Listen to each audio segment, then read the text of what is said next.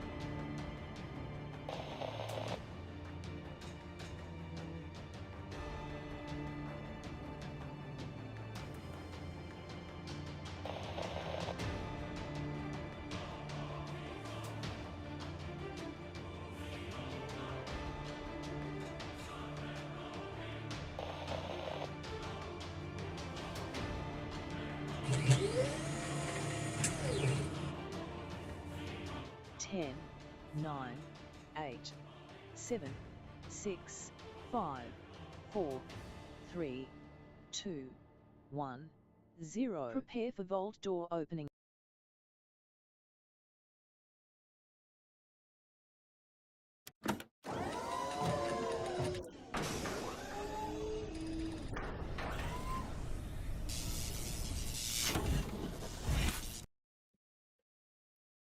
Oh, you're back. Hello, everybody. Welcome to FICSIT Corporate. My name is Kismet. Hopefully you got a mug full of Java and you're ready to play some more Satisfactory. Put a 1 in the chat if you can see and hear me. And if you can, guess what? You'll show up right over here. Thanks for coming in and hanging out.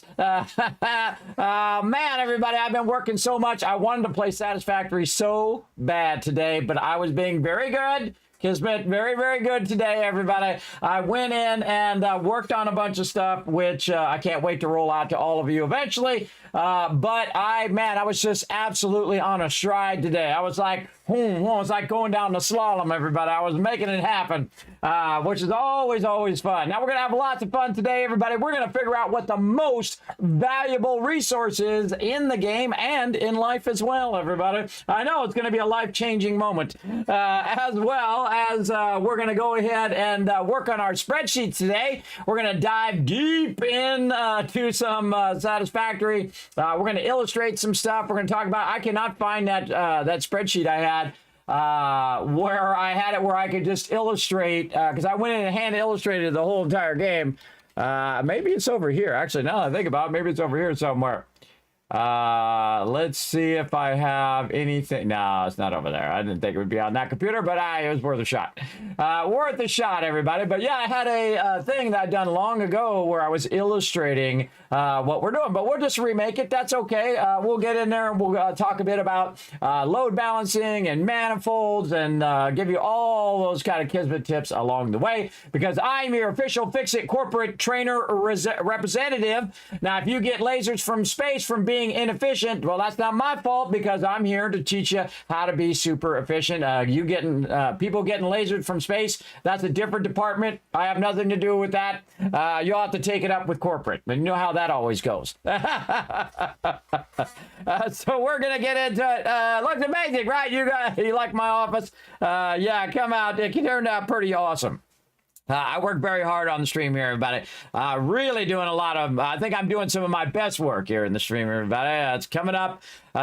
So many good things coming up, everybody. That's for sure. Now, if you did win some stuff, I have sent out all the giveaways, so definitely make sure to check your Twitch Whisper if you did win some epic loot. Hopefully, Dragon is off Which dragon was it? I have a lot of dragons in here. Let me make sure I get it right so I don't get it wrong, because sometimes Kismet, sometimes not all there, but I'm just going to say, and sometimes I forget some stuff. Let me look up the name so I get it right. Oh, not Dragons, Destin. See, look, I had it totally wrong.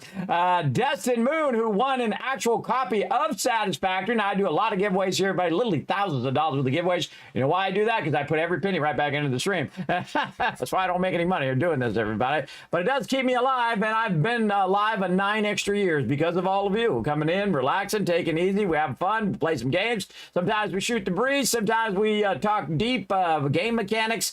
But always we have fun. We bring a little joy and positivity into your day, a little bit of entertainment. That's what I am all about.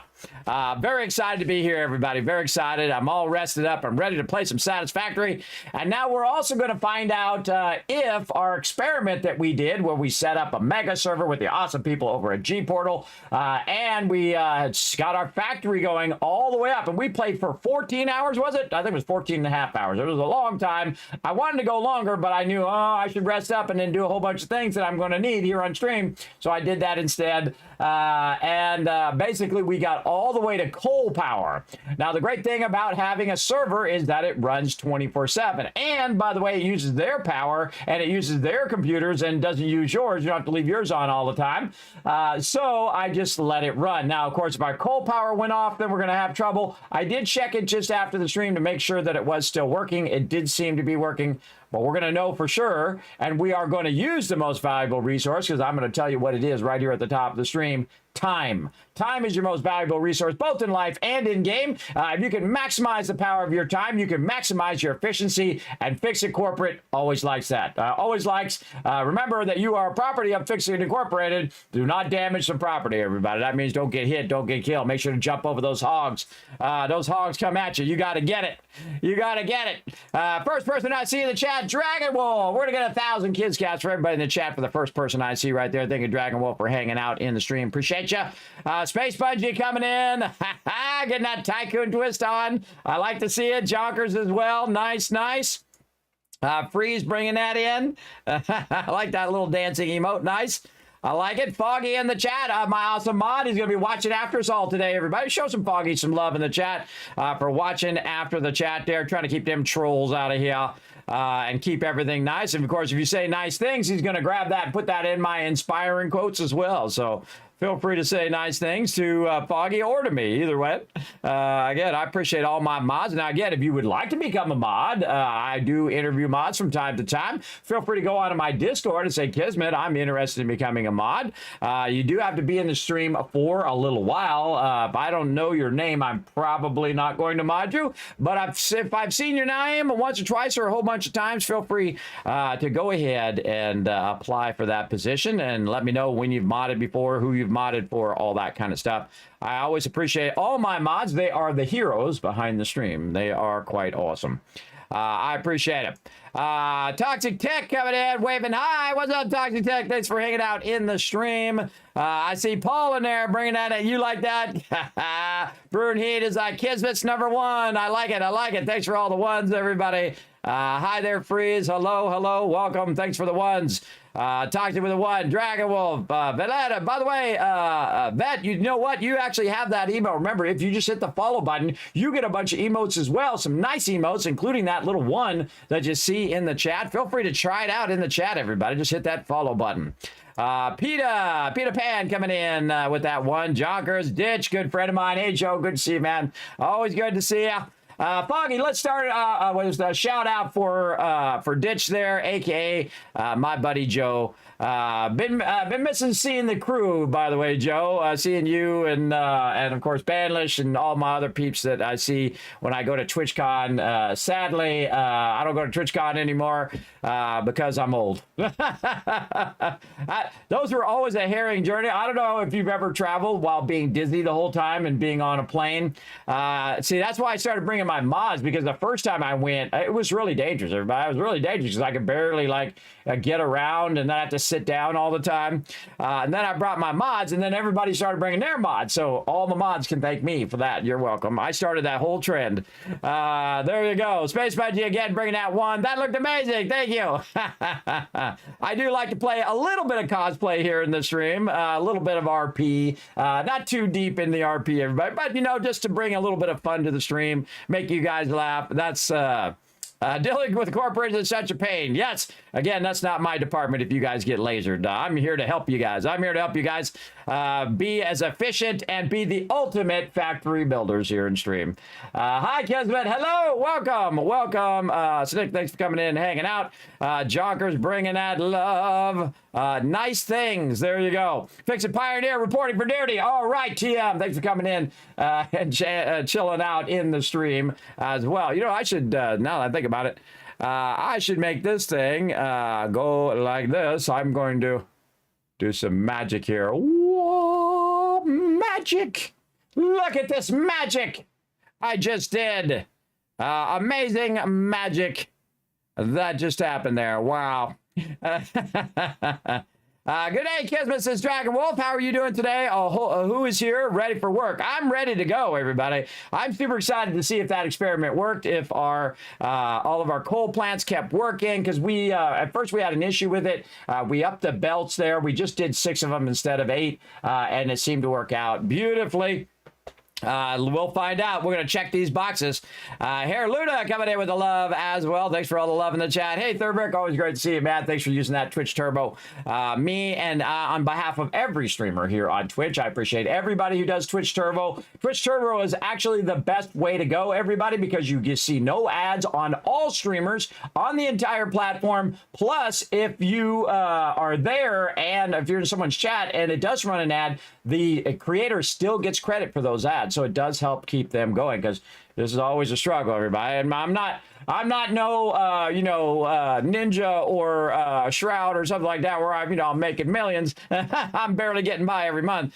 So I try to and again, I reinvest everything back into the stream. So every bit of that does help a lot. So thank you for that Twitch Turbo. I appreciate that. So thanks for the one. There you go. Now you got it going on. Awesome. Did showing that love. Same. Yeah, one of these days we'll have to get the crew together and get in some trouble. What's up, man? There you go. Hi, brother. Hope you're doing well. I'm the guy who told you have the spirit of Robin Williams. Wow. That is a huge compliment. Without the cocaine, hopefully. Robin Williams, the greatest of all time, everybody. You can't deny that one. You can't deny it. He's one of the greatest comedy geniuses of our lifetime. Right there. Keep it up, man. Bless you, brother. Bless you right back. Thank you very much, Quadwick, for coming in and showing that love over there on YouTube as well. All right, everybody. I don't know about you, but FICSIT mandate says we can't have a break longer than 5 minutes, so we have to get to it. Let's go.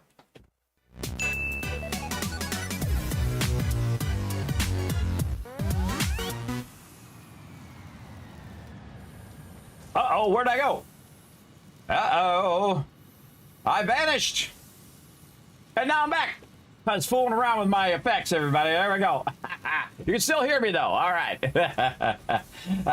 Fooling around with my effects, doing some cool stuff here in the stream. You can see I could just vanish if I wanted to. I could also say, hello.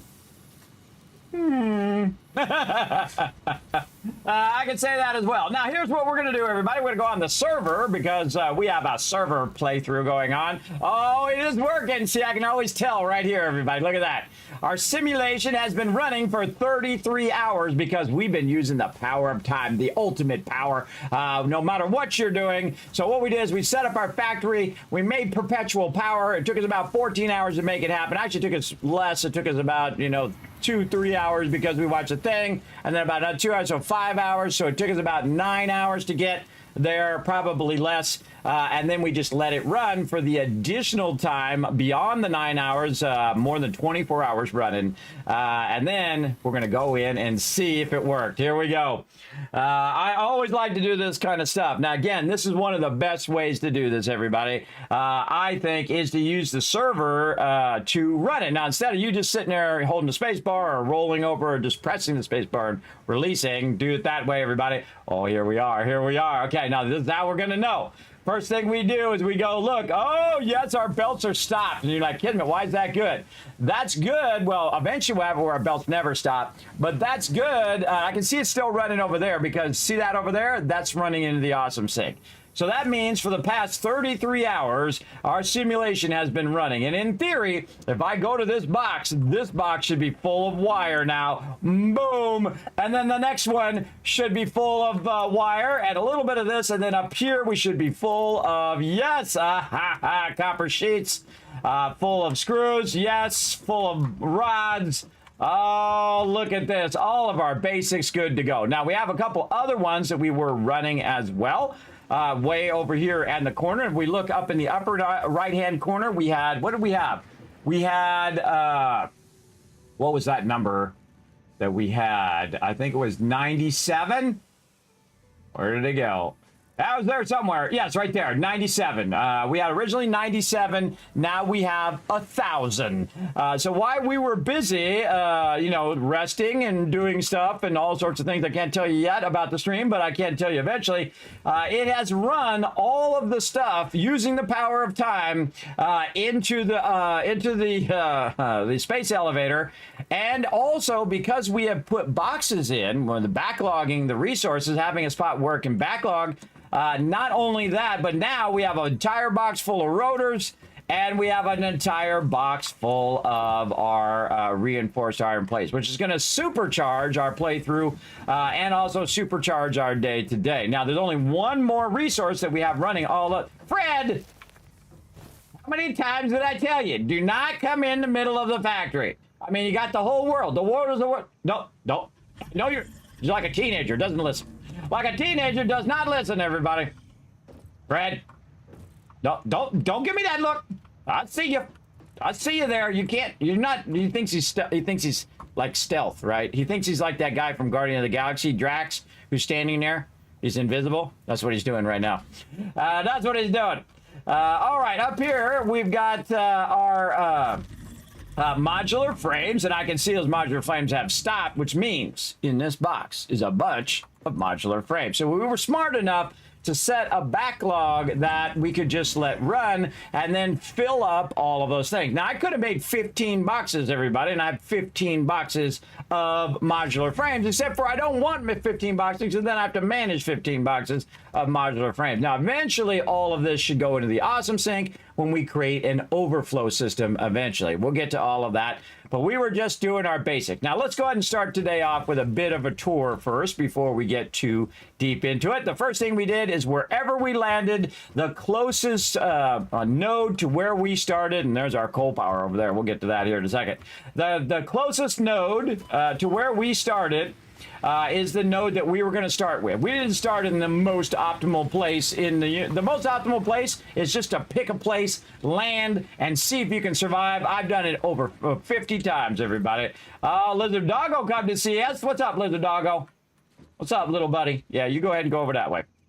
So right over here, we have an extractor going that way and an extractor going over this way. This is our first extractor here. This is a Mark 1 miner. We can see it's a normal node because it's extracting 60. Same over here. We have a second node extracting 60. This one here is working all the stuff that's in the upstairs, and this one here is working in the downstairs. The downstairs is working our basic resources. We can see we've got our iron running in there. We've also got even an extra one to burn up some extra stuff, and we can just pull that iron out of there and then we'll just go right back to working, which is pretty cool. And then over here, if we go and look along the back here, we can see that all of our basic resources, including our concrete, which is one of the most important ones, and all of that stuff is running in here. We've got our plates, we've got our rods, screws, and so on and so forth, even our copper sheets, which we're going to need for pipes today.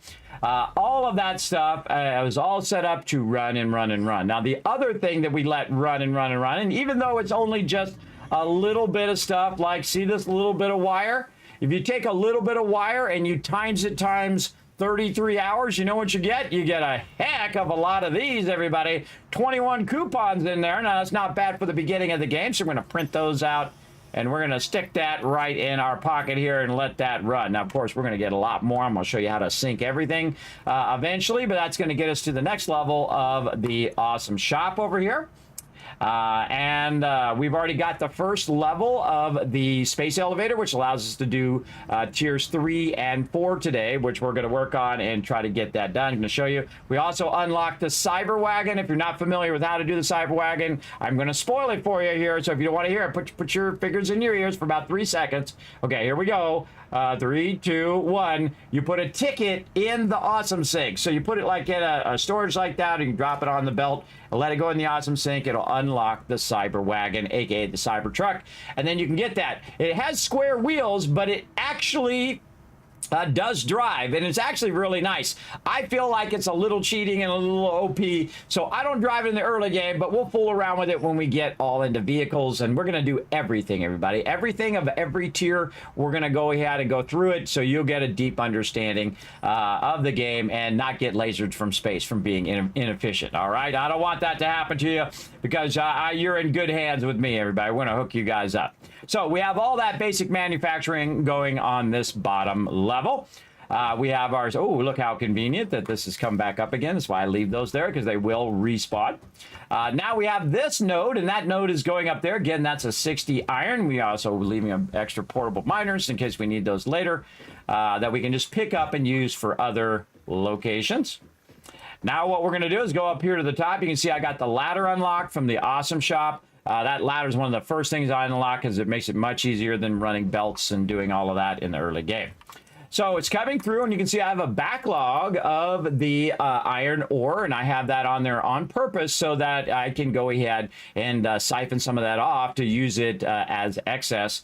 Or double up on things that I might want to double up on. We'll get into all of that later on, but this is coming through here, and this is supplementing what I call the rule of 8. Now you can see we're also getting some nodes from over this way, and we're bringing those up here so we can utilize those for our rule of 8.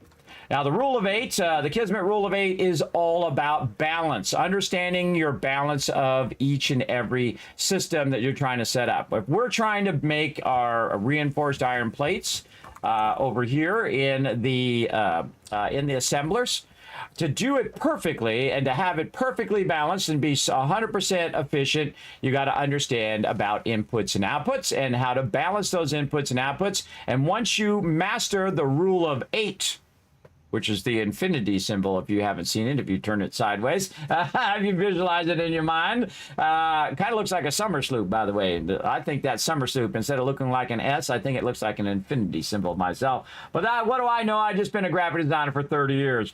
Yeah, so if we want to make reinforced iron plates, we need 30 iron plates and 60 screws. But actually, the numbers work out better if you have 2 assemblers. So 2 assemblers is your goal for reinforced iron plates. And then you just want to work your way backwards, right? So we're going to need 60 iron plates, and we're going to need 120 screws. And to do that, you use 8 constructors. And that's why I call it the rule of 8, or really the rule of the infinity symbol. To basically understand how to balance all resources in the entire game to make anything. And so once you've mastered this, you've won this game. That's it. That's all you need. You need to learn how to balance. And once you learn how to balance and split, and also talked about how to do your load balancing and how to do manifolds or overflows is what we call them. We're also going to get into logic systems today. We're going to illustrate stuff. We're going to make spreadsheets that you guys can get for free, as well as a bunch of stuff's going to be available to my patrons as well when we get to blueprinting and things like that. Now, as you can see right here, we have 8 constructors. Now, these 8 constructors are going to try to make our plates and our screws, which are the 2 things we need to get going in the beginning. So right here, we're going to run all the way to the end, And we'll get up on this ladder here so you guys can see. This first one here is plates. So I have 30 iron ingots coming in, and then it's making 20 plates. So that's 20 plates. Remember that number, all right? Then over here, we have the exact same thing right over here, doing the same thing, 30 in and out. That doesn't have anything in there. Hold on. Why is there nothing in there? That's because I didn't connect it. Sometimes that happens, everybody. Even to corporate trainers like me, even I'll make a mistake. If you make a mistake, that's okay, everybody. That's okay. Start that up, let that go. That's good. I can let that run. So that's going to bring 30 in right over there, and that's going to actually output 20 more. So we have 20 and 20, so that's 40. We need 60, so now we have a third one right over here, and again, that one was working. I can tell because there was nothing in that output, everybody. That tells me I missed that thing. And the later it gets, everybody, the more I'm going to forget, especially a 14.5-hour stream. Right there, so iron ingot in, and then plates out. That gives us a total of 60 iron plates, which is what we need to be 100% efficient and run that into our 2 assemblers. Now, the next thing that we're going to do is we're going to do our rods. So we're bringing in 15. Remember, 15. Now, here's the thing. If you're extracting 30, say from a coarse node of iron ore, raw iron ore, it's going to take that 30 and convert it into 30 iron ingots in the forge, and that forge is then going to run it here into the constructor. And then from that constructor, we would want to, before we put it in there, we'd want to split it, because otherwise it's going to be 30 straight in there. We don't need that. We only need 15. So we want to use a splitter and cut it in half. And we're going to work with halves, and we're going to work with thirds as well. I'm going to do it all in spreadsheets. We're going to also do it. I'm going to illustrate it for you. Everything that I'm talking about, I'm going to illustrate it for you here in just a second as well. And then you'll have access to it if you're one of my patrons as well. So right there. So that's going to go ahead and do it. Or you can just take a screenshot on the stream, whatever you feel like doing. So now we've got that one going. So that's now producing 15 iron rods. And then over here, same thing, 15 iron rods. And now we're up to 4, 5, 6. But we need 7. Wait a minute, there's 3, 4, 5. We're up to 5. And this is going to be 6, 7, 8. Now screws, which is the ultimate thing we need plates and screws. 60 plates, 120 screws, right? And that means we're going to need our 120 belt, which we've already unlocked, and we've already got all that going. We just need it at the very end. You don't need it all the way throughout. And so now this is producing 30 of our iron rods. And those iron rods we're going to cut in a third, right? So we're going to need 10, 10, and 10. So those rods are coming out of here. By the way, I got a backlog of rods up here too in case I need them. And then it's going to run here. And that 30, because we're working with our math, is going to go 10, 10, and 10 perfectly, because guess what the input of our screws is? That's right, our input number is 10. So we have everything perfectly balanced. Thanos would be very, very proud of us. And now we're outputting 40 per each one. So 40, 40, and 40 is 120. And now you have everything balanced, and you understand this entire game. This is what the whole game is about, everybody. Balancing those inputs, splitting and merging, whatever you got to do to make it perfectly efficient, and then run it into those babies and then let them run out, which is pretty sweet. So that is Kismet's rule of 8. That's what we have going on here, and I'm going to show you how to balance every single resource in the game, even the new stuff that I haven't even tried out yet. Again, I'm in no hurry. I'm not going to rush. Now, just in case, everybody, I'm going to have I have an official announcement from FICSIT. They wanted me to make sure that we do this announcement on stream. Here we go. Official FICSIT corporate regulations prohibit backseat gaming. Please backseat when the Learn to Play sign is lit only. Okay, thank you. Message from FICSIT Corporate. Thank you very much. I appreciate that. Put a 1 in the chat if you guys like that. Hi, I'm doing well. Thank you very much. Thank you for the game. Dustin Moon's been up all night long. I'm playing some Satisfactory. I am both excited that you're having fun and also a little, I've been a little bad. I've instigated. Hopefully you didn't have work. Thanks for the game. Stayed up late playing it. You're welcome, Dustin Moon. I love these moments. I love these moments where I bring a little joy in people's life. Maybe I inspire you to play a game. Maybe I inspire you to go in real life and crush it. You know, when I start streaming, everybody, or really in everything that I've done in my life, there's always those naysayers that people say it can't be done. And they're not wrong. You know, becoming a partner streamer on Twitch for a 45-year-old disabled man is not very easy. It's like 0.01%, everybody. I mean, it's like 1/10%. Not 100%, not 50%, 1/10%. I had a chance of being a Twitch partner. Ditch, thank you very much for that 58 months of sub love. Show them lots of love in the chat, everybody. I appreciate that love. So very, very low chance of that happening, everybody. But there is still a chance. So I went for it. And guess what? Twitch partner. Been Twitch partner for the last 7 years. Also YouTube partner as well forever. I can't even remember how long it is now. I think about the same amount of time, 8, 9 years. I can't remember. I got it written down somewhere. I think it might be down below or in my Discord. But those things are impossible. And, you know, now almost approaching 30,000 followers here on Twitch, everybody. That's pretty amazing. And now streaming 5 different platforms at the same time. Streaming to Twitch, to YouTube, to X, to Facebook, and the other one, Kick, all at the same time in 1080 HD, everybody. That's 6,000 up times 5. That's a lot, everybody. It takes a lot of effort to make that happen. But again, it tells you that it can be done. And I've been a graphic designer for 30 years. I've worked for the top companies in the world. I've been very, very lucky in my career. Not bragging, just saying that it is possible, everybody. I had so much passion for graphic design. I wanted to be the best at what I wanted to do. And I wanted to do everything. Just like when you play a game and you want to get every achievement, I did that in real life. That's right. I've done every type of design.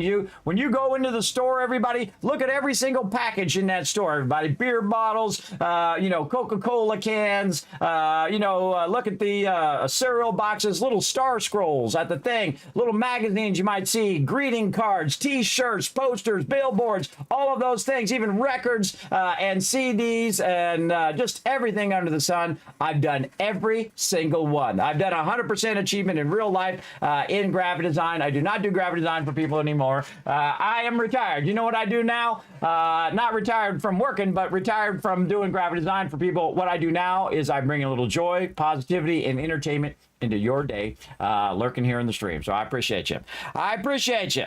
Again, those things are not impossible, everybody. And again, all you have to know is know the game mechanics, just like we know here in game, both in game and in life. Just forget the naysayers, everybody. Forget those naysayers. It's only impossible for them. Not for you.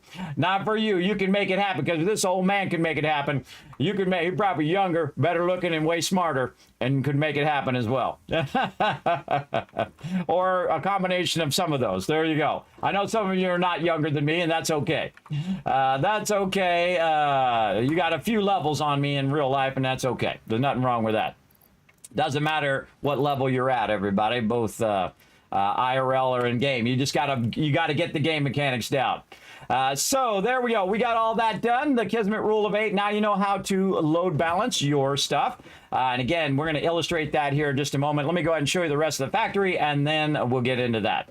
Now, over here, I just kind of siphoned off a bit of these iron rods to just do a bit of modular frames. I don't need too many of those right now. I'm definitely going to need some later on, but it's good to kind of let those run, even if they're running super slow, and they do. They run at 2 per minute. But if I let it run for 33 hours, that's a lot of minutes. And that, of course, filled up the box, filled everything up. And here's another funny thing that it does, everybody, is when this actually fills up, it starts to backlog. You know, backlog into this machine. It's like an auto off button. And so if it's full, it'll stop using power. So it's a way I use it to backlog the items to just make as much as I need for right now and then turn itself off. And then my power consumption goes way down. You want to see my power consumption right now? Let's go take a look here. Let's find a pole. We can just go right up to any pole and look at my power consumption way down here, about 100 right now, out of a potential of 388. And that means that if any of that power did drop off, the other power would have kept it going. So I had that kind of backup thing that eventually certain lines would finish, and those lines would then, of course, bring down my power needs until I needed that stuff again. And then when I pull stuff out of the box, guess what it does? it starts right back up again, makes the ones that I've taken out, replaces those ones automatically, and then starts itself back up again. And that is very, very power efficient. And that is what FICSIT Corporate likes. So if you can work that into your system in the early game, you're not going to spend as much time making massive amount of power all the time, because that is very time consuming. Probably the most time consuming thing in the entire game. Wait till we get to turbo fuel later on, everybody. We're really going to get into it. Now, I got another node that came over here, and this is another thing beyond our frames here, and I'm going to show you the node way back here. We can see it coming up right there, and we can see it's coming up and over into this box. And then what we're doing is we're smelting. We're double smelting on both sides, and then we're doubling up again, because these are all rods. That's all we need is rods. So it's going to come in here, iron ingots, going to make rods, and then again, it's making more than enough rods. And if you noticed last time, I was showing you how we had like 10 too much. Well, that 10 too much I used to do our modular frame. So very, very efficient. And then of course these are going in here, and these rods are becoming our screws. Now our screws, you never have enough, everybody. I find they said they rebalance the screws, but we'll see. We'll see. And so we got our screws running in here, and then just the raw rods running in here and making our rotors. Now our rotors are typically something that you're going to use a lot of in this particular stage. So I'm going to go ahead and grab a whole stack of that out of there, and then watch as it goes ahead and starts itself back up again. You can see the machine moving there, and we'll see the stuff slide in there. Now that I took that out, it will go ahead and replace that 100 and make 100 and then stop, and then no longer use that power. There it goes. There it goes. Again, using that kind of next level thinking, everybody. Watch our power consumption go up over there. Yes. There we go. Goes up just a bit. And again, anything that we pull out of the box, it will now go in and automatically just replace it for us. So we never really going to run out of resource. Remember, when you're extracting from the actual node, the node never runs out in this game. Also, this is not the type of game like 7 Days to Die, where if you build something, it falls down. It doesn't do that, everybody. Very Minecraft-esque, where if you put a block up here, it's going to stay there. Now, I'm a big fan of not having stuff floating, but I'm also a big fan of not sucking up a lot of my time building supports. So you got to find that dichotomy, everybody. You got to find that balance. By the way, if you notice I jump down a lot and I take damage all the time, you can fall from as high as you can go up, and you can fall all the way down as long as your health is completely maxed, right? You'll end up with a couple, 1 or 2 blocks left, so you won't die. So if I see my health is full, I just jump off. Because we'll be fine. And let's go in the awesome sink. And what do we want to get next, everybody? Let's go ahead and take a look at our awesome sink here over here. Now, there is something I want to get here in the architecture one, which is this one right here. But I got to get basic steel production going, which it says the hub level 3. So we want to work toward that level 3 over here. And we're going to take a look at what we did last time. We did coal power. Now, again, I'm going to tell you all about the rule of 8 here. I'm going to illustrate it for you here in just a moment. I haven't forgotten, but you guys keep me reminded in case I forget. I sometimes do get distracted. But there we go. You took 2 days off work, slept about 3 hours since release. Ha ha, Thurbrick. There you go. You got that. Sorry, boss. I got that satisfactory sickness that's going around today. Oh, man, I think I'm going to have to take the whole rest of the week off, bro. I think it's going to be tough. Hey, I'm right there with you. Have you had any time to get any hard drives? I typically don't get hard drives, and I have played through the game like 50 times with no alternate recipes. None. And I've finished the game with no alternate recipes. Sure, it makes it easier, but we know what's even harder? Do it without it. Yeah, you want to make it tough? Try to do it without it. That's tough. That's double tough.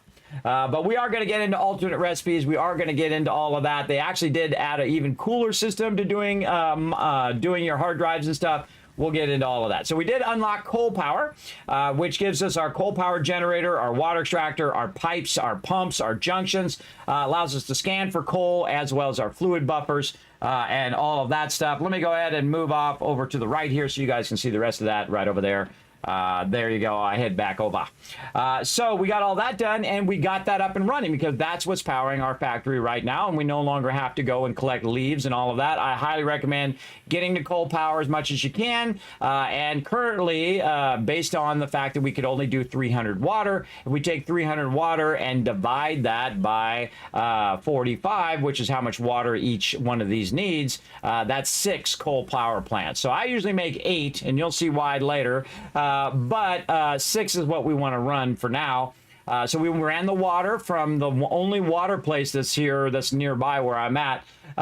We ran that over, and then we went ahead and got our coal set up, and all in day one, everybody. And then we've let it run this whole time on the server, and I wasn't even around. My computer wasn't even on. I was doing lots of sleeping, lots of working, a lot of stuff behind the scenes. Meanwhile, my factory's just churning away, using the most valuable resource you could possibly get, the power of time. So there we go. Now, another thing we did is we unlocked our vehicular transport. We got some inventory slots. We got some trucks, the truck station, which we are going to use in this playthrough. Normally, I'd suggest just skipping vehicles, but we're going to try them out and get it going. Now, the thing it says I need right here is basic steel production, and that basic steel production right here is going to give me some new shop products, which is going to help us do some more advanced building, everybody. I'm going to show you some really cool advanced building, and I'm going to show you how to do what takes everybody else 4 steps, but I'm going to show you how to do it in 1. That's right. I'm going to show you right here on the stream tonight. So we're going to select that one as our next milestone. Now, how easy is this, everybody? How easy is this that I can just go in and put all this stuff in? Oh, I forgot to grab those.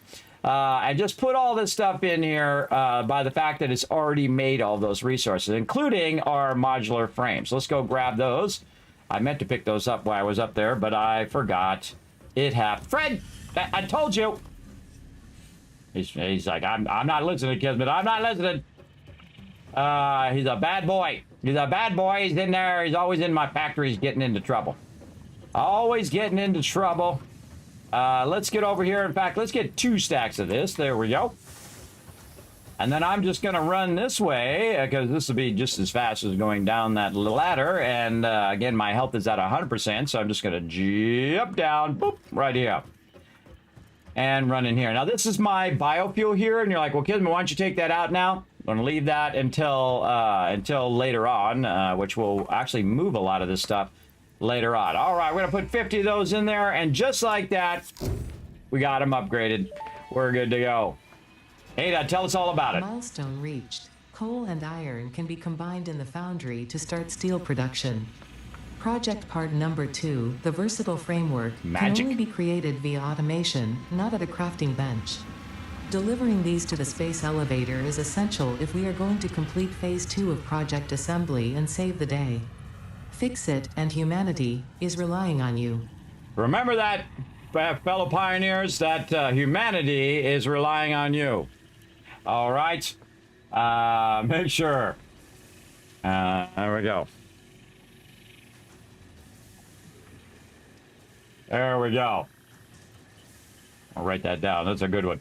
All right, so now we got some new products. Now, before we get into all that other stuff and start to work on some other stuff that we want to run into our space elevator, we are going to go ahead and get this item straight away. This is one of my favorite items in the game, which is called the structural beam.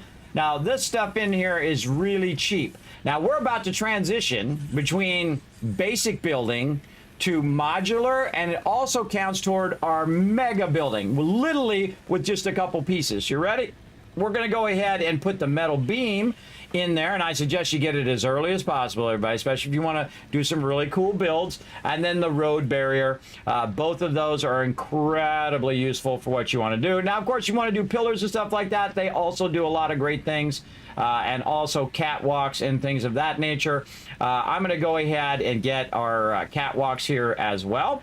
And those work really, really well in the beginning. So now we have a bunch of stuff in there. And if we look at the total, we have 10. We still have 11 left over because we've been letting our awesome sync run this whole time. It could have had a lot more had I had it all running in there in overflow, which we'll get to later. Now, other things that we want is our conveyor lift hole. I'm going to show you a great trick with your lifters with the conveyor lift hole. as well. So we're going to definitely do that. I love these wall outlets, everybody. I'm going to show you why. It's going to make your power systems look beautiful. They're going to be awesome. So let's add that in there as well. Pipeline, wall attachments, floor holes. Now, in early access, these were pretty sketchy, everybody, but we're going to put them on the list. Let's go ahead and get all of those. I don't need the clean pipe for right now. We're just going to add that stuff in there. I definitely love the wall holes and the side stuff here. Let's go ahead and look at organization as well. We've got our sign bundles, but we can't quite do that yet until we get to quartz crystals in the MAM, which we could do right now, and we might do that here in just a moment. So we might want to keep that going. We've also got lighting panels, a bunch of lights that we can do in there. Not going to worry about that right now. The customizer with a bunch of materials and other patterns and stuff we can do. We'll get into all of that later. A lot of really fun shapes, including the brand new stairs right here, everybody. The stairs are awesome. I absolutely love the stairs. I just know I'm going to do a lot of stuff with builds there. Now, I don't do mega builds in the beginning, everybody, because it takes way too much time. It takes up too much of your time in the beginning, I think, to be very efficient. Later on, that's when you want to do that, when you've kind of got all the bases out of the way. Okay, how many tickets are we going to need? 17. Oh, that tells me that I can go ahead and buy some more stuff here later, but let's just buy, again, all of these things. Let me go over one more time. Structural beam pack, the road barrier, modern catwalks. I'm going to show you how to do rounded objects using your catwalks, which is pretty cool. Conveyor lift floor, wall power outlets. By the way, I was doing all of that before all these other people were, everybody. I was doing it way back when it first started, when the game first came out. Yes, all of this cool stuff. And wall power outlets, pipeline wall attachments, and of course our floor holes for our pipelines. We're going to test all of those things. Let's buy them all. All right. There we go. Now we got it. Now what we're going to do is we're going to utilize our our pole here. And I'm going to pull it up here, and right over here, there's our conveyor hole. We'll come back to all of that. Again, we're going to use every single thing in here. We already did our jump pad. We played around with that last time. That was really fun. And here they are. Okay, so we have our metal beam, our painted beam, our beam connector, our beam support. Now, I can't actually build this right now because I don't have my steel beam. So that's something we're going to need to work on, is our steel beams, and get that going. And we're actually going to put that over here nearby where we have our coal and all of our other stuff, over on this top side over there, out of the way, because we're going to need all of that. And then I'm going to show you how to use the steel beams and do all that stuff. We'll get into that later today. But for right now, we'll go ahead and, we should check in on our ma'am first, and say, what up, ma'am? And go in here and say, okay, do we have enough of any of these resources to further our ma'am? Now, I am notoriously bad about the ma'am. I will sometimes let it go way too long. Oh, we have some more tickets in there. Nice. Let it go way too long before I put the stuff in there. So we're going to go ahead and put this in here. By the way, the saving on the server is mwah now. It doesn't do that massive lag that sometimes you get when you're saving to the server. They massively optimize the server. It has been working really, really well. Okay, spitter research here. Now we've done a bit of that where we found those spitters. We killed a few of them. We got that. Let's get that research going as well.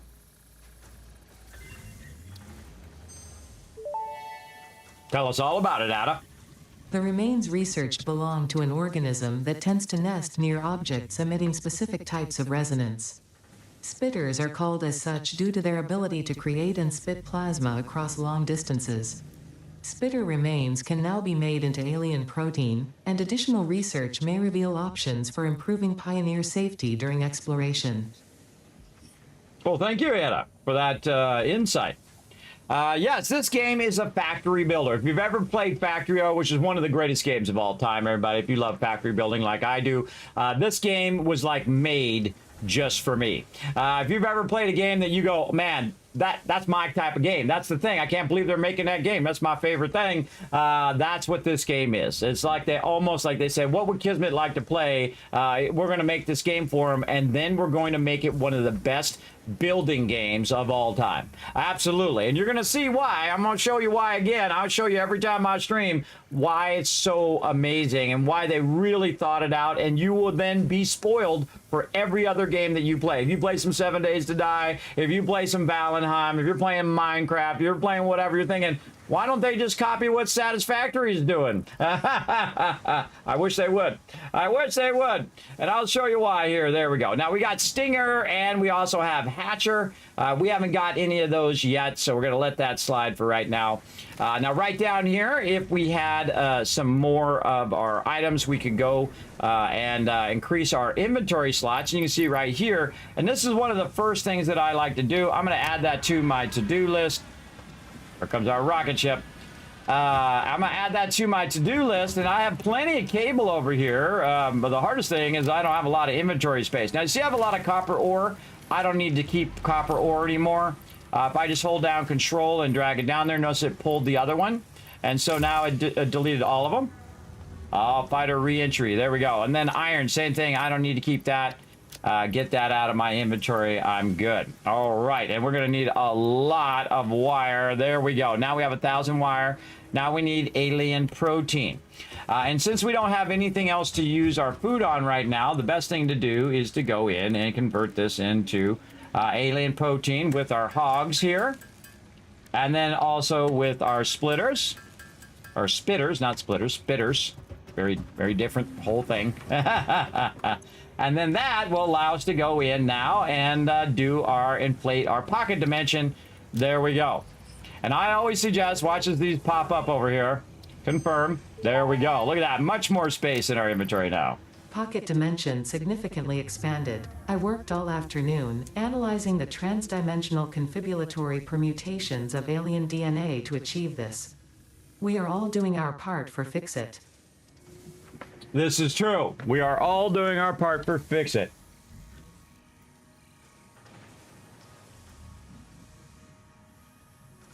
All right. I like to write those lines down for later, everybody. You'll find out why. Hey, Fast Rider, what's up? Thanks for coming and hanging out. Yeah, so this is a factory builder, and you saw I just took you on a tour of the factory. Basically, you extract resources, you convert those resources, you also fight mobs. You see, I collected some from some of the animals around, and I took the meat from them, and then I analyze it, and then it unlocks new things, like you can see down here at the bottom. Like right over here, I can detect when those hostile organisms are by if I make these objects and then research them in here. Another one is this one right here. You can see we actually have the two that we need, a bunch of barrel nuts, and we need some more rotors. Well, it just so happens that we let the server run, and we just walk right over here, maybe get some plates while we're at it. Notice how I'm going to put the 8 back so it's not taking up my inventory space. Same thing here. We're going to take the rotors out, and we have excess rotors, which typically end up at the end of your inventory. Very quickly put them back in there before it fills back up again, because you got to think this whole entire line already has rotors on it. So it's just going to bring those rotors down from that line, which is going to be pretty awesome. Now that we have our items, we're going to go back to the MAM. Now, I highly recommend doing the MAM as early as possible. Do as many things, get those things unlocked. In this case, it's going to be Protein Inhaler, which is basically a heal. That's going to help us. And again, these just don't take very long. They take a few seconds, and you're all good. All right, very nice. Research completed. The protein inhaler can restore health in the eventuality that you have been carelessly damaging FICSIT property. How dare you? We're not doing that. I don't know what you're talking about. What Ada doesn't know, Ada doesn't need to tell corporate. Me, every time I jump down, everybody, I'm damaging FICSIT corporate, which is damaging FICSIT property, which is basically doing damage to your character. Okay, over here we can get the rebar gun. If we just had some screws, man, I sure wish I had backlogged a whole lot of screws over here that I could just pick up now and utilize. And now you know why I let it run, everybody, because now this stuff is easy to unlock. And I get it going. By the way, you can try to jump over this, but you can see that research parent node access first. So I have to do this one first before I can do that. And what I need is alien DNA capsules, right? Which we unlocked earlier in the MAM, which is actually this one right here. So let's go see. By the way, here's a great way to do that. You can just go in and say alien DNA capsule, and you can click on it. It will automatically bring it up. Or you can save a step so you don't have to open up two windows. You just hit O like Oscar, and then you type DNA capsule right up here and then click on it, and we'll say you got to build it in the constructor or you can make it in the crafting bench. Now here's a great way to know if you can hand make it, everybody. A great example is when you're making parts here. When you're trying to make the smart plating, you click on smart plating and it says it's in the foundry. Smart plating. It says it's in the assembler. I was like, that's not right. It's not in the foundry. It's in the assembler, but it doesn't say the bench. So that means that you can't make that in the bench. So that's giving you a good hint right there of what we want to do. So here's alien capsule. So what we want to do is convert our alien protein into the DNA capsule. And then we want to know how many DNA capsules we need. Now also we can go over here and edit our to-do list. We're going to clear that out simply by just clicking that button on at the bottom. And then we're going to go in here and we're going to say, okay, how many of these we need? We need 5. Over here we need 5. So we're going to need 10 of those right there. And then we can do our rebar gun. And then we can also get another hand slot, which is very, very useful. So what we can do is just run out and get into some trouble. Now, while at the end of our playthrough last time, we also unlocked some other stuff, our Caterium lines, our nutrient lines here, which of course did our pale berries and all of that stuff. And we haven't unlocked this yet because we have to get to steels. So we got to do our steel stuff there. Over here, we get to quartz crystals, and we're going to get new shop products. As we go. We really want to get this going. Right here is silica. So I have that from just running around. I didn't find a quartz node itself, but I did find some quartz just laying around, which is a great way to unlock the ability to scan for that thing, as well as to use it here in the research. So let's go ahead and start that. That one's also about 3 seconds. All right. Ada, tell us all about it. Research completed. Silica recipe unlocked. New quartz research available. Okay. Now, one of the other things I want to make is 50 silica, because these Blade Runners are one of the greatest things in the game. I suggest you do your quartz straight away just to get these Blade Runners, everybody. It's an exoskeleton, lower legs, it assists movement, allows you to jump higher, also damages your fall damage, and also goes faster. So just you running around the factory is going to be way faster. Let's go see if we have enough. Just by going over here to our thing and saying, you know what, I want to make some silica. I can tell you I don't have enough already because I need 50, and there's 35 right there because it tells me I can only make 35. So let's go ahead and make 35 really quick. Now also I can make silica by using the constructors now. That's what we just unlocked. So we'll make 35 and we'll run around and see if we find any more quartz, or we'll go find a quartz node because we want to unlock those blades as quickly as possible. That is for sure. Okay, and again, here in Caterium, we also have the ability to make Caterium ignits if we have some Caterium ore, which we do, so let's research that as well.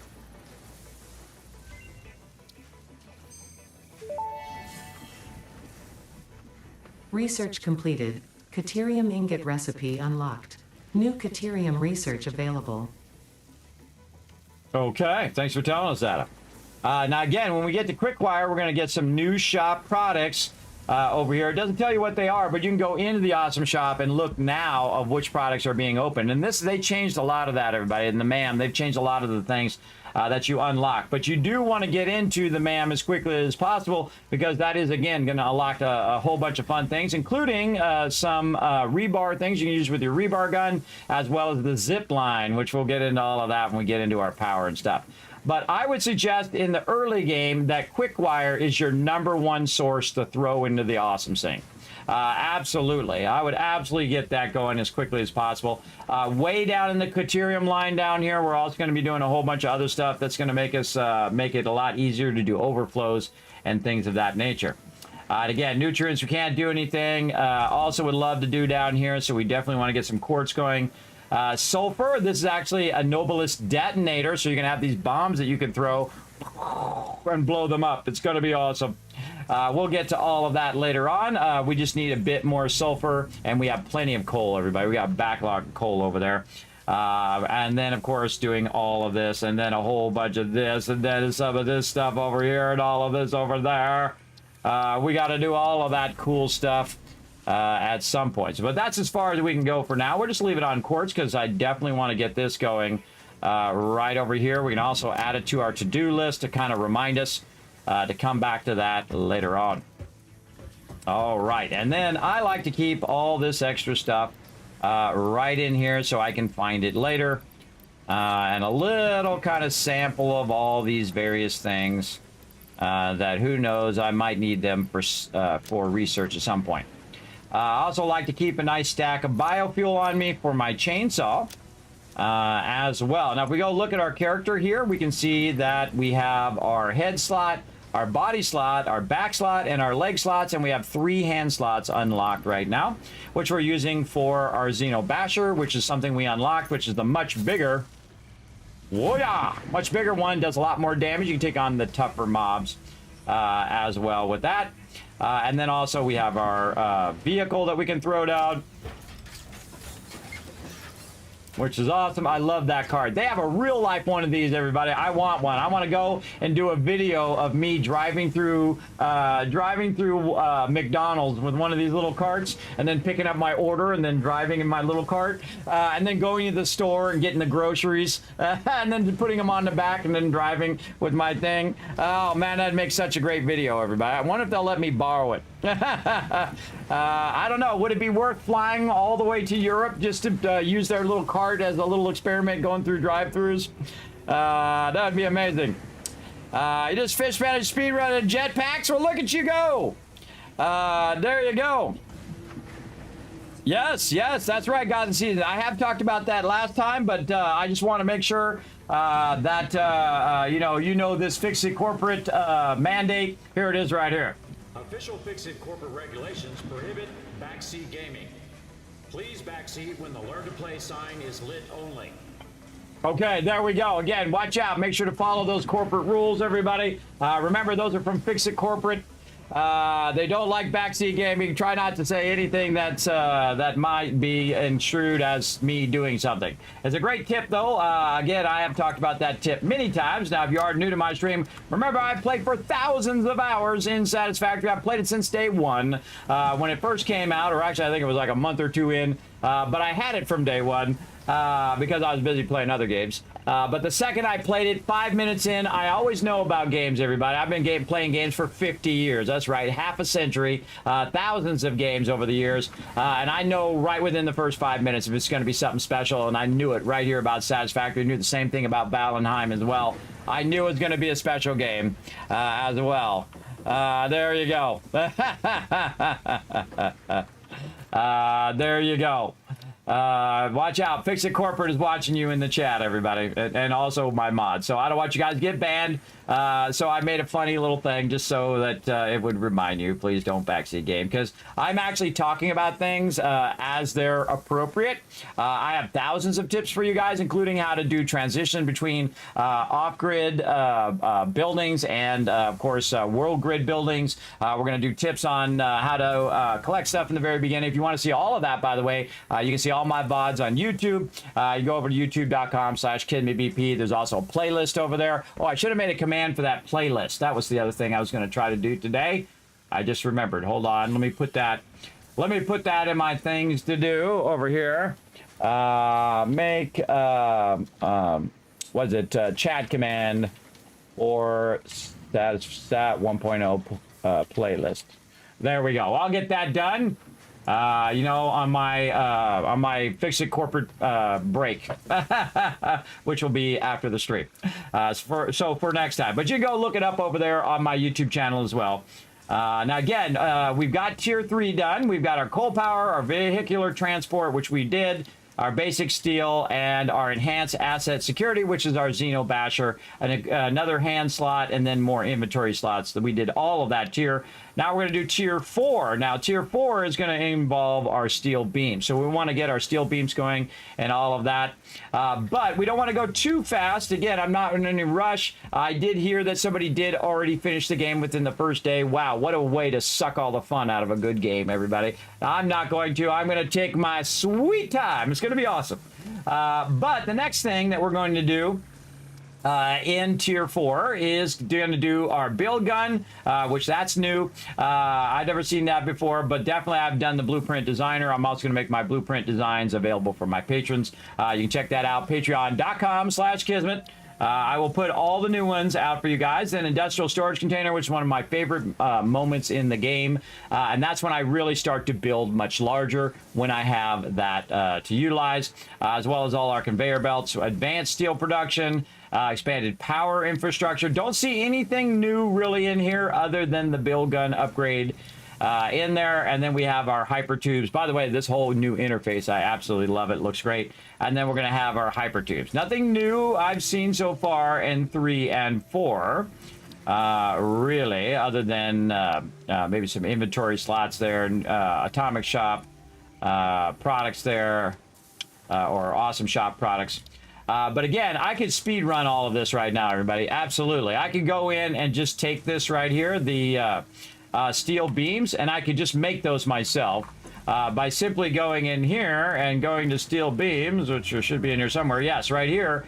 And all I need to do that is steel ignits. And you're like, well, Kismet, how do you make steel ignits? Well, steel ignits are now at the top because I unlocked them. And all I need is a bunch of iron ore and a bunch of coal. Watch this, everybody. Watch this. I'm going to go over here, and I can tell you there's a whole box of copper there because I've been backlogging that copper. See, it's coming from way over there. Also over here from our other nodes. We'll run back over this way. And by the way, if you want to go a little faster, just slide. And you want to go even faster than that, slide and spacebar. Slide and spacebar. Get it down. Get it down. You'll be good. Also, if you need to go past the belt, you don't have to go over it. You can just go under it. Just like that. You're like, whoa, Kismet, you're blowing my mind. I know, right? So right here, iron ore. I have a whole box of iron ore. I can just pick that up. And then up above over here, we have our coal power, which I haven't shown you yet. We're going to get into pipes and coal power here in a bit. And by the way, that's new as well. We're constructing that up there at the top. Again, run in here and just slide under. We see you get this going, but we have a ton of our coal being pulled from up there and being run down here into this box, and I have a backlog there too. So I could right now just make me a bunch of steel and just then continue to go and not make all the production part of it. But in this particular playthrough, we're going to make everything as we go, not just jump ahead and then come back and make it. We're going to make it as we go to do each and every part of the game. Now, let's circle back now, everybody, and we're going to go ahead and load up a program over here. And I'm going to do something that most people don't do, everybody. Since I'm a designer, I'm going to load this program called Affinity Designer 2. Now, this particular program is much like Illustrator. I started using Illustrator in the late 80s. Yeah, 1980s. Yes. Way long ago. And I've used it for all these years, everybody. I pioneered the use of digital design before it was even known to anyone else except for me and just a few people way back in the day. Again, used Illustrator for many years, and I just recently stopped using Adobe products because they've been doing some scummy stuff. They haven't been doing scummy stuff to me, but I empathize with fellow designers and artists who have been getting kind of ripped off by them. So I looked for some alternatives, and I went and found Affinity Designer, which you can use for 6 months for free, as well as Infinity Photo, much like Photoshop. This one's much like Illustrator. Now, is it as good as Illustrator? Does it have all the features? No. But do I use those features? Also, no. I don't use all those features. So here, what I'm going to do is go ahead and pull it up here, and I'm going to start a new document. Oh, wait, I better start a new document over here because it shows something I don't want to get in trouble. But again, I do a lot of stuff I can't release yet. Over here. There we go. We'll just start with a nice blank page. Okay. Now, here's what we're going to do, everybody. We're going to do a little bit of art and illustration, and then we're going to talk about Kismet's Rule of 8. So what we're going to do is take a look at our first thing here in Satisfactory, which is our constructors, right? So we're going to go in and we're going to illustrate. Now, I already did this before, by the way, many years ago. I could not find the file, everybody. It's in one of my backups somewhere, but we'll just start over again because that's fun, and we'll just do it. Now, again, I'm not going to spend all night illustrating it, but I'm going to do a little bit to give you an idea of how I do illustration. So here's what we're going to do. We're going to go ahead and make a line here. And we're not going to make it, you know, highly detailed, everybody. Don't waste your time doing that. That's way too much. I'm going to go ahead and choose a color here. Let's say orange. That'd represent pretty well. In fact, I'll just make it bigger. Now, see, if I drag it like that, it's going to change the shape.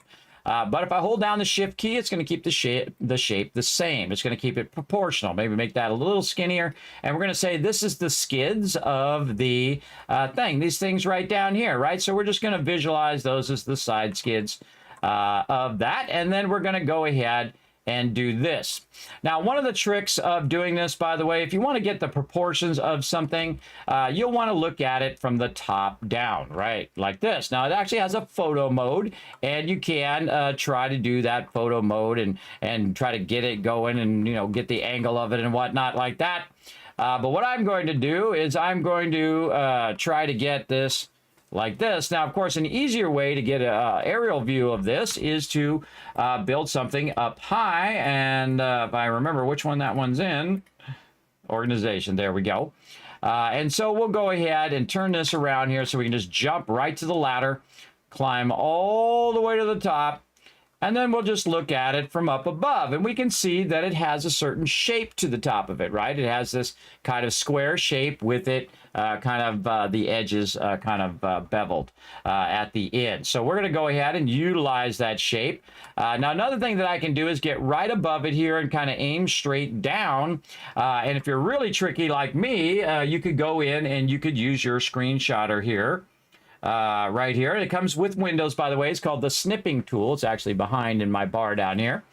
So we're going to take the snipping tool. We're going to tell the snipping tool to have a 3-second delay, and then we're going to hit new, and we're going to switch to Satisfactory, and we're going to wait until it gives us that option. Oop, it's crooked. Hold on, let's try it again. There we go. New. Okay, there we go. And then we're just going to go ahead and grab this basic shape like this. Then we're going to copy it.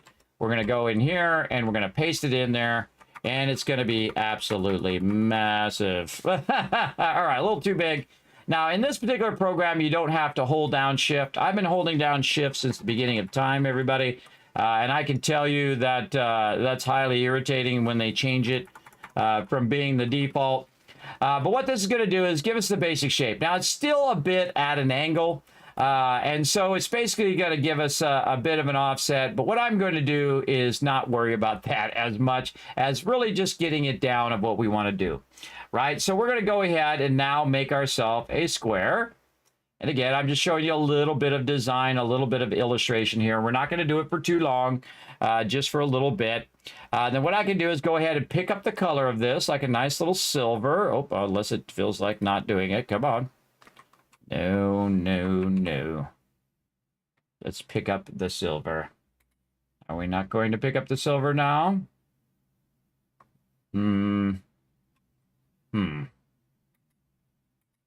All right, we'll get this.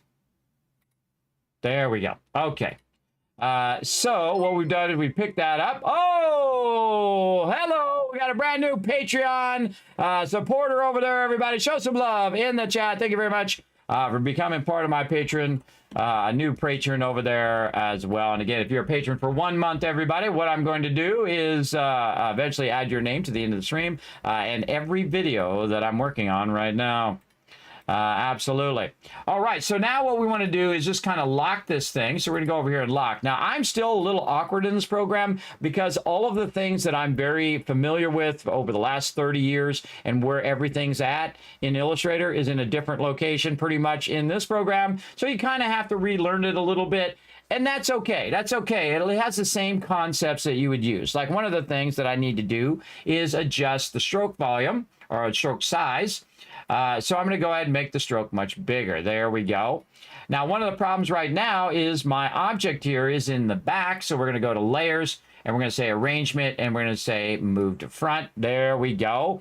Now we have a fill there. We'll take the fill out. We'll make this into this kind of gray color there. So you can see I have a bunch of swatches over here, which I really like, by the way. And then we can control the size of that a little better and say, let's say about right there. Now that we have that, we can go ahead and use this over here to make another square right here at the end, and we'll deselect that first. There we go. And we're going to make another square at the end here, and we're going to snap there. We're going to snap here, and let's say do it like that. Now here's a great little trick, everybody. You can go ahead and just grab the points of a line here by using your tool here. Now this is actually a little different than the way I would typically do it in Illustrator. It's a little awkward to try to get those points. I find I need the node tool here, and it should allow me to modify this. Now another thing that we can do, instead of just grabbing the point and dragging it, and you can see it's a little awkward. Let me zoom way in here for you guys, for all you peeps on mobile. It's a little awkward to grab the points, but they do have some options that you can use to transform it right over here. Now there's rotate left, right, all of that stuff. There's geometry, add, and all of that. We'll get into that. Alignment. But one of the things that I would want to do to this particular thing is do a perspective distort, which is basically a warp here, right? So we can warp this in a perspective. And so if I grab this and I move this, you can see that it's just moving that one side. Now, if I grab it and hold down the Alt key or the Shift key, see if we can find some sort of combo. Oops. Find some sort of combo, which I don't even know what the command is, everybody. I don't even know what it is. But what I can do is just go ahead and match what I have on this side. And normally you would hold down the Alt key to get it even. Now, again, I can just go ZZ, Control Z to undo. I'm going to go ahead and hold down Shift and get both of them at the same time. And then try to move them together, and you can see that they're locked. So much better that we go in and just do them individually at this point, because it's just going to be easier. And all we're trying to do is illustrate or give us ourselves a bit of a shape that represents the constructor here, right? And so the inside of the constructor, I'm going to go ahead and make this also the orange color right over here. And all it has to do is represent the constructor. Like that. There we go.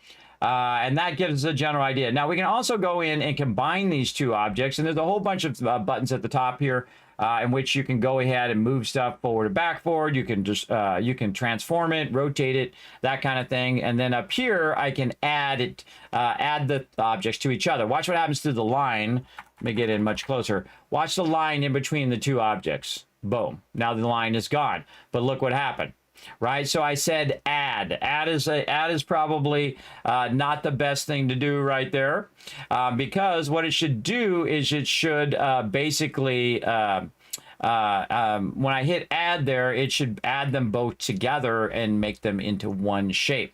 So what I'm going to do is go in here and say, you know what? Let's go ahead and take out the line, and then take out the line, and then we're going to go ahead again and try to add these together. Now here's a great thing that you can do is you can go in and just add points to the line like this, and then you can bring this point.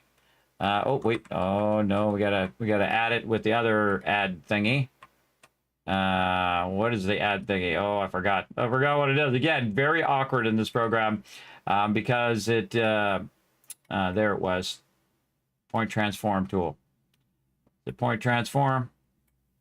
So they have different tools than what I'm used to, so we'll fool around with it here and try to figure it out as we go. Normally with the pen tool, you could hold down the Alt plus. I did it the other day. I got to remember what it is. Create a straight line. Tool node. All right. So basically the goal of what we're trying to do is to move this up a little bit. Like this on these sides. That's what we'll do. And then combine the two shapes together. So we'll go back to our move tool and grab this and this, and then add, and see, it shouldn't do that. It shouldn't do that. It should go in and combine that. So that's called back minus front or front minus back. And so that doesn't work so great in this program. That's a bummer. That's a bummer because it should, that's what that should do when you're doing add. Now I can do intersect. That's going to take that out. Let's try all these other ones. And or divide. No. Yeah, that's interesting. Interesting that doesn't work together. Maybe I have to expand the group over here on the right. Collapse section. How do we expand this? Let's do it. Exclude from snapping. Expand selection. Collapse all parents. Nope. Yeah, I think it's because it's a warp group over here. And that's why it's not working properly. Because in Illustrator, what you have to do is you have to bring it down. And what's known as expand it. Let's see. Expand stroke. Promote group to layer. Ah, there it is. Promote group to layer. Okay, so what we want to do, though, is we want to expand that shape. So that's exactly what it is. It thinks it's a grouped layer with a warp group. But what we want to do is take this and make this basically into its own thing. Now, I could rasterize it, but that's going to make it into a pixel-based art. Yes, it is. No, we don't want to do that. We want to make it... man, how to do that? It should be expand that. It should be, that should be right there. I'll give them some feedback on this program as well, everybody. But basically what we want to do is expand it so it's no longer using this warp group and that it actually makes it into the final object. Let's say expand stroke. Normally that would convert the stroke into an object. So again, we're going to try both these things. Promote group to layer, which it did. And... huh, interesting. Yeah, it didn't just make it into a separate group. Let's go up here and see what we can find. Nope. And this is when we ask the internet. We're going to go Infinity Designer.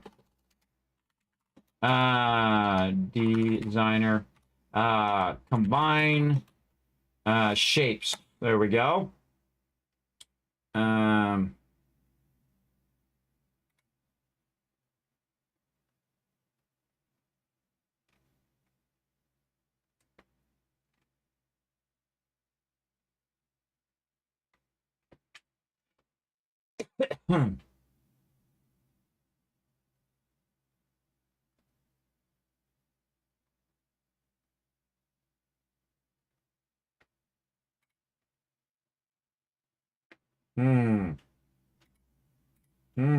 That's actually not what we want to do. What we want to do is combine groups of shapes. Yes, combine groups of shapes. Let's see.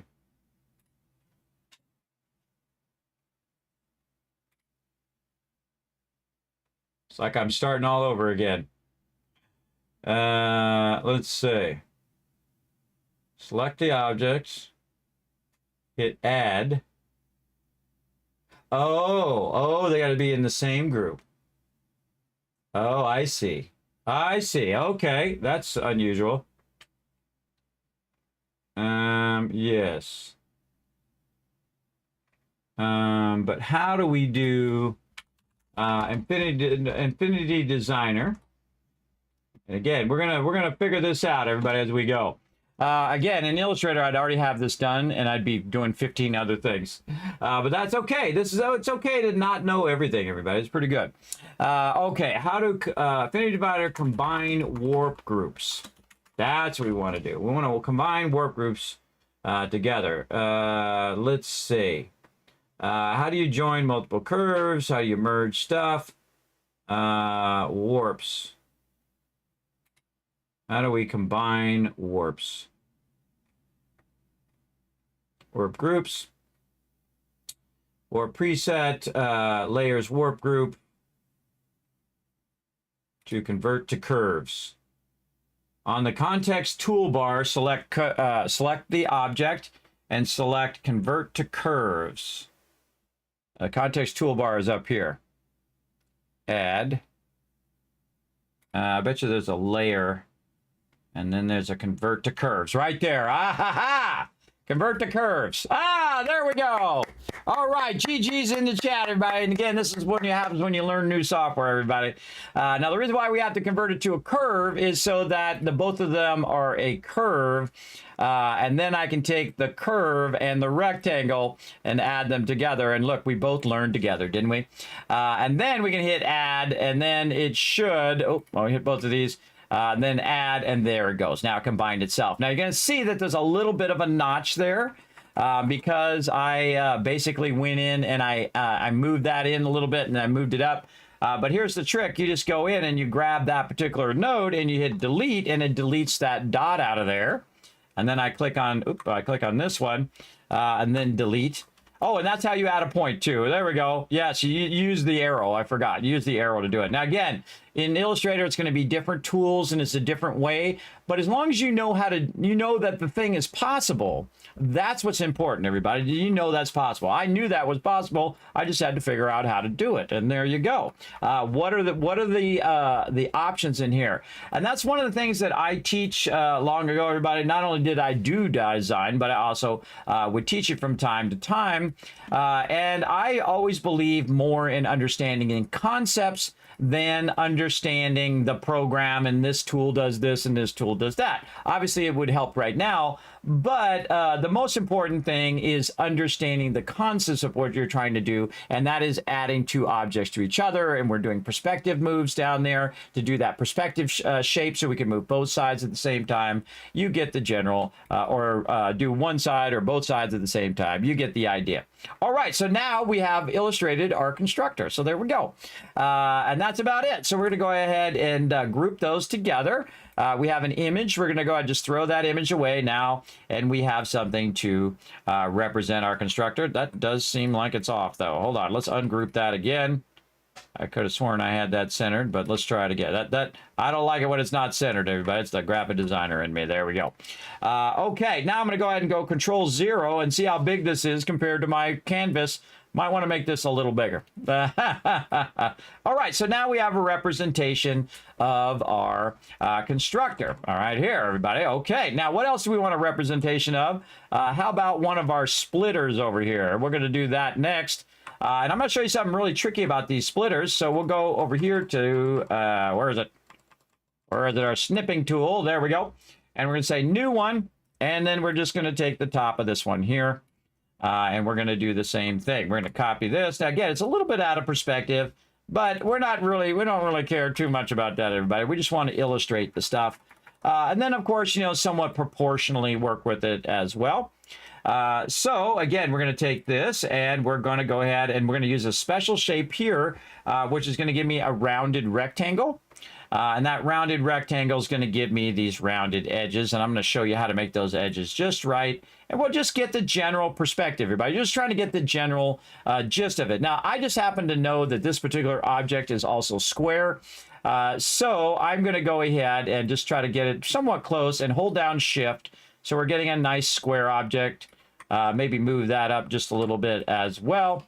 And there we go. Now, what we want to do is adjust the corner edges, and we want to set the types of corner edges. Now, the type of corner edges that has on the splitter is a straight edge, like that. So I've chosen the straight edge corner, and then I can tell it what type of percentage of size of it. Now, 25% seems pretty good, and we just made the thing. That was it. That's all it took, everybody. Again, if you know how to do that stuff. Now, another thing that we want to do is also make a copy of this. We're going to hold down Alt and hold down Shift. Actually, we can just copy and then paste it right on top of that. There we go. And then we're going to hold down Control. There we go. Control and Shift. And move that in just a little bit to kind of illustrate the edges. And I'm going to show you why. We're going to go ahead and set our fill color to white. There we go. Now, one of the things that you may not have noticed on the constructor is that there is a shiny side. A side like this, which it means that this one right here is a splitter. And you're like, well, Kismet, how you know it's a splitter? I know it's a splitter because each and every one of these sides has orange, and this is an input. You want to go check it? Let's go check it in game. Let's go take a look. We're going to jump down, and we're going to take a look at the symbol that's there. We can see we've got a little symbol there, and we've got 3 little lines over here. So we might want to make a little spot on there that has those symbols as well. So let's go in and illustrate the symbols. And those are going to be pretty easy to do. I'm just going to go ahead and make them a little bigger, though, than what we have actually on the constructor over here. Maybe make this also a little smaller, or a little bigger here, a little thicker. And we're going to illustrate these. And again, we're just illustrating the constructor and all this. Now, I did this previously on stream in the past, and I feel like it's a good time to revisit. Now, if you guys are liking this, put a 1 in the chat, because again, there ain't nobody else doing this other than me, everybody. Now, you can go online and you can find a whole bunch of things that'll do this, but you know what else you can do? You can hang out in my stream, and I'll just do it for you, and then I'll give you the file if you're one of my patrons. So there you go. There you go. Even easier. How about that? You don't have to do all that other crap. There we go. So we're going to put those 3 lines there. Now, our 3 lines, and we're also going to go ahead and find our distributing here, alignment, and then we're going to distribute vertically. Oh, no, we want to space vertically. There we go. So it makes them perfectly offset from each other. Again, it doesn't have to be perfect. It's just going to be like that. And we're going to put them white for right now, because if we put them yellow, they'd be hard to see in the orange in the background. But we know that that one is an output. Remember that lines equal outputs. Lines equal outputs, and arrow equals, or lines equal inputs. Right? No, those are outputs. Brain, don't do that to me. And then other lines equal inputs, right? So actually, this is not a thing. Let's go look back over here.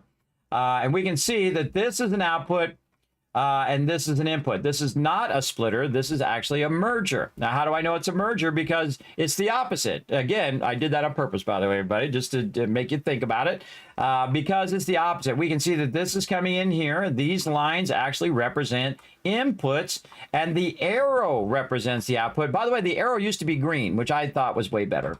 I thought it was way better because this way, and I think all of the lines should be red, because red represents inputs, and the other one represents outputs. So we're going to go ahead and go back here to our designer, and I'm going to go ahead and just illustrate it properly, even though they didn't illustrate it properly in the game. I know, you're like, Kismet, you're throwing down some shade right now. I know. All right, so this is actually going to be our merger and not our splitter. So we're going to go ahead and actually illustrate it like this. There we go, right in the center. And then this one up here is actually going to be this arrow. And we're just going to draw it right over there with our pin tool. We're not going to worry about it too much being exactly perfect, but we'll make it good enough. There we go. And then we're going to go over here, and we're going to make a larger stroke out of it. There we go. Make it rounded just to make it cool. And then we'll bring it over here, and then we can go ahead and illustrate this properly like this. And then we're going to turn it this way, and we're going to make it bigger just so we can really see those outputs. And then we're going to color it properly. Okay, we press the right thing. Oh, nope, nope. There we go. Press the right thing over here. There we go. Okay, so this is a merger that's not quite centered. There we go. This is going to be our merger. Now, do we really need to have this be exactly the same combination as this? Not really, everybody. As long as you understand what the shape is. I'm actually going to make these much smaller and make these much larger over here. There we go. Again, all we need to do is understand the basics, right? Understand the basics of this and basically get the idea of what we're trying to do. And then this one here, much larger, like this. Okay. So now what we can do is also go in and put in some text.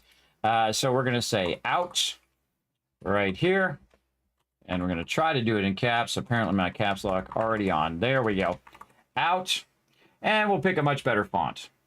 One that's nice and bold. There we go. How about DIN? Sounds good. And then we'll make it black. There we go. So this is out. And this one is going to be in. Right there. Okay. In. And this is a merger. Okay. Right there. And look at, we illustrated something, and we're going to group those together. Okay, now here's something that's really easy, everybody. We can just copy that one now. And we can go look in game. We'll say, okay, this one's a merger. What does a splitter look like if we look at it on the top? Oh, wait a minute. Oh, wait. Now this whole entire side is silver, and just the one spot, the input, is orange. Oh, okay. So now we're getting somewhere. So now what we can say is, okay, we might want to illustrate this as well, which sides that each of these are. So we can go ahead and illustrate it like this, where we go ahead and use some of the points and then switch it. And then now we can see that one side is this color. And we're going to go ahead and use that color we had from earlier right over here. There we go. We're going to use that as a gray. Probably not dark enough gray. Let's get in a bit of a darker gray in there. There we go. We'll copy that. We'll put that in the back. We're going to ungroup this. There we go. And we're going to paste that right behind there because I clicked on the object, so it pastes in front of that object. And so now we have silver there. This one actually belongs over here because this is part of this. And right there.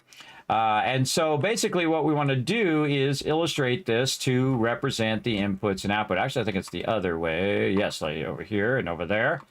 And then again, this is over here. Again, coming in and splitting like that. And then again, right here, we have really good, this is both a merger and a splitter. This is merging. And so the actual output point up here is the gray part, right? Again, we want to make sure we illustrate it properly. Let's take this. Let's put this here. We're going to put that right there. And there we go. Now our out is going to also be illustrated by the actual color that we use, right? So we're going to go ahead and do this. And again, merger allows you to bring 3 in, right? 3 in, up to 3 of them coming in, and then 1 of them going out. And I feel like I want to make this smaller and maybe just a little wider just for the sake of it being away from the text. And then maybe the stroke a little bigger. So we're getting a nice big thing there. And we'll take this one out here. We'll use all the tricky stuff that we did over here. And we'll bring it over here and put it in the front. There we go. All right, so now we've illustrated it here, but this one here is going to be a splitter. And a splitter is basically the opposite of a merger, right? So what I'm going to do is I'm going to take this, I'm going to deselect the splitter and simply just spin that around like this, right? Normally, when you're running this, you're going to be running this from the bottom, right? So you're going to have your inputs and outputs set up that way. And I could go in and I could illustrate it like this as an in and output, but here's what I'm going to do instead. I'm going to go ahead and change the background color to the color we're using now, this gray, and I'm going to take this and I'm going to turn this to our other color that we're using, our orange, and that is what a splitter looks like. Again, let's go look in game, right? So we have a splitter that has one color that's orange, and then all the rest of it is gray, right? But as we can see, it's turned around the other way. So we'll go ahead and grab this. We'll turn it around the other way like this. And there we go. Now we can go ahead and say, okay, this is our in over here. And then our out is actually in all the different sides. Because look, there's that arrow. And there's the arrow over here. And then there's those 3 lines on the orange side of this particular splitter. So again, these symbols are very important. And that's why I'm talking about them and why I'm illustrating them so that you can see which ones are your inputs and outputs. And eventually you'll see it without, and now you'll see it forever. When you're in there playing the game, you go, oh, Those got 3 lines. Those are inputs. Oh, it's got an arrow. That's an output. If it's green, it's an output. If it's red, it's an input. Now you know. And that red is illustrated by when you go ahead and try to connect stuff to each other. Like a great example, if I go ahead and I get myself a, over here, logistics, there we go. If I get myself a merger, and I just go ahead and put it right over here, and then I put a splitter over here, like so. Say I'm running the splitter this way, and I try to run a belt between one and the other, you're going to see that it will sometimes line up with that, right? And you can see it just automatically snaps now, by the way. You just aim at the splitter. You don't have to aim at the inputs and outputs now. But sometimes it will get funky and go around the way, so I still do anyway. It's an old habit. Now, another great example is if you were trying to align them. So if we wanted to align the splitter, notice that it does that illustration now. It's doing green into a red, or really an orange. So they call it green and red. So I'm going to use green and red. So we know that the green is an output and the red or orange is an input. All right, and you can see that's what that's illustrating. So if that's going to illustrate it like that, then I'm going to illustrate it like that for you as well. So there you go. Now, so all these other ones over here are outputs. And so we can just take these ones out of the splitter here, and very easily we could do this very, very easily like this. We'll just copy this, and we're just going to turn this sideways. I think you guys will get the general gist of this. And then over here, we're going to illustrate that as well. Now, there's one more thing that we need in this process, and that is our, we've got our constructor. We've got our splitters here. And again, let's group these together. Again, I'm going to illustrate this all for you because I'm a graphic designer and that's what I love to do. There's one more thing that we need in this process, and that is the ability to do our smelting, right, of our particular objects. So we're going to go back over here and we're going to look, okay, we're going to backtrack where all this stuff is and look for our smelters over here. Our smelters are pretty easy to do. Again, we can go ahead and take down our tower from over there. And then, again, if you're not really great at illustrating stuff, everybody, I'm just going to do it very simply. Some people spend a lot of time illustrating stuff and making it highly detailed. It only needs to be the bare minimum that conveys the information you want to convey, everybody. Keep that in mind. So I'm just going to go up here like this and just take a screenshot of what it looks like from the top down, and just to give you an idea of what it is. We're going to bring up our snipping tool here. We're going to snip a little bit of the game here and just get a general idea. Again, we can just get a, basically what we want to do is get our proportions. Nom nom cookie. I got to eat something. I never paid attention to those details. Well, there you go. That's why I'm doing this, everybody. That's why I take the extra time. I think it's worth it. You guys are going to see some stuff. And it's going to help you in your playthrough. Absolutely. Okay, so we're going to use the same thing again. We're going to use our rounded edge, except for now we can, instead of having a 25%, we're going to make it much more rounded like that. And that's basically that shape. That's how they made that shape of it originally, by the way, in the 3D program they're using. And then we can also see that we have this kind of line here. So we'll go ahead again, just kind of illustrate it very simply, everybody. It doesn't need to be super complex in there. Now, one of the things that you could do is you could do it in a box and then cut it out, but really the easier way is just use your pen tool, hold down the shift key, so you can go ahead and make that nice and straight, then over here, then over there. Much easier way of doing that. Let me zoom in again for all you peeps on mobile. I just clicked, held down shift again, because this is a 45-degree angle here, and then ended up over here, and I'm going to grab this last one, just tuck that back just a little bit. And then again, we'll use our orange, over here in our lines, and we'll take out that. There we go. And that works pretty good. I'm going to just, again, kind of exaggerate it a little bit just to make it a little thicker. And basically what we're doing is we're illustrating, everybody. And we're going to go like this, and we'll make a copy by holding down Alt. And then I held down Shift, so it perfectly moved it to the side and didn't move up and down. And then what I'm going to do is go up here to layer and then go to transform and flip horizontal. And guess what? We just did the other side as well. Very cool, right? Very cool. Then we're going to go in and scalp a little bit of a box from this one over here, because why do it again if we can just copy it from over there? We're going to paste it in the front, and we're just going to illustrate the skids here just by some yellow lines. Now, I could go in and illustrate them very, very detailed and do all of that, but I'm not going to because I don't want to. So there you go. And again, I think I actually was much more detailed previously in my other one, but that's okay. We're just going to make a representation of the part here. And again, we're just going to make this nice and square like this. And then we're going to switch our colors here so that it's illustrated in. There we go. And we don't need the outside thing. We're going to take that out, the outside stroke. And this is not quite centered, so I'm going to just go ahead and center that a little bit. I'm going to take these two. I'm going to center that. Now, is it perfectly proportioned to the other thing? No, but it's good enough. I think it represents one nicely. Now, we also need to have it somewhat proportionally to the size. It doesn't have to be perfect. It doesn't have to be exactly the same proportions, but we'll just kind of eyeball it a little bit. And then we're also going to go in and illustrate the size of these. We're going to move these down in size, holding down Shift, like so, to give a general idea. Now, one of the things we also want to illustrate in here is inputs and outputs. So what we're going to do is we're going to look at the inputs and outputs of the machines.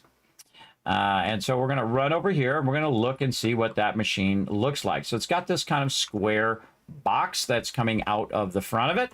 And so we're going to use that square box for our advantage over here. So we're just going to go ahead and, again, just make it really simple, everybody. Don't make it too illustrated or anything like that. We're going to have this as our input, which is going to be red. And then we're going to center that a little better. There we go. And then we're going to just say this is our output, which is going to be green. There we go. Doesn't have to be more advanced than that. Actually, let's go up here and let's just scalp this input over here. And then we'll grab the out over here. We'll copy those, cut those, paste them in front so they're in the front. Just makes it easier. And then we're going to make this really big. There we go. In. And again, I could go in and illustrate it with the arrows, but you get the idea of that now.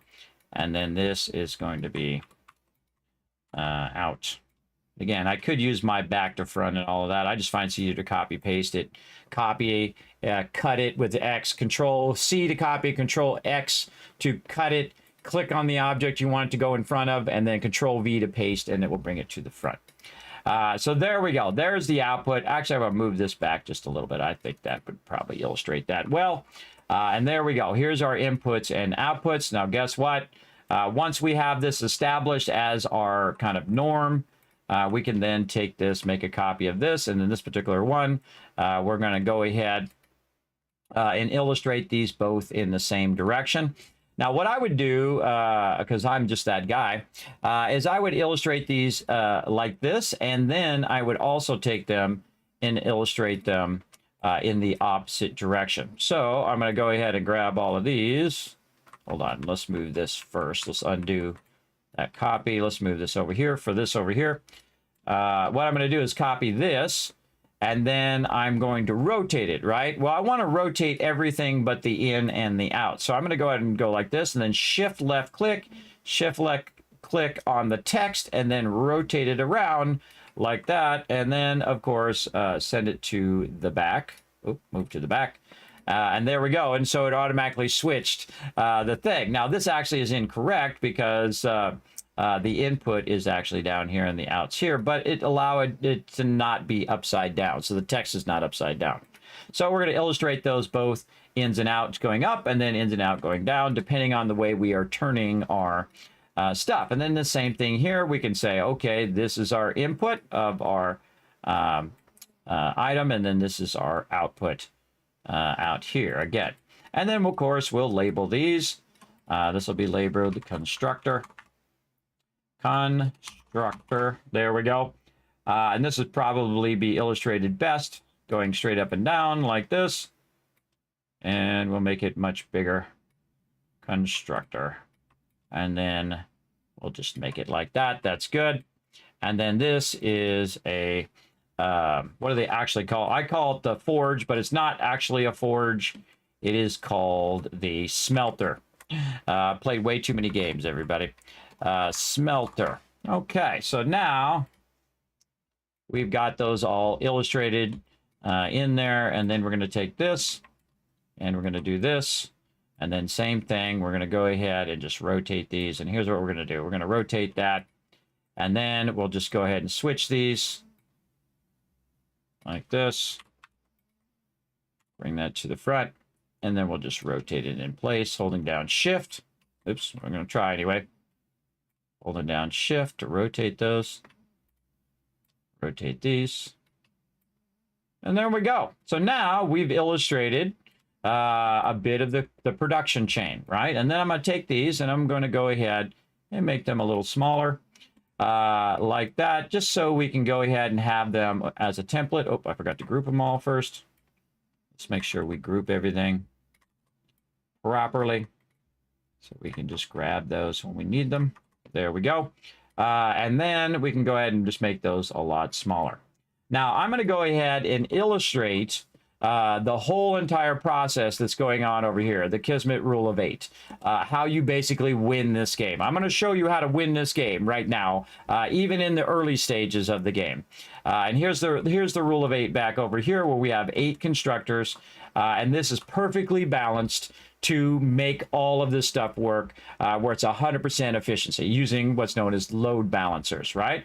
Load balancers go in and they split it perfectly in all of the machines, which you can see it right here doing the splitting where it's bringing in the rods and doing this, but we're going to illustrate that right now. Let's do it. So the first thing we need to do is have a certain amount of resources coming in. So we're going to talk about resources that are coming in, and the first thing we're going to do is get our smelter going. Wait a minute, that smelter is actually backwards. Hold on. I can see already because I was about to use that, and that is incorrect. Hold on. This is here, and this is the out. This is the in. There we go. All right, let's make sure we get that right. Okay. Oh, look out. We're getting some love. It's just Kev coming with 25 months of sub love. Thanks for all the follow buttons, everybody. It's a FICSIT mandate that you hit the follow button right now. It comes straight from corporate. Thanks for that love. Let's show them some love in the chat as well. Are you guys learning some stuff? Showing you some stuff, and I'm learning some stuff too, or at least how to do stuff in Affinity Designer. And that's the great thing about using the designer, is I'm going to get more used to it and where all the stuff is that is equivalent to where the stuff is in Illustrator. Now, Illustrator, I know like breathing, everybody. It's like the back of my hand. But again, I stopped using Adobe products because they were using, they were abusing their power and their privilege. And I don't like that. I don't like when the average Joe gets screwed over. So that's just me. I'm of that generation. Okay. Now, the first thing we need to figure out is, and we're going to go ahead and try to snag this out of here too. Let's try to grab that, copy it, and see if we can just paste it separately. Yes. Okay, good. Now, we're going to start using some numbers here, and we're going to start with the number 60. We're going to make that number very large over here, or not. Let's make it proportionally large. See, I have to get used to not holding down shifts. There we go. So our input is going to be 60. Right? That's what we're getting from our thing. I wonder if we should also illustrate our boxes. Let's do that too. Let's go the extra mile. Illustrate our storage boxes. Let's go over. That's not going to be too hard. It's just going to be a big square with probably a rounded edge or a straight edge. Yes. Yes, that's what we'll do. We'll just do that. Again, it's not exactly like the box. So the box is very square on the top with a little bit of, beveling in at the top edge there. I'm also a 3D designer, and I've also studied architecture as well, and animator. I've done all that fun stuff in my lifetime. I've had a great time doing it. Now, watch how easy this is, everybody. We're just going to make a square like this, or even easier, we can do a rounded square, and we're going to make it about the same size as the smelter, just like this. And then again, up here in the corner, we're going to say straight corner. And then we're just going to make this corner a little less big. So it just illustrates there. And there we go. And then we're just going to take this one from over here and copy this text, paste it out over here somewhere. Oh, we got to get our other tool here. There we go. And we're going to call this storage. Storage like that. And again, since we've already established that red is in, and we're going to ungroup that for a second, and actually group these together. There we go. That this is going to be an input. We'll just put that down there for right now. And this is going to be our output. In fact, we could actually, we're going to do a bunch of these. We might as well want to fix that just a little bit and group that together and then make a copy. There we go. So input and output. Now we're also going to change the color of this. Again, we're just going to make it into a gray. Just make that stand out a bit more. So here's our outputs of our storage as well. So again, we're going to really do a good job of illustrating this today and really getting into it. Now, am I going to do every single machine in the game? Maybe in the long run, but today we're just going to do the rule of 8. All right, we got to get to this point. Now, the cool thing is that once we get to this point, everybody, we can just reuse these over and over and over again. So I'm going to take this and I'm going to put this up here. And again, I could illustrate it the other way, which we'll do eventually. But we're just going to go ahead and do that. And we're going to go ahead and get our storage. Okay, so our storage is actually, in this case, going to be actually do this way, is going to be our starting point. So actually the 60 is going into the storage and not into the smelter. And we're going to put our storage here in the center just to make that a little easier. And where that'll come into play here in a moment. And I'm trying to make it big enough. If it's not big enough, let me know in the chat, everybody. If I lose anybody along the way, feel free to ask any questions you want in the chat about what we're working on here.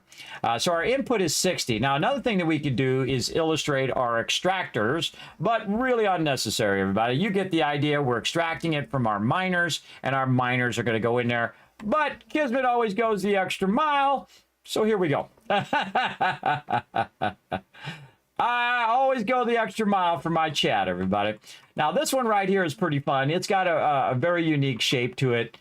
You can see it's kind of square rounded, almost like the shape of a splitter here in the front with a little thing poking out the front. And then this has this kind of unique shape in the back. The only thing we need to do is make it show a representative of that particular thing. I'm not even going to take a screenshot of it.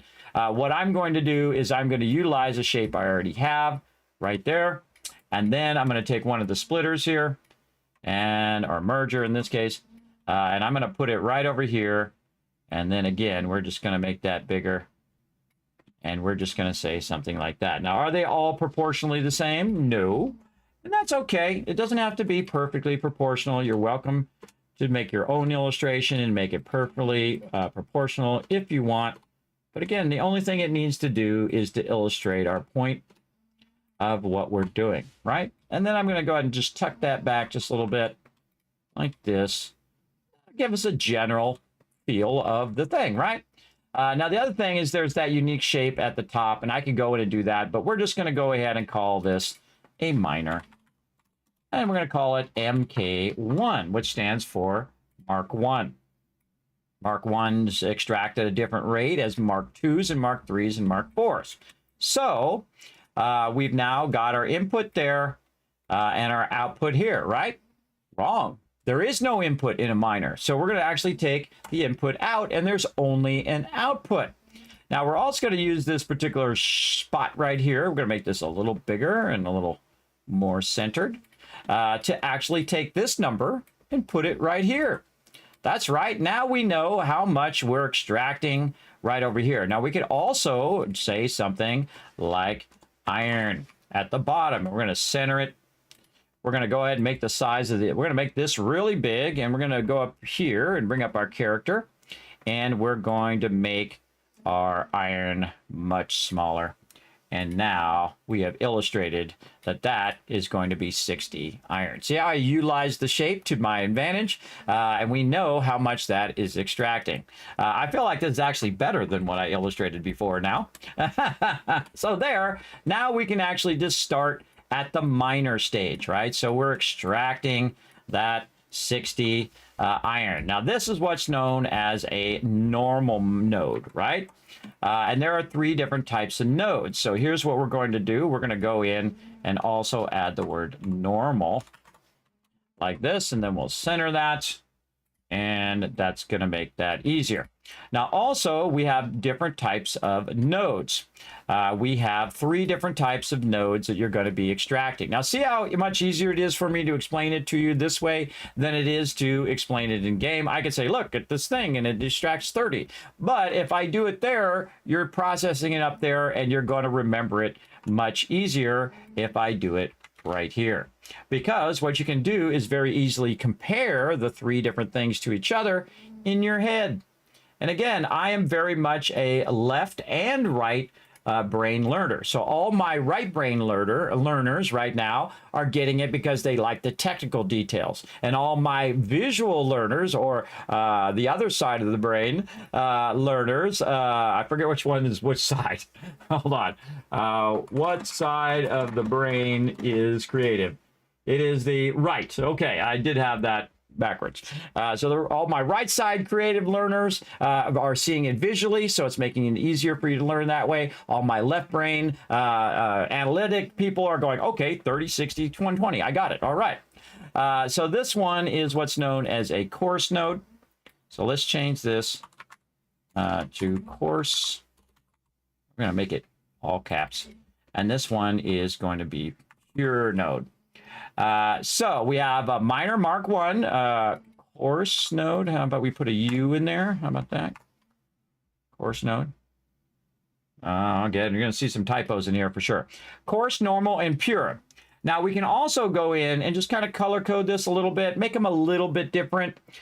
Say if we're extracting, maybe we want the extractor to be like blue, and we want to go ahead and bring the brightness of that blue way down. And we'll say normal. So we'll say gray for coarse, blue for normal, and then a nice darker blue for the pure, but not too dark that you know it's kind of hard to see. Or what we can do is we could do this, and then visually we could just change this to white, and then that makes it much easier to see. And now we can see the 3 different types of nodes, and visually they'll be different, and we can just look over the whole entire thing and say, okay, that now we know each and every one of those. Now, another important thing, save. Again, you can see I have a bunch of illustrations I've done in there, my schedule and all sorts of stuff that I've done. And so we're going to go ahead and we're going to call this Satisfactory designs, factory designs. And I will make this all available again for my patrons, everybody. It doesn't matter what level of a patron you are, by the way. Whatever you feel is comfortable for you to help support the stream, everybody gets it. That's just the way I am.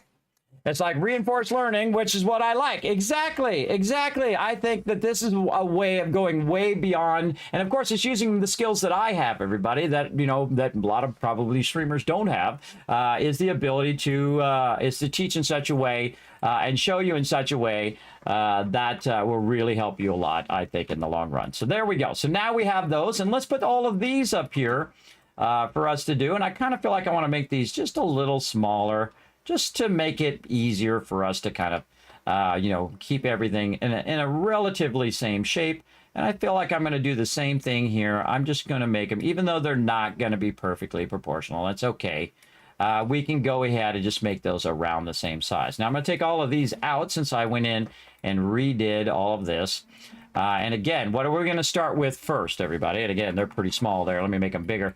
What are we going to start with first? Well, we're going to start with our extraction or OR node. Now, this node is a normal node. So we're going to pull the normal node out of there by, I've already grouped all these together. So I clicked left click to hold down Alt, and I made a copy of it down below. Remember, this program is free, by the way. You can go try it out for 6 months. And then it's a one-time purchase, and you're good. Now, do I have an affiliate link where I'm going to get a cut of it or whatever? No, just go and buy it. It's okay. I don't care. I don't care about all that stuff. I don't like to nickel and dime people and all of that. And again, that stuff I make like 0.01 of a penny on that affiliate stuff because my stream is very small. Now, if it was on scale, if there was, 10,000 people in here and 1,000 of them went and did it, well, then I'd make $100 or something. I don't know. And I'd just take that $100 and do giveaways anyway. So there you go. All right. So we know we got 60 there.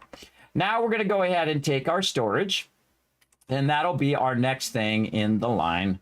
And we'll zoom in a little bit more again so we can see this right over here. Now, another thing we're going to need is our splitters and mergers. Let's go ahead and bring those over as well.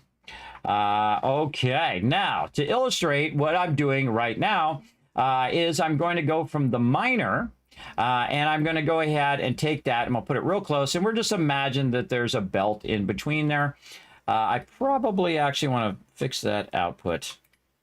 Let's go ahead and make the output the same size. Here, we'll copy this, we'll paste that. We'll take this out here. And we'll take this. Come on, there we go. And put that right there, just so that they're the same size. And I can fix them on the other ones later, but I'll probably fix them over time. Like that. There we go. It's just so that output's a little bit bigger, easier to see.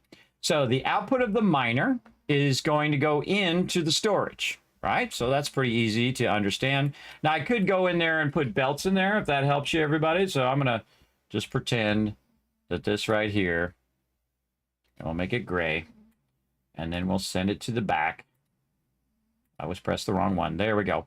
And now we're connecting those belts together. Now me, I would put this in a different color, like purple or something, just to illustrate it so it's different from the thing. And of course, I'd also put like a black edge on it that is way too big right there. That is way too large. There we go. And now that looks like a belt, right? That looks much better like a belt.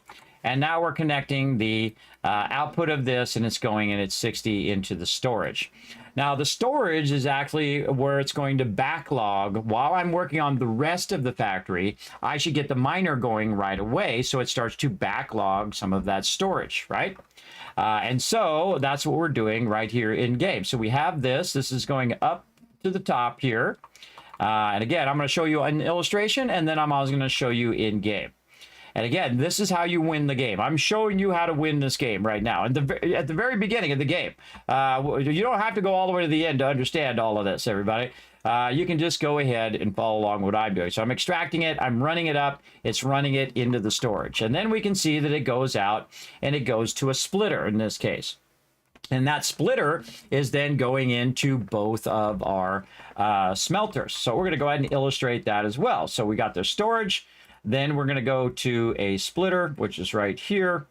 And then we're going to go in here, and we're going to use this number from down here.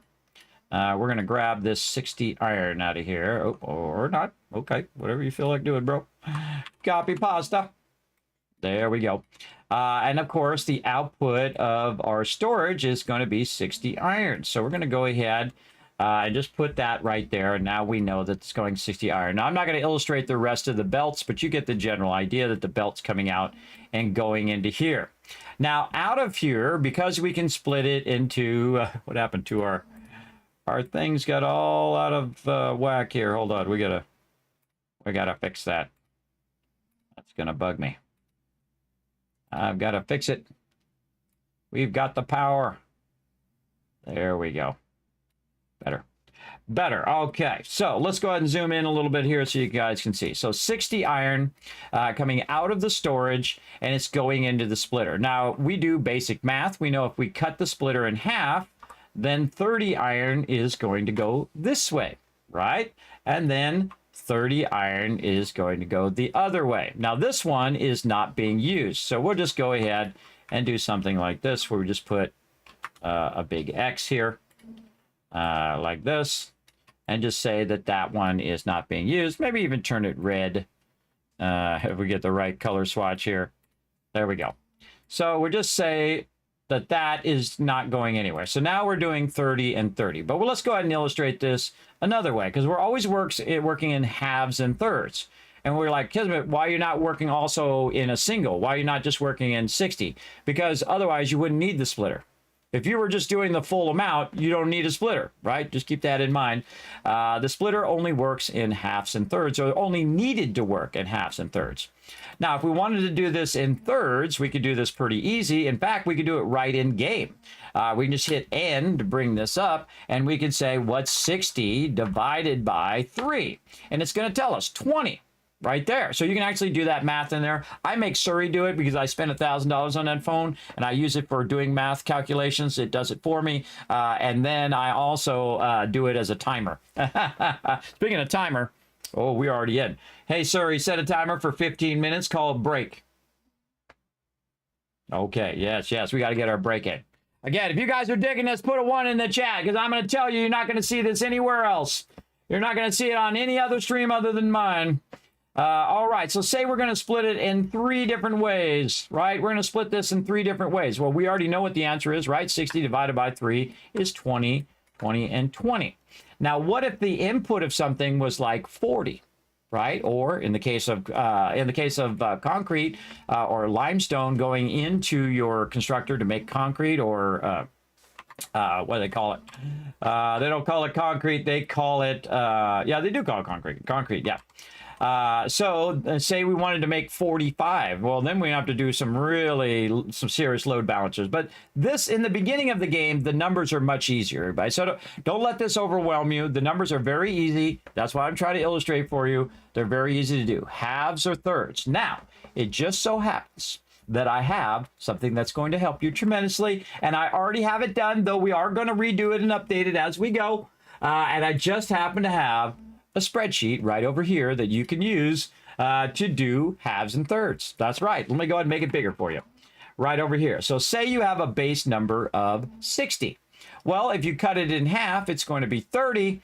And if you go half this times 2, it's going to be 120 times 2 again will be 240, and times 2 again 480, and so on. Those are all going to be very useful numbers later on. Actually, I got to add another column now because we have higher belts now. We have those faster 1200 belts we're going to get at the top of the game, which is going to be pretty fun. So there it is. You're like, Kismet, how do I get this? Well, this is actually available to everyone, and most of you probably already went and looked at it, but I'm going to go ahead and put it in the chat for you again. That's right. It's part of my Settlement Overseer. You can actually see it right down here at the bottom. If I can find it, where is it at? Right over here. Satisfactory calcs, or SAT calcs, right? So that's already in there. We're going to update it and check out all the new stuff and what they've changed. So basically, this is does the math for you, right? So the first one here does your base number, and you can change these numbers, but you can't change it on my spreadsheet. You have to copy it and save it out, and then use it for yourself. Again, these are halves, or times 2s and halves. These ones here are thirds in thirds. So if we have a base number of 60, and I'll go down here, we have a base number of 60. Half of 60 is going to be that is not half of 60. Oh, that's set to thirds. Hold on, I must have changed that. That should be half. There we go. And so that's going to be half of that, and then this one here should be half of that again. There we go. All right, glad I saw that. Now again, I can actually just take this and make sure these are all right, because I think I was fooling around with those. And then this way, yes, okay, I think I was talking about those previously, but basically these are halves and then halves again. So basically, if you're trying to get very specific numbers, they'll be half and half, and then also times 2 times 2, and so on. So if your base number is 60, half of 60 is going to be 30. So you get 30 and 30 on each side. And then half of that, if you split it again into halves again, and one side and another side, be 15, 15. So basically, it's showing you all the numbers. Now, there's also websites that do all of this stuff as well, everybody. I know about those websites. I do not use them at all. I like to do them myself, like if I was really there, what would I do? Now, in the opposite direction, we can go in and actually tell the splitter what we want it to be. So I'm going to go down here, and there's another one here, by the way, which is thirds and halves again, but in the opposite direction. So it's going to be 60 and then 30. That's half of that number, half of that number, half of that. Now, if you just keep cutting it in half over and over and over again, those are all the numbers. Right? So it's going to automatically do all those numbers for you. And same thing with thirds. So if you cut 60 into a third, it's going to be 20. You cut that into a third, it's going to be 6. You cut that into a third, and so on and so forth. So diminishing over time. It's going to all add up and be useful in the later game. But in our case, we want to go ahead and say we're going to do 60. 60 in half is 130. and so on. So all of that. Now, one of the things that we can do in here, we can tell it what number we want to split it by. So in this case, I'm splitting it by 2, but I could just say 3, and then notice how the whole entire spreadsheet just changed. And the reason why it changed is because this is in sequence. So when I tell it, actually I should add another column here to the left so I can get my big fat head out of the way, push this way over. There you go. Look at all the nice things I do for you guys. So our base split number here is 60. And then if we change the number at the top, it'll automatically split it either in halves and things. Because sometimes you might want to split it in half, right, to 30. And then you'd want to do the next one, you'd want to do in 3, right? So you cut it in half, and then you cut it in thirds. And then what would that give you? If you have 60 and you cut it in half, it would be 30. And then if you cut that in thirds, it would be 10. And you're like, well, Kismet, you'd never need that. Oh, really? Well, that's exactly what it's doing right here. That's right. It's cutting it in halves, and then it's cutting it in thirds. Actually, it's cutting it in half. It's merging it, and then cutting it in thirds. Because what it does is it actually goes in and produces the iron rods, and those iron rods will come out and then be 15 and 15, combine those together into thirds. And we're going to illustrate all of this here in just a moment. Now, that gives you a general idea. You can use that totally for free. Everybody in the stream can use it. Remember, you can't modify mine, but you can save it out, use it for yourself, readjust it, make it even better, whatever you want to do. There you go. All right. And I don't know why my character is not just somewhere over here like that I can use. There we go.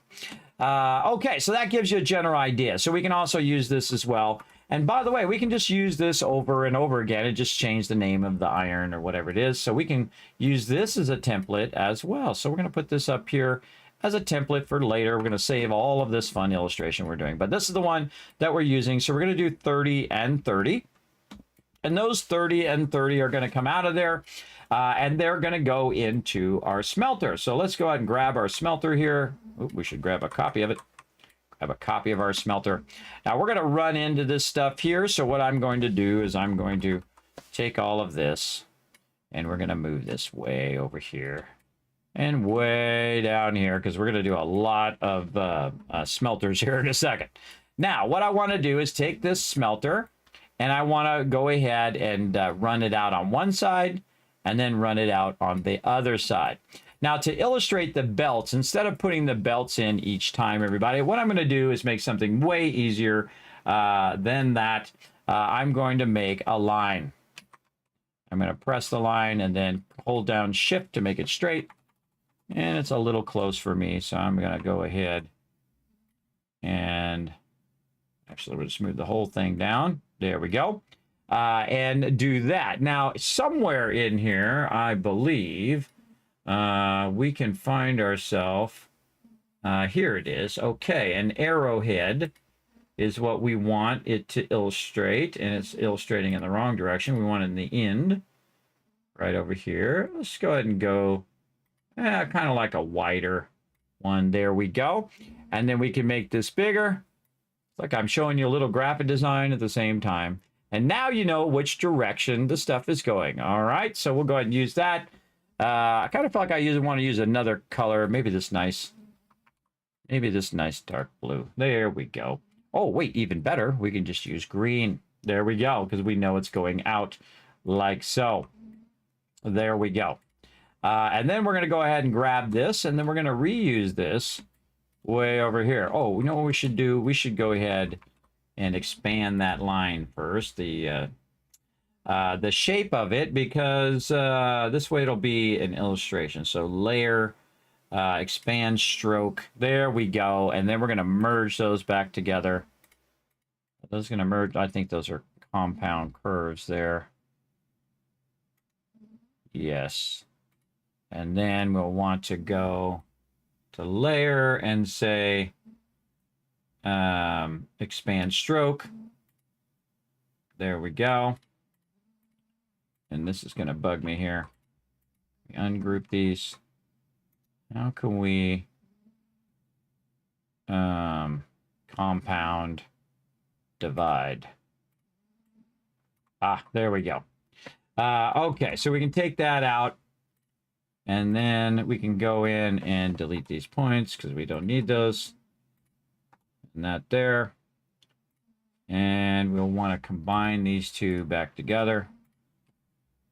Make this into a single shape. There we go. Now it's a shape instead of being a line with an arrowhead at the top. It's actually an arrow shape. I probably could have just made an arrow shape now that I think about it.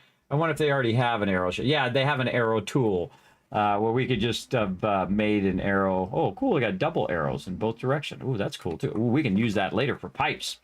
Oh, let's remember that for later. All right, so now it's just better illustrated, and it's going to use less points. And this is something I also think about as a designer, is making sure that my stuff is not too crazy there as well. All right, when it comes to when you're illustrating it. Okay, now we know that this is coming out, and then this is going to go into there. And again, we're just illustrating what we're doing here. And then this 30 is going to go to this one. And this 30 is going to go to that one.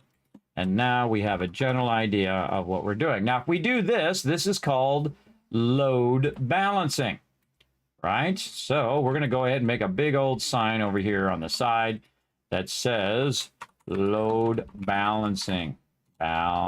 Balancing. There we go. Sleep apnea sucks, everybody. There was a time in which I could spell. And actually make sentences work together and recover stuff out of my storage unit in here called my brain. This is load balancing. That's what we're doing. So I'm illustrating load balancing. So you basically want to take your 60 and split it into 30 and 30. Now, why do we want to do that? Well, that just so happens that the input over here of this particular smelter is also 30. Which is what we want to know, right? What is the raw amount that we're bringing in? Let me go in and make that a little closer. Oh, wait, actually, better idea. Here's what we'll do. We'll go in and we'll change this number. 30 in. That's even better. That's even better. I like it. Right there. So 30 in is what we're going to do into the smelter. Yes, again, you should always iterate on what you're doing. Right over here, and we'll bring that to the front, this one. Okay, so both of these need 30 in to go in there. Now, how much is going to come out of there? We're actually going to take the word out of there, and then we're going to use this again. And we're just going to bring this up here. Again, bringing that to the front. And we're going to say 30 out. There we go. And then maybe make that squished in there a little bit. We'll squish it. Normally you don't want to squish text too much because it becomes obvious that it is squished, but what do we care on our illustration here? We're going to look pretty good. Now again, something happened with our thing here, and we'll want to group those, and we'll want to move that forward. Group these, move that forward. Something happened with our illustration here as well. These got really big. One of the things that programs like this does, and Illustrator does the same thing, is they scale your line weights, which causes that. It scales it when I made it bigger and larger, which is not what I wanted to do, but we can always just fix it like that. There we go. And then this is going to be, let's just put this up here. 30 out and 30 in. Now this is actually going to do, this is our smelter, and these are iron ingots. And we're going to go ahead, center that. We're going to go ahead and put this somewhat in the center like this, and then we're going to select all of this, and we're going to go to our stuff. And again, I'll show you this in game here in just a second. What are we doing? We're doing, where the heck did it go? There it is, character. And then we'll make our font way smaller. Smaller. There we go. All right, so smelter, iron ingots. Over here, we'll take this out. This one's also going to be iron ingots. Bring that to the front. And there we go. And of course, this is going to evolve as I'm going through, right? And whatnot. You'll get the general idea. So for iron ingots, and we go look at our machine here. We've just illustrated this, right? It's coming out of the thing into there, splitting here, one left, one right. And then in the smelter, we can see that it's 30 in over here. It might be small for some of you, but it's 30 in. It needs 30 iron in and 30 iron out. And so that's the balance of iron ingots. Now, of course, if I was to do something else, like if I were to do copper or caterium, those may be different. Well, I can tell you copper isn't different. Copper is the same, 30 and 30. Caterium, we'll get to that later, and maybe we'll illustrate it, maybe we'll not. You get the idea. Oh, we got to do a break here. But we'll go ahead and let that do its thing for right now.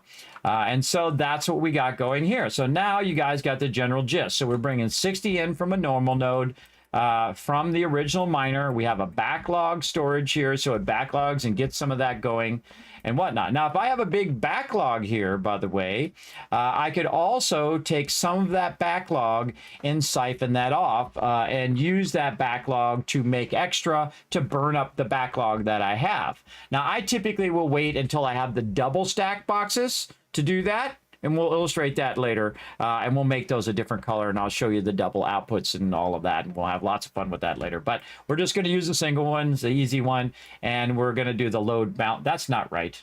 Load balancing. Balancing. Feel free to call out my typos, everybody. It's okay. I do a lot of typos. About crossplay, MP, or is that coming up? There already is a crossplay initiative to get them to do it. They said it's very hard and they're not sure. They had already talked about crossplay. They are talking about the console version. So big love to all my console peeps. Hype in the chat for my console peeps. You're getting Satisfactory, and you can be just like us and sit here and do this for endless hours, which is incredibly fun, by the way. This game is really fun. So there you go. So now you know that's what's going on in there. So that's coming up. Going in here, these two smelters are coming out. Now, what are these smelters doing? Why am I running this stuff at all? Well, let's go get our constructor over here, and we're going to drag this down. And then we're going to say what we're actually doing on this over here. What do we want to construct? Well, let's say plates, right? We're going to go ahead and say plates right there. Maybe make that nice and centered. There we go. So we want to make some plates in this particular constructor. Now, we have 30 out of here. How much do we need to do our plates? Now, of course, we're going to go ahead and stack these side by side like this. And again, you'd really want these to be aligned in the long run, but that's okay. You get the general gist. We can also just kind of aim the arrow over there. But I am going to try to somewhat center it because that's just the way I am, everybody. That's got to be somewhat centered. And so we've got 30 out here, and that 30 out is going to go in there. We're not going to use any more splitters or mergers. Now, the thing that we could do right here, and you'll see me do it much later, but I'm not going to illustrate it here, and I don't really think you need it in the early game. But I could put another storage. So this right here is storing, right here, raw iron. Again, we'll make that a little smaller. Oh, wait, first we'll make it centered. And then we'll make this row a little smaller. And this is what you do as a designer, everybody. You're always kind of making it as simple as can be, everybody. That's so you don't want to, again, I could make it super illustrated and illustrate all of the stuff and do all of that. It doesn't really need to be that complex, I believe. This way everyone can understand it, and it doesn't need to be complex. In fact, my job is to combine symbols. That's what I do. That's what a graphic designer does. It combines two symbols together.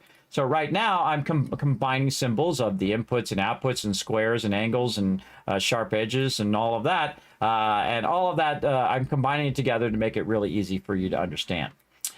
So there we go. So miner in, normal 60, goes into the box. The box starts to store that raw iron. That raw iron then comes out. 60 cuts into two because the splitter, we're only using two sides. This side we're not using. and then that's going 30 in here, and then 30 into plates as the plates constructors, right? Now, how much is the in over here? Well, we already know what the in is because it's 30 out, and it's going to go 30 in because we're not using any splitters to make that happen. We're just running the belts directly. So we're going to go down here, and we're going to copy this, and then we're going to select this, and we're going to paste that right in there, and paste that right in there, and then zoom in on it, and try to get that like this. There we go. So 30 in on both of them. So how many plates are going to come out of there though? So let's just assume that when we put 30 plates in there, the 30 plates are going to come out. But we're going to double check it because I can tell you that's not true. But we'll put it in there temporarily. Now, if we go to look at our smelters, we can again see 30 in, 30 out.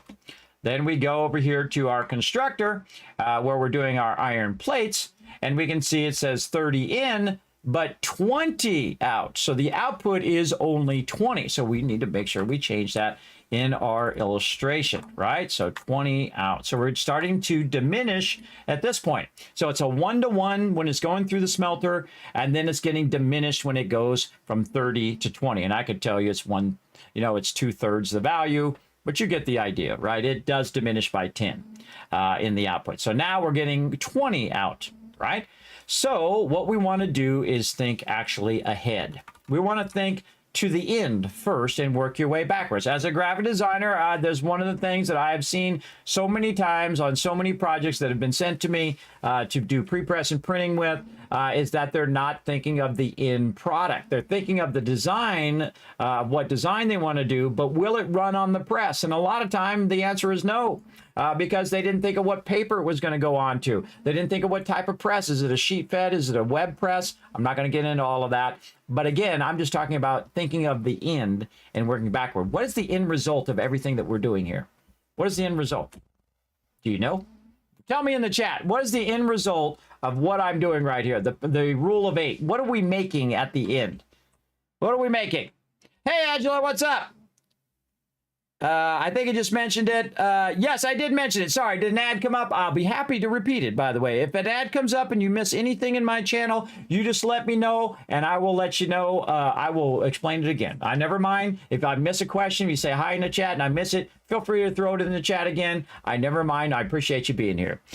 So, yes, they did say that crossplay is really hard, and they don't know if they're going to do it, but my console peeps are going to at least get Satisfactory coming whenever they say it comes out. They did not say give any specific time, but they are working on it. So now all my console peeps are going to get that love. So big love to all my console peeps out there.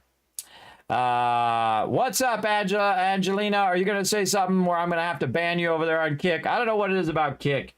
Everybody comes in and says, hey, check out my thing on Discord. I just instantly ban them, everybody. Don't fall for that Discord scam, everybody.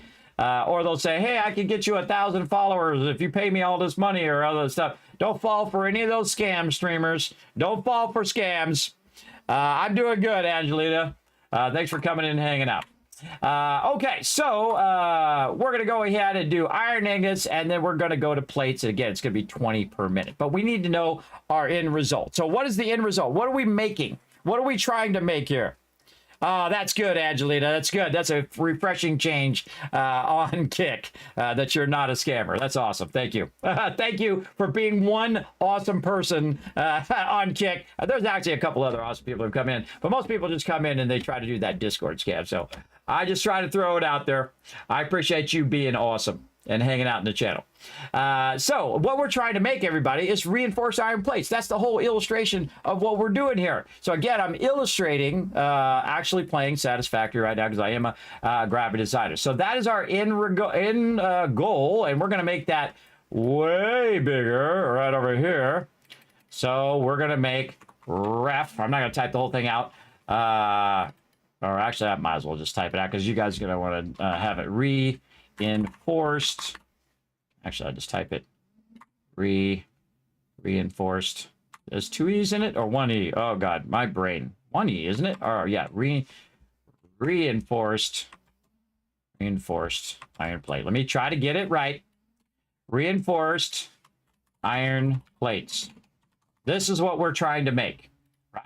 This is our end goal, right? So we're going to put goal up here. Goal is to make reinforced iron plates. So this is our reinforced iron plates factory. That's right. That's what we're making. We're making a factory right now. Not just the basic stuff, but we're making, this is the first hurdle that you're going to run into in this game. And that is basically learning about balancing, learning about doing load balancing. I typically will use manifolds later. They're so much easier, everybody. As long as you know what your inputs and outputs are and your combinations, and you're fine. I'm going to show you how to do this with manifolds as opposed to load balancing. But we're doing load balancing first because that's what you want to learn in the beginning. So our goal is reinforced iron plates. So our actual goal is way off over here somewhere, right? It's way down the chain. And that is going to be this machine right here called the assembler. Now the assembler, we'll go up, where's our little thing here? We'll go up on the top here and just get a basic shape of our assembler. Now I'm also a graphic designer, been a graphic designer for 30 years. I do not do graphic design for people anymore. I've done 100% achievement in real life, everybody. I've done all the type of graphic designs that you can do. Now, this particular one, if we look at it and we kind of look at the very distinct shapes, we can see that there's kind of a square or rounded part in the front right over here, right? This part right here, the very front, there we go. And then we have this shape here in the middle, and then we have a shape in the back, and say we could square it off and kind of inset it in. Now, I'm actually going to illustrate it from memory right now in here. So here we go. And I'm going to make it about the same size as the constructor. It doesn't, again, it doesn't have to be perfectly to scale. If you want to make yours perfectly to scale and you want to illustrate it, you go right ahead. Me, I'm going to make this nice and easy. So what we want to do, again, is just illustrate it in such a way that we know that that's different than a constructor. So we're going to take this box and we're going to make that smaller. And we're just going to do, say, something like that. We're going to take this one out. We're going to take this and put this in the back. We're going to take this here in the middle and say, do something like this. Maybe just illustrate that a little bit like this. And then again, go back and take another look. Okay, so that looks pretty good. But in that middle part, I have this really wide area. And so I can go in and say, you know what? I've got this nice wide area in the center. So I'm going to go ahead and make that wider. Again, all we're trying to do is get a general idea of the shape of the object or give it some sort of uniqueness from the other shapes. Maybe send this to the back as well. And then say something like that. And then this is an assembler. Oop. Assembler. See if I can type today. Assembler. And then again, this is making rough plates, I'm going to call it, or reinforced iron plates. All right, so assembler over here. Now, again, this is our end goal.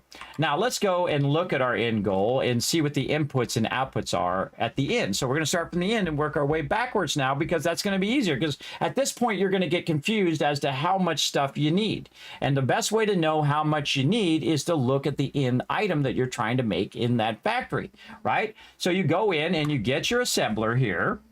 And we go in and we say, what do we need? We need 30 in of iron plates, and we need 60 in of screws. So this one has two inputs, right? So our constructors has a single input. Our assemblers have two inputs. So let's go illustrate that as well.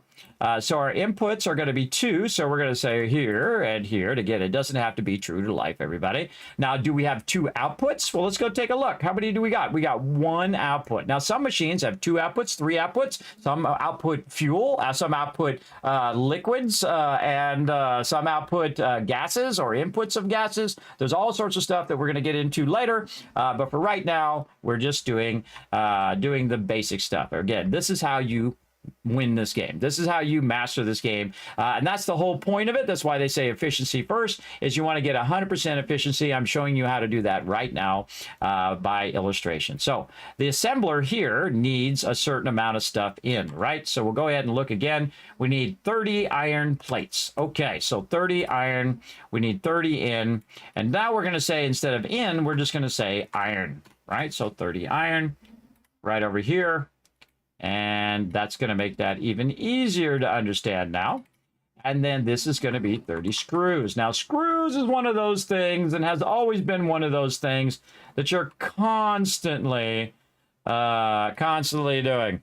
For sure, for sure. And there we go. So 30 screws and 30 iron. Now we know what we want to do if we want to do any reinforced iron plates. Now, one of the things that I'm going to tell you is that when you do the multiples of something, there is an equilibrium, a thing that is the ultimate number. And they have really worked on their numbers, everybody. It's really amazing how well and how genius these guys are when it comes to numbers. Now, I'm work hard smart, everybody. I work at it very, very hard to understand things. So don't feel bad if you don't understand it right away. That's why I'm trying to illustrate it for you so you can get an idea. And it's really not as hard as it looks. You can see just splitting, merging. We're going to get into all of that. But this is our end goal. And I can tell you that the end goal... Oh, wait, I forgot to put the screws in there. What was the screws? Screws were 60. I forgot to put the number of screws. There we go, 60 screws. So 60 screws, 60 screws, there we go, over here. And 30... Oh, wait, it's not 30 iron. Wait, I did that wrong, too. That's 30 plates. There we go. Let's make this correct, everybody. I try to get it as correct as possible. There we go. So 30 plates in, 60 screws. Now, I can tell you, just because I've played the game a lot, that actually you want to end up with 2 of these. And 2 of these together means that we're going to have 60 plates that we're going to do is going to be our output up here. And we're going to have 120. Okay, just retype it.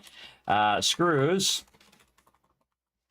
in total. So between both machines, if we do both machines and we put 30 in here and 60 in there and 30 in there and 60 in there, it's going to need a total to, actually it's down here, to split that, we're going to need 60 and 120. Okay?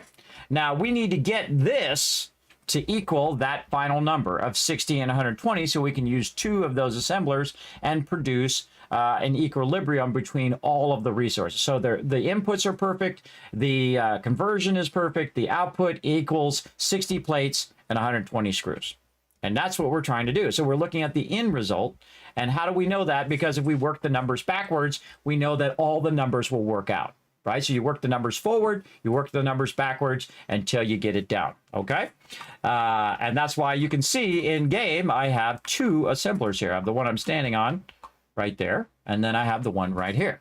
And so now we know the end result. So if you're getting stuck, go to the end result. What are you trying to make? Are you trying to make modular frames like right over here? Oh, modular frames. How many does it need? It needs 3 reinforced iron plates and 12 iron rods. Okay, well, that's my end result. How do I make that happen? Let me work my way back and figure out how I can make 12 iron rods. Well, actually, it's going to be 15 iron rods. You'll end up with some extra, and that's okay. That's okay. But again, we could work that backwards. Now, this is 3 per minute. Now, the machine that we're making over there makes this, which means that that's going to then eventually end up in this one, right? So then we add that extra part of the process later on. We're not going to do that right now. Again, we're just doing Kismet's rule of 8 over here. And actually, I should actually call it that as well, right down here. So our goal is reinforced iron plates. And this is the equilibrium theory, or Kismet's rule of 8. And actually, I like to do it like this. Let me copy that out of there, of this, and then take this, like this, and you'll get an idea of why I call it the rule of 8, because it will work infinitely and never stop and work in an equilibrium, just like a sideways 8, just like an infinity symbol there. And let's give it a different color as well. Let's say nice green. Let's go with that. There we go. The Kismet rule of 8. So now what we need to do is to have enough of this iron plates, enough of these plates to equal 60 plates.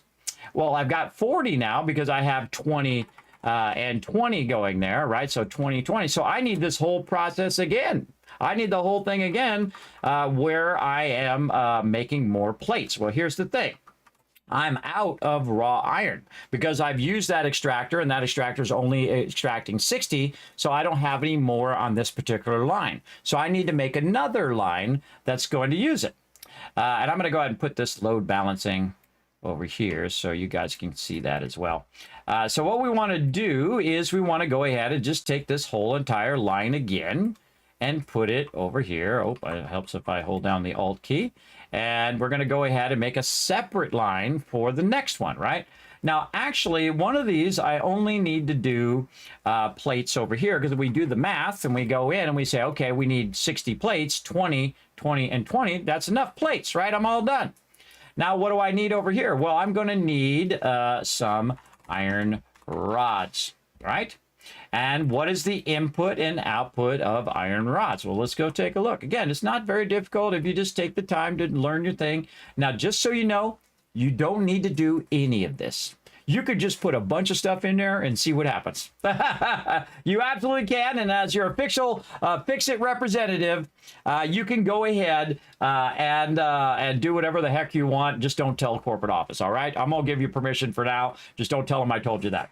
Again, I'm officially from the FICSIT corporate office, everybody. Thanks for being here.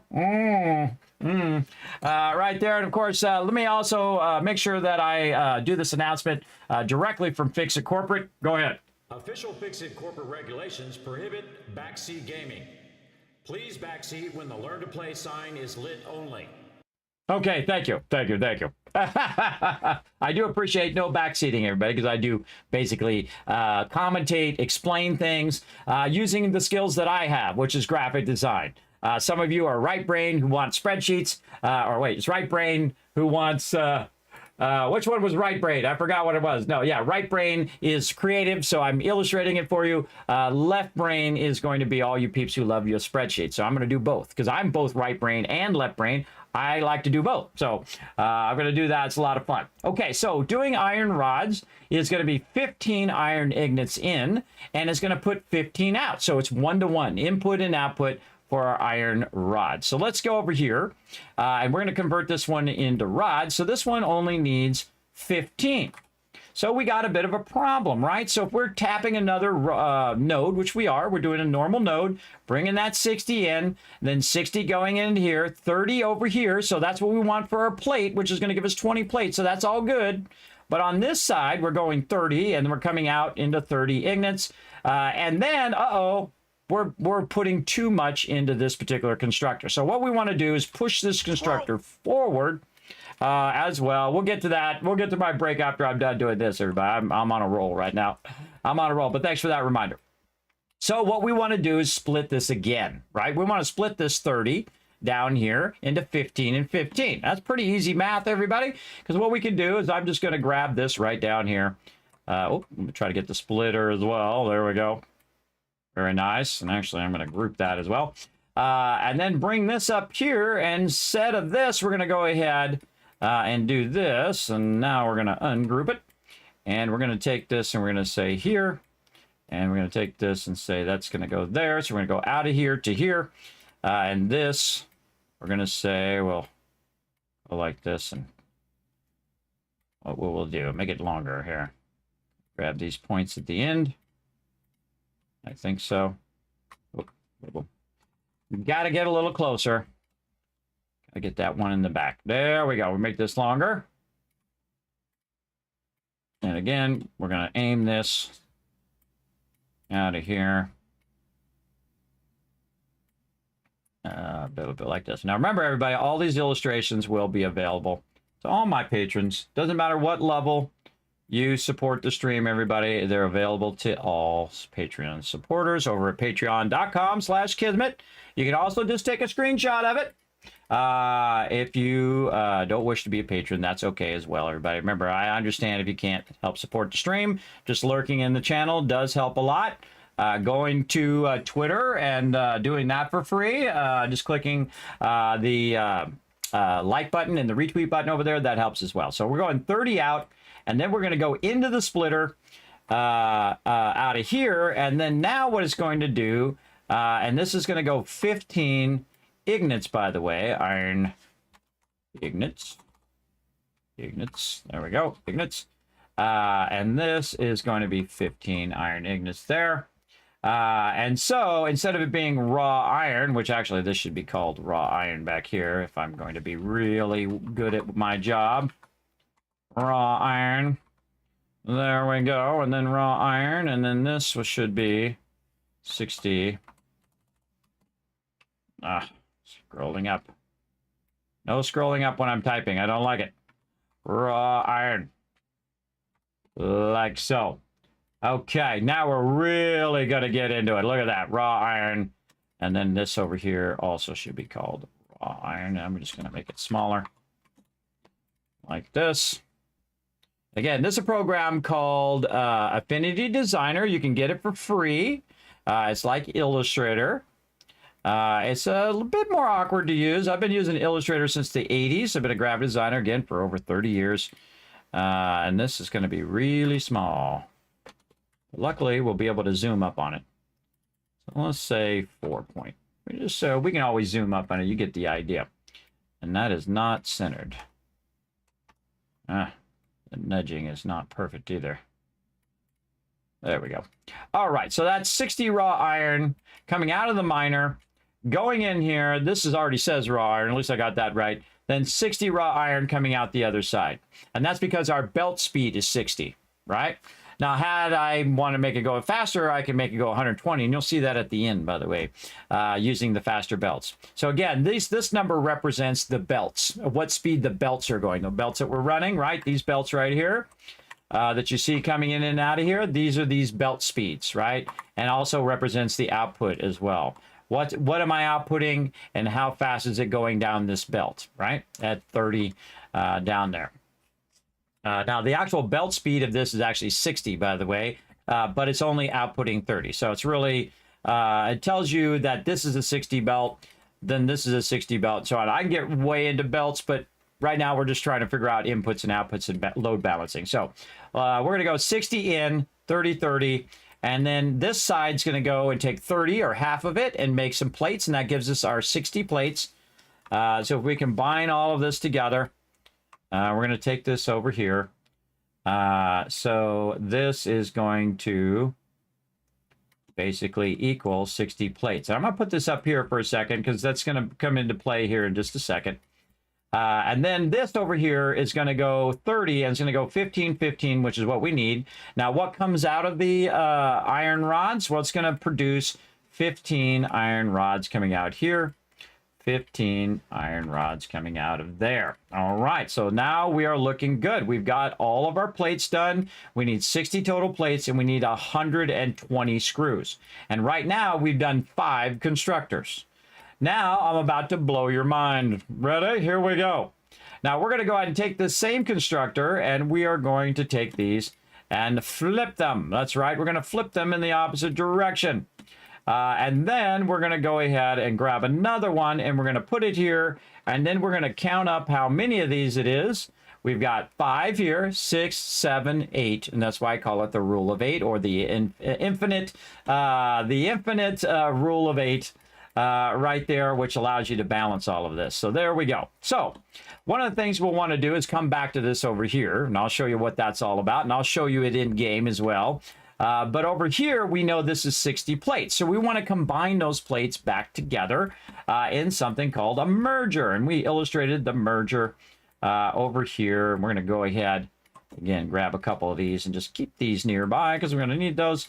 Let's go ahead and take our merger, and we're going to put it right here. Now, I typically like to put the merger in the center one. That's just me. I'm old school that way. But you could put it really on any of them.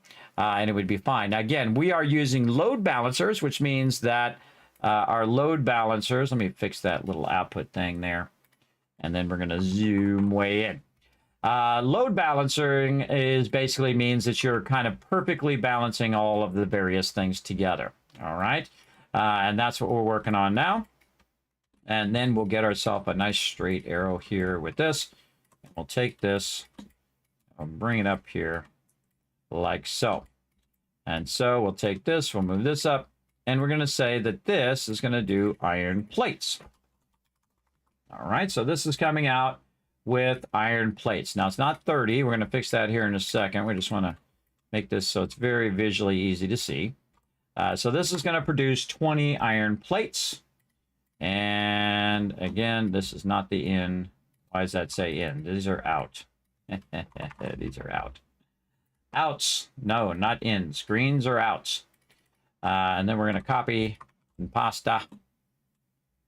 And then scroll over. Again, if I illustrated it incorrectly, I will eventually see it, hopefully, and fix it. There we go. Okay, very nice. All of these also say out. Yes, they do. Okay, good. So again, we'll get to these constructors later. So these are going to be 20 iron plates out. This is 20 iron plates. This is 20 iron plates. Now what we're going to do is bring these 20 iron plates into the merger. And we want to make this into 60 plates, right? That's what we want to have the output. So our output of all of our plates up here should equal 60. Like this, 60 iron plates. So to do that, we're going to merge all of these lines together. Now I'm going to go ahead and use the quick and easy way because that's just the way I am. I'm going to click here. I'm going to line that up somewhat here. Hold down the shift key, click there, and then click here. Maybe move that down just a little bit. Let's get this part and this part. And let's line it up in the center. Just like that because I'm that guy. I'm that guy who knows how to make that work. And bam, there we go. And we'll take this out the way. We'll make this a little thicker. Because I'm also that guy. Make that bigger. There we go. And make it about the same. Now, also I'm that guy who likes to save work. So I'm just going to put this over here.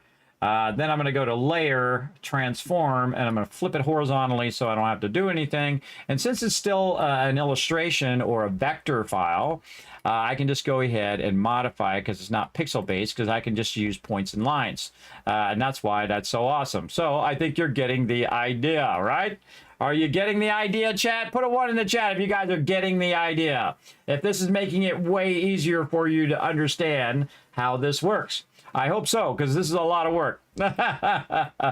So now we're combining all of these plates together to equal the 60 iron plates. Remember, you're not going to get this anywhere else, everybody. I can tell you there are no other streamers right now who are going to hand illustrate all of this for you. At least not live on stream. That's for sure. I've seen nobody else do this. And there we go. So we have achieved our 60 iron plates that we were trying to do. Based on all of this back here. Now, say your input was 30 back here, right? And you have a course node. Well, guess what? Now, only one of these would take 30. So I would need a course node and another course node and another course node and another. So they have reduced a lot of the nodes. Some of them have gone to pure to normal. Some of them have gone normal to pure. And they have added more nodes and added pure nodes and added nodes of different types as well. So there you go. So now you're really getting it down. We got the 60, right? And then, of course, this is going to be at the end of the process. Way over here, and we're going to put this up here at the end. This is our end goal, is to make these reinforced iron plates. Now, we haven't done the outputs yet. These are ins, and this is out. And I should just say out over here. Oh, wait, I should just go down here and fix these ones down here, too. Hold on a second. Let's just fix all of these, because I copy-pasted that. And then over here, we'll just fix all of this. We'll fix all the numbers here in a second. We're just going to put that in there so this is all illustrated properly. And then out. And then out. Okay, there we go. We'll come back to all of that in a bit. Okay, so we have achieved our 60 iron plates. Yes, lots of ones in the chat. There we go. Awesome. All right, Kismet's doing his job. I'm not going to get fired from FICSIT Corporate. Well, at least for this. Okay, so now we're taking those iron ingots, and we are spelling them wrong. Sleep apnea is the worst, everybody. There we go. Again, eventually I will see that I spelt it wrong. It's actually illustrating with a little red line under it telling me it's wrong, too. But there we go. Raw iron looking good. This is also raw iron over here. Let's just copy and paste that one. Or actually, we can just do this and we can line it up nicely. There we go. Okay, so this is also raw iron up here. Let's just go ahead. Actually, I'll just type it. Let's really make this nice. We're going to make this so sweet. You're going to be able to understand this, no problem. Now, again, all right, for all you people who want a screenshot, here's your chance. All right? Just pause the video right now and just do a screenshot. Okay, you got that. And then up here, Pause the video. Screenshot. You got to put your... Oh, let me get my arrow out. There we go. Get my arrow out of there. Pause the video. Screenshot. And then over here, pause the video. Screenshot. Now, of course, you're a patron. I'm going to give you a copy of this. You'll be good. And then, of course, it's going up here to 60 iron plates. And this part is done. That part is done. Then over here, we are making our iron ingots. Now, again, we're taking our iron ingots and making our iron rods. And again, we'll go right in here. We'll look at our iron rods, 15 in, 15 out. So let's make sure that we illustrate that as 15 in. Let me get in here. 15 in and 15 out. There we go. Okay, so that's our iron rods. Now, it just so happens that we're going to take our iron rods, and we'll take our splitter out of there, and do another merger right over here. That's right. We're going to do a merger right across here, and you might as well just line that up nicely. Now, I like to put my mergers in the center because this way it's also about travel distance. If I were to put it here, this one's going to take longer to get here, and this one's going to take shorter amount. So again, it's not going to be evenly feeding. And again, what we're trying to do is load balance. If I put it on this side, same thing. This is going to take longer to get there. Now, is it going to matter in the really long run? No. But I like to put it in the center so both sides are equally going in at the same time. So I'm going to go ahead and grab these right here and make a copy of those. Oops. And bring those up. So we're going to use these right here. So this one is going to go this away, and this one's going to merge over here. Notice that we're only merging from two sides. And then what is the combined amount? Well, we already know what the combined amount is because we can do simple math, right? You can do 15 plus 15. Remember, this is only addition and subtraction, everybody. This shouldn't be too tough. And that's going to be 15 iron rods, right? Well, wait a minute. No, Kismet, you're doing your math wrong. It's because it's 15 plus 15, which is 30. That's right. You got it. You caught it. I know you guys are going to catch it. So 30 rods. Okay, so what are we going to do with those iron rods? Well, the actual last piece of the puzzle that we need up here is our screws, right? So iron rods become screws. That's right. That's what we're going to make over here. And we're going to use 3 of these to do screws. Now, screws are going to be the thing that you want to make an absolute ton of, and then, you know what, make some more. That's what you're going to do, because screws is going to be one of those things that you're going to make. And so we have 3 of these that are going to be for screws. Now, let's go look at our screws. So we have this coming in. Again, I'm just illustrating what you can see right here in game. And then this is coming out, and it's merging. There it is, merging together on both sides, right in the center, merging together nicely, going into a box here as a kind of backlog of those in case it fills up and it does all of it, and then it will back up and I'll have extra rods to use. Now I have 2 boxes full of rods that I can use for building. And so we'll go ahead and illustrate that as well. I do like to have a lot of stuff in between plates and rods, so that it is backlogging a lot of that. But we'll go ahead and grab it right over here. And we'll bring this up here. Like so. So 30 rods going in. And we'll go ahead and copy this. And we're going to take all of them out. And 30 rods going out. All right, very nice. So that's merged together. Goes in there, stores that. And these are going to be iron rods. Okay, so that's our iron rod storage, right? So it's going to store all of that. And then we're going to take these iron rods and we're going to run them back down over here. Now, guess what we're going to need? You probably already figured that out. We're going to need a splitter. So we're going to take this and we're going to copy that. And we're going to try to move here. There we go. And take this and we're going to put this splitter right here. We're going to flip it around like that, like this. And just to make this where your head's not spinning, turn that around, turn this around, and we'll take this word splitter, or not. We'll just grab just the individual one, and then, am I spelling that wrong? Splitter. Have 1 T.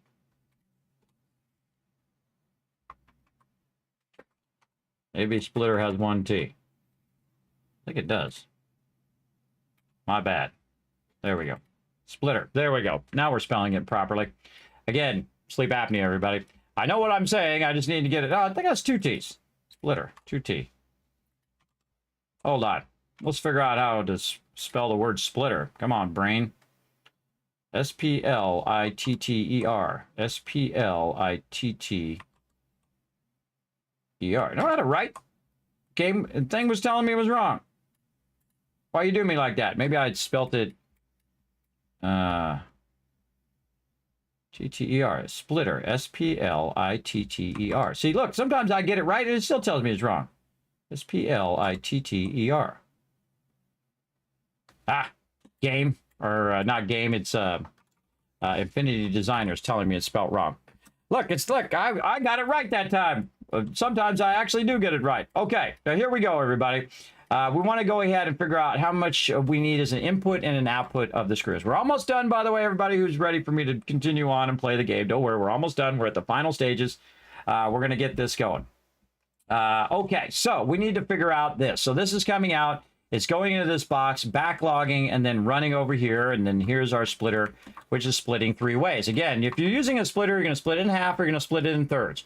Running it as a single line, you don't need a splitter. Don't use a splitter if you don't need to split it, everybody. It just slows down your factory. It's not worth it.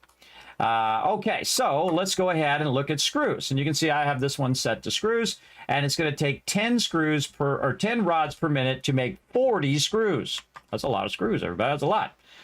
So our input is going to be 10 over here. And actually, we want to actually write this out as 10. What is this? 10 screws. That's what we're at. 10 rods. And I'm going to I'm going to drop the word iron, everybody. So you get the general idea. 10 rods over here. Oh, snapping. Turn that snapping off. No snapping. 10 rods is what our input is going to be.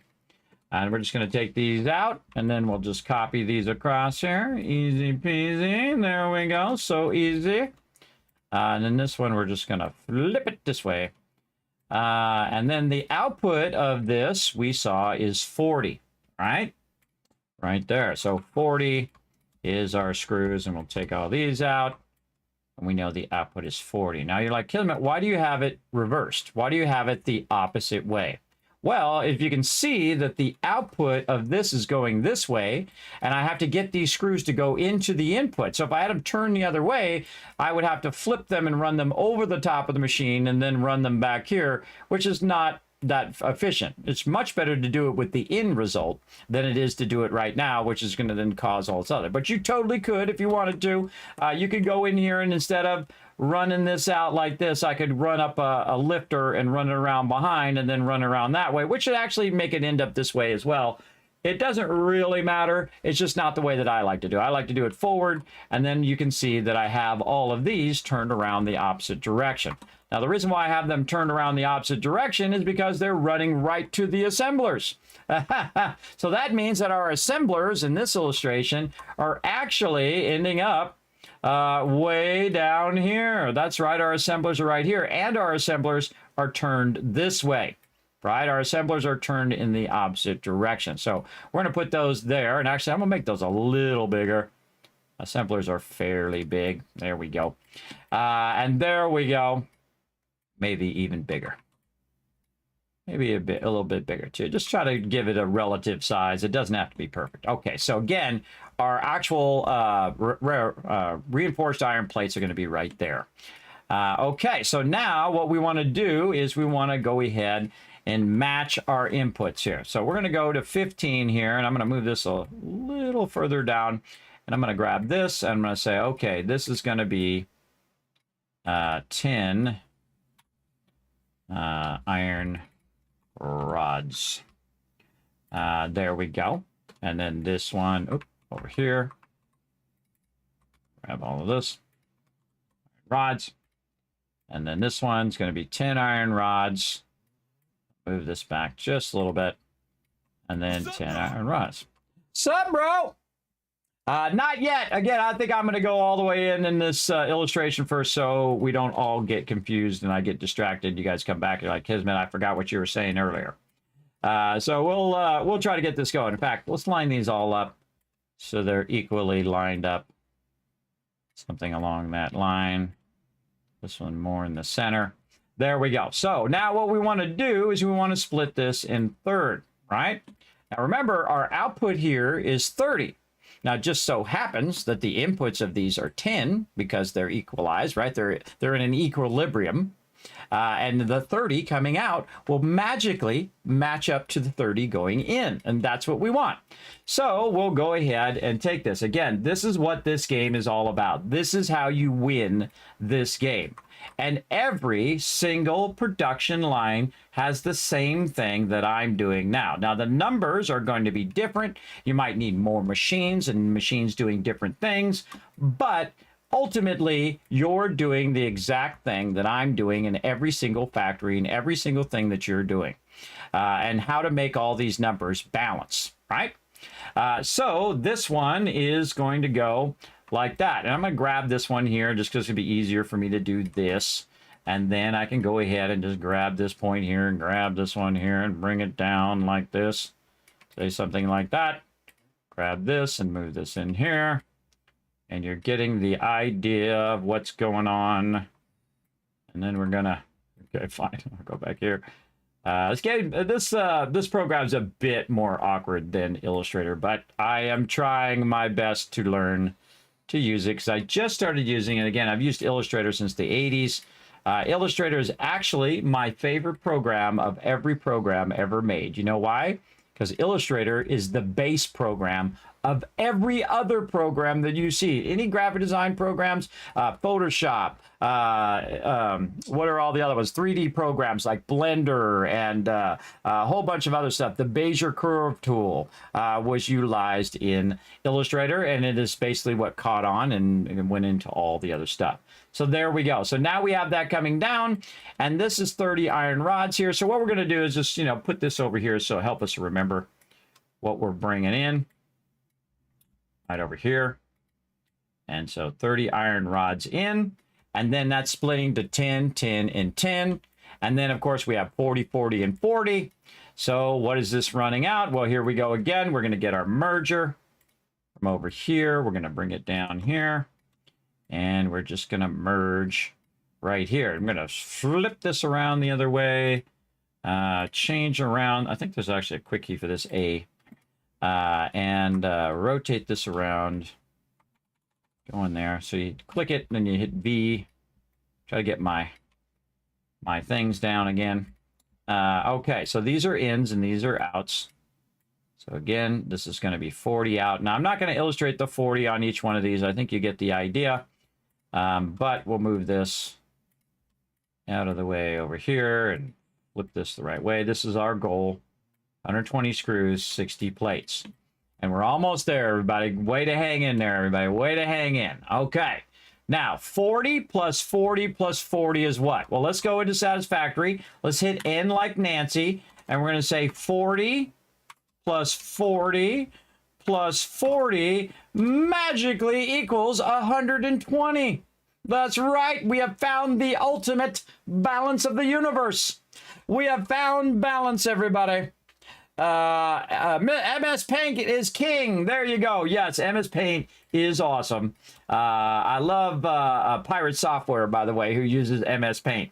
I know why he does it, too, because people don't pay attention if you just tell them. But if you illustrate it for them, it activates that part of the brain. It's much more interesting. So if you're sitting in a boring meeting and someone's up there illustrating, that's what I do, illustrate. What I'm doing right here, that's what I do from all my employees as well. So they didn't have to, sit in a boring meeting too long. I just say, look, this is what we need to do. This is how this all works. Okay, we're out of here. I hate long meetings, everybody. I don't like long meetings. I don't want to be a part of it. I'm out of there. Now, you get the idea. This is 40 out on each of these. It's going to equal 120. So here's what I'm going to do just to make this go a little bit faster. I'm going to go ahead and skip the part where I do this. And I'm just going to go ahead and take this and run this down. And again, I could just reuse this since I already have it like this. Again, if you can think three-dimensionally or think about how you can use a shape that you already have and make it easier, and then you can just modify the shape you already have like that. And then take this, and then I can see I'm already 25 steps ahead, everybody. I've already have this done in my head. I've already illustrated it in the most powerful spot right here, right there.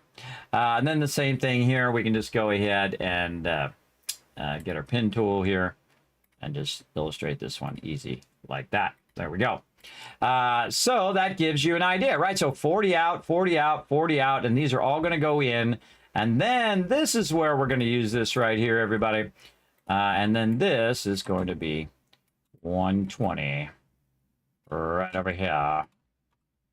There you go. 120 screws. Come on, you. Okay, feel free to highlight stuff I don't want to highlight. Screws. There we go. 120 screws coming out of there. Now, we need to get these 120 screws from there and our 60 plates from over here into these machines. That's what we want to do. So we're going to move this down again. Now, this is the tricky part, everybody. When you are in the game, you can see that I have stuff running, and because you have two inputs, you have to manage to get the inputs in there in such a way that they're not blocking each other. You can see some of them I have lifted up, right? These ones I've lifted up with my lifters, and then some of them are at the ground level. Now, the screws, since they're closer, I did those at the ground level, and then the plates are running from way over there, and they're running way over to here to be run into the machine. Now, we're producing twice as much as the machine needs. Now, if we zoom way in, we can see we need 30 plates and 60 screws.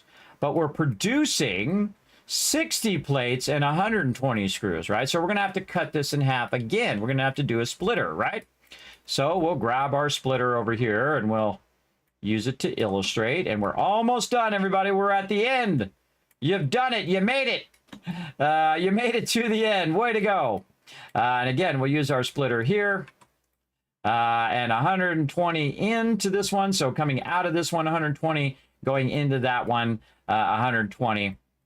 And then what we're going to do is we're going to take that 120 and we're going to cut it in half to 60 screws. So awkward screws right here. So we want 60 screws to go in here and 60 screws to go right here. And we can look at how it's running right now. See these screws coming together? They're merging together. They're doing this part right here. They're merging. So these lines represent the conveyor belts. So those are all merging together and outputting 120 screws. That's what I'm standing on right now. See, this is coming out. That's coming out. These are all coming out at a speed of 40 per minute. Now, the belt speed is 60, but that doesn't matter. It only matters what your output is, everybody. It does matter if your output is larger than your belt, because in between here, in between on this particular line, I'm going to take this out. This particular belt here, you can see it's a level 2 belt. And that level 2 belt is a 120 belt. So it's actually going faster, right? It's actually going faster. And this one over here is a Mark 1. Let me go ahead and put that splitter right back in there again. Look at how you can aim right on the belt. So you make the belt first, then you click on it, you put the splitter in there, and then you can go ahead and run that belt out. I'm just going to run a Mark 2 there since I have that selected, but it could be a Mark 1, be just fine. Because remember, the amount that's coming out needs to be equal or less than the belt that you have, right? So you have Mark 1, maximum speed is 60, Mark 2's maximum speed is 120. And we're going to build a spreadsheet that's all about maximums. Maximum distance, maximum speeds, speeds of belts, speeds of all of that stuff. We're not going to do that right this second, but we're going to do that in a minute, later on. We're going to do this first. We're going to finish this. Okay, so this one is going into the splitter, and the first one's going straight. Notice the one on the left is not being used, because we only need to split it in half. We don't need to split it in thirds. So this side doesn't need to be used. So I don't need to worry about it if it's right up against this, and if this is blocking it, that's fine. That's why I have it going the way it's going. Now, is it perfectly balanced? Not really, because if I really wanted to do this, I could put this in the center, and then put that in the center, and then go on the sides. But just to save a little bit of space there, I went ahead and just did it a straight merge. It'll be fine. But it'll all work out in the end. So this one is actually going down to here. And again, I'm just going to go ahead and illustrate this the quick way by just clicking this and then clicking this. You get the idea. And then this one on, wait, nope, that's not right. This one actually is going to this one. There we go. And this one. And deselect. There we go. And then this one is going to here. There we go. That's what we're doing. So this one is going to these here. Now, actually, I could probably line these up a little better just so you guys can see this a little better. And then we'll move this again. I try to illustrate as best as I can, everybody, so you can get a real good idea of what's going on. Maybe move this a little closer, too. Move this just a little closer. Again, I'm that guy that tries to make it as easily understandable as possible. And then we're going to go ahead and illustrate this straight down here. Illustrate this from, and then B key, deselect. Again, I'm getting used to these different commands that are in this one. This actually, some of these are the same as Illustrator. There we go. Okay, that makes it easier because that's how I have it in the game right there. Okay, so now what I need is I need to get these plates from way over here. Now, how did I get the plates from way over here to the machine? Well, I used a lifter to lift it up. And again, if we look way over there, we can see there's the lifter. We'll go over there and take a look. We can see we merged all of this stuff together.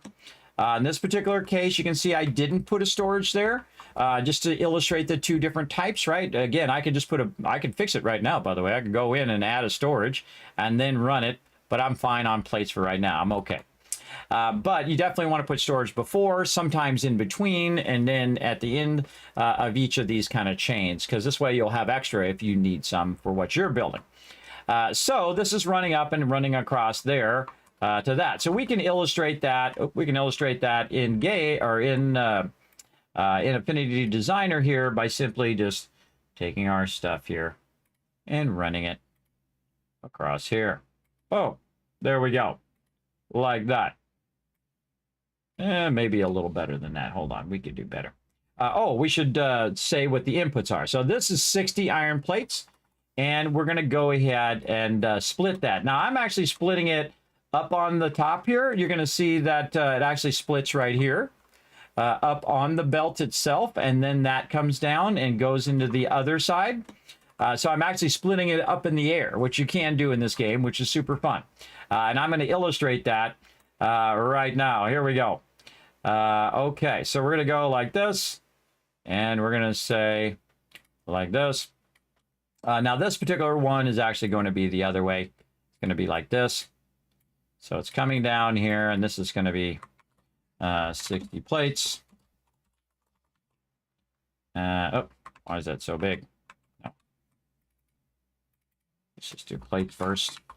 There we go. 60 plates. Okay, so 60 plates coming in. Actually, it's going to be this way. In this direction. All right, now this, when you're illustrating something like this, everybody, this is the tough part because I have to go past this thing and across here. And so I'm going to go ahead and just kind of nudge this down just a little bit, just to kind of illustrate it a little better. And then I don't like stuff to overlap, and I don't like stuff to clip, but I want to leave a little bit of space there so I can make that line go right through there and end up over here. All right. Okay, and here we go from over here. Now we're going to go ahead and illustrate this again, that this is just coming straight across. Now, sometimes I just say, oh, well, and I just go right over the top of stuff like that. And again, if this was a thing, I would go in and, you know, make it where it goes down and then across. You know what? Let's just take the extra effort and click here. And then I'm going to click right there. And then I'm going to click down here. And then I'm going to click right there. And then just kind of fine tune this. Again, this is design. I don't like stuff to overlap. It makes it harder for people to see. But people will get the general gist of that line is going down and then the arrow ends up over here. Again, when you're illustrating stuff, everybody, try to make it as clean, as simple as possible. And so that's going to be 60 plates there. Now, we have one more thing to do, and that is to go here. First, we're going to deselect that. There we go. We got to go from here and then go 30 plates into here because half of this is going to be 30 plates, right? So let's go in and actually just illustrate that here. We have this backwards. This actually, I did the screws. It doesn't matter what side you do the thing as long as you do them consistently, right? So this actually is going to be the plates, and the two in the middle are going to be the screws. Plates. This is plates. There we go. And so this is going to come from here. And it's going to split in half. Go out of this one. So 60 plates in. And then this actually is 30 plates. 30 plates. 30 plates. There we go. Because this is going to split in half. And now we're just going to illustrate this through here. And then down. There we go. Very nice. And again, our end goal is 60 plates and 120 screws. Did we get our end goal? Yes, we did. Now, again, this is our factory. Feel free to go ahead and take a screenshot. I'll give you a minute. Pause the video. Go ahead. You're welcome. You're welcome. Hold on. Let me move down just a little bit. There you go. I'll give you a minute. Okay, time's up. Again, remember, this will be available for my patrons as well. Okay, so that's it. Now, we have one more thing to do, everybody, and that is what is the output of our reinforced iron plates, which is going to be a shocking realization to you when you figure out that you did all of that, and that's, 60 of this and 30 of that and 120 of this. Oh, and I forgot to illustrate that the last part needs to be 120 screws and then right here, if it's above the standard, you'd want to note this is 120 belt as well. Actually, let me put this on the same line.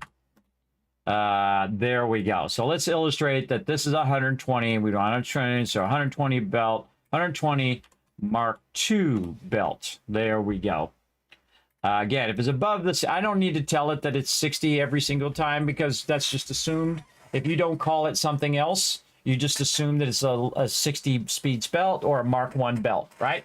That's an assumption that you should always take when you're illustrating things like that. Or you can just actually tell, all belts like this. All belts equal Mark I, 60 per minute. Let's do this.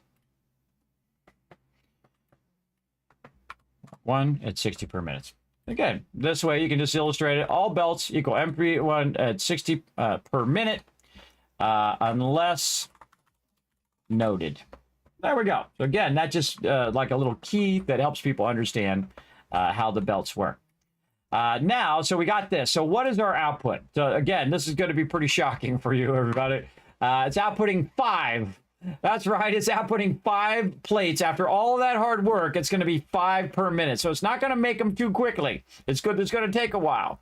But the funny irony is that these reinforced iron plates allow you to do Mark II belts. They allow you to do the higher belts. So you have to make some of them yourself first so that you can make the actual reinforced belts. And that's one of the genius parts of this game, is it actually makes you make the resource first, then you can do the thing, which automates the thing that you had to make manually. And that's a lot of thinking that stuff through, everybody, and how the math works and how it balances out. But now you have an illustration of how to perfectly balance your entire factory. So that's going to be 5 out. So we're going to say 5, but now we're just going to say 5 reinforced, and I'm going to use ref for close for illustration purposes, and we're also going to flip these around the other way just so we can see these better in this illustration. Let me get all those flipped around. This way you can read it in one direction. And then reinforced. Actually, yeah, we'll just go reinforced plates. And again, our end goal over here. Let's actually put the goal down here, because then see how it just kind of fits in like a little square. So I would put the goal here. And then I would put Kismet rule of 8. Say up here. Come here, you. Again, you're going to get this whole factory separate. Let me make this a little smaller so it kind of just fits in there. Maybe illustrated a little bit with a nice background. Let's go ahead and do black. Let's switch it off of that and then send it like this. And let's make it a little fun here. Let's change the corner to like a concave. And that is way too much. There we go. The Kismet rule of 8, everybody. And again, load balancing. And so let's put load balancing in here. We'll make it a little smaller. Load balancing. There we go. And then this over here we don't need. And there we go. The Kismet rule of 8. And our goal is reinforced iron plates over here. And again, I'm going to do this. Let's put this in the center.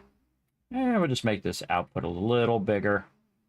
Just to kind of give us an idea of that. And then we know that these are both, oh, this is 5 reinforced iron plates. And that is what you want. Now, we can also add this together and say, you know what, let's merge this again over here. We're going to grab this merger out of here. And we'll just grab this as we go. And we're going to merge these again. Maybe make this a little less big. There we go. There we go. Like this. And then, of course, we merge these, the 5 and the 5, right? Get our thing here. Merge this into there. Oop, that's not... If you want to pick up the style of a previous line, you just click on the line. It does the same thing in Illustrator. And then when you make a new one, it should pick up the same one. Apparently not going to do it. Let's go down here. Maybe I deselected it. Let's see. I thought it was working earlier. Let's see. No. Okay, it reverted back to the way it was. Well, guess what we can do? We can just take this and just use this one instead. There we go. So going into there. And then going into there. We could have made these like gradiated too. So one side was green and the other side is red. We could have done that too if we wanted to really be fancy. So what is the total output of reinforced iron plates? 10 is what we're outputting. That's right. But if you let it run long enough, reinforced iron plates. Let's just make this capital since we do that everywhere else.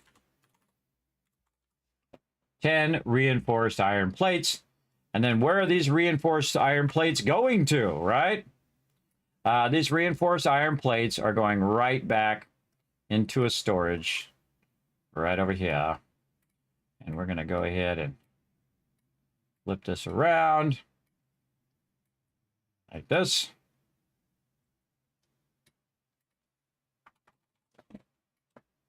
Right here. And we're going to go here, and then we're going to hit B. B. Flip that. A to get this, B to get it again. This works very differently than Illustrator, but I'm trying to learn it. Again, I like to learn new things, everybody. I like to challenge myself. And frankly, I think I'm doing a pretty good job. There we go. So 10 reinforced iron plates going into our storage for ref plates. And you see, I start to truncate stuff, everybody. Again, I know what it means. As long as you know what it means, you can call it whatever you want.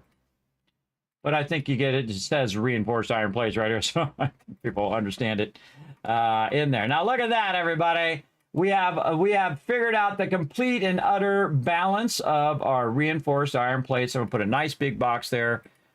Put it like this. Maybe a nice little purple over here for that outside edge. Let's just go ahead and finish this whole thing off.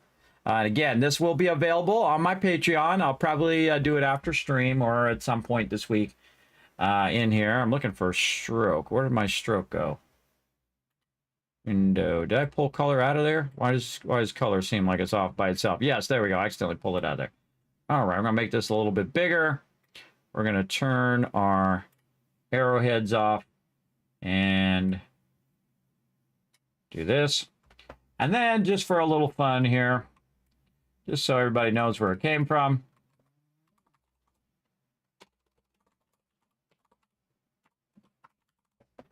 There we go. And then right here.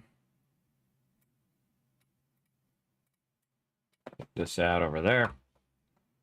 Tighten this up just a little bit.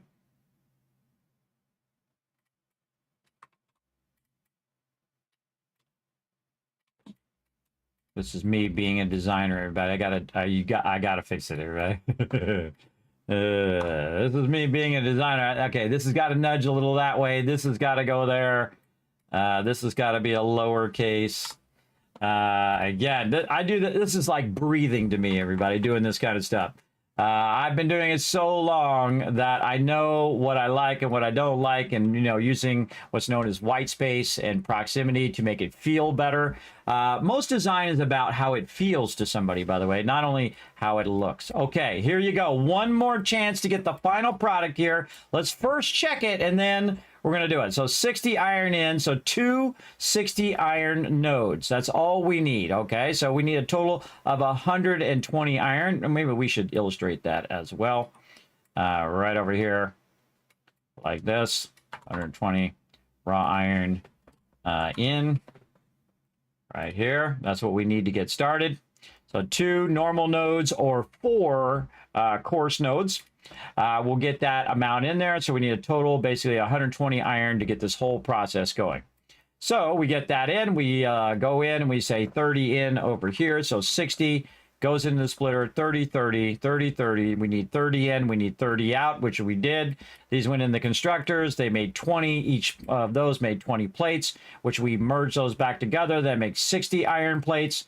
Those 60 iron plates go down here to the splitter, cut to 30 and 30, because that's what we need for our final product in this particular illustration, which is reinforced iron plates. Now, I could add even more to the factory, modular frames and so on, but we're gonna stay with this for now. Then also we had to take our iron ingots out of here and then convert them into iron rods. So we went 15 in on both, so we split our 30 here in half. And then that 30 went and became 15 and 15, and that merged back together. Then we ran it into a storage. We ran it out of here because I usually need a lot of rods in the later game to make screws and other things like that. And then these rods are coming in here, and of course they've been merged because they went into the box, right? Or because I merged them, went in the box. They're coming out at 30 now on the belt. These are all Mark I belts. That means they go at a maximum of 60, but again, it's only going to go as fast as the item comes out. So that's going to come out at 30. And then it's going to go ahead and go here. By the way, if I run this into the storage and the storage has a backlog, and then I go ahead and connect this, this is actually running at 60. Why? Because it's not actually limited by this. It's only limited by what's in this box. So if I take a bunch of rods and I want to supercharge this and get this started, I can just go ahead and put a bunch of rods in there. It'll come out at 60 and fill all this up really quick and get it started very, very, very much quicker than if I just let it run automatically. But you want it to be balanced, and that's what we have it, all perfectly efficient. So the 30 rods are coming out of here, and it's going to go out, out, and out. So cut that into 10 and 10 and 10, and this needs 10 rods, and it's going to put 40 out. 40 out. When you combine all 3 of those together, we equal 120. We take the 120, we split it. This one I could move down just a little bit here. I think it's all crowding that just a little bit. Crowding that just a bit. And this. Move that down just a little bit. There we go. So we know this is coming out of here and then going into here. As well, we could also put a little arrow here, I guess. Then we'd have to illustrate this a little bit different. Move this up. Move this up. I'll re-illustrate this. Just so we know that this is actually coming out of here. And we might want to put a... what do we want to do on this? We want to make a stroke. Here's a great little trick, by the way. If you want to put a stroke on that, since it's already a stroke, what you do is you copy it and then you paste it. And then one of these is going to be a thicker stroke. So I'm going to put it in black. I'm going to go ahead and make the stroke bigger. Say something like that. And then I'm going to take it, copy it, or actually I don't need to copy it. I can just go ahead and send it to the back. And so that's going to try to, and then I can lock this one in the front for a second. Let's lock that one. Get the one in the back, and then I'm just going to nudge it down like that. So basically, it gives you a better illustration. Now, I would take this one also and send it to the back so that it's kind of going up and over. It's giving you that illustration of, hey, it's going over that item. So, you know, you have one belt potentially going on, but really it's going under because it's going across the top. But visually in the illustration, it's better to run it over, just as a visual for people who are trying to visualize what's going on there. So we're going to do that. And then again, let's fix these over here. Again, we can't just leave these aiming at the wrong thing. There we go. And then over here, and then up there. And then this back just a bit. And we'll move the whole thing back a bit, and that should give us some good illustration there. That should really make that look nice. And again, our ultimate goal is 60 plates and 60 screws. Again, right here, we'll put this down here. Goal, reinforced factory. And this particular point. Now, of course, when you scale this up, it's going to, you know, require more of each thing. Trying to get my screws in here. There we go. So 60 plates, 120 screws. There we go. There we go. So again, this is coming out 60 plates going into there, cutting in half to 30 and 30 because that's what we need. And this is coming out 120 screws, 60 and 60, going in the reinforced iron plates and then merging back together and then going into a storage for us to use. And again, we could just keep it going down the line if we want. Okay, now that I feel like is good enough, everybody. How long have we been going? Holy mackerel, 3.5 hours. Okay. But you will find no one else here, everybody. Nobody on Twitch on doing this. So this is the Kismet rule of 8, and that is called load balancing or making your numbers perfect. Perfect, 100% efficient. Oh, we forgot to put that on there. Hold on. 100%. I got to turn sideways. Hold on. 100% right here. Oh, God, I hope I can spell the word efficient today. Efficient. Oh, God. Hold on. Again, everybody, I have sleep apnea. It's a miracle I can even speak anymore. It's an absolute miracle. All right. E-F-F-I-C-I-E-N-T. Efficient. 100% efficient. And then we're going to take the word efficient. We're going to make it way smaller.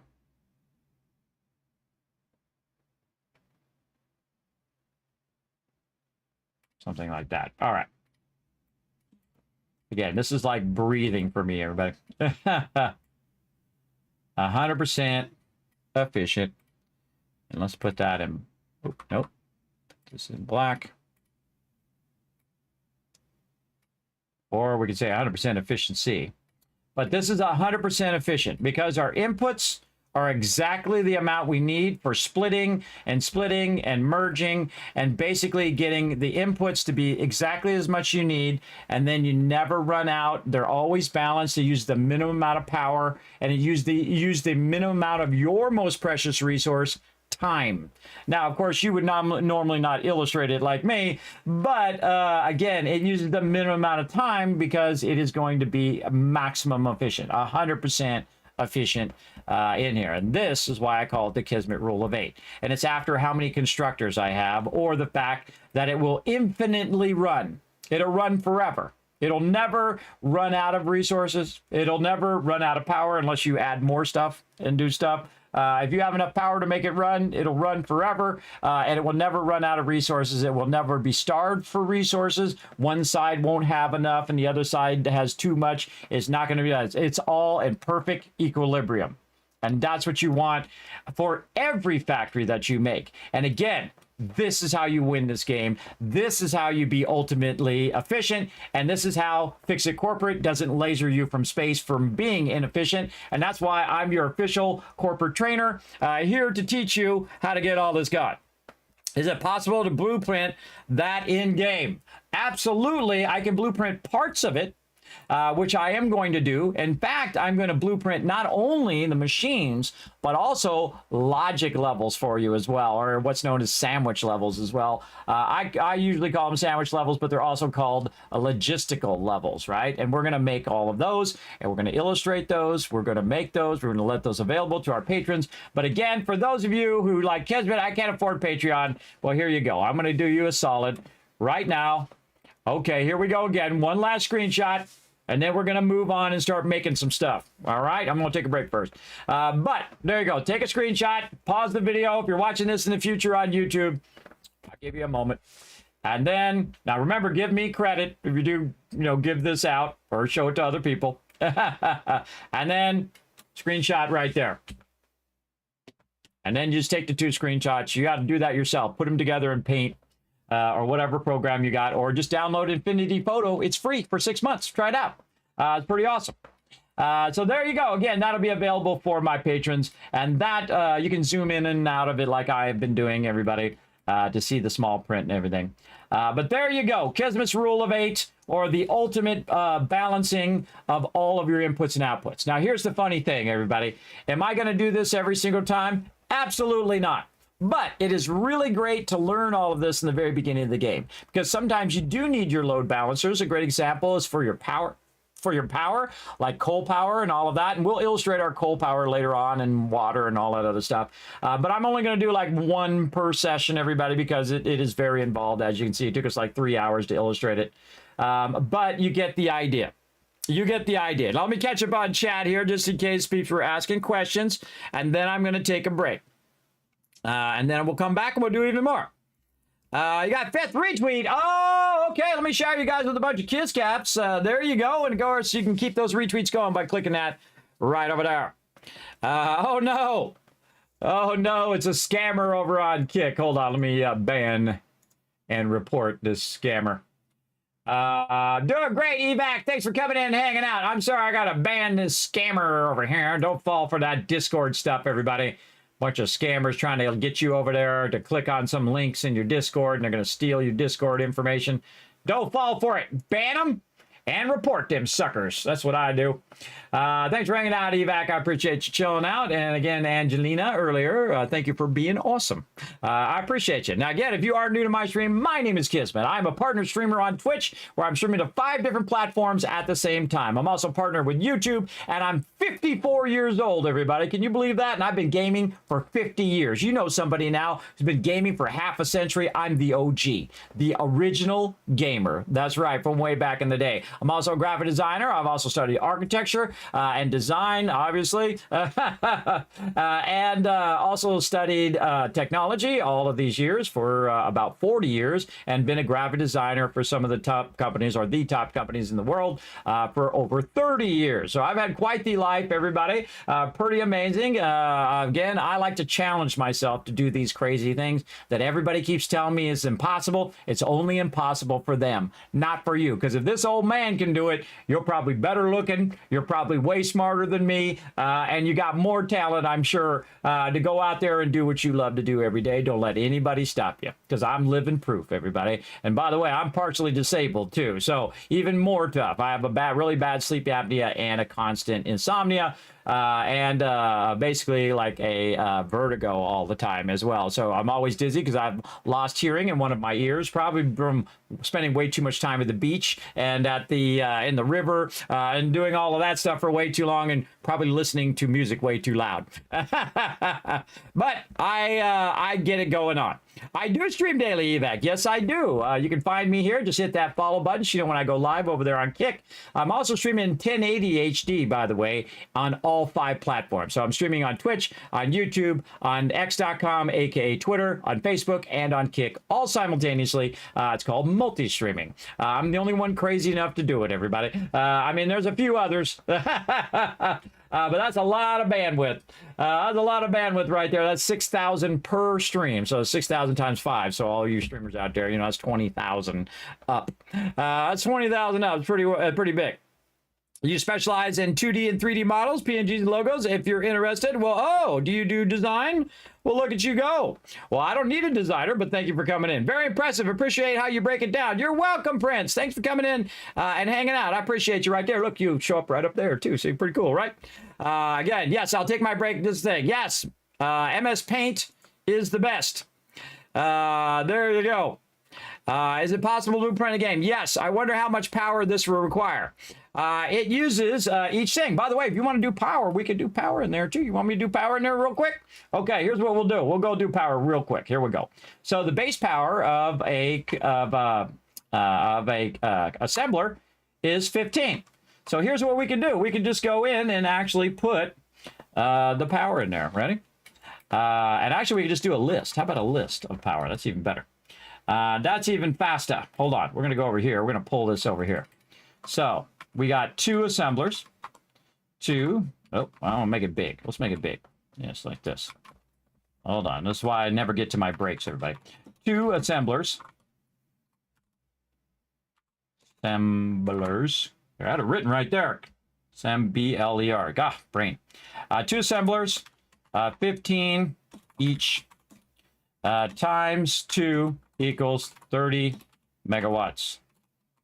Right here. 15 megawatts each. All right. So 2 assemblers, 15 megawatts each. And again, we're going to make this smaller. Just so it's not too humongous.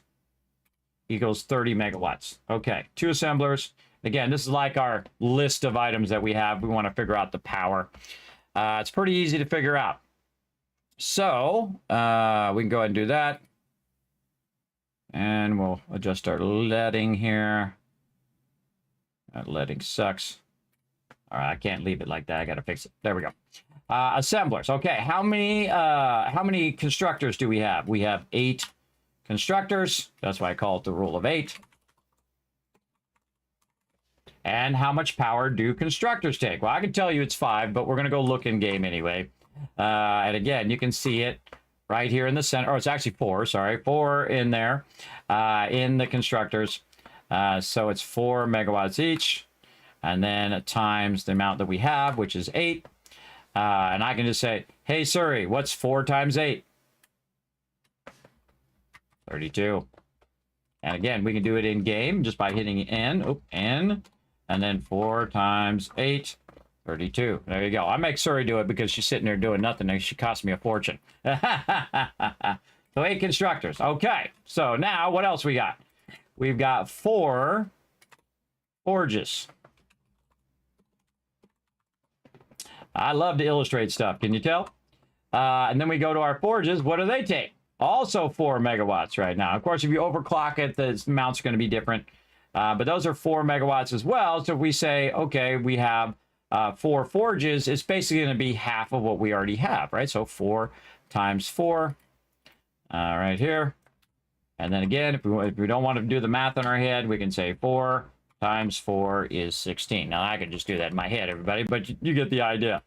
You can do it right in game, or you can just do it on your phone or wherever you want to do it, or you can just pull up the calculator from your computer. Okay, so there we go. Now, does anything else take any of this thing? Now, I would actually list this as the first thing, the second thing, the third thing. So I would actually list this like this. I would also list these to the left, so they would all align. And then this one here, I would align all the text to the left.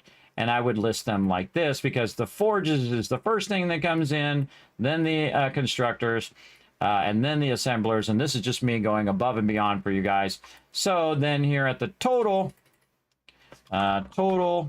power used is the combination of all of these things, right? And we can go in and say, okay, 16 plus 32 plus 30. So 16 plus 32 plus 30. Total of 78 power. Total power used, I'm going to make it real big, 78 megawatts. But really, it's not megawatts. Hold on. Not megawatts. It's just watts. What am I thinking? What am I thinking? Okay, we're getting... no, yeah, it is megawatts. Yeah, it's megawatts. There's like the next one up. I was thinking gigawatts. We're not there yet. That's another illustration for another day. But yes, there you go. So we just figured it out really easy. Again, if you know what the amount is. Now, your miners also take some power as well. So we might want to include our miners. So let's go ahead and move this down because the miners is actually the very first thing that we do. So let's go in and include our miners as well. And these are going to be Mark 1 miners. Because, again, based on if you overclock those. And we'll go look at the actual miner itself. And we're going to use our belts to run down.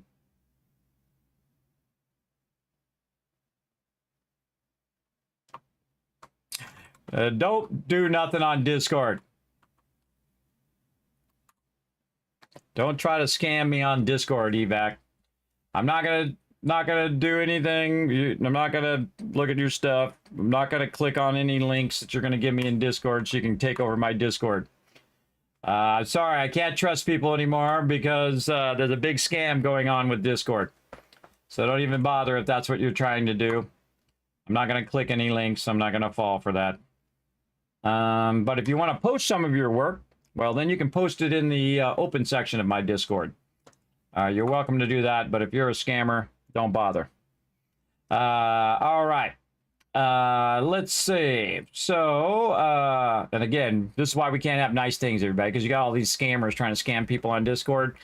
So if you are trying to be legit and just say, Kismet, look at my artwork, that's cool. But if you're trying to scam me by clicking on some links, no thank you. Okay, so this one's coming in at 60, and it's using 5 megawatts. It's the miners that use 5. I knew it was one of them. I knew it was one of them that uses 5. So this is really easy. This is just 10 more megawatts. So this is 5 times 2 extractors. That's 10 more megawatts. So over here, we can just say that this is 88 total megawatts. So right now, it's using 88 total megawatts. Now, the thing you want to know is how many of each thing that you'd want to do, right? Now I'm really going above and beyond for you guys. But let's go just take a look anyway, because yeah, we're here. We're illustrating it. We might as well illustrate it in the total degree.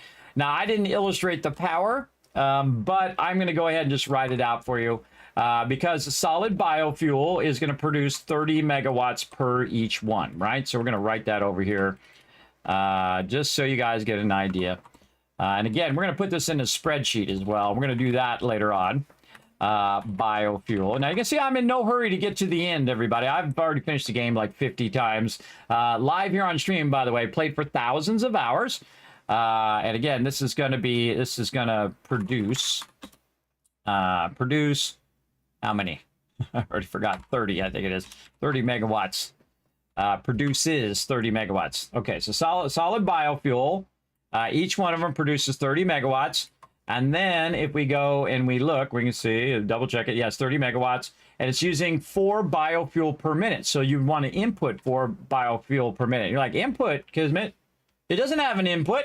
I played the early access version. There was no input on the biofuel. Well, guess what? There is now. For the 1.0 release, they put an input in the biofuel. That's right. Love it. Enjoy it. It is awesome. Feel free to try it on your next build. It is awesome to have those inputs in there because then you can automate at least the bulk of that process. You still have to manually collect the leaves and put those in there in the wood and have it converted, but at least you got that. Let's go up here to our coal power, which is the secondary power. You get that power first, which is your biofuel, and then you get your coal power. How much coal power is that producing? That's producing 75. So, okay, so we're going to go over here and we're going to say coal power plant, or they actually call it something else. What do they actually call the thing? Coal-powered generator is what they call it. Let's try to actually call it what it is. Generator. Oh God, brain. G-E-N-G-E-R-A-T-O-R. G-E-N. I can't even remember it that long. I just looked it up and I couldn't even remember. G-E-R A-T-O-R. Sleep apnea sucks. Coal-powered generator produces 75 megawatts. Okay, so how many solid biofuels do we need? And again, down here, we would need 3. 3 solid biofuel This is 30 times 3 equals 90 megawatts. Squirrel. Squirrel. And then coal-powered generator. Again, we're finishing this up. Don't worry, I'll take a break because I don't even need to look. I know you're trying to remind me to take a break again. I didn't forget, believe me.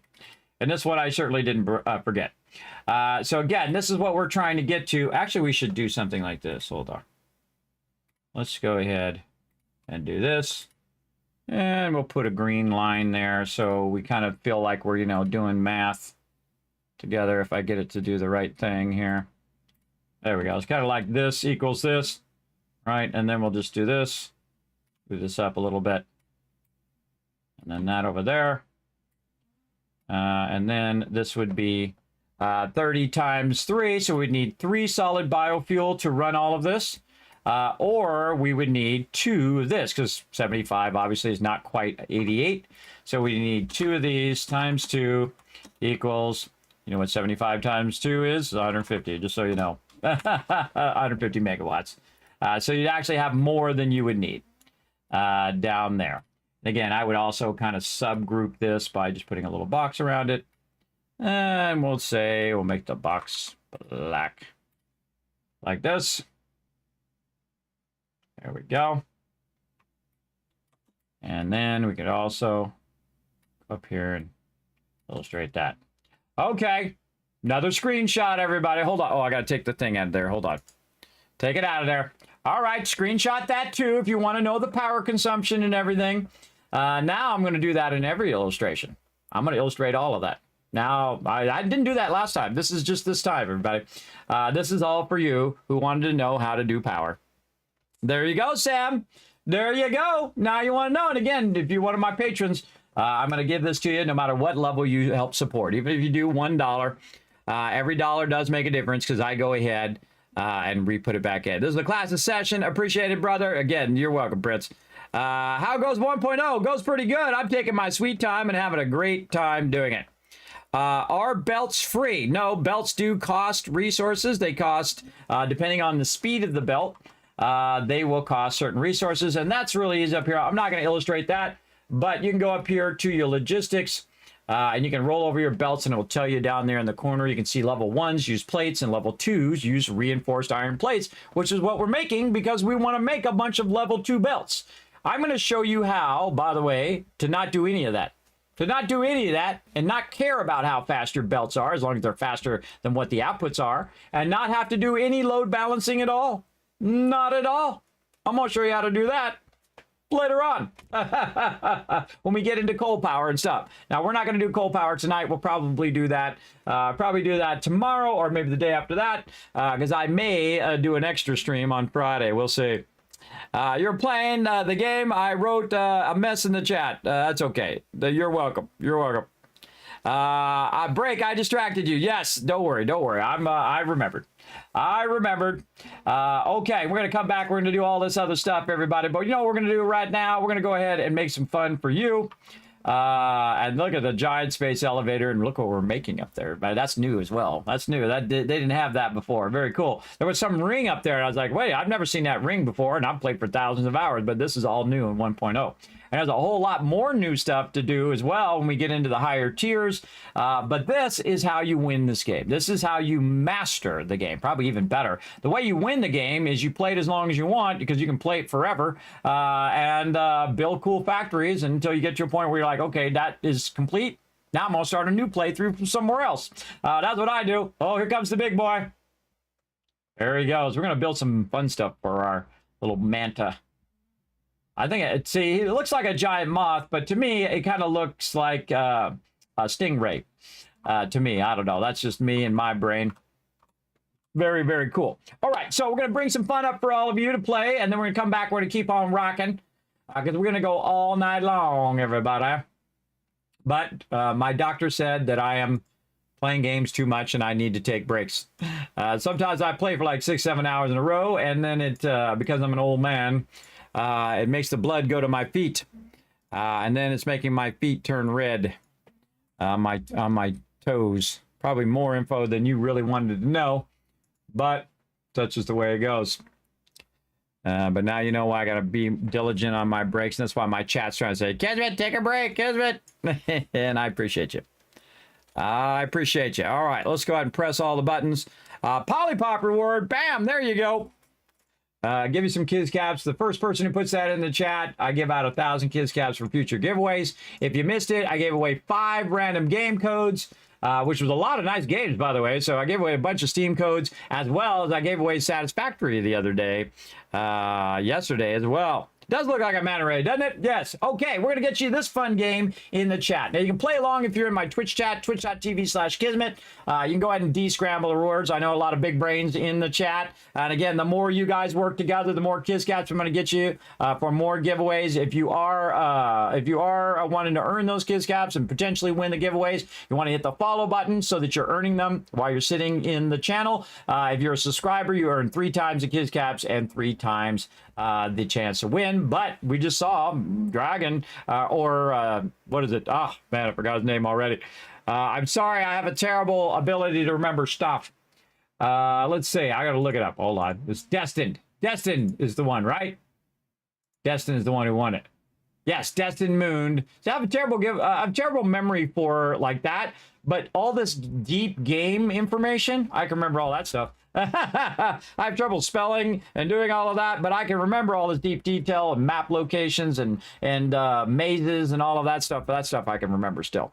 Yes, Destined Moon, who won, again, unsubscribed, had won a copy of Satisfactory. I've given away a lot of copies of Satisfactory. I can't even remember how many, maybe 30 or 50, I don't know, somewhere in that range. And I've given over 150 copies of 7 Days to Die, out of my pocket, by the way, because I put every penny right back in toward giveaways and other fun things we do. All right, so again, de-scramble the word. You're going to see a little lock come up if you get the word right. Remember that you have to wait till the little bar goes and hits the lock to unlock you so you can put another word in. Otherwise, any words you put in, if you get them right, they won't show up, all right? So be watching for that. That's why I like to let everybody know each and every time, just so you don't get stuck saying, hey, why isn't my word working? I don't know why my word isn't working. Now you know why, because you're probably locked. So watch for the lock if you do get one right. Okay, so here we go, everybody. We're going to do this. I'm going to take a quick break, and I'll be back in just a bit. Here we go. Be right back.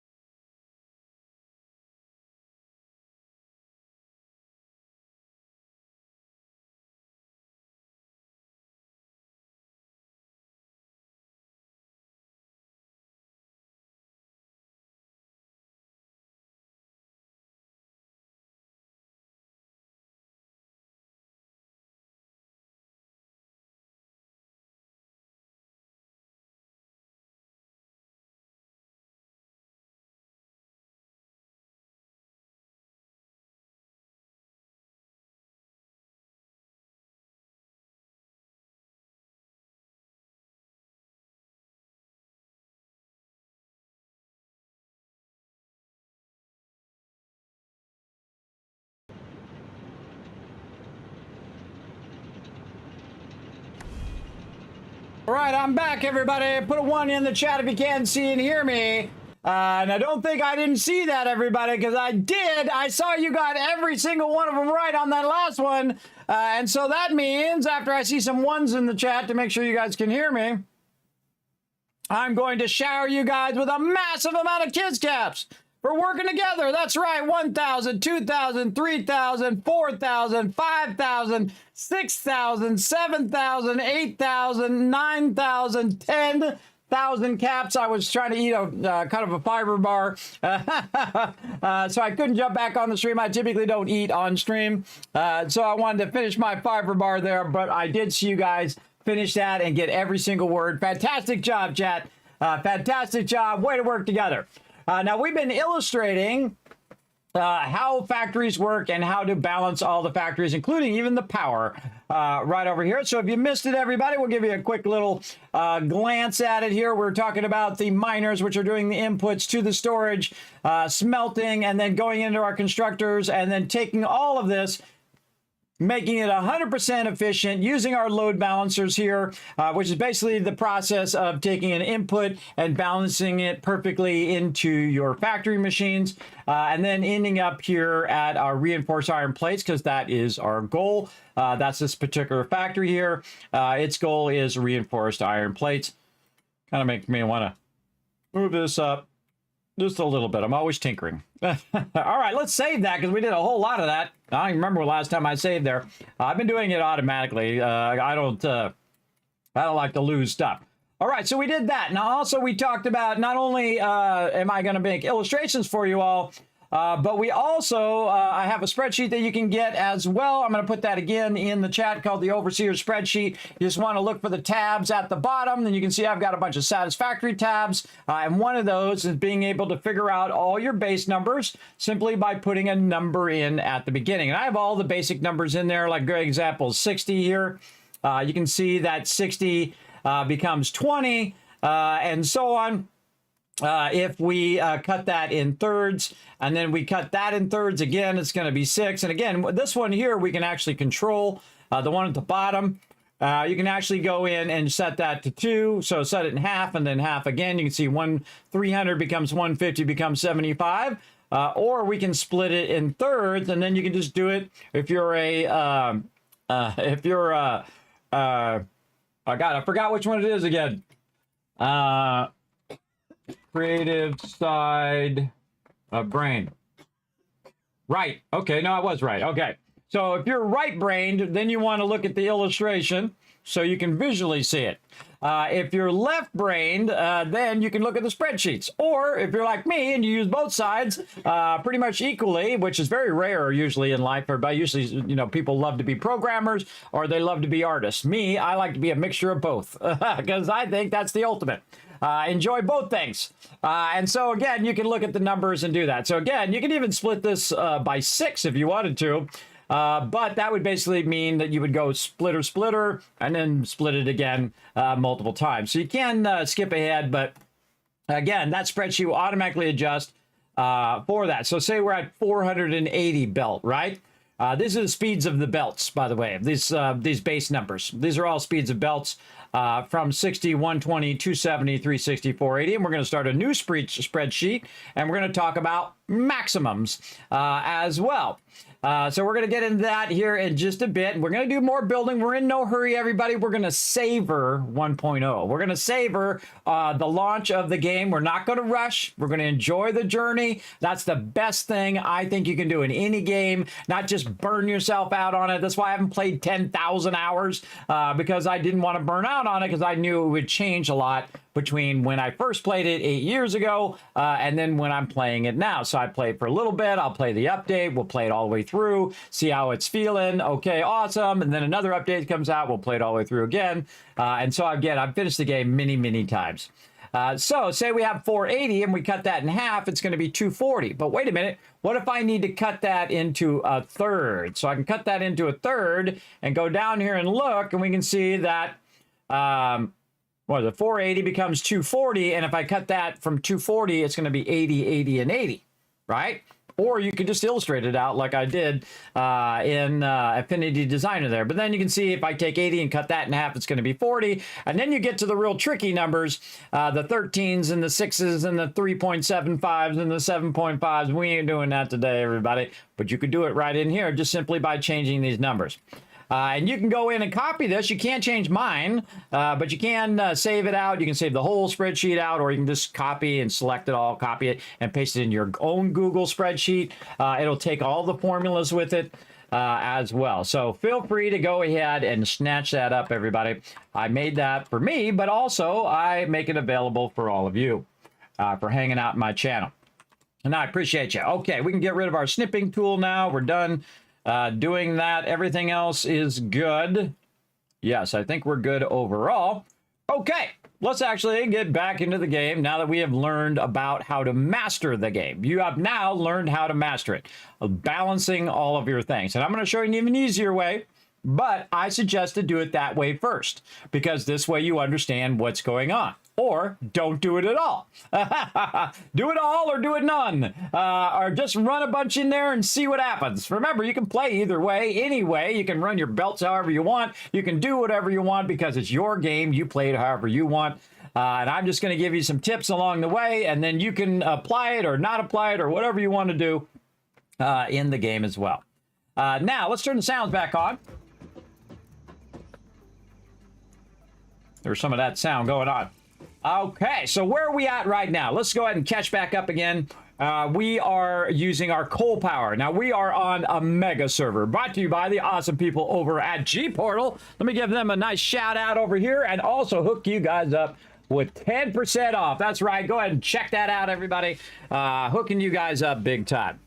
The Overseer Genius. Well, I'm work hard smart, everybody. I wouldn't consider myself a genius. My oldest daughter, she's a genius. She's super smart, everybody. She's going to be an engineer. Very cool. At 19, she wants to be an engineer. That's pretty amazing, I think. Very, very smart. I am work hard smart. I work at it. I try stuff. I fail. I do it again, and I do it again. I never give up. I'm relentless, everybody. I will keep going until I figure it out. That's how the rest of us are, right, chat? Right? Put a 1 in the chat if you know what I'm talking about. You're just relentless. You just never give up. You're like, okay, hold on. How can I do that better? Okay, now I'm going to try this. Now I'm going to try this. I'm going to see what this does. And when I'm doing stuff, you can see I'm illustrating stuff to everybody, and I make a mistake. I put the wrong number in or whatever. I don't beat myself up for days and days and days. I just say, oh, okay, I made a mistake. Hold on, let me just fix that. Right, now move on. Move on with life, everybody, if you make a mistake. Don't live in the past, right? All those mistakes, and when you put your foot in your mouth and all of those things that you've done across your lifetime, believe me, everybody's done the same thing. There is nobody who is not flawed. No human beings. Human beings are inherently flawed. You know how you know? Because check out your phone every time it's broken. Check out your computer when it ain't working, right? Because they're made by flawed human beings. But we have the power to iterate, and we have the power to invent things. And those things that are invented or come from failure, from trying something that everyone says is impossible, like making 2 rocket ships land at the same time. Big shout out to SpaceX. That's really inspiring, everybody, because you just know everybody told them that was impossible. You know everybody, and so instead of just doing 1 rocket landing, they said, hey, screw all of you who told us it wasn't possible. We'll make both rocket boosters land at the same time. I love it. Polypop Reward is a kind of a funny joke here in the stream. I went in and I set it up, and I was trying to make it work through my channel points. Polypop is a 3D program that I use for effects, kind of like to make me do this and slide over here, do this kind of thing. I can also do like... Thanks, Kismet. I'll give them a quick overview. Hi, I'm Saltbot. Let's talk about...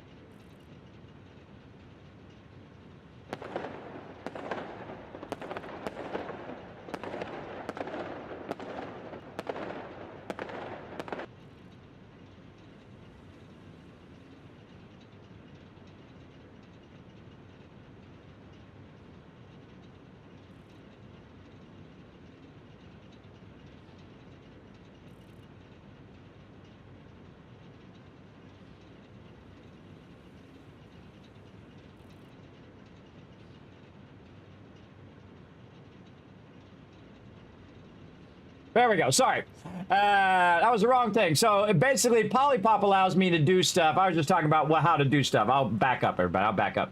Polypop is a 3D program. It uses a game engine to allow me to do stuff like move around like this. Also, it allows you guys to do commands like exclamation muted and things like that, like just happened, and so on.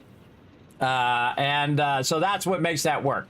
I made this reward called Polypop Reward to test it, right? To make it see if you guys could claim it on channel points or whatever. And then I could add rewards or do fun things in there, which actually is some of the things that you have, right? Like the muted thing, the one that says squirrel, things like that, things like this. Official FICSIT corporate regulations prohibit backseat gaming. Please backseat when the learn to play sign is lit only. There you go. So things like that, that's all done in Polypop. And so I made this reward.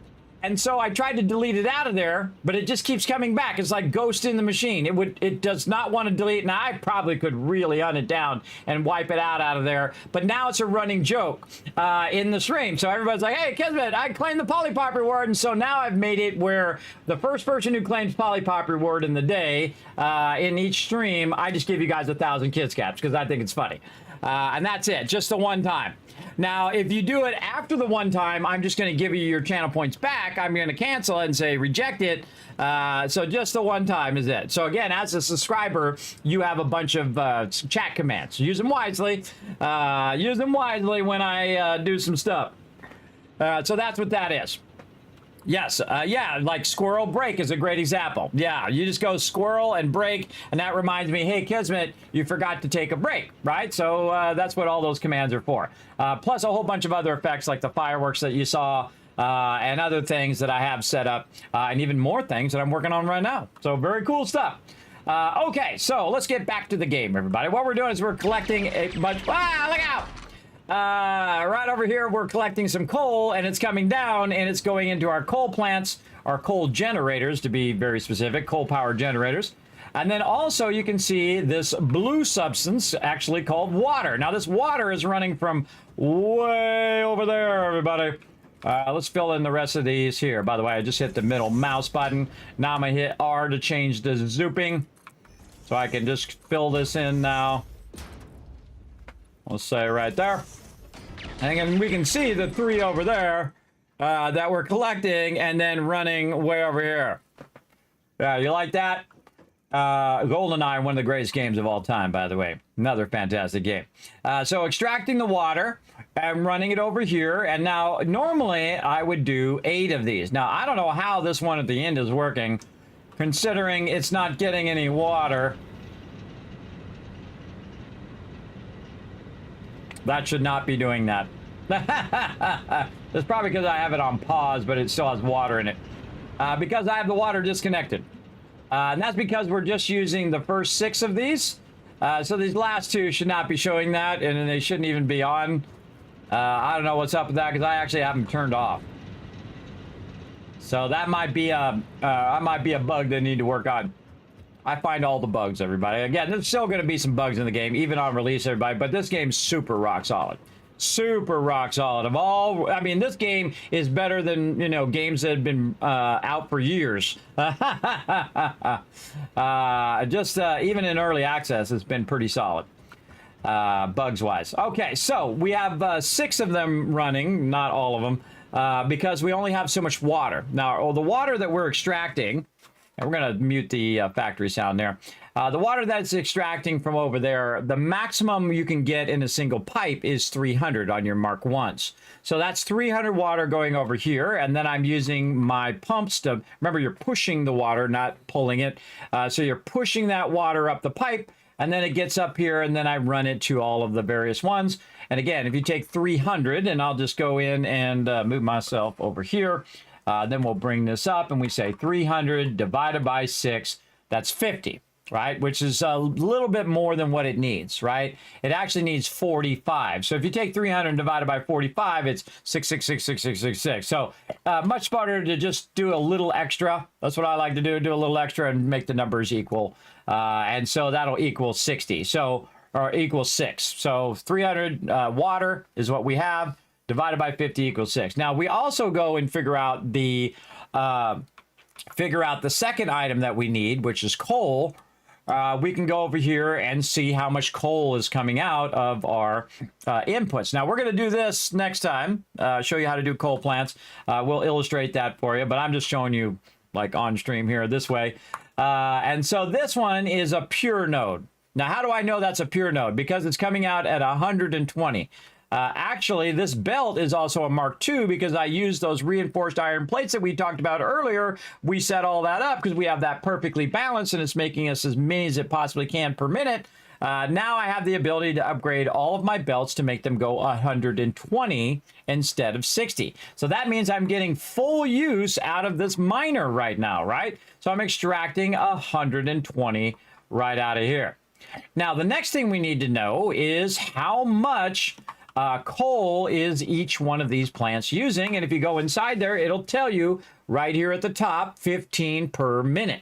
And we're using 6 of them, right? So now we know the math that we need to figure out. So we have 6 coal plants, and we want to times that, in this case, times 15, and that's going to be 90. Okay, and you're saying, okay, 90, wait, that's less than 120. How much extra do I have? So 120 divided by minus 90 equals 30. So we have 30 left over that we could use for something else, right?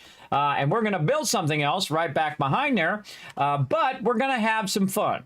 Now, we've kind of skipped a little bit of something, and we're going to add that in right over here. Now, I normally don't build this, but for you all, I'm going to make an exception, and we're going to build some fun stuff right out here, and I'm going to show you how to get all this going. I usually only use trains, everybody, but I'm going to go out of my way, and I'm going to make a vehicle depot over here which is going to take the coal from over there. Oh, we need some more concrete. Now, by the way, you notice I just jump down. If I have full health, I just jump down. As you're not supposed to damage FICSIT property, which is you, but we're going to anyway. And there's a reason why I'm going to do this, everybody. It's going to actually be funny how it goes in a grand circle. I'm going to lead you down the road, everybody, and show you something pretty cool. Okay, so we got some more concrete, and we're going to run back over here. Oh, I'm going to turn my sound back on. Going to run back over here. Use our ladder. Okay, and we are making more of these. Now, what I'm doing over here, everybody, this is called zooping, where you can do up to 10 of these at a time, and I'm just expanding this outwards. And you're like, Kismet, it doesn't have any supports. It doesn't, and I'm not going to add any. You know why? Because it takes too dang long, and I'm probably going to change it, or I'm definitely going to change it. It's not probably. I'm going to tear the entire factory down again. I absolutely am. After 3 and 4 is done, when I get to 5, I'm tearing all of this down and redoing it. Why? Because it'll be much more efficient if I do. And again, you can try to build it perfectly from the very beginning if you want to kind of pre-plan it all out and all of that. And you know, if you've ever watched me play 7 Days to Die, you know that I love to do that too. But you can also just go with the flow and do it that way, right? And learn from your mistakes. That's always the best way to do anything, whether you plan it out ahead of time or whether you just go with the flow. I have it planned out in my head in the different stages already, all the way to basically to the new stuff, because I haven't done the new stuff yet. And I'm not going to. Don't spoil anything. Remember, everybody, FICSIT is very clear. Official FICSIT corporate regulations prohibit backseat gaming. Please backseat when the Learn to Play sign is lit only. There we go. All right. Thank you, FICSIT Corporate. I appreciate that. Basically, there is a time in which you can backseat game. Whenever you see in my title is saying Learn to Play, that means we're all going to play together and we're going to learn together as we go. When I'm playing Satisfactory, I'm explaining things as I go along. I'm not asking you to answer the questions or any of that stuff. Just keep that in mind. If I say, chat, tell me this thing, then you know I'm asking you. But otherwise, I'm just commentating and letting people kind of learn from my stream, because that's why people watch my stream, because I go above and beyond. Now you know.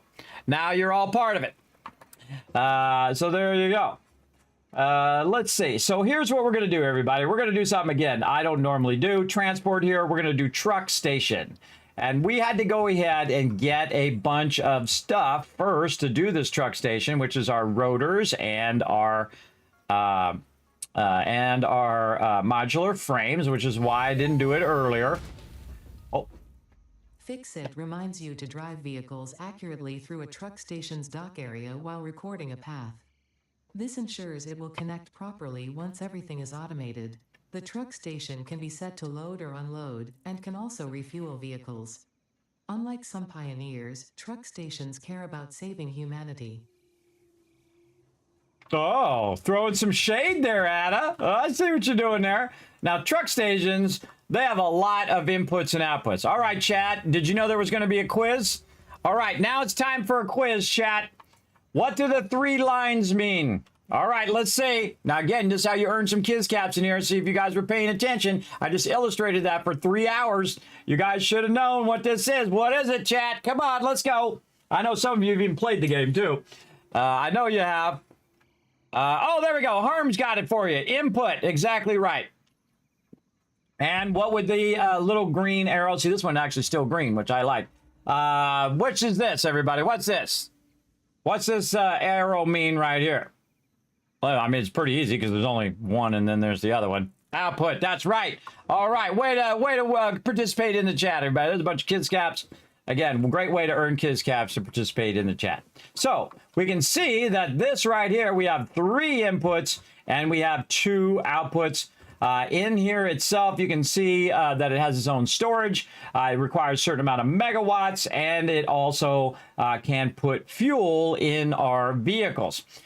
So we need one on this side. Now, this is going to be the load side. So it's going to load some of our coal over here. But we need to balance our coal, so we use a little bit of load balancing for that, and I'll show you how to do that here in a bit. But first, we're going to put down our truck stations. Now, this truck station is going to take this coal all the way over here to this side. You're like, Kismet, that's it? That's as far as it's going to go? Yep. That's as far as it's going to go. It's going to go right over here because I typically don't use truck stations, everybody. They are unwieldy, and I've been using them since the beginning of the game. Actually, I'm going to move this over just a little bit. They are very unwieldy, but they are useful. And again, I did say I'm going to use everything in game, so we're going to get it going. We're going to have it bring this coal back over to this side over here, like so. Now, actually, it'd be more efficient if we built our next factory over by the coal, but I'm going to build it out here just to have some fun with our vehicles and to show you how vehicles work. Now, I want to have it where this thing outputs as well. So we want it to output to a storage container. So that's something we could do pretty easily right here in the beginning. We can just say, okay, when this comes out, I want it to go right into the storage container. And then what we're going to do is just run this out just a little bit in the front so we can see that it is working. Okay, now we also want to make ourselves a vehicle. So we're going to go to transport, tractor. We're going to put that tractor down, and we are off and running. Now, this is going to unload. So we're going to say unload over there, and we're going to get in our vehicle. Now, I like to put some rails down, and that's why we got our little architecture stuff right over here for road barriers, because we don't want them falling off the side, because he's going to, no matter what anyway. By the way, you can also zoop these. If you hit R, you can change the mode, and you can zoop these here just to try to keep him from falling down where those pipes are. No guarantees. And by the way, 2 of those are exactly the width of a thing. Oh, that was the other thing we were going to do. Hold on. Let's get this going, too, so that we can work on this throughout the night as well. Hold on. We're going to start a new spreadsheet, everybody. I'm going to put it all the way to the left, way away from those other spreadsheets, right over here. I'm going to make a new spreadsheet, and it is going to be called Sat Maxes. Sat Max. That's good. Sat Max. Okay. Now, the first thing we're going to do is belt maximums. Belt maximums. Okay. And then we're going to say, oh, wait, that's what we should just call the whole thing. Oh, we'll just do this. Here's what we'll do. Oh, wait, I should add another column so I'm not in the way when you're looking at this. Yes, all right, there we go. Belt maximum. So the first part is going to be this, and then we shall get my background thing and make it blue. Maximums. Okay, and then so the belts are going to be the belt name. There we go. Speed, max speed. Okay, so we know that the first belt in here, and we'll go in and we're just going to do a little bit of belts. We're not going to do the whole thing today, but we'll do it over time. So we go in and build, and we go into logistics, and we go to the belt here. We can see it's a conveyor belt Mark 1. That's the name of it. Now, I'm just going to call it MK1 for Mark 1. We don't need to write out conveyor belt. We already know it's called a belt. But we might want to put it here just to illustrate it. Make sure I got it spelled right. Conveyor, yep. Okay. Conveyor belt maximums. Okay, conveyor belt maximums. This right here, we're going to make this one yellow as a sub 1 of this. And then the Mark 1, the maximum speed is 60.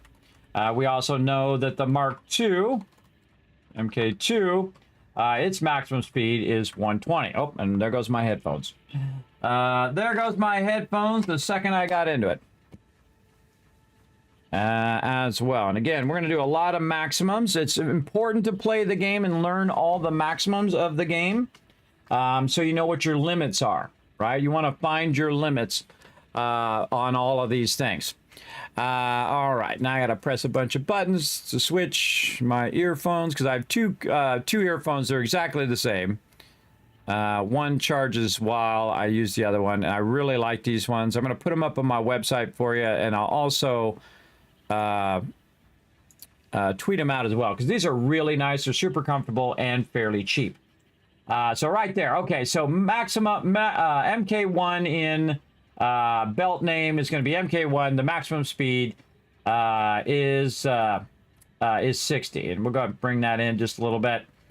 Maybe make these centered, make them look a little better. This one here we'll keep left. There we go. And then we can kind of squeeze these in. I like to squeeze my columns in as much as I can. It makes it easier to read. Okay, now I'm going to make it bigger so you guys can see it. There we go. Conveyor belt maximums, belt name, MK1, or Mark 1 belt, conveyor belt is going to be 60. Mark 2 conveyor belt is going to be 120, and we'll add it as we go along. I already know what the belt maximums are, by the way, and a whole bunch of other stuff that I'm going to add to this. But again, it's like, going on the journey and introducing stuff to you as we go. And no one else does that other than me. It's like telling a story, everybody. When you're telling a story, you just don't want to do a huge download. Like, here's 1,000 things about Satisfactory. Well, you're not going to remember all 1,000. I'm going to just do them in kind of like an episode each one. Or actually, it is an episode, because you can see the EP1, which means episode 1 from last one. And then this one is episode 2. So I like to do them in episodes like I'm telling a story. And then it's just not overwhelming. So there you go. You can't wait for this. I hope it comes out before next summer. Yes, well, whatever it comes out, kiss that weekend, that month, that rest of your year, or the whole year. Goodbye, because you're going to be having lots of fun. I'm telling you, you're going to be building some mega builds, because you're going to know all my tips and my secret stuff. All right, so I'm going to put that there just in case it goes off the rails. And then I'm going to go over here and do the same thing. Now, when it's yellow like that, everybody, that's called soft clipping. You can let it clip if you want. Oh, this is not quite there, but that's okay. We'll do this. So we're going to basically block this whole area off. You don't have to, but I'm going to. And you know what? I'm going to set this back. I think this actually would be better if we set this back. And then we can hold down, hit F, hold down Control. Now look at that. See that right there? If I want to take that back out, this wire, I can just hit Control and then it takes it out. Just press and release Control. So you do the whole thing, let go of Control, then go to that specific wire, Control, and let go. I can also limit it if I wanted to as well. I could have just hit G and limited what I was picking up. But I think this is going to look better. How did that end up not being right? Hold on. All right, well, we're going to hit G for the road barrier, and that's not right, because in the end, it didn't end up properly at the end here, and I'm not going to do that. I'm going to do this. There we go. That's much better. And then just zoop this properly. Okay, there we go. That's lining up much nicer, and it's lining up because I offset the grid there at some point. Okay, so these road barriers actually have another purpose, which we'll talk about eventually. Now, what I'm going to do is have it come down this way, and then turn right here and end up underneath here, and then go back the other way. Now, when you're turning the other way, it's going to take a little bit to get to take off. So again, I'm going to go ahead and put my road barrier a little bit into there. I'm going to give myself a little extra room on this side.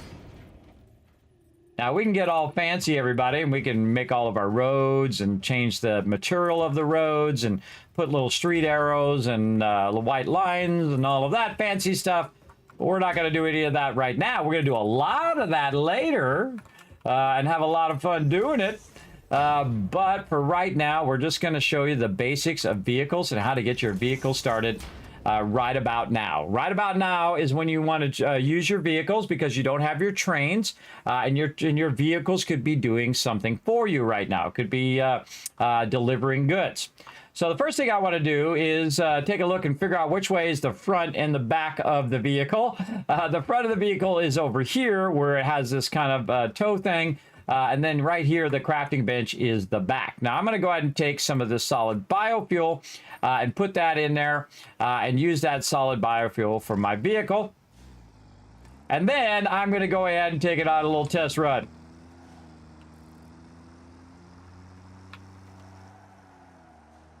Oh, God. Now, this vehicle is mainly for off-road, by the way. Now I can tell this to go and collect some resources clear across it without making any roads, by the way. It'll go off-road. It'll go wherever you train it to go. Because what it's going to do is record what I'm doing, right? So it's going to record where I'm going and what I'm doing. So I got to get it down. So I suggest before you record, everybody, that you just go ahead and get your route down here. And I'm going to practice a little bit. And when you come in here, just slow down. All right, very nice. And then in the opposite direction.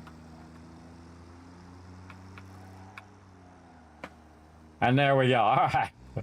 That's as good as that's going to get. All right. So here's what we're going to do. We're going to go right here, and we're going to go hold down Q to open up the recording. And we're going to say start recording. Boom. Start recording. Okay. So now it's recording what I'm doing. And let's see if I can do this somewhat decently. Try not to get too close to them barriers. Slow down. Get under here and pause. Under there. And then back the other way. And right there. Path completed. Okay, now let's see how well my vehicle does. Oops. So I'm going to hold down Q and enable autopilot. Go. All right, go. Wait, why is it not going? That's because you're on it. Get out of there. And away it goes. That's it. That's all it took to do. Look at it go. Now it's got a big problem. There's no fuel, or there's no fuel being refueled in there.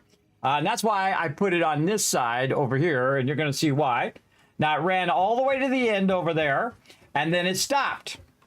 Now, did it stop because I paused it, or did it stop because it's broken? Well, we're going to sit and watch and see if it moves, and I can actually adjust to how long it pauses as well. But first, we'll go ahead and see if it moves on its own before we touch it. So again, does it stay there for as long as I stayed there? So it's kind of remembering what I did, right?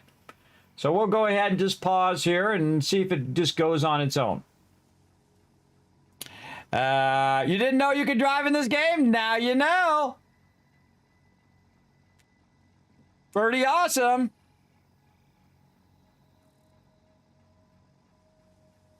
Doesn't seem like it's doing anything. It's just sitting there waiting. Now, we're not going to wait all day, everybody. We're going to run up here. We're going to go to this pause right here. And we're going to edit the node. We can actually edit the nodes. So it says wait time. Wait time, 4.5 seconds. Now, what it's trying to do is trying to load the vehicle. Now, another problem is this has no power. So it's not going to do anything without any power. So we need to go ahead and connect some power there. Oh, here we go. Okay. Now it's going. So if it comes over there and it doesn't do anything, everybody, remember to add your power. And there it goes, going to the other side. How do I know it's not got any power? Well, see, that side is green. That side has power. This side is red. The little thing that's sticking up in the top there, the light, is saying it's red. It doesn't have any power. So we're going to take this, and we're just going to find some random power. Do not use random power, everybody. I'm using random power. Don't do that in the long run. And there we go. Now we have power. And now we have closed the circuit. And it actually waits for the exact amount of time that I waited over there, which is 4.5 seconds like you saw. And so it's going to go over there and it's going to wait. It's going to put that in there. And then wait that amount of time, roughly. Or it's just going to go ahead and pick that stuff up. So this is now picking it up from over here and running it over here. Now we need to eventually get our coal running over here. But we do want to go ahead and use our middle mouse button right here. And we're going to actually put a box here so that we can have a bit of a buffer. So in case it does backlog, it'll end up in there. And then this, oh boy, it did a little too far forward. Again, just middle mouse button over there. By the way, you don't have to hit F for deconstruct. I'm so used to doing that. They made it now where you can just go middle mouse button without having to hit F for deconstruct. I've got to reprogram my brain not to do that anymore. But we'll get it going here eventually. All right, we're going to put that right there. We're also going to use our new belts. Now, see, if we do this, everybody, it's going to be kind of at an angle like that. but if we hit R, it'll do straight belts, and we'll get our perfect 90 every time. Very nice. Okay, so that's over there. Now we got to get the truck to something. Here it comes. The truck something to pick up, right? It's got to pick up this. It's going to pick up the coal. Again, it's really cool. I think it's really neat. I don't really use it all that much, but we're going to, again, try everything out here in the game. And remember, it doesn't just have to be on foundations. It can travel wherever you put it, and then it'll travel back along that same thing. So if you were able to make it there and make it back, you got a 50% chance it might make it there and make it back on its own. We'll see. Now over here, remember, this is coming out. Whoa, pew, pew, pew. That this is coming out at 120, right? And earlier, we did a calculation of how much all this coal power is using. Let's do the calculation again. So we have 120, or sorry, you left it there. We're doing 120 out of the coal. We're using 90 coal for our coal plant, and we have a bunch backlogged in this box down here, by the way. And so that leaves us 30 extra. So how can we split all of this and load balance it so 30 is going over there, and the other 90 is going this way?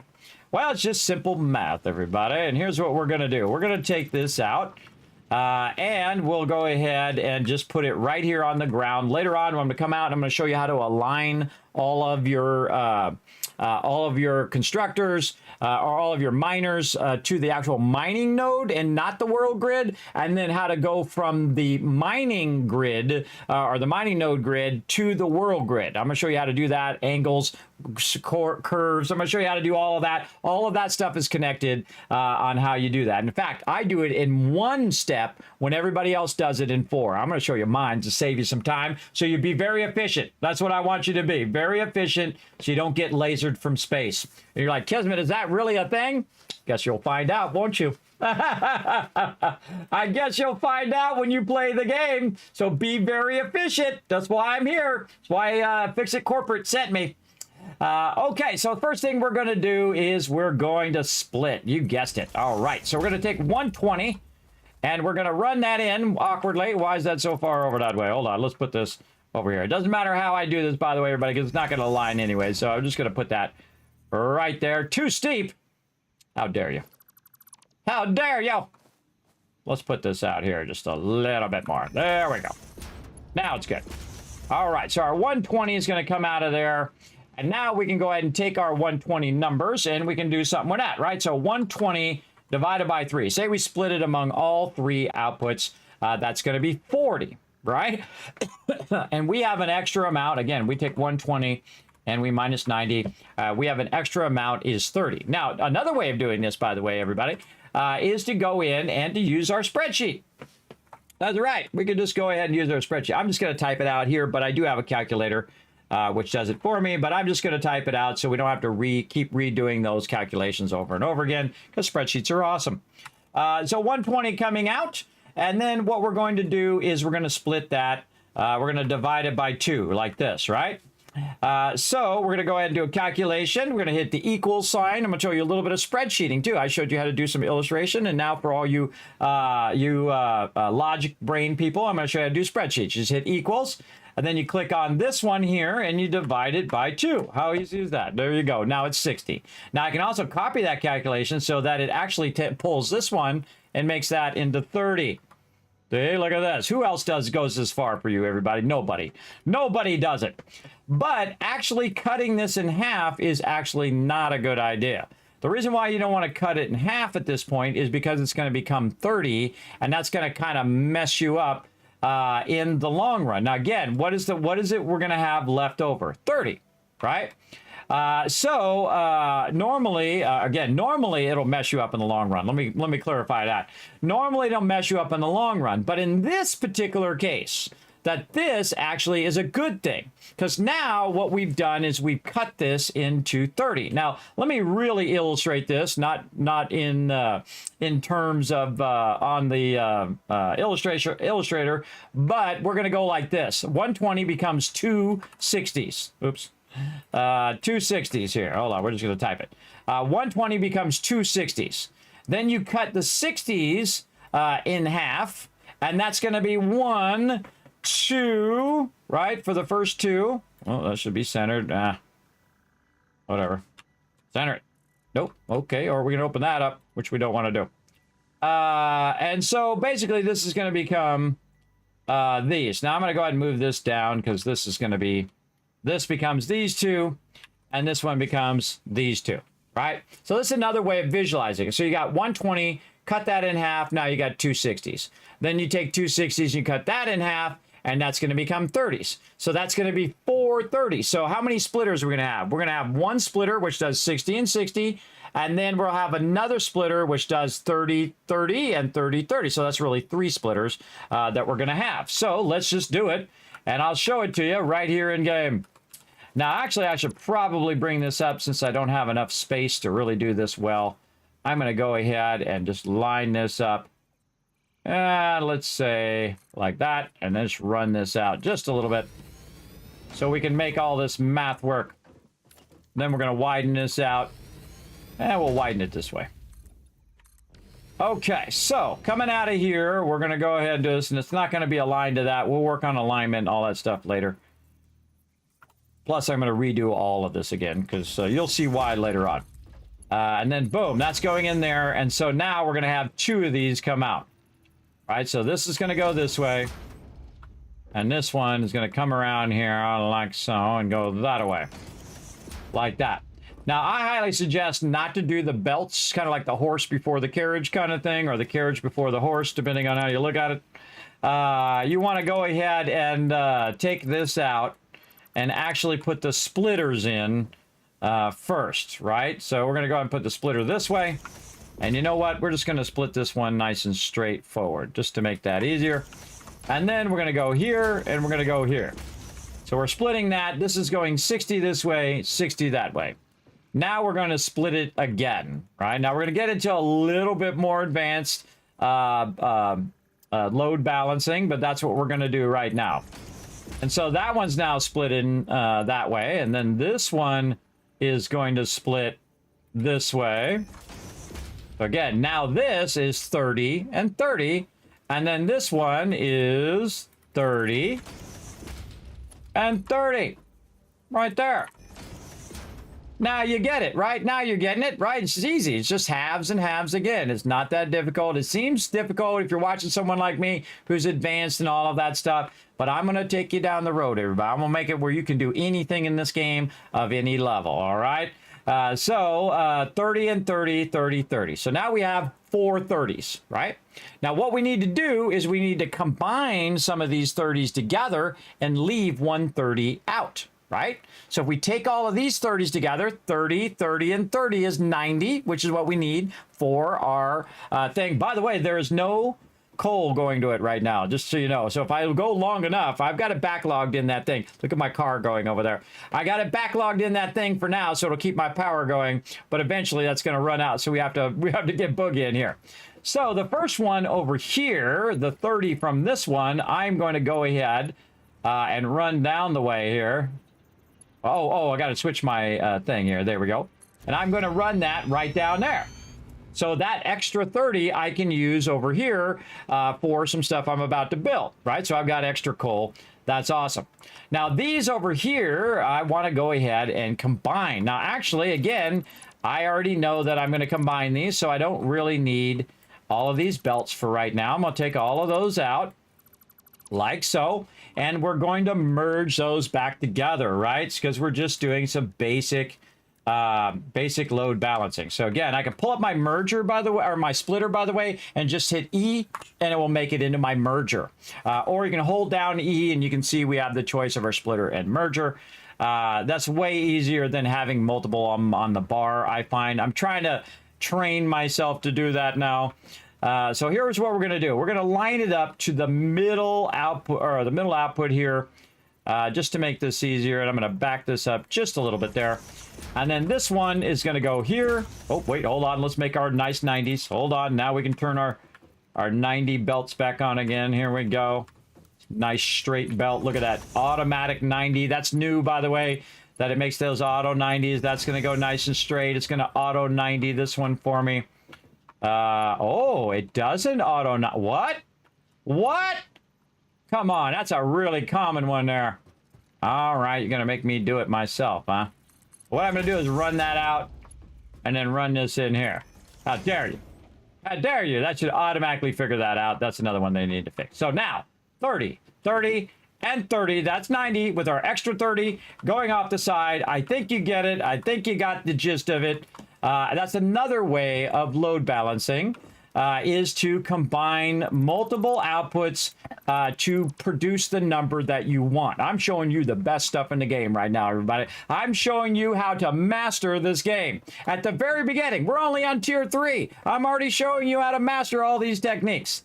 And now what we're going to do is we're going to go ahead and take a bit of this out down there. Look how far away you can work, everybody. That's why this game is so amazing.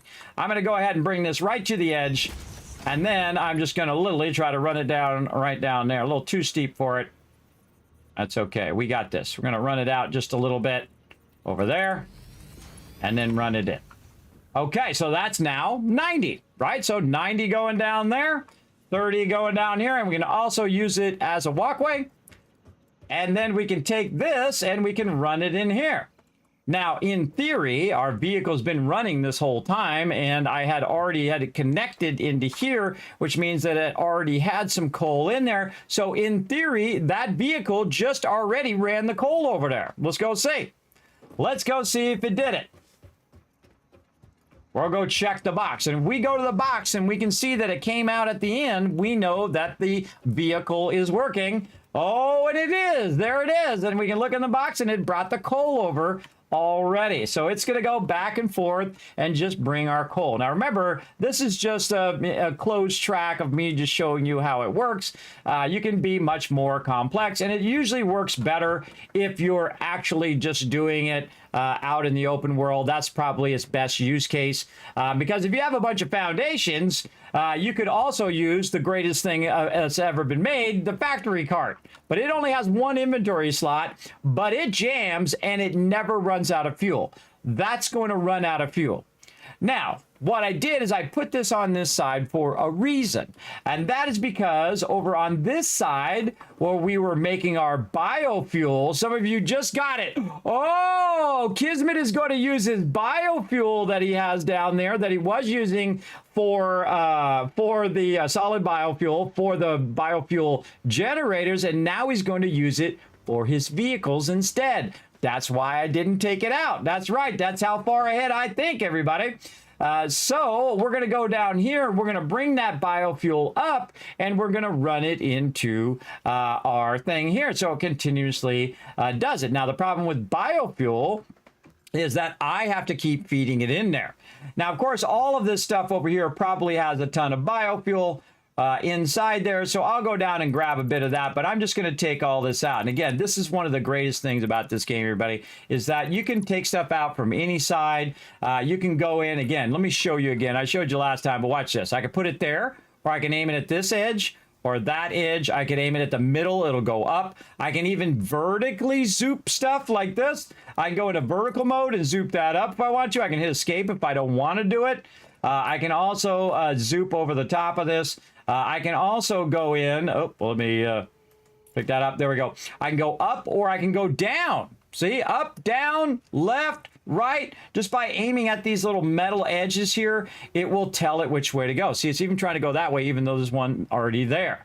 Now, not only can I do it here, everybody, but I can do it way over there. So if I want to put one way over there, I can, and then put it vertically. If I want to put one way down on the ground over here, and this is why this is one of the greatest building games ever, because of the way that you build. And once you do this, everybody, once you play Satisfactory, you will be spoiled for all other games. You're like, why doesn't 7 Days to Die work that way? Why, when I roll on the edge here, why doesn't it just automatically know to put a box that way? Why doesn't it know when I'm in the center, it does the box up? Well, that it actually does. But if I wanted to put a box up on the top of these boxes, right? If I want to put one up here on the top, all I have to do is aim at the side. I don't have to get up on the top and look down at the top. I don't have to do that crap. I don't have to get under the box to try to put stuff under there like you have to do in Valheim. That sucks too. You know what's really great is just to aim at it and say, look, I want to just go that way. Or I want to put this box on top of here. Or I want to put that box way over there. In fact, maybe I want to put 10 boxes over there in one shot. And then you know what? Maybe I changed my mind. I don't want them boxes. I want all them boxes out there. I'm going to take them all out at the same time. You'll be spoiled forever, everybody. And this is called iteration. They iterated on the game, and they thought, what would be great for building? Let's make the building really great. Because guess what? This is a factory building game. So if you're going to make a factory building game, make the building really, really amazing. And that's what it does best. And if it doesn't get nominated for Game of the Year, riot in the streets, everybody. Riot in the streets is what I'm saying. Let's go on my foot pedal. Foot pedal. What are you doing? My foot pedal's doing something weird. Get over there, foot pedal. Foot pedal. Right in the streets. Exactly. All right. Or at least, you know, in the forums. Okay. So we got that working. Now, we got to get our stuff from down here. Again, I can be way up here, and I can do all this stuff from up here. I don't have to run down there. Great example. Conveyor lifts. Now I'm going to go ahead and bring this conveyor lift up, and I'm going to do a Mark II now, because guess what? I have plenty of iron plates, just sadly not on my character. So I got to go down here and I got to grab some. There I go, damaging FICSIT property again. I'm going to grab like 3 of them now, because now I'm going to start using Mark II belts only. Now, I could use Mark I belts on stuff, but when I get to Mark II belts, I stop using Mark I belts for anything, even if it only requires Mark I belts. And I'm going to tell you why as we go along. First, we're going to get over here. Now, I really need to change where this ladder is now. Let's change this ladder. And let's go ahead and take this ladder out and redo it. Watch how easy this is, everybody. Just go like this. Take that ladder out. And then I'm going to switch it to this way and go into architecture, ladder. Just aim the ladder over there, run that all the way down. Easy. And now I can ladder up here. Now later on we'll get hypertubes and all that other fun stuff. But look at that, perfect. I made a little bit higher so I could get over the road barrier. Now what happens if the car is coming your way and you stand in the road? Same thing with trains later on. Now, this game was already a 9 out of 10, and then they added trains, and so it went to a 10 out of 10, and then they added fluids. You're actually a barrier for the vehicle. There you go. It doesn't squish you. I did take a little bit of damage. Let me move back over before... Oh, it's already gone away. It's already healed back up. You can see just barely I missed a little bit, so it does damage you if you stand in the way of your vehicles. But it is pretty awesome. All right, so let's get back over here now that we need more of our conveyor lift to come up just a little bit higher. Right over here. Okay, so we're going to conveyor lift that up from down below, and we're actually going to feed the fuel right here. Now, this is kind of blocking my fuel, but no worries.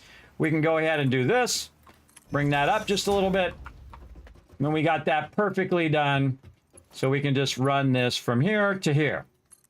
Now, if you notice, I ran it from that way to this way, which in theory should make the belt go this way, but it already knows this is an output. So it automatically reorients the belt to go in the correct direction. Now, it's good to get in the habit of going where you want it to go from and in the direction you want it to go, but I'm just showing you that you could also do it in the opposite direction and it should be right.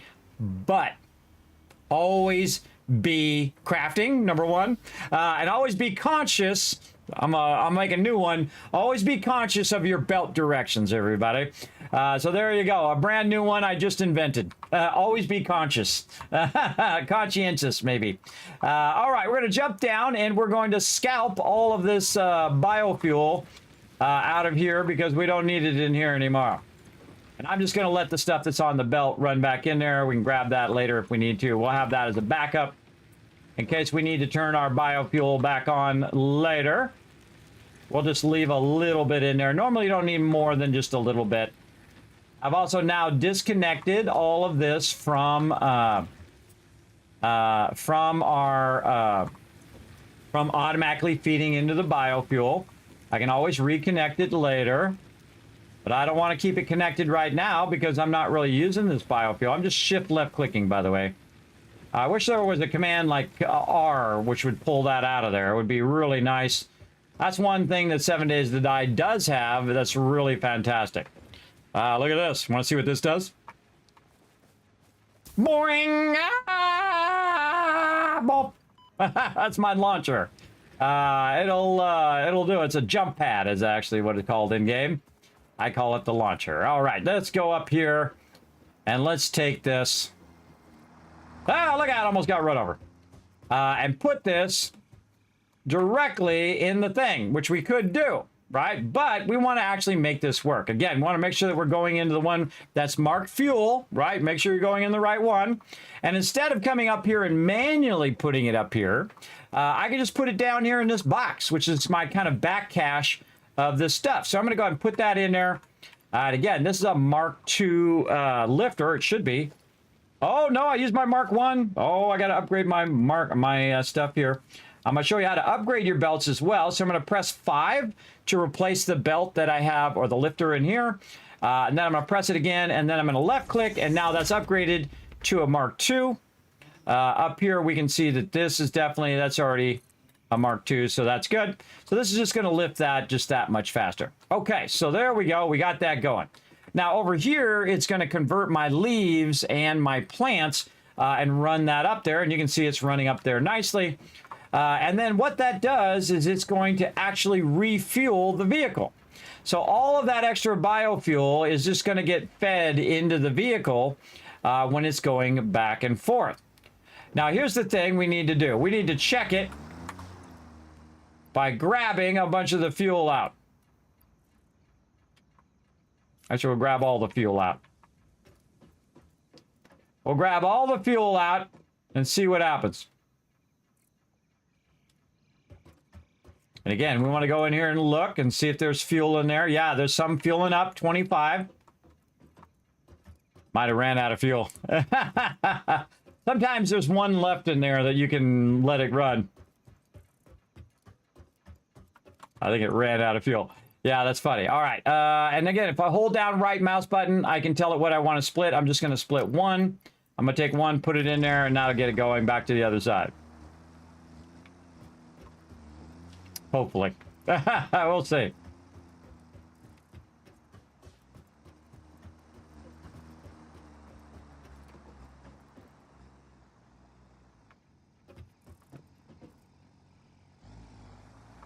Okay, see it went on? Let's go see if it got any. See, it automatically refilled itself. So I put 63 in there. So now it's going to automatically refill itself, and it's just going to keep doing this over and over. So you need to be producing some fuel that goes along with it.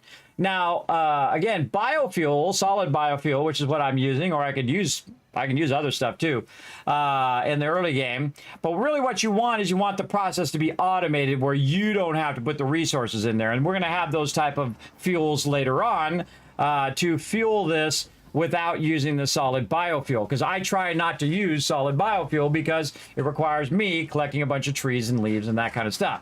And I'm going to go do just a little bit of that so you guys can see it, but we have plenty. You can see we have literally hundreds of it right over here. And again, that's coming out of there at 120. Let's just go ahead and check this belt. Oh, I did this one as a Mark I as well. Your belt's going to go to the slowest common denominator, everybody. If you have one Mark I on belt on your thing, it's going to, see, that's going much faster. It's going to slow the whole process down. So now this is going at 120 all the way through and then filling this up much faster. Look, it actually picked up all the fuel too. It just vanished. It vanished out of there. We can see, there we go. And then as it drives off, it's now backlogging that fuel much faster. And that's going to keep up with it. Now, it's got lots of fuel, everybody. It's going to go for a very long time. And then if it stops, no big deal anyway. I just did that to show it to you. You know what else I could do to make it way easier is I could just build this factory on the other side right by the coal, which is what I need anyway. But we're going to have some fun with it over here. Okay, so we can see that this is starting to backlog that coal there. And when it does backlog, what it will also start to do is backlog in the vehicle because it won't be able to unload it. So keep that in mind if it does start to backlog. So we got that going. Okay, so I'm going to go collect some. Now, I unlocked the chainsaw as quickly as possible. You definitely want to unlock that. You can skip over other things to do things that are higher priority. Like in this case, taking out trees out of my base is a much higher priority. I can also just hit E to pick up these bushes. Or I can hold down E and then run over here. Oh, I'm getting some little FICSIT damage there. I can hold down E and it will just keep collecting a bunch of bushes. But I like to get the trees because the trees are going to be very valuable. Actually, this tree is being really awkward. Yeah, it's not highlighting that tree. Can't get that tree. Fine, I'll go down here. I'll get this tree. So you'll see it highlight with this white border. And then see, I can sometimes get the one up there. See, if one's kind of weird or bugged out, just get the one down below.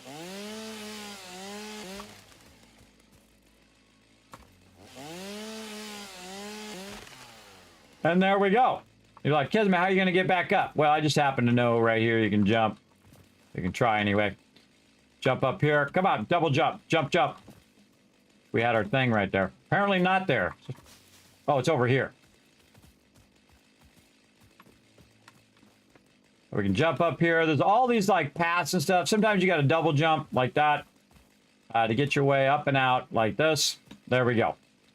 And again, there's all sorts of fauna and flora and animals you got to watch out for. And you can also hit H to holster your weapon or item that you have.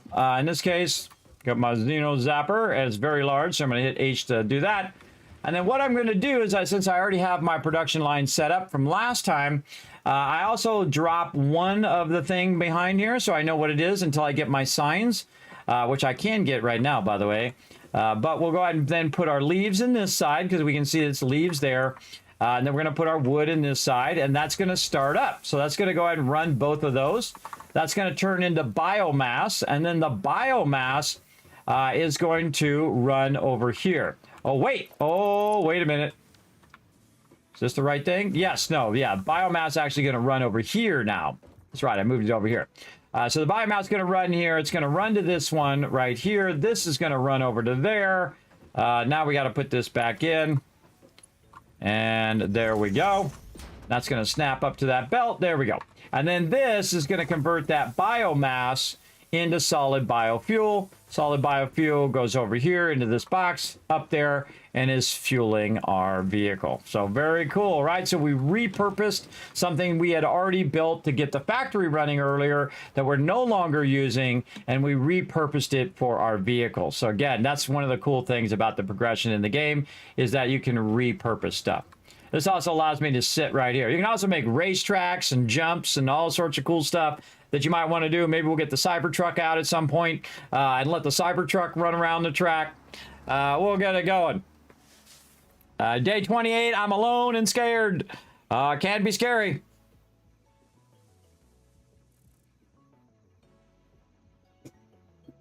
That's right, you absolutely can. The ABCs, exactly. Always be crafting. Always. Always be efficient. Also, from FICSIT Corporate. All right, so there we go. We got that going. Now we are got our vehicle actually doing stuff. It is awesome. Oh, look at the big Stingray coming through there. Very cool. It's always on the same path, by the way. And I just like oddly by just random happenstance put my space elevator right in the way. But it's got magical powers, everybody. It's got the power of Kitty Pryde from the X-Men, where it can go right through stuff. Little X-Men reference there for you. Oh, God, here it comes. It's going to run me over. Don't do it. Now, sometimes you can see it does this, everybody, where it's doing that jumpy thing. That's why the vehicles sometimes are kind of sketchy. Yeah, they're a little bit sketchy sometimes. But it's working, so we'll give it credit. Okay. Now, we got our vehicles done. Oop. I just wanted to do the one. There we go. Let's go ahead and see where we left off on all of our other stuff. Now that you guys got the gist of all of that, that was a whole lot that we did there. Let's go over here and check and see if we've done everything we can do. Okay, we did all of tier 1. We did all of that, tier 0 and tier 1. Tier 0 I did in a solo playthrough. Just to show you how to get started. And then when we switch to the server, it automatically finishes tier 0 for you if you do start on a server. So I highly recommend if you're playing for the first time and you're thinking about playing on a server, I would play it solo first just to do the first 6 levels or the first 6 upgrades just to kind of learn the game a bit. And then also you don't miss out on the storyline, which is really cool because they did change a bunch of that stuff in the very beginning. It's very, very good. And then now we did tier 1, which is our base building, which we've been doing a lot of that. We were working on our logistics, building efficient stat right there. I don't even know what that is. Building efficiency stat went up. I don't even know what that is. That's new. We got our map when we did field research. We also got our MAM, our object scanner, which we need to make. Let's go ahead and put that on our list. Now, again, if you want to make something, everybody, just hit N and just go object scanner like that. And then you can just click on it and then say add a to-do list. Now, actually, I find it easier just to hit O. I very rarely ever hit N. And I very rarely use the calculator because I have Surrey and I can just say it out loud instead of have to type it. But I can just go ahead and hit O and do the same thing. Just go up here and say object scanner, right? And then there it is. Now, I actually find it a little harder to do it here because when you hit O, you can't just start typing. I would say that's one of the things I like to see them fix is that you automatically are in the search when you come in here. And then if you want to, you could click all this stuff, but it should put you automatically in the search field, I think. But you can also just hit N, but then when you do it here, it's actually 2 steps. So you do it here, then you click on the item, then it takes you to the thing, and then it's the 3rd thing. Where here, you hit O, that's step 1, then you got to click over here, that's step 2, and then you type object standard, that's step 3, then you click on the object standard, that's step 4, and then step 5 is click add to to-do list. So you got like 5 steps doing it that way, but you got to end up in here anyway. So there you go. So I think having it where it automatically is in the search field when you open up that, when you open up your recipe stuff would be great. That's just my feedback. I should probably make a thing of feedback. Just we'll give them a full list. Feedback 1.0. Number 1, when you hit 0 or O, it automatically puts you in the search field. There we go. Very nice. Okay. There we go. Build efficiency means that now all your machines show how efficient they are when you interact with them. Don't spoil stuff. Again, FICSIT Corporate's got something to tell you. Official FICSIT corporate regulations prohibit backseat gaming. Please backseat when the Learn to Play sign is lit only. Thank you. Thank you. Again, even telling me something means that it cuts out the time of my journey. So me trying to figure out what that is and do it here on stream, I'm not asking you to tell me, and it just cut out all of that time to 0. So again, I'll give you the first one for free. You like that, Herzbert? You know, it's funny, I was playing Starfield, everybody, and I put a big thing on the side over there, and it said, tell me nothing. And people still backseat gamed, even though it said in big giant bold letters, do not backseat game. No, tell me nothing about the game. Don't tell me anything as well. But again, part of the fun is figuring it out. It's going on the journey. And again, I'm not asking for you to tell me, everybody. You like that? Yes, I made that. It's pretty good. Because again, my RP here in the stream is that I'm from FICSIT Corporate. I'm your official trainer. We forgot to send you the manual. That's not my fault. That's someone else's department. And we're trying to keep you from getting lasered from space. Because if you're inefficient, there's another department that may potentially laser you from space. And is that really true in the game? I'm not going to tell you. You've got to go figure it out. If you're very inefficient, be watching the skies is all I'm saying. There you go. You'll have to play all the way through to find out. Okay, so again, we got tier 4 coming up here. Okay, let's get back over here. Now, again, one of the things I do in tier 1 and 2, by the way, is I skip all of this. I skip tier 1, I go to tier 2, and I go immediately to obstacle clearing, right? So I go to obstacle clearing. I go to obstacle clearing and I basically get this unlocked right away because I can just manually make these, and that gives me the chainsaw, and the chainsaw allows me to collect a lot more resources because I can AoE the loot. And now they have the option where you can switch into single, by the way, if you want to keep that one tree and you want to take out all the other trees, or just take out this one tree or this one bush or whatever. It'll just take out individual items if you want. I just use the AoE, everybody. I don't really think it'd be nice if you could replant trees. That would be great, and then you can plant them however you want. But if you're trying to incorporate the environment into your base, I never do that because it's inefficient. Again, I play the game like I was really there. If they told me to put efficiency first, that's what I'm going to do. So there we go. So again, I skip over that. I go right to obstacle clearing, and then I come back and I go to field research, so I get my MAM going.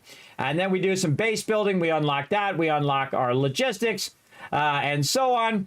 And then we go ahead and we work on level 2. Then we do part assemblies, and then I just usually unlock these in order, except for in this case, I could just jump to the awesome sink so I can get my truck and all of that stuff as well. Also, this adds the customizer, so I can change the color of things, which we'll get into. We'll probably do that here in just a little bit. But we also got our assembler, and we have been making our copper sheets, rotors, modular frames, and smart plating. We did productions for all of those. We also got out our jump pads, and we made one jump pad, and we jumped into a jelly landing just for fun. And then we got our awesome sink out, and again, we talked about the awesome sink and how to run that. We did that all last time. Again, you can see all my VODs here on Twitch, on YouTube. You can see them on Facebook, and also on the other one. What's the other one? X.com, Twitter. So there you go.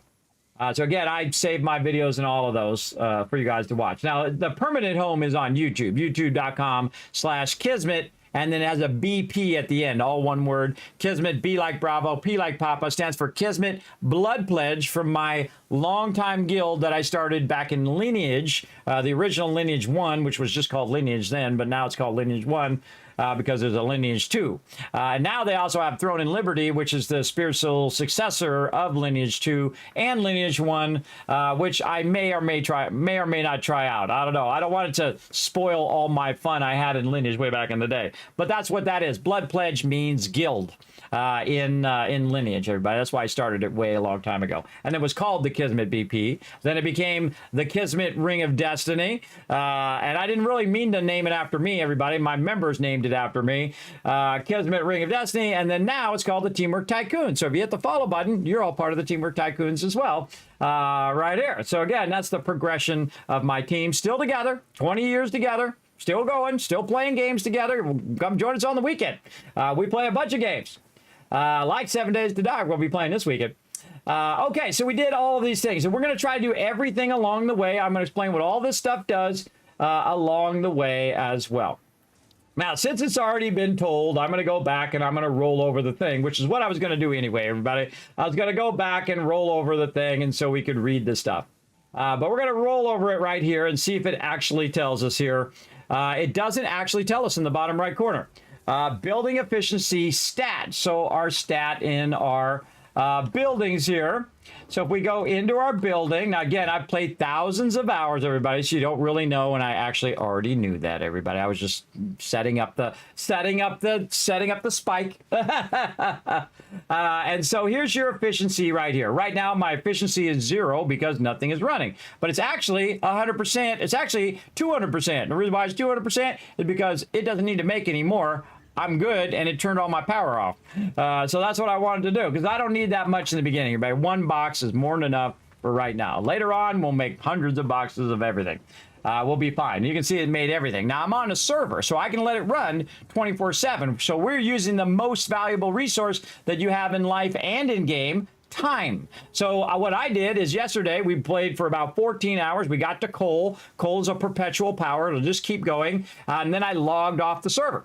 And then I came back 24 hours later, and all of my boxes were full. I made 1,000 of my smart platings. It made a bunch of rotors, a bunch of forged iron plates. It also made a bunch of modular frames. And here I am now with a bunch of loot that I can then use, or a bunch of parts that I can use to advance as fast or as slow as I want to go. Now, I'm not in any hurry. There's no rush in this game, everybody. You build it at your pace, whatever you want to do. I'm not going to finish it in a day. I'm not going to rush it because this is one of my favorite games of all time. It absolutely is. It's that good, everybody. It's that good, and that's why I've given away at least 50 copies of it. Easy. Easy. Because I take every dime, put it right back in the stream, and I do giveaways all the time. And if you missed out on winning Satisfactory, well, hang out in the stream. You never know. I might give another one away. You never know. Not going to tell you when, but I might. All right, so we unlocked all of that. You get the gist of that, everybody. You get the gist of what that is. Okay, so over here, we did all of this. We did the obstacle clearing, which you saw. Give us more inventory stuff. We did this. We got the awesome sink. And the awesome shop. The awesome sink is where you run it in to make your tickets, and the awesome shop is where you buy your stuff. And you can see I bought the cart, which I absolutely love. And for those who missed it last time, here we go. Red alert. Now you're like, Kismet, how did you do that? How did you make that little red thing come up there? Well, what you can do is go ahead and left click, and he'll take it up in and out of there. In case it's an emergency, you gotta, let everybody know. Like that. Now, one of the funny things is, if you, I'm gonna go ahead and take him and run him out here in the light a little bit.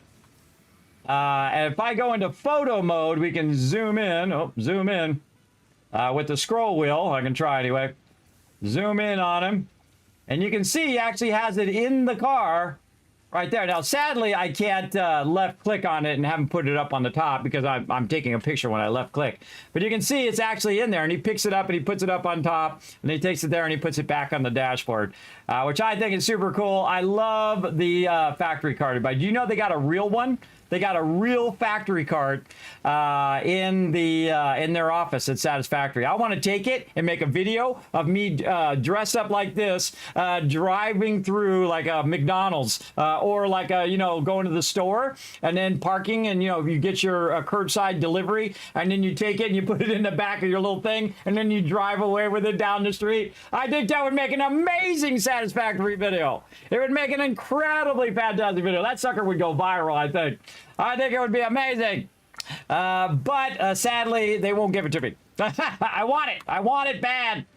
And if I was rich enough, I would pay the guy to make another one. But sadly, I don't have that money either. I'm just going to have to dream about it instead. Again, you guys can just visualize it. Kismet driving. 54-year-old man driving his little factory cart through McDonald's drive-thru or through Wendy's or wherever. It'd be pretty funny. Now I'm gonna pick that factory card up because I typically like to keep my factory card on my character at all times. And the reason why is I'm typically running from place to place in the factory, and I'm not always driving. I might run to this side and then say, oh, wait, I need to get all the way back to the other side because I need something over there. And now I can put my vehicle down, and I don't have to go find my vehicle wherever I left it and then get on it. Because very often you'll get very far away from where your vehicles are. The same thing with my other vehicle when I'm driving around. Unless I have stuff in the back, I would just pick up that vehicle, walk and do all the things I need to do. And then when I need the vehicle, boom, I'll just put it back down. Great Kismet tip for you, both with your factory cart and your also larger vehicle, because you can pick it up and just make it again anywhere you are. Your tractor right here. Again, I can make another one. Boom, right there. Or I can make one over there, or over here, or over there, or down on the ground, wherever I want to do it. It's much better to have the resources to make the thing than it is to just keep running after it and finding where you left it. And I do that all the time. Sometimes I'll make multiple factory carts, by the way, and leave them around the factory in case I forget, which is also good. But what I did is I went in and I bought that equipment. First, I got the FICSIT coffee cup. Let me dazzle you, everybody. By the way, I'm one of the first people to buy the cup. Way back in the day. The second it came out, I went and got one right away. Showed my support. I actually was in the lizarddoggo.com store going a little crazy in there, everybody. A little too crazy, but we'll see. I was getting themed up for Satisfactory. Sadly, it didn't make it here by launch because I didn't order it in time. I didn't realize how long it was going to take. But that's okay. It'll show up eventually, and I have a bunch of fun stuff coming down the line for all of you to entertain you and make you smile. So there we go. So what we did is we went in and, of course, got the cup first because that's the highest priority. Then we went in and got our special FICSIT cart. I definitely suggest you get that because that's actually the recipe for the cart, so you can make multiple carts and have many of those. You also can see we got the Cyber Wagon, and of course we know the trick to doing that. Again, if you don't want to hear it, I'm going to tell everybody, but if you don't want to hear it, put your fingers in your ears. You're going to be 3 seconds, and then I'm going to say it, all right? So put your fingers in your ear now. 3, 2, 1. You put a ticket in the Awesome Sink. So you put it like in a storage, or you drop it on the belt, goes in the Awesome Sink, and it unlocks the Cyber Wagon if you want to try it. I don't use it early on because it is OP, so there you go. All right. Now you can take your fingers out your ear, everybody. There you go. There you go. Did I design the whole factory? Yes. I designed the whole factory as I was going along and not pre-designed it like I would do in 7 Days to Die or whatnot. Sometimes I just like to go with the flow. And I also don't design stuff if I know I'm going to take it down. And I absolutely am going to take it down, and we're going to be working with blueprints, so we're going to work in modular style. Right now, we're in the basic builds. So we're just doing basic builds. I'm talking about the, the balancing and doing all of that stuff. And then we're going to get into modular style, where I start doing blueprints, and we're going to do logic levels, and we're going to do, sandwich levels, or also called logistics levels. We're going to be doing all of that stuff. I'm going to even show you how to take blueprints and do them in sections where you can go ahead and do this and then put that on top of that and this on top of this and whatever you want to do. Put it on the sides or underneath or put it however you want. I'm going to show you how to do all of that and how to align it very easily, because it's not very easy to align unless you know the Kismet trick that I'm going to show you.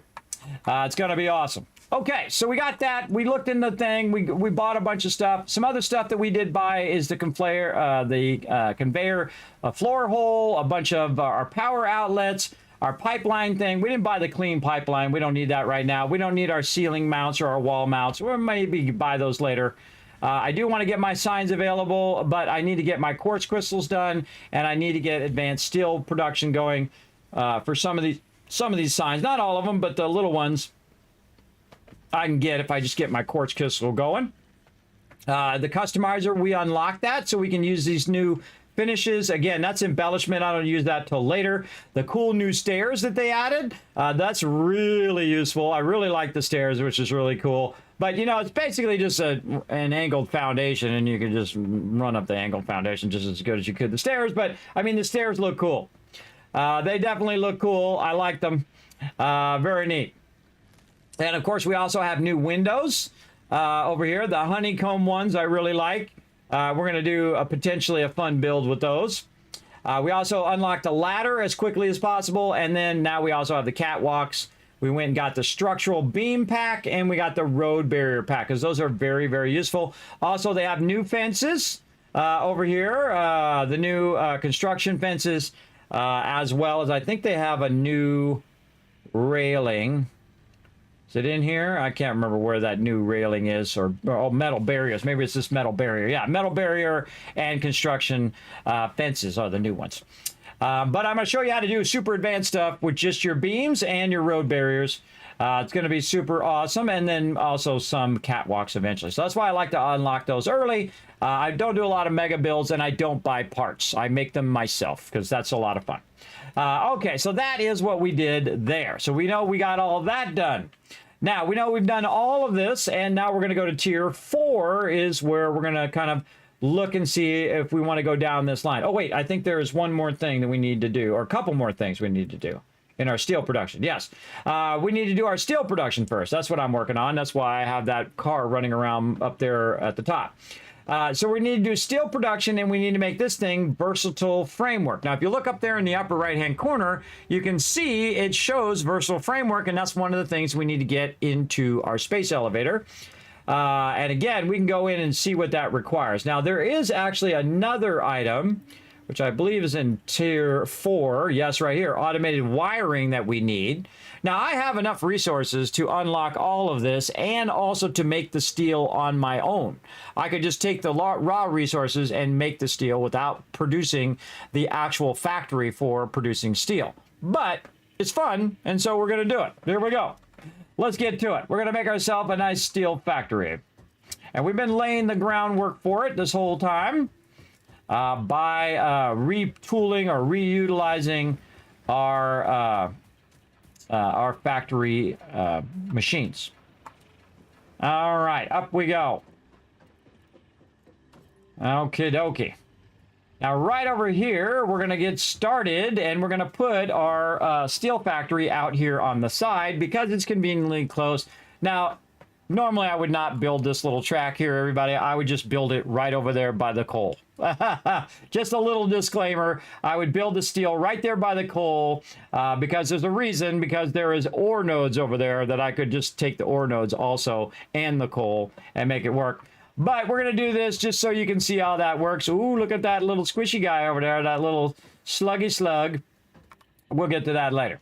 Okay, so we want the coal to come out of here, and we want this to go into our foundry. Now, our foundry is like a smelter, but it is like 2 smelters in one. So we're going to go ahead and try to put our foundry down, but in everything that you do, everybody, you're always low on one of the resources. So here we go again. Whee! Boop. Damaging FICSIT property. I should have a little timer or a little counter that counts how many times I damage FICSIT property. That would be good. You know what? I'm going to make a note of that. Maybe one day I might add that. That would be funny. Damage. That'd be funny for my subs to have them be able to do it. Damage FICSIT property counter. We have a death counter in the chat too, but that would be kind of funny. I might add that. Again, I'll put it on the list of maybes. Okay, again, whenever you have a good idea like that, everybody, or something I think is going to be fun, I typically try to write it down. I have a whole lot of them, but more than I can do in my lifetime. Okay, so we got that going. We're trying to get this. We need our rotors. That's where I'm going. I'm going to get these rotors. It should be massively backlogged over here. Already got a bunch of those. I love just letting it run on the server. So cool. Again, if you have the coal power, you have perpetual power. We did that all in one day. It took us about 9 hours. And again, we were in no rush. I could have probably done it in 3 if I was really trying to rush it. And that's when you grab all the raw resources and you convert all the raw resources at the very beginning. You don't build any things, and you just rush through all the tiers, which you can totally do. But man, that really sucks the fun out of it. I ain't sucking the fun out of my game I've been waiting for 8 years, bro. I'm going to have all the fun. In fact, I'm going to suck all the fun out of it. That's what I'm going to do. But in a long period of time, not in a short period of time. I'm going to maximize the fun. That's a better way of saying it. Maximize the fun. Now, right here, you can see our 2 inputs of our steel ingots here are iron and coal. And you can see that we don't just have enough coal. We have 30 coal coming in, and it needs 45. But that's okay. We do have a backlog, so we're just going to run that right in there. And now you know why I ran that there. That's how come I think. That's how I think that far ahead. Everybody, hold on. Let's make this nicer. Let's do this again. This time hitting R to go into straight mode and watch it do those sweet, sweet 90s for me automatically. That's brand new in 1.0. One of the greatest things ever. And now what we need is we need another ore node, because guess what? We've run out of iron ore nodes over here. Oh, we've got those already going. We got 4 of those tapped. Which one's close?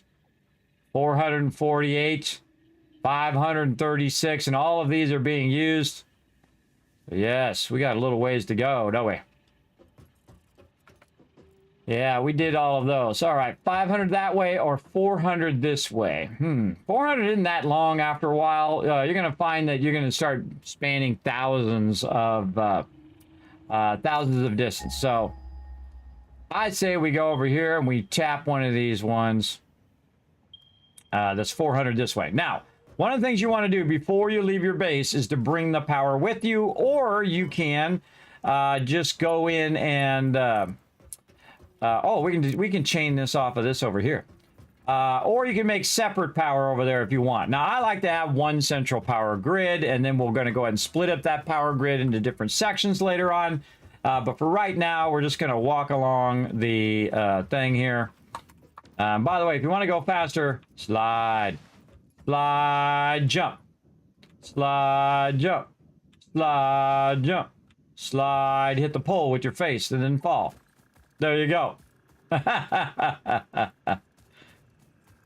Go around this way. Ping it again. I'm going to show you my water things here. And you can see all my water is being extracted here. Look at, we can swim. They really made the water nice, by the way, everybody. The water looks amazing. Did a great job on the water and redoing this whole thing. Because I've been over here before. Because I've played every single update of the game. And I've played it since it originally came out 8 years ago. And have loved it 5 minutes into playing it. And I actually linked my original playthrough from like 8 years ago. It is, you can see within 5 minutes, I'm going, whoa, this game is much more amazing than I thought. Wow, this game is awesome. And that was the moment, everybody. That was the moment in which I fell in love with the game. Very awesome. Now, these are all producing 120. I'm going to show you how to make these more efficient later. We don't have the capacity to do that yet. We got to do a bunch of stuff in our MAM. But I'm going to show you how to make those more efficient. You can see that's running down. Okay, so what I'm going to do, since this is somewhat close to this, 200 away, is I'm just going to tap the power from over here. And then I'm going to run this way. Now, I could be picking up all of these bushes, but at this stage, I stopped picking all that stuff up. I'm good. All right, and let's run it over here. Fred's pointing the way. There's Fred over there. Some people call him Bean. Somebody call him Mr. Personality. I call him Fred. I think Jace calls him Tim. They call me Tim. Who gets that reference? Who gets that reference in the chat? Some of you are like, what the heck are you talking about, Kismet? Did you fall down and hit your head?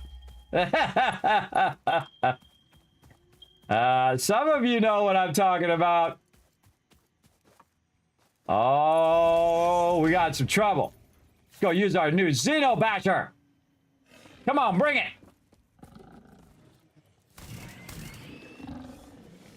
Wow, he took 2 hits and didn't die.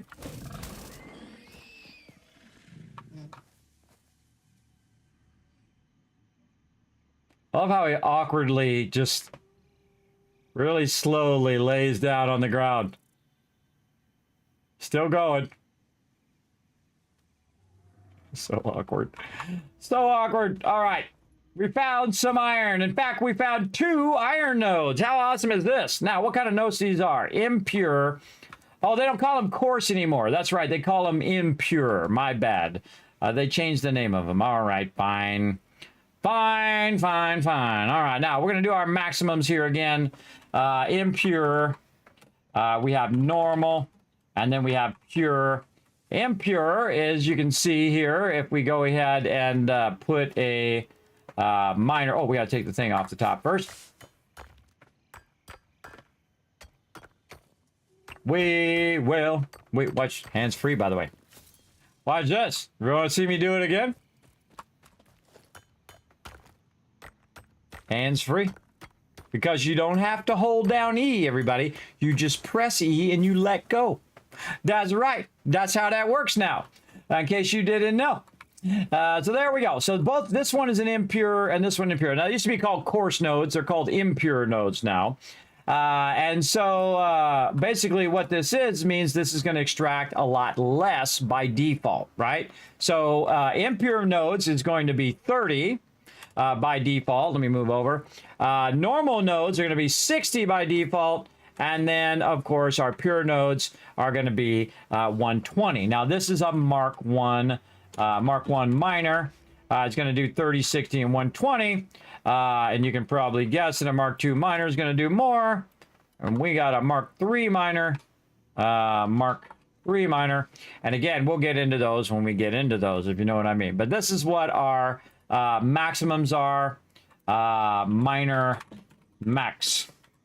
And then we'll make that blue. And yes, we're rocking the spreadsheets, everybody. That's what we do. You think that's impressive? Did you just tune in? How about this? How about me illustrating the entire process of the Kismet rule of 8 and how to load balance all of your reinforced iron plates? I just did it on the stream. I drew all of that tonight from scratch. Did all of that and all of this and all of this over here and drew all that from scratch live on stream. And it's actually the second time I've done it. I did it a long time ago as well. I actually like this one much better. I think it turned out much nicer. So there you go. And again, if you're one of my patrons, you can find that on my Patreon. Later on this week, I will post it for you. Tim the Enchanter. Yes, there you go, Matt. You just earned a whole bunch of Kiz Caps for the chat. Monty Python, everybody. Monty Python is where that's from. From Monty Python, The Life of Brian, I believe. Is that Life of Brian, or is that the other one? The Holy Grail. No, there it is. Not The Life of Brian. The Holy Grail. I meant Holy Grail, but I said Life of Brian because that's what happens in my brain. It likes to switch things around, even though I know the right thing to say. And that's sleep apnea and a constant insomnia will do to your brain, everybody. That's what it'll do. All right. I don't need to pick up that ore. I'm just taking the cap off of it so I can then go ahead and extract. Now I need a portable miner, but I don't have a portable miner, but I do have the ability to put down an equipment workshop, and I highly recommend that you put down an equipment workshop, and you also put down a crafting bench wherever you're working out in the world, because why not? In fact, sometimes I even do this. I put the MAM right there.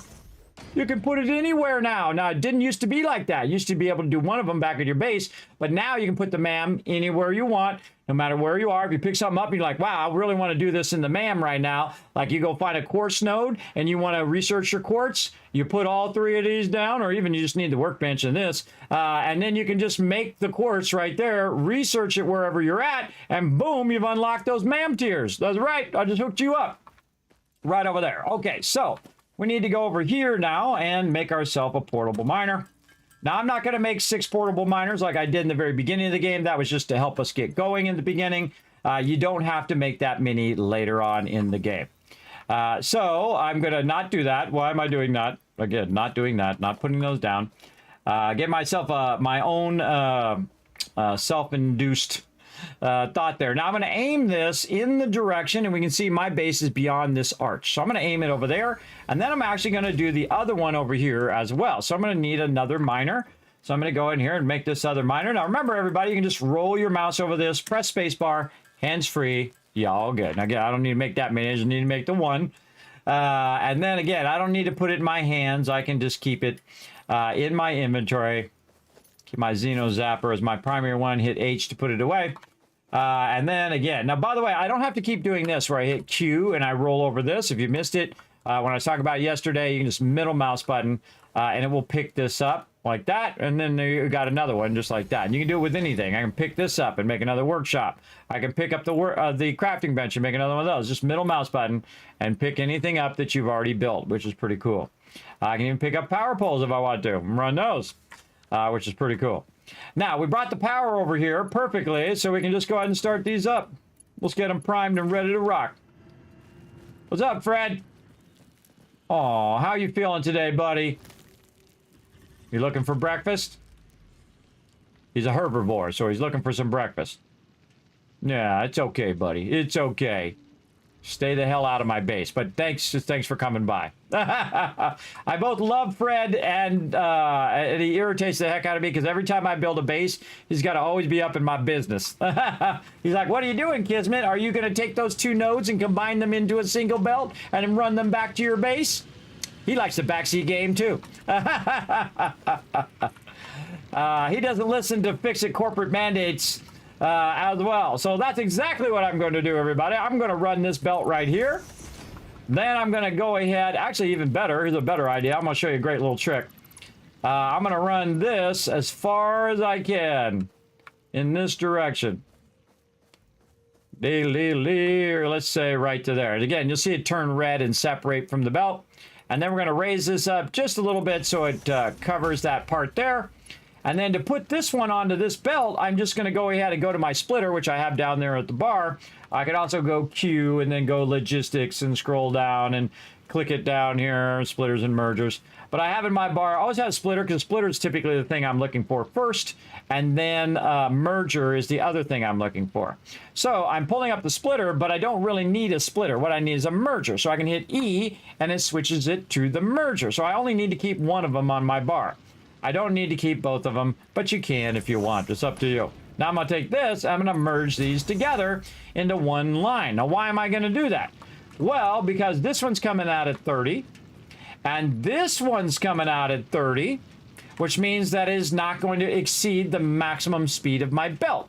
My belt right now is well, these are level 2 belts, but normally, if you're running level 1 belts, it's not going to exceed those belts, and so I can merge those both together and run it back as a Mark 1 belt if I want to.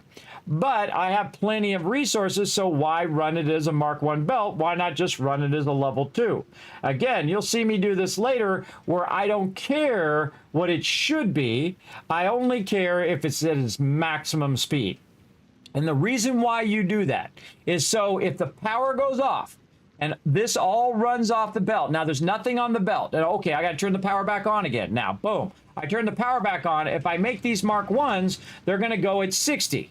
But if I make it a Mark 2s, they're going to go much faster when I start back up the factory, which means the stuff's going to get there faster, and it's going to start back up my machines faster. So just upgrade it to the maximum belt that you can, especially when you're spanning such a long distance. Just do the maximum speed belt, and that's why you can see that's a Mark 2. That's why I'm doing it as a Mark 2. I don't have to. Could do it as Mark 1. But again, if the power goes off, if I need that iron to get over there, then I can just go ahead and turn it back on, and we'll go at twice the speed it normally would. Okay, now we're going to go ahead and run toward our base. And I'm going to go up here toward the high side. And I'm just going to bring this forward, and as I bring this forward, you know what it's going to do? It's just going to bring that forward because I already got the power there. And I'm not going to make any fancy stuff around the thing yet. Now again, I can see my space elevator from here. Now where I want this to go, where I kind of want it to go, again, I don't like it to clip through the ground if I can avoid it. I want it to go toward my pipes here so it can kind of end up where my pipes are. Now, of course, the smart thing here, everybody, is to bring your resources. Oops, just a little too long there. Again, look how far away I can click that. Isn't that cool? I just think that's amazing, everybody, that they really balanced that well. Okay.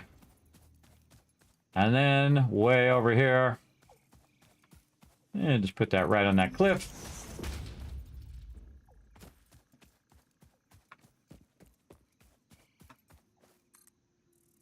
Now, there's 100 different things we could be doing, everybody. We don't have to do this. We could be exploring. We could be doing stuff in the MAM. I mean, there's so much to be doing, everybody. Again, I could be retooling my entire factory, redoing the whole thing if I want. I'm just running this over here. And again, I suggest you put this up at least one. This way, if you're driving your vehicle, you can try to get under there. But if you're using your larger vehicle, it's going to struggle to get under there. So sometimes I'll put it up by 2. But again, I'm just running this, bringing it to me instead of me going to it. Now, I do like to build factories at the node. And so you'll see me do that later on, where I'll just go ahead and make a bunch of mini factories. But right now, all this needs to do is go over here. Now, another thing that I could do instead of running the belts is I could have used a vehicle going back and forth like I'm doing up there. But I find it usually gets tripped up and I have to go out there and fix it all the time. So I'm not going to do it in this one. I did a little bit of vehicles. Be glad that I did at least a little bit. But I don't know. Maybe I'll do it later. We'll see. Never say never. That's what they say. All right. Way over here, we got to go. And go this way. Actually, I could have went through the front area over this way. Get some of these reinforced iron plates. And then see, when I take it out of here, it starts the whole thing back up again, because right now it turns itself automatically, so it's being very power efficient. And then when it starts itself back up, it'll build as much as it can and then stop and then turn the power off automatically. You don't have to set that or anything. If it backlogs into the machine will automatically turn off and save you power. which is a very cool mechanic, especially when you don't want to make a lot of power. Like I don't want to make a lot right now. And there's a reason for that, which I will show you as we go along. Again, I don't want to tell you 1,000 things that you're not going to remember. I would rather tell you stuff when it's appropriate. All right, so right here, we want to go ahead and run this up here. Now, for the first time, we're going to do our conveyor lift hole right here. We're going to put it right in the center, and then we're going to go ahead and bring this down. So we're going to go ahead and click up here. Then we're going to bring this down. Now, we've got a bit of a problem. See what's happening with our arrows? They're going the wrong way. You're like, Kismet, that sucks, bro. How do you make it go the other way? Well, it didn't used to be able to go the other way. Now, well, easily anyway. Now it's super easy. You just hit R for build mode, and it changes it to the reverse direction, and you're all good. Now, I don't like to leave small segments, everybody.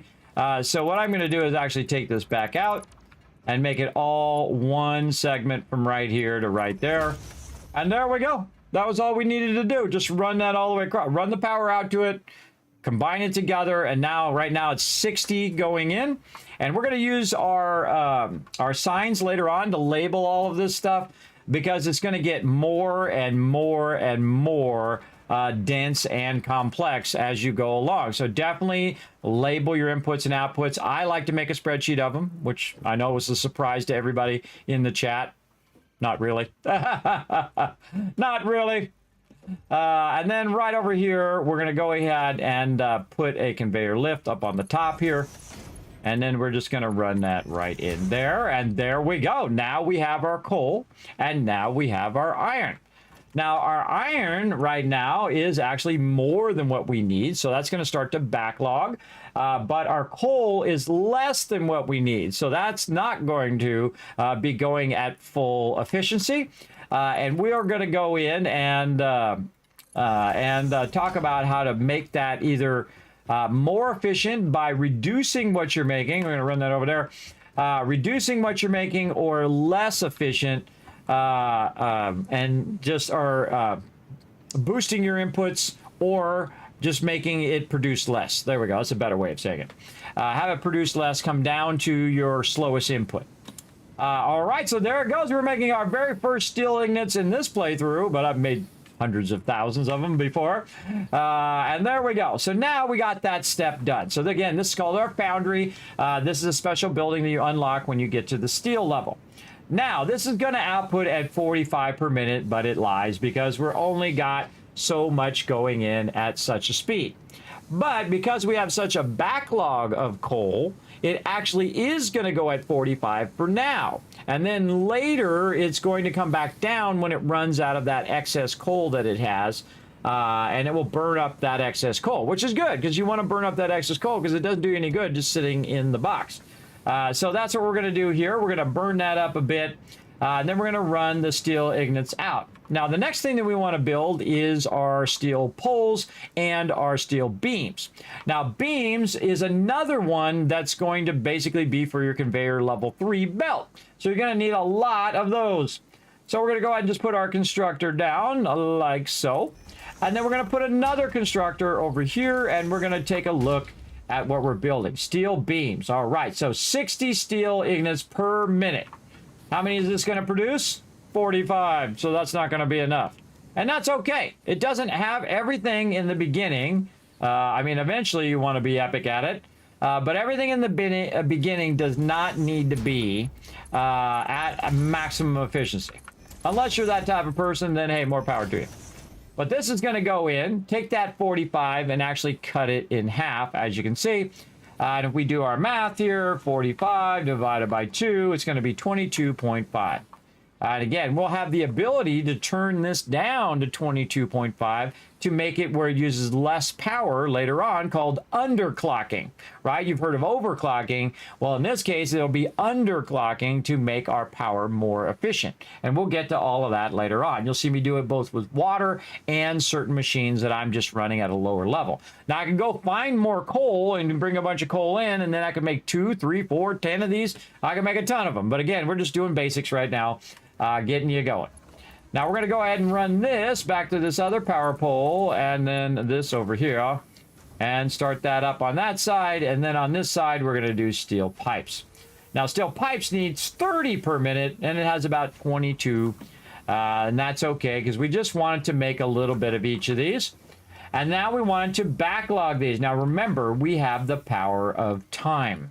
And that power of time allows us to let it run on the server 24/7, every minute of every day. And that means that you could let this run, even though it's not running very fast right now. If you let it run long enough, it's going to definitely fill up both these boxes.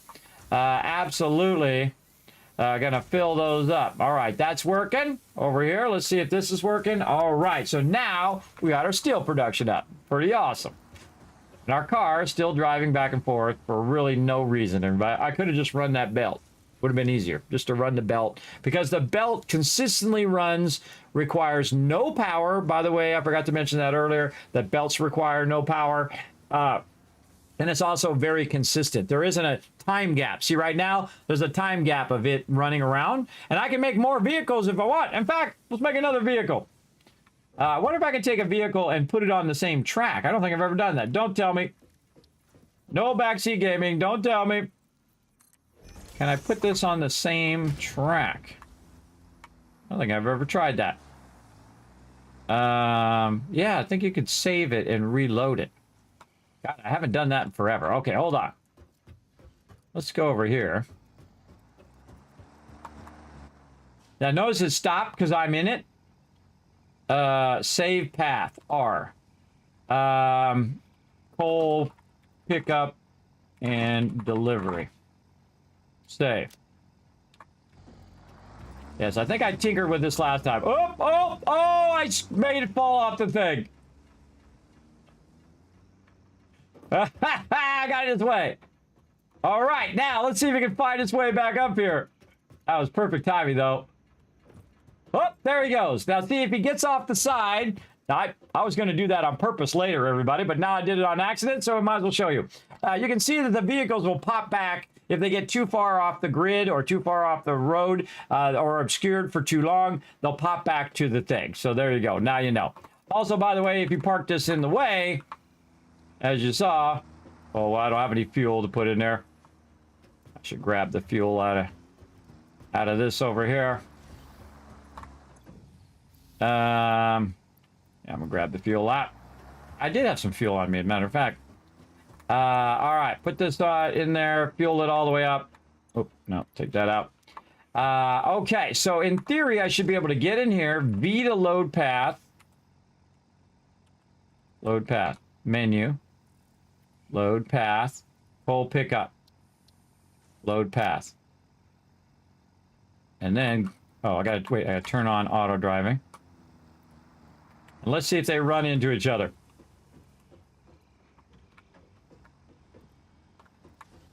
I turn it on. Autopilot on. Okay, let's get it. Why is it not moving? All right. Being a little awkward. There we go. All right. Ramming speed. So this is what I was going to do. I was going to try to knock it off by some ramming speed, but it fell off because I was standing in the way. All right, here we go. Ramming speed. You see how it fixed itself? See, it fixed itself. Went right back to it if it did do a collision. Now, trains also collide with each other, which I think is super fun. And there we go. Oh, what?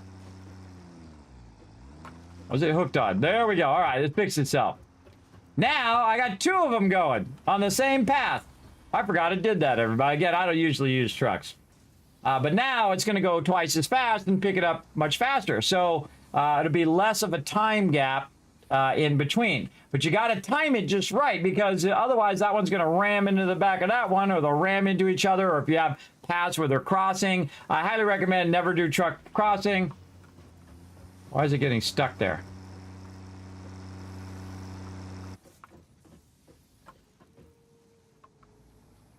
Why is it showing me that too?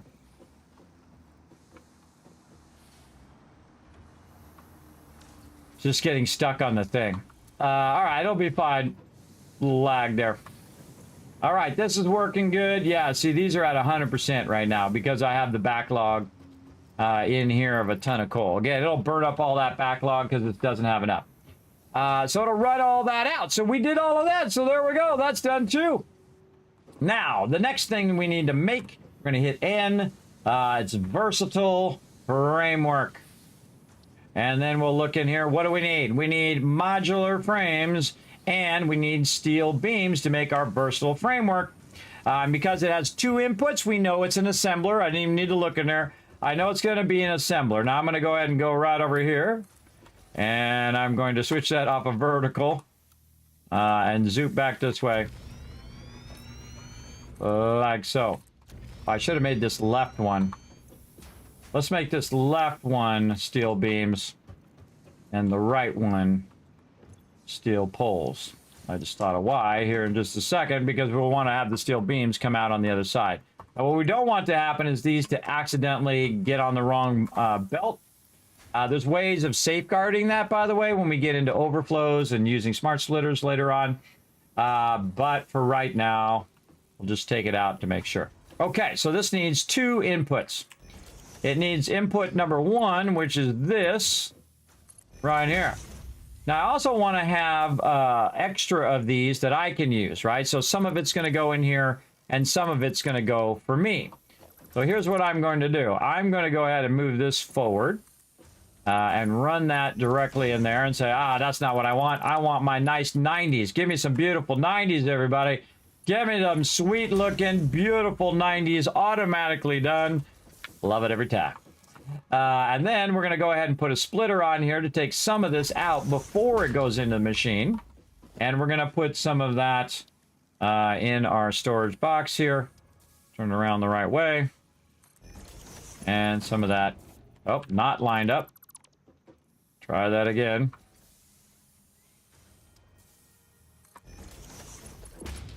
Okay, what are you doing to me here? What are you doing? Sometimes that little line lies. Lies. All right, fine. Now, if you have that problem, everybody, this is not aligned to the grid. It's offset from the grid. And I could go back and fix it and all of that. Not going to bother. I'm just going to go up here. Move it forward a little bit. See if that just fixes that little curve. Good enough. Good enough. Okay, so some of it is going to take half of it and run it this way, and then the other half is going to go into the machine here. Now, we're going to go ahead and take this and run this right to this pole right over here. Uh-oh, our pole is full. What do? Take out the wire and redo it all? Absolutely not. You go in here, you go to power pole, and you roll over the power pole while you have that selected, and you just drag it out. And there you go. I just saved you literally hundreds of hours right there. Hundreds of hours doing all of that, redoing the poles like I did when I first started playing. That's crazy, everybody. That's crazy. All right, and we want to make versatile framework. Now, once you turn this on and you have power to it, and then you tell it what you want it to be, it'll start to backlog these beams. Now, you can see I kept some for me because we're going to use these in the for upgrades. But now the other thing I need is modular frames. And where's my modular frames? Way over on the other side of the whole entire factory. Way over here. And so, let's go make some spaghetti. I hope you brought your spaghetti sauce. Again, I love triggering my chat, everybody. They're like, Kismet, please, no, not the spaghetti. Please, no more. Oh, yeah. We're gonna live it. We're gonna live that spaghetti life, everybody. And then we're gonna not do that anymore because it even triggers me. And I'm the one building it. All right, turn that off. Let's go to default. And we're gonna run this straight over this way. Right over here. And then go straight vertical. Now again, we could put stackers in there if we're gonna run multiple lines. You can use your stackers. But in this case, I'm not going to. And then run this. Ooh, that's just going to make it there. Oh, nice. Oh, sadly, it's in the way of that thing. Now watch this, everybody, as I get that from way over there and bring that over here. I've been playing for 6 hours. Oh, God, feels like 5 minutes. Feels like about 5 minutes to me. And we want to get this to go over here. Now, again, we're going to clip through some stuff. I don't like clipping. Clipping can bite me. And I'm going to put this, let's say right here, lift that way up. There we go. Very nice. And then going to go around this way. And this is what's called spaghetti, everybody. This is where you're just kind of running it willy-nilly. You're just kind of running it in the moment and not really thinking it through. And that's how it is in the beginning. And that's okay, everybody. There is nothing wrong with learning this way. Well, the way I'm doing it now, because you know what? You're going to do it anyway, no matter if I say to not do it or not. So I'm just going to do it to show you how to do it wrong and then come back later and make it beautiful, everybody. And that's the true thing about this game. There is the beginning of the game, how you play it, and how you just learn how to do all the factory and do all of that and how to, you know, balance your stuff. Learn that Kismet rule of 8 of how you balance all of your machines. And then the next stage of the game, I think, and this is why the game never ends, is the next stage of the game is to make it truly beautiful and to make it uniquely your own, right? Because you got to think there's a bunch of people out there right now. I think there's like, I don't know, 80,000 people playing it right now. I don't know. It was a high number. I saw it earlier. Let's go see. And it's like in the top games right now. Steam charts. Let's see. What are people playing right now? Let's see. Satisfactory, 51,000 people playing it right now. So there's 51,000 people making factories, everybody, and you got to make yours different from everybody else, and I'm going to show you how. Because you're in my stream, I'm going to hook you up. I'm going to hook you up to make it more advanced stuff than anybody ever do it. Because, well, really, they can do the same, but you're going to be more creative. That's what's going to do, because I'm going to give you a little creativity here as well. So yeah, Satisfactory. Let's see what their 24-hour peak was. Yes, it was. I was right. It was 119,920 peak. That means that many people were playing at one time in the last 24 hours. Pretty amazing. Pretty amazing for sure. Some of those people probably are still playing, and that's why those out of that 100,000, half of them are still playing right now and probably playing still from day one. I mean, they've been up this whole time. They've been playing it nonstop. The hardcores, the sweaties, doing it right now, doing the no life. Finished the game yet? You are making spaghetti for progress and organizing after. Yes, Yugla. Are you experiencing a new life? Yes, I am playing. I always play a new playthrough, everybody. Every update, I play a new playthrough. I could have done like Jace did from Satisfactory, who no longer works there, but and did a build from level 1 and then or from update 1 and then a build from up to. I don't have that much time, everybody. I go in and I play the game to see how it plays. I look at the progression. I look at all the tricks and try to develop new tricks and ways of doing things along the way. And get deep insights into the numbers and how you can do it graphically if you're more of a graphic person, if you're a visual learner, and then also how to do it by the numbers as well. And so I like to do that, and I'll play it a certain amount because it's an early access game, and I don't want to burn myself out. I don't want to play for 10,000 hours and then go, well, I don't really feel like playing Satisfactory on release. I already played 10,000 hours. Nah. I played several thousand hours in the game, and this game will probably become one that is my most played game. That's how, I can't give it any more higher praise than that. My current highest on Steam, but I can tell you Fallout 1 is my highest one because they didn't track it then, everybody. Fallout 1 is easily 10,000 hours. Easy. It could be 20. Yeah, I played it for that much, for that many years, because that's a lot of years of playing, but that's not just in 1 year, because, you know, I had work and I had life to do. But that's over many, many years of me playing it and replaying it and playing and waiting for Fallout 2 to come out as well. And I played through it just a million times, a lot of times. I can't even remember how many times. A lot. Okay, so this is coming through. We can see our frames coming through, and now what we want to do is run our frames into here. Now you're going to see that the frames go really slow. They're 2.5, but the steel beams, I need 30. Now, is this balanced? Absolutely not. Is it going to be balanced in any time future? No. So you don't have to balance it. You can see that right now it's only 36% efficient. But Eventually, we're going to make it 100%. We're going to make it 100% efficient, so it's running and running and running. Right now, we have less coal, so we can't make enough of it right now. But such is the way it goes. Because if you think about it, not only do the steel beams and this particular thing here, this right here, use coal and iron, it's also using other iron because it's got to make the modular frames, right? So you're using another ore node for that. And then if you think about the steel beams, again, the steel beams is using its own thing. It's using coal and iron, plus I'm using iron to make the modular frames. And so that's basically 3 separate nodes that I'm using to make this happen. And again, I can balance it all out, and we'll get to that eventually. But for right now, we're going to let that run. Now, do I need another box for the for this stuff? Not really. We can just let that rock and roll. Also, I'm a big fan of doing this because I'm also a visual person. So I like to go ahead and do this just to see what's in those boxes. So if I'm running up here, I don't have to think about it right here. Later on, we can put signs. We can also put signs of inputs and outputs, and like what's the output of this and what's the input of this. You can put the signs right on the thing, or actually there's a way to trick it to be right where you want it to go. And I'll show you all of that later. Now, what we want to see is versatile framework. In fact, we want it to do all the work for us. Now, remember, this is perpetual power. And so I'm going to go down here, and I'm going to tap one of these areas here. And I'm going to go ahead and run this over here. And I might bring it up just because I feel like it.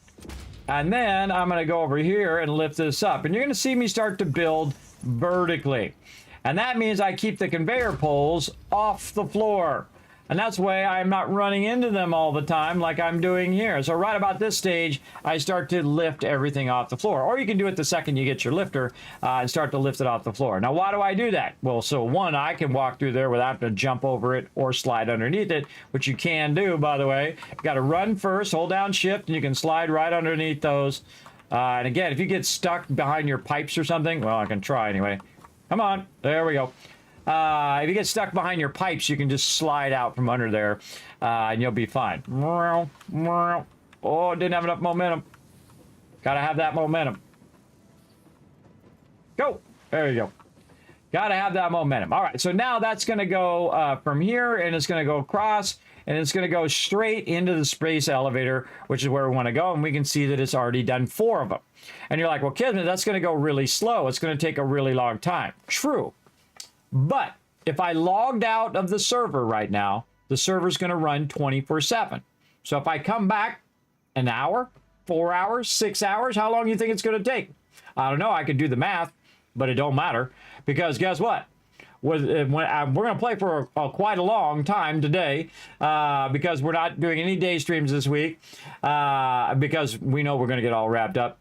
But if I did stop now and come back tomorrow at 10 p.m. Eastern Standard Time, it would have a ton of them in there. In fact, it might have all of them in there by then. So again, you have to tune in tomorrow also, 10 p.m. Eastern Standard Time, and see how many we got in there. Now, we'd also like to get the other one in there so that by the time we come back, it would have all of the stuff in there, and then we could just pull the thing and let it run. By the way, that last one actually is easier than the versatile framework. I find the versatile framework to be tougher because the stage that you are in the game. But that's okay. Everything working, cars running. Fueling, and a partridge in a pear tree. By the way, FICSIT, one of my favorite events in any game, even World of Warcraft and all those other ones that have a lot of fun events way back in the day. I love FICSIT. It is awesome. We'll definitely add FICSIT to our factory at some point. Okay, what else we got to do? We're still working toward our Blade Runners. It'd be awesome to find some of that and work on that as well. Damaging that FICSIT property. It's okay, everybody. I work for FICSIT Corporate. They give me the okay to, do a little damage of the FICSIT property. Okay, so did we do everything? Again, we're going to do everything in a row. We're not rushing. We're taking our time and having fun along the way. Now, I'm not using the fuel buffer. I find that the fuel buffer mostly is useless. If you have it down and you have everything good, the only time I use the fuel buffer is as a backup. And let me show you how you can do a backup with a fuel buffer. Let's go do that. Let's make sure we can make a fuel buffer. Ooh, and we got our double wall things too. Let's see. Logistics. Where is it? I think it's storage or organization. Yes, organization. But I forget which one those are in, because normally I'm in my bar and I just forget which one they're in. Okay. Oh, we need some modular frames. Oh wait, no, we gotta clear this first. There we go. All right, let's double check. Fuel buffer. Yes, it's copper sheets and modular frames, which we have. We should get way more, but that's oh, we're gonna need 2. Okay, I like to do 2 of them, and I'll show you why. And this is the smaller buffer. There is a bigger one. And so we'll get our copper sheets, which we have up here at the top. We got a lot of copper sheets. Now again, put the small stack back so that it's not taking up an extra stack in your inventory. Also, we can do some stuff in the MAM here. I see we got some stuff there we could do. Let's get all this off of my inventory. Just try to clear that out, clear that coal out. Still ignite we'll keep over here in case we need that later. Same thing there. There we go. Clear our inventory a little bit. I just throw that stuff by my hub in case, oh wait, I need to make, you know, 1 steel beam, and then I'll have the steel thing sitting right there. Always a good idea. Just kind of backlog that in there in case you got to make that one thing. You don't want to wait for it. So we came over here, modular frames. Oh, what we should do is we should do this. Hold on a second. Let's go over here. Let's say right here.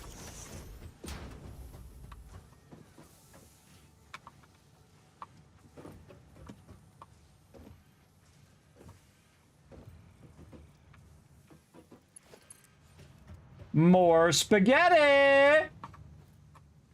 Now again, I'm going to show you how to make the spaghetti, and then I'm going to show you how to clean up the spaghetti. Now there's actually a little great trick if you want to make this go right up in here. Now this automatically knows what direction to go. It's going to go that way, typically, but double check it before you leave. Go look at it before you run a bunch of belts. Oh wait, I did do it the wrong way because look, the lines are an input, the arrow is an output. And again, I think those should be green. I'm going to go ahead and make that note as well too. Output arrows on all machines should be green. I'm surprised they didn't do that. I wonder what their reasoning was for making that yellow. I'm sure they have a reason, but it's not a good reason because it should be green. Okay, now we got it. We can see the 3 lines, something we talked about earlier while we were doing a bunch of stuff about how to look for those green lines. You're going to reconnect it there. This, by the way, the pole doesn't set the direction. It's actually the belt that sets the direction. And then also the inputs and the outputs set the direction. Okay, we want to go up there to the top. We just happen to have a ladder over here. And again, we're going to make this much faster tonight, by the way. Tonight, we're going to make this much faster where we don't have to use our ladders every time. Big time. And again, I'm just building it like you would normally build it on your first playthrough or so. I'm not going to just jump to doing the super advanced stuff because that's no fun for peeps who are watching. More fun to go on the journey and then do more advanced stuff later on. Again, I think that's much more fun, especially this way I'm bringing everybody with me and not just the few people who know the advanced building already or want to know the advanced building. Again, I'm always thinking of all of you first. Okay, so this is coming out of here and I'm splitting it that way. I could probably split it here. I don't like clipping that, but you know what? I think we're going to get away with it anyway, so I'll just do this. Okay, so I'm going to split that, and it's going to run this way. And so what I'm going to do is go ahead and run this out and just put it right here on the edge. And notice they didn't make it where if you hold down Control, that goes like that. Okay, now those should come out of there. There we go. And again, if we have any extra in here, it's going to start running those out. And then it's going to run some of them the other way and then some of them down this way. And we can see it's right there. And more spaghetti. And all of our stuff is getting more and more mixed together, and sometimes it's hard to tell where stuff is coming from and where it's going to because you haven't labeled anything. But what that's going to do is bring that down from up there so I don't have to keep going up there and getting it. It's the only resource that's not down in this bottom level. So I'm going to bring it down so I don't have to keep going up there as well. Oh, we got some clipping going on over here. What's going on with this clipping? No! Bad monkey! No clipping! Fail. I was trying to jump on that belt. But sometimes he jumps a little further than you think he's going to. Okay, fluid buffer. That's what we're doing. We're going to try to make 2 of them. And there's a reason why you make 2 instead of just 1. Okay, so up here at the top, we're going to make a fluid buffer. Try not to get run over. Whoa, and down we go. I jumped off of there and I was looking for the truck. Damaging FICSIT property again. Okay, so we have all of this coming in here, and we have it coming up this pipe right here. Now, what I'm going to do is break this pipe, which I need to hurry up or I'm going to run out of power. But that's okay. We'll make it work. Now, I'm going to go right here, and I'm going to go right there. And then I'm going to take this pipe, because I have a second set for pipes, and run that up there. And then I'm just going to run this down. Or actually, no, I'm going to run this forward. And run this down to the lower side. Now, it's going through the middle there, but it's okay. Now, what I'm going to do is let it backlog a bit in both of these because it has excess. And over time, that excess is going to build up. Now, this might cause a massive head lift. So when in doubt, everybody, just add a pump anyway. These pumps are cheap. You can make a fortune or 5,000 of these things in your gut. So just make one and just do it, and don't torture yourself. Don't torture yourself with it.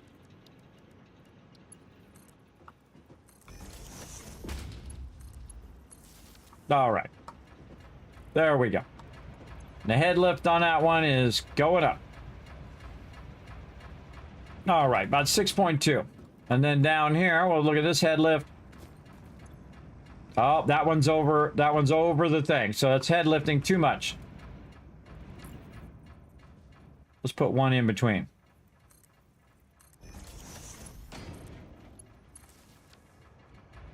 All right, now we're going to see this number go way down because I put an extra pump there. You now see this one says 11. This one says 15, and it's going up.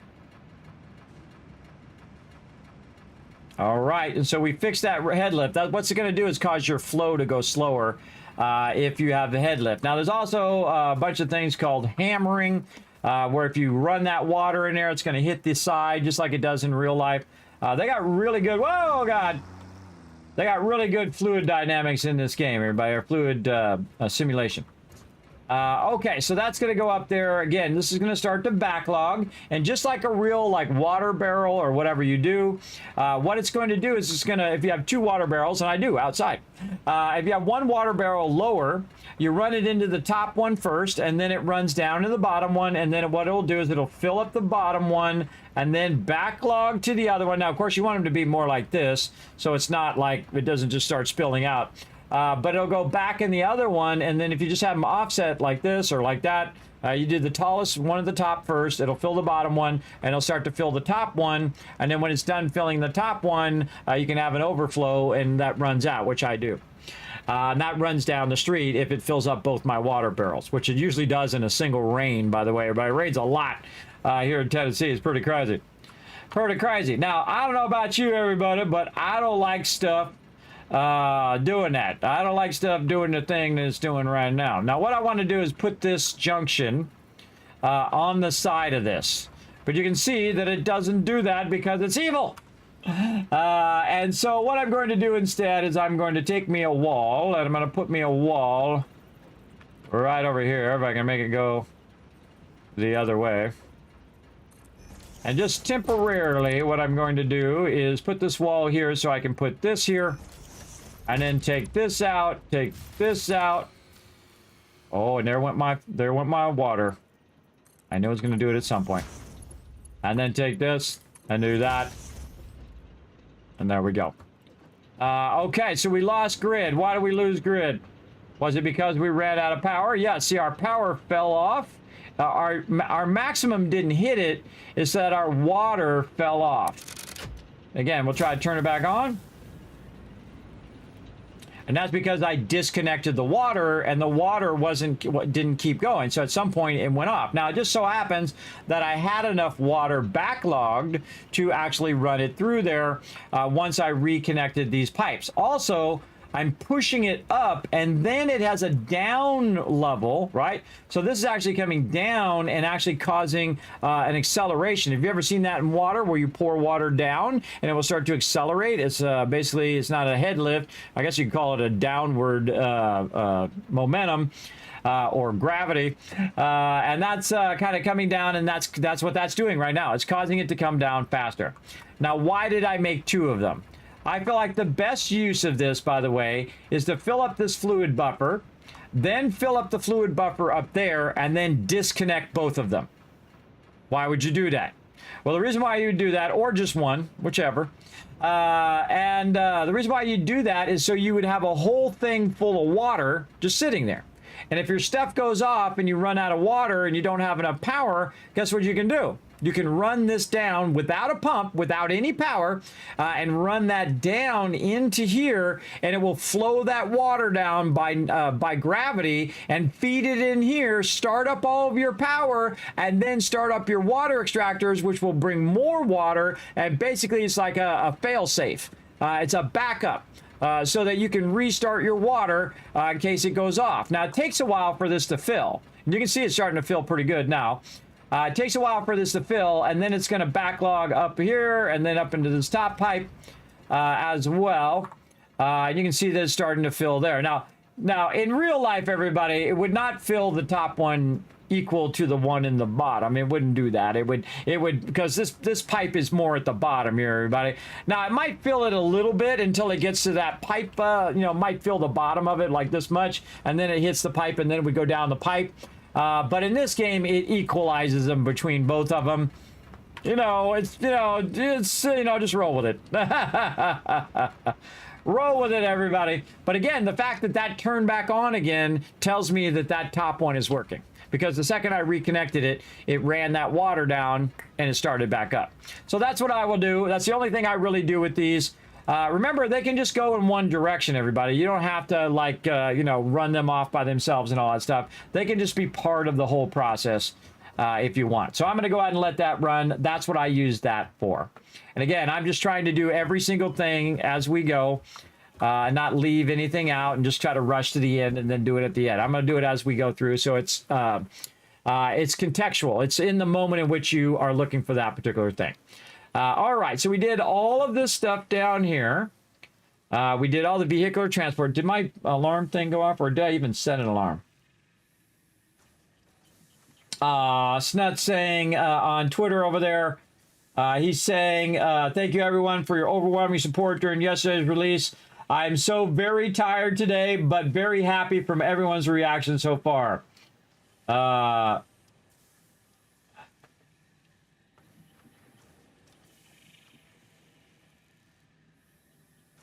on, I'm going to type to him right now. Having the... Actually, I can just have her type it. Absolute best time in 1.0. Period. I'm even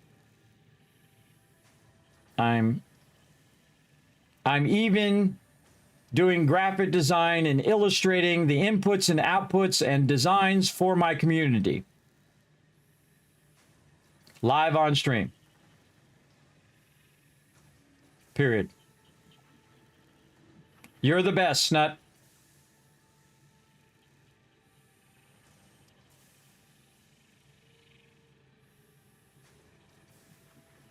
Hold on. Send him some love.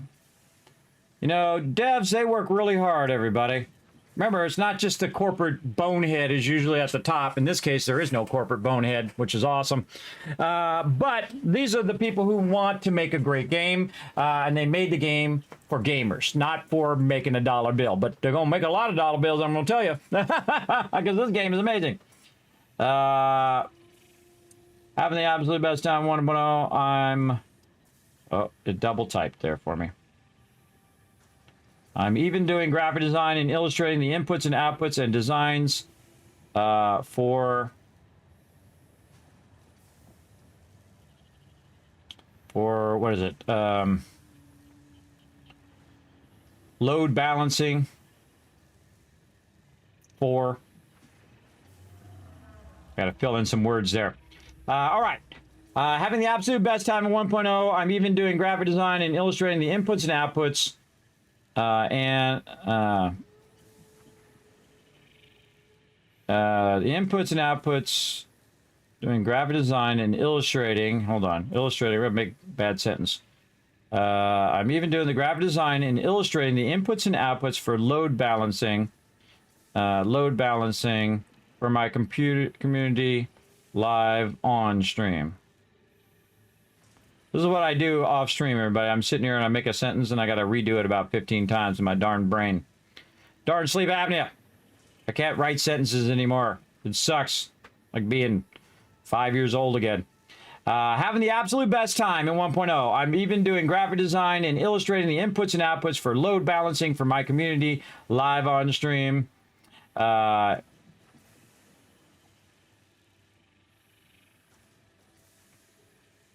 They're loving it. You're the best, Snut. Oh, I should take a picture of my load balancing. Hold on. Let's do it. Let's get over here. I'm going to take a picture. Right over here.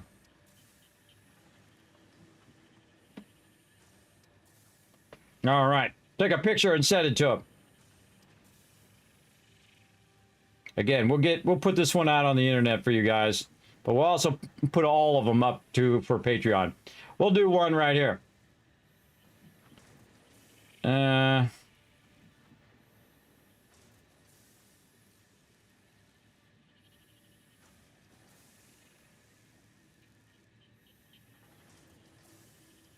Okay. Should allow me to add a photo. Uh-oh. Oh, I was taking a picture. Huh. I was on Twitter. That's where I was. Or X. Okay, go back. God, I hope I don't have to type that whole thing again. Go back, X. Can't get out of this screen. I don't want to go to settings. I want to go back. Oh, God, I feel like I'm going to have to write that whole thing again. Okay, I went to settings. Hold on. Now I got to do all this technical crap just to put a picture in there. Stupid X. All right, well, it won't let me go. It won't let me back up. So I think I'm typing that again. No, okay, remembered. Okay. Add a photo. Okay.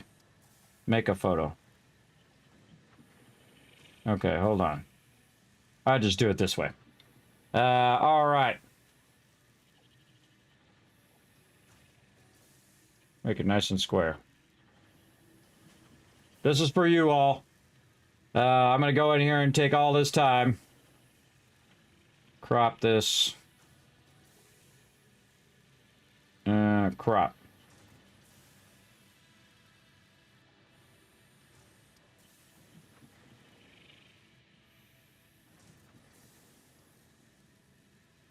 Okay. Why's everything got to be so complex? All right. Cancel. Then it should refresh that photo. Right here. Done. And take that photo. Add the photo.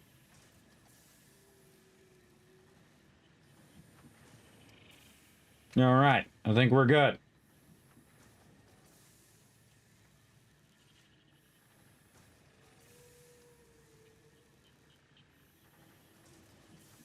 I think I'll put a slash here. Again, look how long it takes me just to make one post, everybody. I'm such an old man. Such an old man. It's just got to be right, right? You know how some of you are like that, right? That you guys are, what up, Proto Poly? We're trying to write back to Snud here over at Satisfactory. Having the absolute best time at 1.0. I'm even doing graphic design / illustrating the inputs and outputs for load balancing for my community live on stream. They're loving it. You're the best, Snud. Post. There you go, brother. All right. Now, that should come up, and you guys can go over there and like that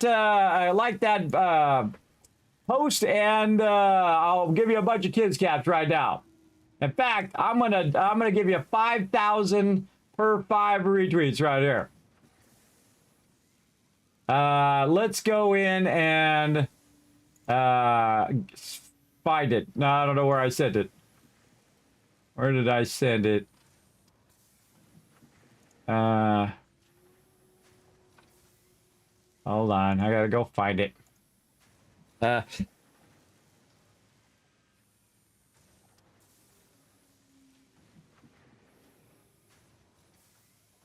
Getting sidetracked, everybody. Sorry, I was going to sneeze there. Didn't want to sneeze in your ear.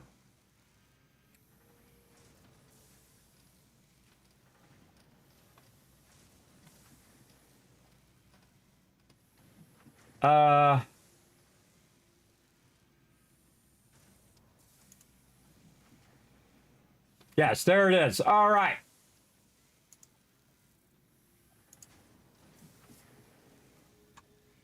Okay, so copy that. What am I doing?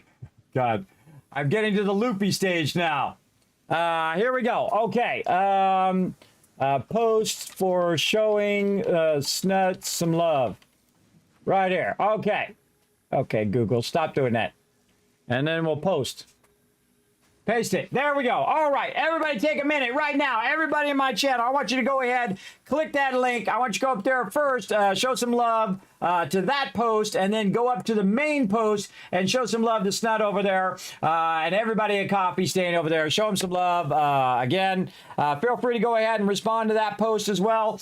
So normally I would just post this for my patrons, but I'm going to give you this first one for free. And of course, again, the full actual file will go to my patrons instead of just a photo of it here on the stream. So there you go. Go and enjoy that, everybody. Again, you can download that photo too and use it, but it's going to be a very small version of it. But there you go.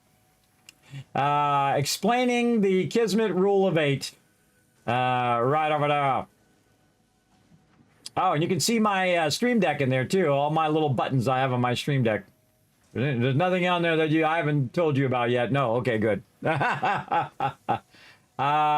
we go. All right, very fun, very fun. All right, I'm gonna be watching that post, everybody. I'm gonna go ahead and see if I can click it to make it pop out of there. I'll be watching that post for how many peeps go over there and like and retweet that one. And then, of course, show Snut some love as well. All right.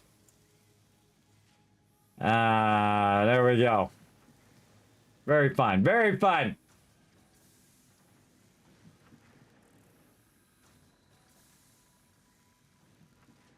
All right. There we go. All right. Let's get to it. Where's the post? There we go. I put it right there in the chat. Everybody follow that and go show some love over there. Okay, let's get back to it, everybody. We're having some fun, getting it going on. Let's go. Let's do it. So there you go, everybody. Now you got that one out there you can use. Okay, so we got everything done, I think. We got our versatile framework going. We got our foundry. We got our pipes and beams going, all of our steel stuff. We did our fluid buffer, we did our coal plants, we did every single thing, I believe. Yes, our Xeno Basher. We are finally ready to move from the basic part of the game to the modular part of the game, everybody. I'm going to show you how to do modular builds. And we're going to do it here in the blueprint. Now, the first thing we need to do is look at the requirements down here. What is it? 200 of the plates? How many of these are beams? How many beams do I have right now? 52. That's not a lot. Okay, let's go. Oh, let's set the milestone first. Over here. Let's set that milestone. Again, you can put these, you can do these out of order. You don't have to do them in order. The one I don't do in order is the clearing one. Oops, I'm going the wrong way. It's this way. Now, you can see how long it takes me to walk, everybody. But I slide and I jump to go a little faster sometimes. Whee! I also jump a little higher, I feel, sometimes. All right, back over here. And let's go see. I mean, this is dangerous, man. I'm walking across a driving area here every time I go by. It's dangerous. And then over here, how many do we have? Wow, okay, 100 already. All right, so we're pretty close. Yeah, we're about 50 away. And so it's going to, again, use some this way and some that way. We've already got 16 of our versatile framework done. So we all good there. Right there as well. All right, let's keep on keeping on. So that's going to come out. That's going to go into this box. And we're going to let that run. And this is coming out. And wow, look at all that steel pipe in there. Oh, man. Again, put the smaller stacks back. Take some full stacks. We're going to need a lot of that later on. And even more so of the steel beams. And we're going to scale all that up later. Right now, we're going to go ahead and get this going. How are we doing on our other retweet as well? Now, here's another retweet as well, everybody. We need 3 more retweets over there. Go to that previous retweet there and show some love over there on Snut's post from Satisfactory. And again, the more love I see you guys showing there, the more Kismets I'm going to give you because I got tons of giveaways to do all the rest of the year. So now's a good time to participate and earn some rewards. A great way to do that. Get those kids caps, and then you can enter those giveaways and potentially win some sweet loot. All right, I kind of feel like we got that going. We need to do that next phase, and we want to let that run a little bit. I probably am way overdue for another break. Yes, I am, as always. And then... earlier somebody said, hey, Kismet, you should have some compression socks for when you're sitting a long time. I have them on right now. I went to the doctor to find out what was going on with that. And he's like, oh, you got a problem. You've been sitting too much. And I'm like, yeah, I sit all day, every day. I work a lot. I'm working hard, brother. And he's like, yeah, try these compression socks. Do these like feet lifts that I do, right? You put your foot on your toes and you push your way up. You do feet lifts. I walk around more. I try to take more breaks. That's what I try to do to try to counter that. Okay, so we got a little bit to do that. Now, can we just skip that and go to another one? We could. We could do our advanced steel production right now because we have more pipes than we have beams. And we have all these other ones, so we could just skip it. And go ahead and say, you know what, here, take all of these in there. Oh, I didn't bring enough rotors and I didn't bring enough of these. But here's the cool thing. What I did do is I have the rotors over here. And again, if you're going to use up a whole stack, you might as well grab 2 stacks like that. And then, of course, we were smart enough to bring our modular frames down. Where we can just go over here and grab those modular frames. And again, I'm going to grab 2 stacks of those. And then we're ready to go over here. Nice. Advanced steel production. Ada, tell us all about it. Milestone reached. The Miner Mark II allows extraction of resources from nature to FICSIT at twice the speed of the Mark I model. Miners can be directly upgraded to Mark II without removing the Mark I model, just like conveyor belts and other upgradable infrastructure. Unfortunately, setting up the production of advanced steel parts and project part number 3, automated wiring, will not be as easy. Every moment you delay reduces the chances of saving humanity. I will not show you the predictions, it would only demotivate you. I'm working on it. I'm getting her done. It'd be funny if there was like a timer, and if you didn't get it done by a certain time, then the whole thing like explodes. That would be very Fallout-esque, everybody. It doesn't even tell you. It's just like you're playing, and you put 200 hours in it, and in the second it clicks over to 201, boom, world blows up. I seriously doubt they're going to do that, everybody, but it would be funny. Okay, so now we got our Mark II miners, which really make a huge difference, everybody. Remember, it's going to double up all of our extraction now. So all of our nodes that are 60 are now going to be 120. So instead of using 260 nodes on the production I'm using up above, I could then make a Mark II miner, and that's going to be now 120. And so I could use a single input. So we can modify our chart to have to deal with a Mark II one, right? So again, our input is all we need is 120. So now we could use one normal node with a Mark II miner. It'll be extracting 120, use our Mark II belts, and boom, we can retool all that. And guess what we can do with the extra iron? We could use it elsewhere and make even more stuff, right? We can scale all that stuff up, like more modular frames or whatever we wanted to do, or more steel. We could definitely do all of that.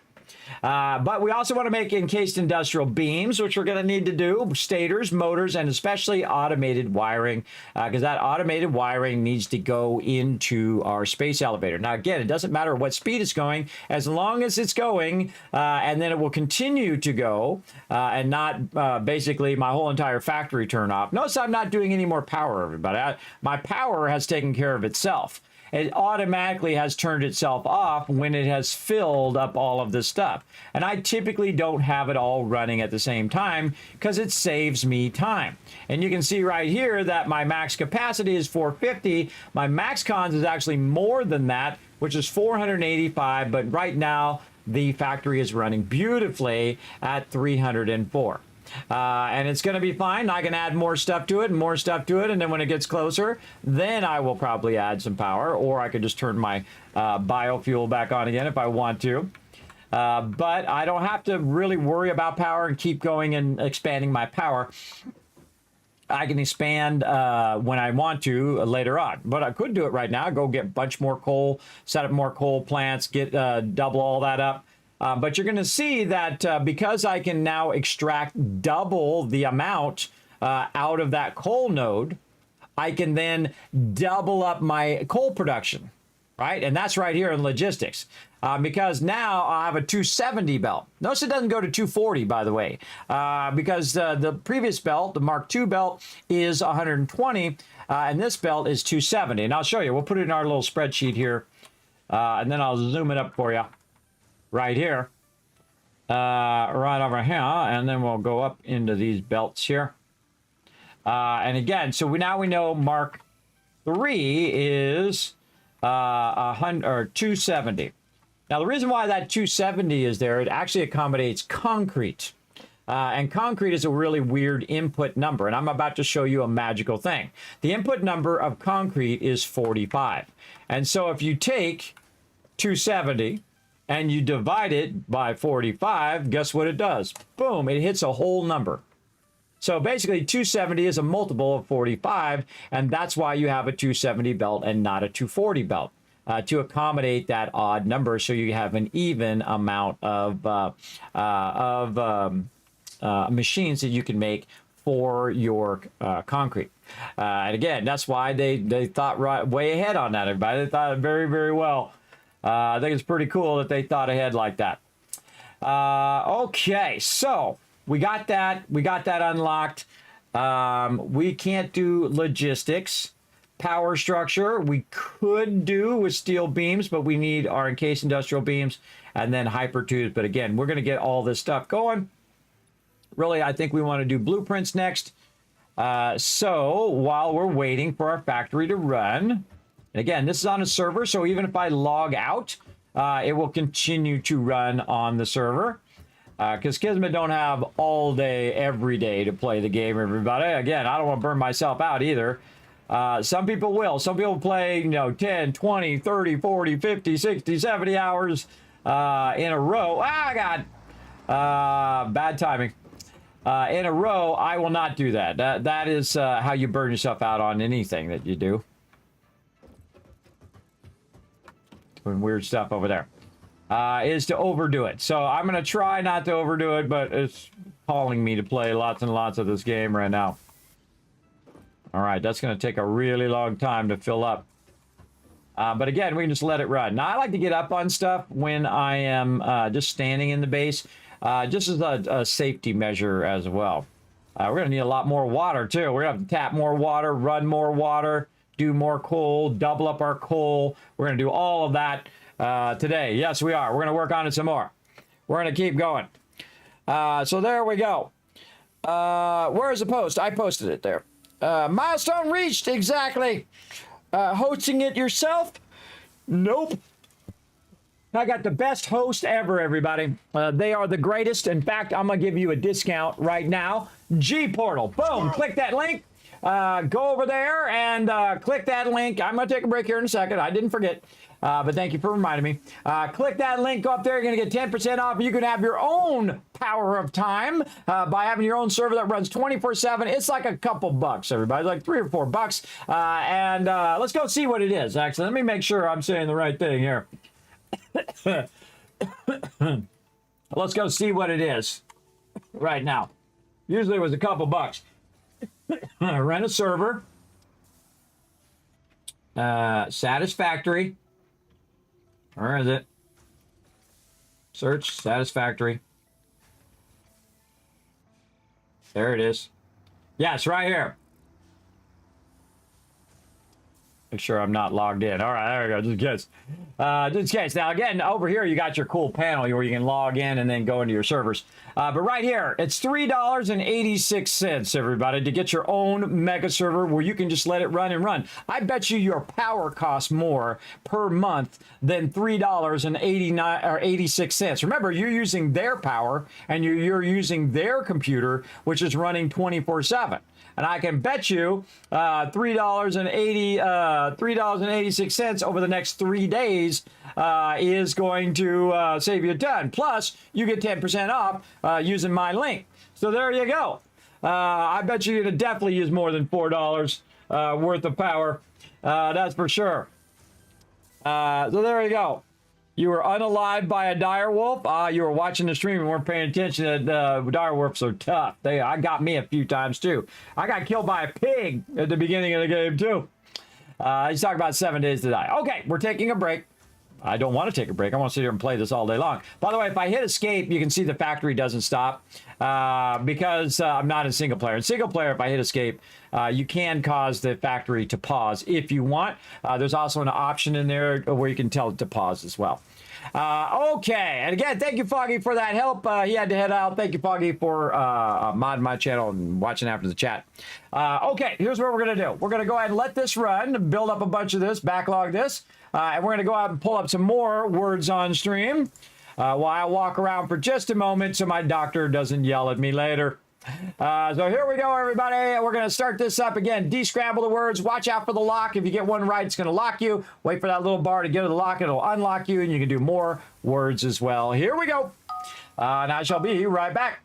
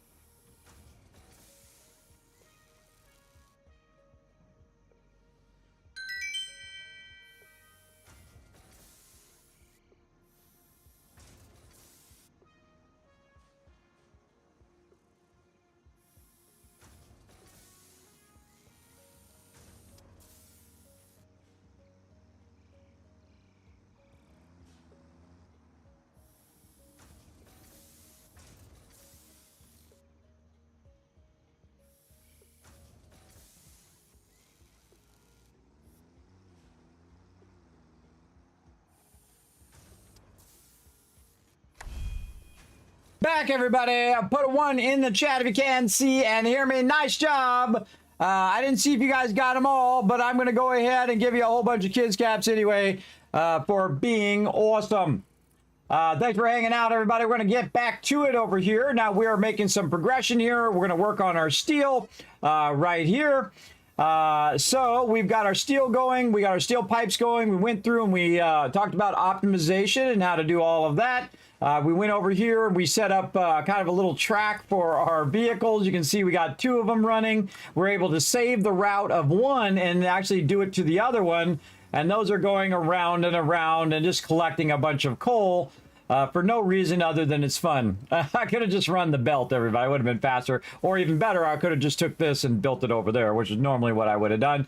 But just to show you guys how vehicle works and how you could just basically just drive a path and then start that vehicle going, and then you can make another vehicle and then start that one going, and so on. We could put 25 vehicles here if we wanted to. In fact, again, I typically like trains more, but because trains are awesome. Trains are very awesome. All right, now while we were busy doing that, we made 45 more here. Now we have the 200 that we need to go ahead and start with our blueprints. It's a very exciting part of the game, everybody, when you hit the blueprint stage. So I'm going to go ahead again, and we also are feeding our versatile frames up there, which were 28 in out of 1,000. But again, we can just let it run. It'll run and run and run. It'll be just fine. All right, over here. Like so. All right, let's put these in here. And beams, this, what are we missing? Wire. And I'll take a bunch of this out, and that'll spin that part of the factory back up again. Then this over here, same thing. It'll spin this part back up. Now, I gotta be careful. If you start too many things at this point, it'll actually kick off the power. We're gonna see that power spike from right about 250 now up to about 350.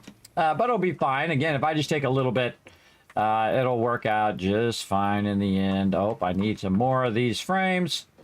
Luckily, I ran them down here where I don't have to run up there every time. And then run that in there. And now we got our blueprinter. Oh, yeah. And that's what we've been waiting for all this time. Blueprints reduce repetitive building tasks, further optimizing your progression towards saving Earth. With its beautiful ecosystems, abundant natural resources, and sunsets over frolicking puppies and kittens. The blueprint designer allows you to build and combine structures once and then duplicate that configuration effortlessly. Any complaints about the spatial restrictions will only reveal your own inefficiencies. The coffee stain put that in because everybody complained about how small it was. So they put that line in there. But they actually did add a bigger one, everybody. They did. They added a 5 by 5 by 5. So 5 by 5 by 5 vertically as well. So yeah, it's having a great time, everybody. I hope you guys are having a great time too. How we doing over here? Oh, we got 2 people to go over there and press hard on it. All right, come on, everybody. Let's go. Rise up, chat. Jump on over there to Twitter. Let me grab it here before where it scrolls off my screen. Oh, I think it already did. Did it scroll off of there? I shall find it. I shall find it. Or not. Nope, it scrolled off the screen. That's okay. I got it right here, I believe. Snut. Satisfactory post. Boom. There it is right there. Okay, there we go. So again, follow that link, everybody. Go show some love over there. And then after that one, go ahead and show some love to that one. We need 2 more retweets on the second one there. And on the Snut Satisfactory post, go up there, hit that like button, hit that retweet button. Again, I'm going to really double that up for you. For every 5 retweets or every 5 likes, actually, every 5 likes over there, I'm going to give you 5,000 kids caps for participating in the stream. I appreciate you. I appreciate you. Okay, so we got that done, our blueprinter, which we're going to make here in just a minute. Let's see, how many of these do we got? 24 left. Now, by the way, you can change your mind when you're doing these blueprints. You can go in and say, you know what? Okay, I was going to do that one, but you know what? I want to do the power structure first. So then you can see it switched it.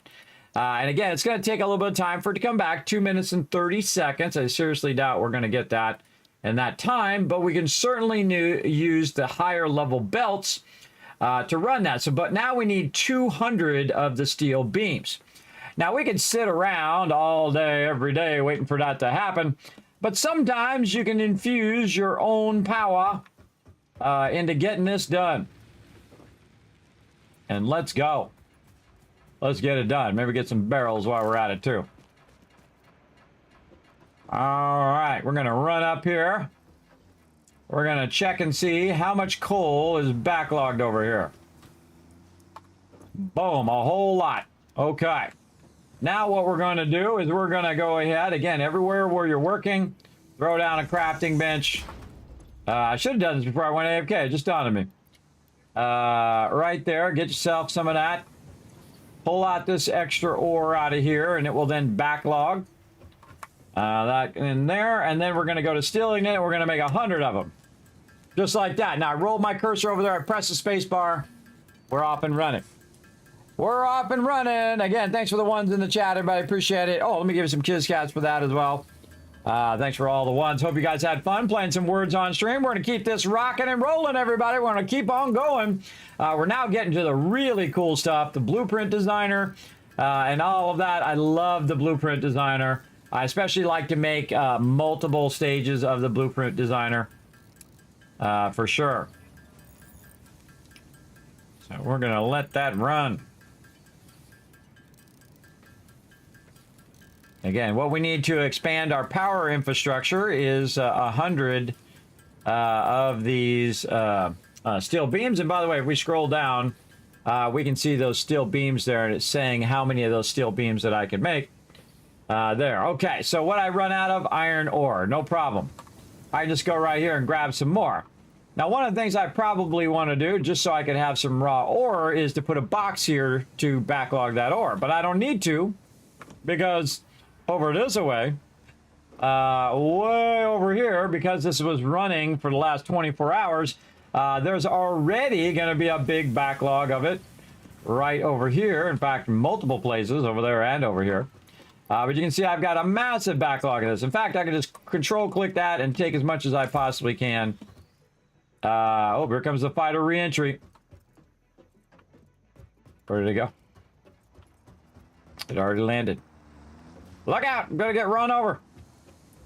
I will run over here because this is where we're working. And now, oh, I have too much on me. Take one of these coals off, and then go.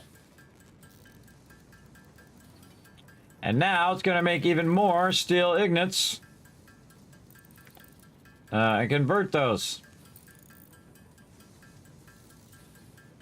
So now it's making about 375. Ah, no worry, Blitz. I appreciate you hanging out in the chat. Okay, so this is another thing. Man, I should have done this while I was AFK. I didn't take that long of an AFK. Maybe we should do that. Just let you... By the way, look how cool it is with the stuff running in the background.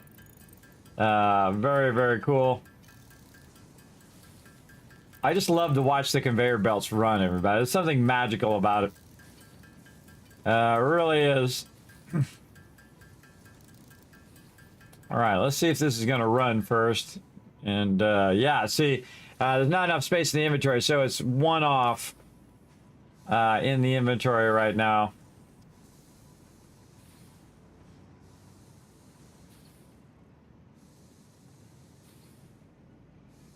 What you wanted to do is to run out that, and then that's empty, and then it goes to the next one and basically keeps opening up a space over time.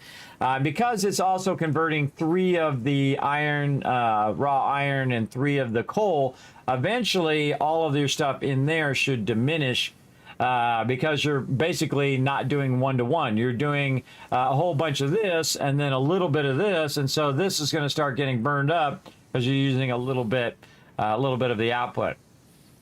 So what we want to do is basically convert this into steel ignites and then come back and convert it all into steel beams. Again, our biggest problem, I think it's going to be coal at this point.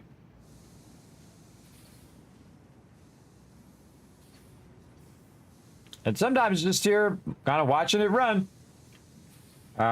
which is pretty nice. Or I could just log out, let it run, GG's, come back later after it's made an absolute ton of it.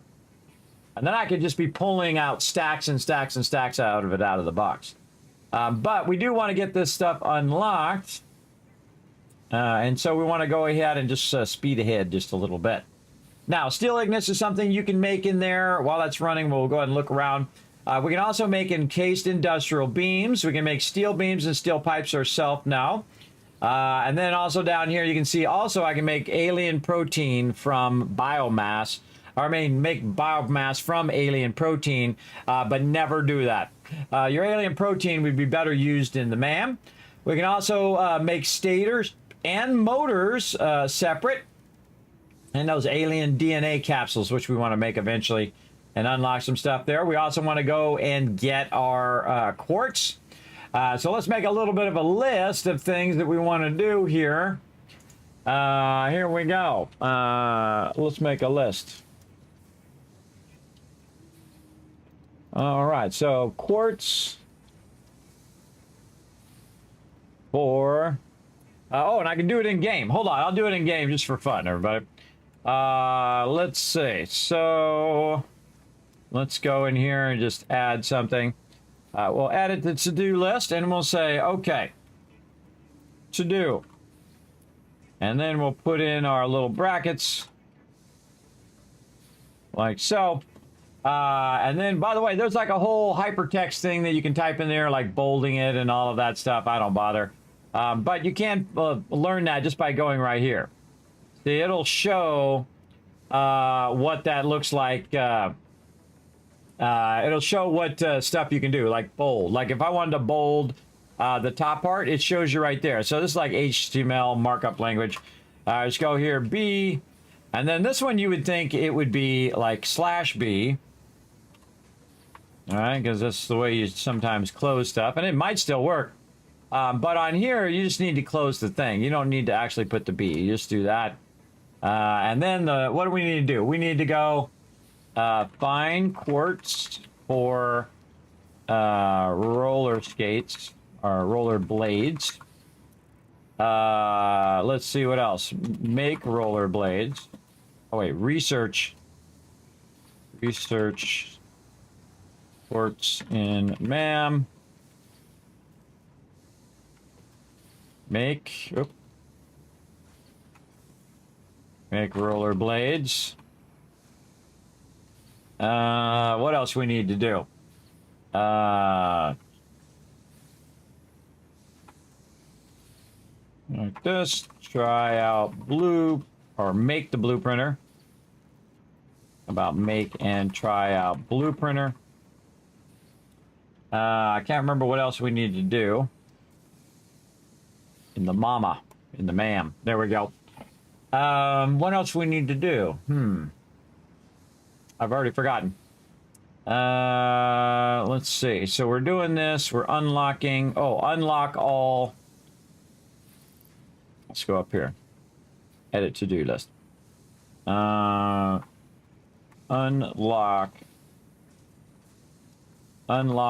all of tier 4.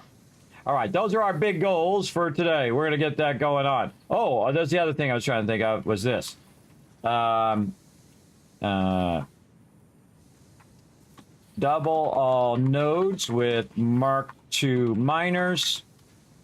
And then retool factory from larger inputs. Okay. There we go. So now we got a little to-do list, and you can see it shows up on the right side there. It might be a little easier if I rolled it over something. There we go. So now we can actually make our own to-do list. Not only can we make tag the recipes or do multiple recipes, by the way, and it will tell us what we need. But we can also do a to-do list and then come back and check those off one at a time. So I think that's what we should do. We should go ahead and, again, finish these. Out of space. Click off and click back again. It's about to get a little funky. You have to click off and click back in. And again, we need 100 of these. Here's what we'll do. We'll let that run. I'm gonna take a quick break. I shall be right back.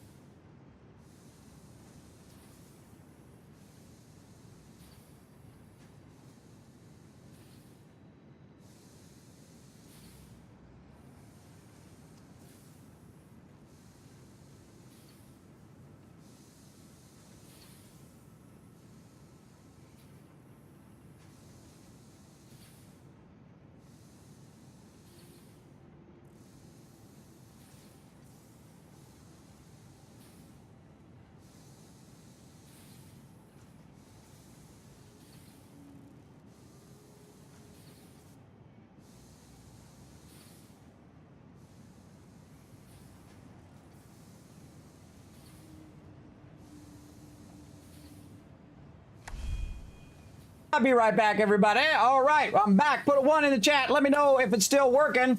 I took a little break there. Always good to take a little break, everybody. Again, I only took a small break before. Thought I'd take a little bit of longer break. This way we can really get into it. Right? I have an excuse now to play for a lot longer. So here we go, everybody. Again, we made a bunch of our steel beams. Hopefully you guys can hear me. Can you hear me? Put a 1 in the chat if you can't see and hear me, everybody. Before I go on and I realize that everything is broken. I should also stop my recording over here. Because it's already been recording now for 7 hours and 30 minutes. And start a new one. This way you can get that going. There we go. Do your thing over there. There we go. Nobody? Oh, it's not showing up over here. There we go. Oh, okay. There we go. Amva's paying attention. Everybody else went to get something to eat or got some snacks or something. Okay, so again, we just had some fun setting up some vehicles. I showed you how to do vehicles today. I went very elaborate on how to balance your stuff and use the Kismet rule of 8 or the infinity or 100% efficiency to get in your production lines. Now, the cool thing is at this stage, by the way, everybody, is that everything then doubles up again. So from the same nodes that I had before, I can actually extract twice as much. And that's really what I want to do. But I need more water, and that's the number one thing I need right now is more water. I also need to make some encased industrial beams right over here. And the funny thing is I need to make the encased industrial beams from the steel beams, right? So that's part of the next part of the process. So let's go over here and see if we also have a bunch over here that we can use. There we go, 61 there. And again, we're going to go ahead and try to do a lot of this stuff over here. Let's put some more stuff on the to-do list, like we don't already have enough. Let's go. And then after that, we're going to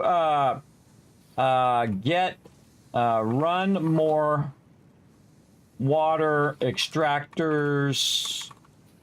Oh, you can't do it. Oh, I'm out of room. More water. There we go. More water. More coal. Oh, I can't do another one. More water and coal. Power. Oh, power. There we go. All right. Our to-do list can only be that long. I didn't know that.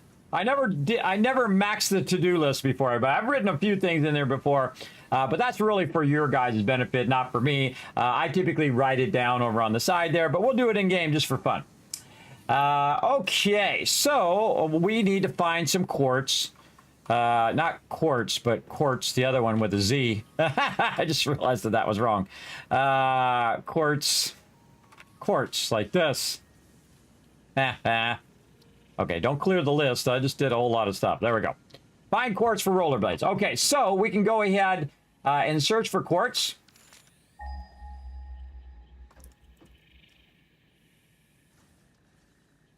I think our closest quartz is that way. Yep, 800 in that direction.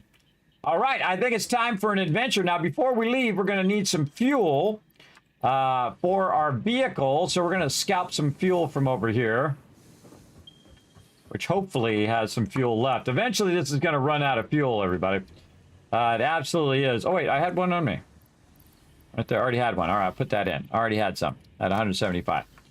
Also, you can see that I have a bunch of ore nodes on me. Now, I could put that ore node back away into that box, which actually I think I will. This way, it will stop that much quicker than if I don't. So let's go take care of this. Run back over here where we took all this raw ore out there. And then maybe we have another one we can put this in. It's going to be up above. Yeah, be up above. I seriously doubt all that's been used up. See, what that'll do is backlog that faster because and stop it faster because it is missing some. Yeah, up there.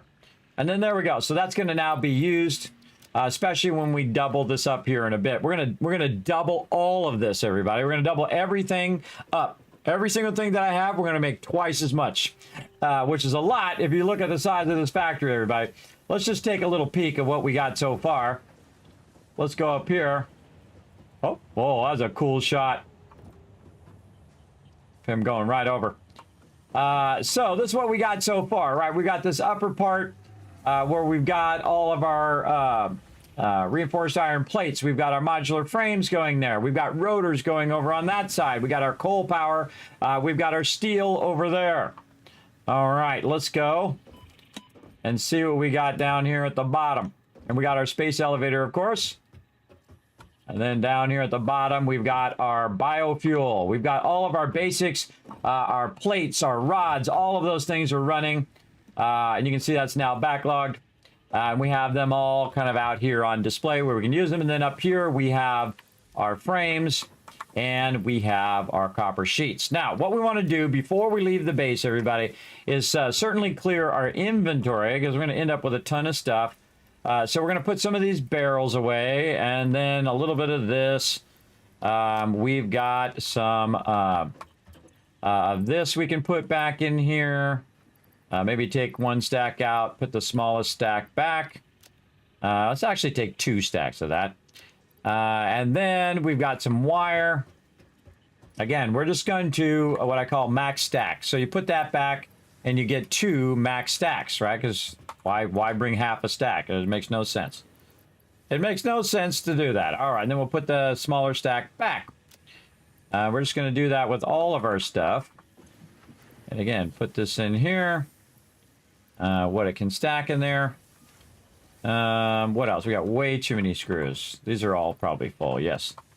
Way too many screws on my character, but you can never have too many screws, I'm just going to say.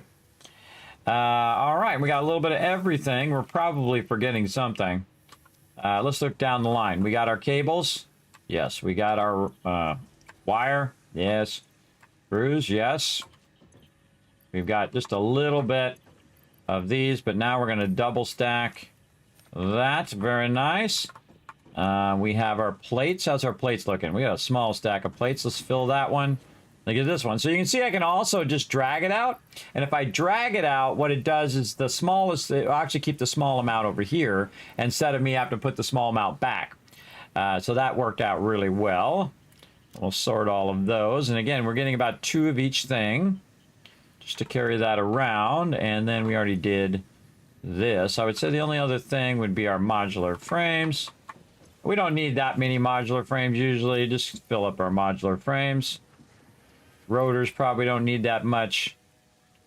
We're good. We're good for now. Let's go do our thing. Do we have our cart? We do. Let's ping the quartz again. And again, it's adventure time. Here we go. We're going to leave the base. I'm one of those people, I spend a lot of time at the base, everybody. I really do. Okay, 800 in that direction. Can we see where it is on our map? Yeah, actually, we've been over there. Look at that. Now, one of the things we can see is the fact that this quartz is behind this water. Now, if you run this vehicle into the water, everybody, usually it gets messed up. And we're going to find out. Now, we can also see, if we look at the terrain, if you're able to read an elevation map, that's basically what this is. You can see these kind of lines that go like this. And what that's doing is telling you there's a kind of an elevation change where it's going down into that lower elevation. Just like you can see here in this crater here. So I'm right here, so I need to go around the crater and then go into this entrance right here so I can get down below, or I can just go right off the top and go down, which I've done many times, or go up here and just fling off. But we're going to go ahead and see if we can make it through this spot right here. So what we're going to do is just say this is going to be our cave entrance here, or lower level entrance. Yeah, no, actually we'll do this. We'll just put this here. There we go. Now what we can do is, now that we have that on the map, we can click on it and we can highlight it like this, and then it shows me in the world. Isn't that cool? I think that's pretty cool. So we'll just say it's warning me of a drop-off. Now, no matter where I am, if I have the resources, I can just put my vehicle down like this, and then we can get in the vehicle, but that's not going to help us. But it does help us jump to the back. And then I'm going to go ahead and put my fuel in there. We're going to try to turn this around the right way. And then there's the crater down there, which you can see. We're going to try to avoid falling in there, but there's no guarantees that that won't happen. Okay, so now we have to look at where that thing is, that way. Again, we can look on our map and look at where that elevation is. So we just want to ride around the outside here. And I got to watch out for all this gas. Now, by the way, you can drive through this gas. And by the way, you can see I can also drive out of that lower part there. There's some Caterium right there. I say we just go ahead and take a quick break. Grab some Caterium while we're at it. Now, again, this is not a Caterium node. It's just a deposit of Caterium. And that'll help us. Later on, we'll look for our Caterium. We can also go down there and try to get that guy down there, which, we might do it at some point. But for right now, we're going to do our vehicle. Now, another thing I want to see, don't tell me, is if the vehicle still protects you against animals attacking you while you're doing this. Again, here's our entrance here. So in theory, we made it. There we go. And now we're going to go down our entrance. And I wonder, can we ping? Oh, we got to get off of our vehicle and ping. There we go. Ping that again.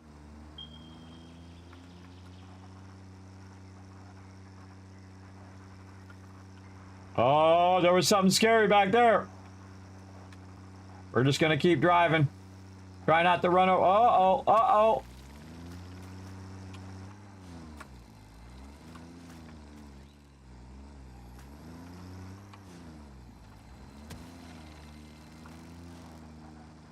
I try not to run into plants because I might need them plants later. Okay, which way should we go? Right or left? Watch out for baddies, and of course I have to do this at nighttime, so it's even scarier. Get off, ping. All right, I'm gonna guess this way. Oh, I think I actually could see it from where I was at. Yeah, I could see it from right here. I'll show you. Watch this. As I ping it, you'll see it right across the way. You can actually not just like that. Let me get a little closer.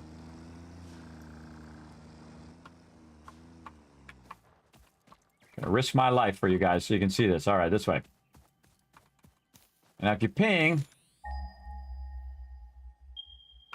see that little circle? It's telling you right where it is, right over there. Okay, grab some of it. Oh, okay, or not. Again, try to avoid running anything over because it will destroy it. All right. Oh, what is this thing?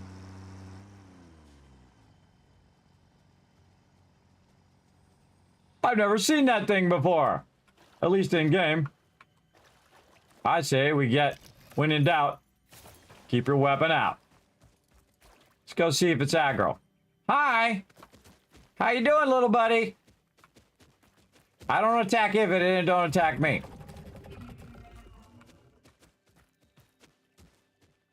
They're very cute. You have a nice day. All right, I just need a little quartz here, everybody. I don't need to, you know, do a whole bunch of crazy stuff. So here we go. Let's rock out. We will rock you. Now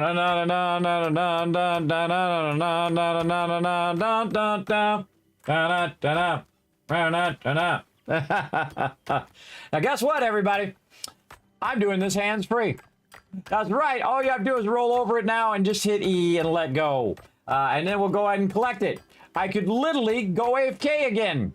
I go AFK again and it will just keep collecting and collecting and collecting. As long as I'm standing there, it will collect a whole lot of this. Now, you know what's going to be even better? Doing this. What's this? First, I got my thing out in case anything gets rowdy. But what I'm going to do is go ahead and tap this node. Let's go tapping this node. Oh, I should just go right to Mark 2 at some point, but that's okay. We'll go Mark 1 for now. And you can see, uh-oh, I can't make it because I need a portable miner. But like I say, everybody, everywhere you go, throw down yourself equipment workshop, hopefully not in the water. Let's say right there. Again, because I brought the resources that I need and then a nice crafting bench. And in this case, we're also going to throw down the MAM, because why not? right? Let's just throw the MAM right over here by our quartz node and make it easy. Now, we're going to want to extract our stuff here. So we got to go over this way. Keep your weapon out in case anything sneaks up on you, everybody. We're going to make a portable miner. We can make 98 of them right now. I think we're good. One will do for now. And then we're going to go ahead and let it start extracting. What up, guy? Oh, he's putting out some stuff over there. And then we're going to go ahead and make a storage right here. And then we're going to run this over here. Sorry, am I in your way? If I get in your way, you let me know. Trying to work here.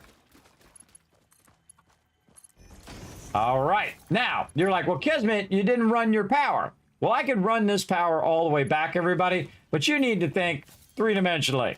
And that's basically means don't bother. Go right here. Just put a biomass burner right over here and do your thing. Because guess what? We brought some biomass with us in our vehicle. Of course, we had brought a lot of it. We'd really be styling. We could also grab some. Stop doing that. Go around the back. We could also grab some. Now, obviously, you don't want to take all of it out of there, right? You want to maybe leave half in there and then use half for this. But you want to definitely connect your wire first and then just use some biomass. There you go. Right? You don't have to make a whole nother factory and run all the line and do all of that for now, though it would be good in the long run to do that. But for right now, we're going to get that going. Now, by the way, once we tap that node is going to be known to us whenever we ping in the area. Ping. And it's actually going to have a little check mark next to it, meaning that we've tapped that node and we've gone to that node and we're working on it right now. We also have 2 more quartz nodes so we can get it going. Now, what type of node is this? This is a normal node. So that means it's coming out at 60 right now. And we're basically collecting 60 per minute. Way faster than I could ever collect that. Now let's go over here and speak about quartz, and we're trying to get this one right here. Now, luckily we brought our modular frames, though we could always, work our way up to it if we wanted to. We want to make a bunch of silica as well, but we happen to have our thing over here, which allows us to manually make silica. Now, I could also plug in a manufacturer and have it doing the manufacture for me as well.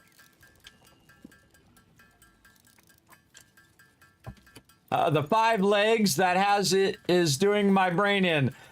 It is an alien planet. So we can just make it ourselves. Making it ourselves is going to be much faster.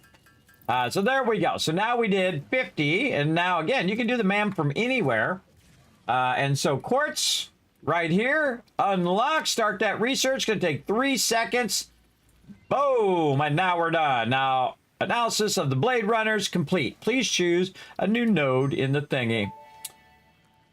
Is going to tell us all about it. Blade runners unlocked. Equipped to run faster, jump with greater force, and decrease fall damage that might otherwise have lowered your value to FICSIT.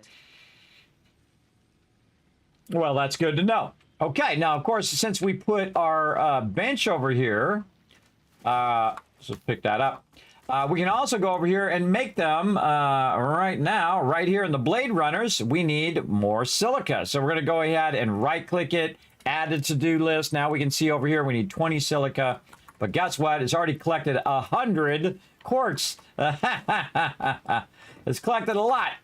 And again, you can just do like a mobile crafting area. And I do it at every node. At every node, unless the nodes are really close, then I'll put it in between the nodes or nearby the nodes. But at every location in which I'm extracting stuff or I'm working on stuff, I will put usually all 3 of those down because it just saves me from collecting it and running all the way back to the base. And I'm sure some of you have done the same thing. So now you know to just build it at the node and then do that MAM search, MAM research at the node, or you find just kind of random nodes or random deposits, not nodes, random deposits laying around as well. So how are we doing? Oh, we got three likes over there. Let's try to get some more, everybody. Let's try to get some more. Again, follow this link right here, the Satisfactory post. Hit that like button. We need 2 more people also to go and like and retweet that other one right there as well. So here we go. We're going to make a bunch right over here. So we can also unlock more space in our inventory. Again, we could get a constructor and plug it into our biofuel and all that. But why? Why not just collect as much as we can for now? And then we can always convert it ourselves, which is easy. Easy to do. All right, nice. And I kind of feel like they moved this around. This used to be on the edge of the world before it went over to the to this area over here. There used to be some over here. They might still be there. Let's ping them again.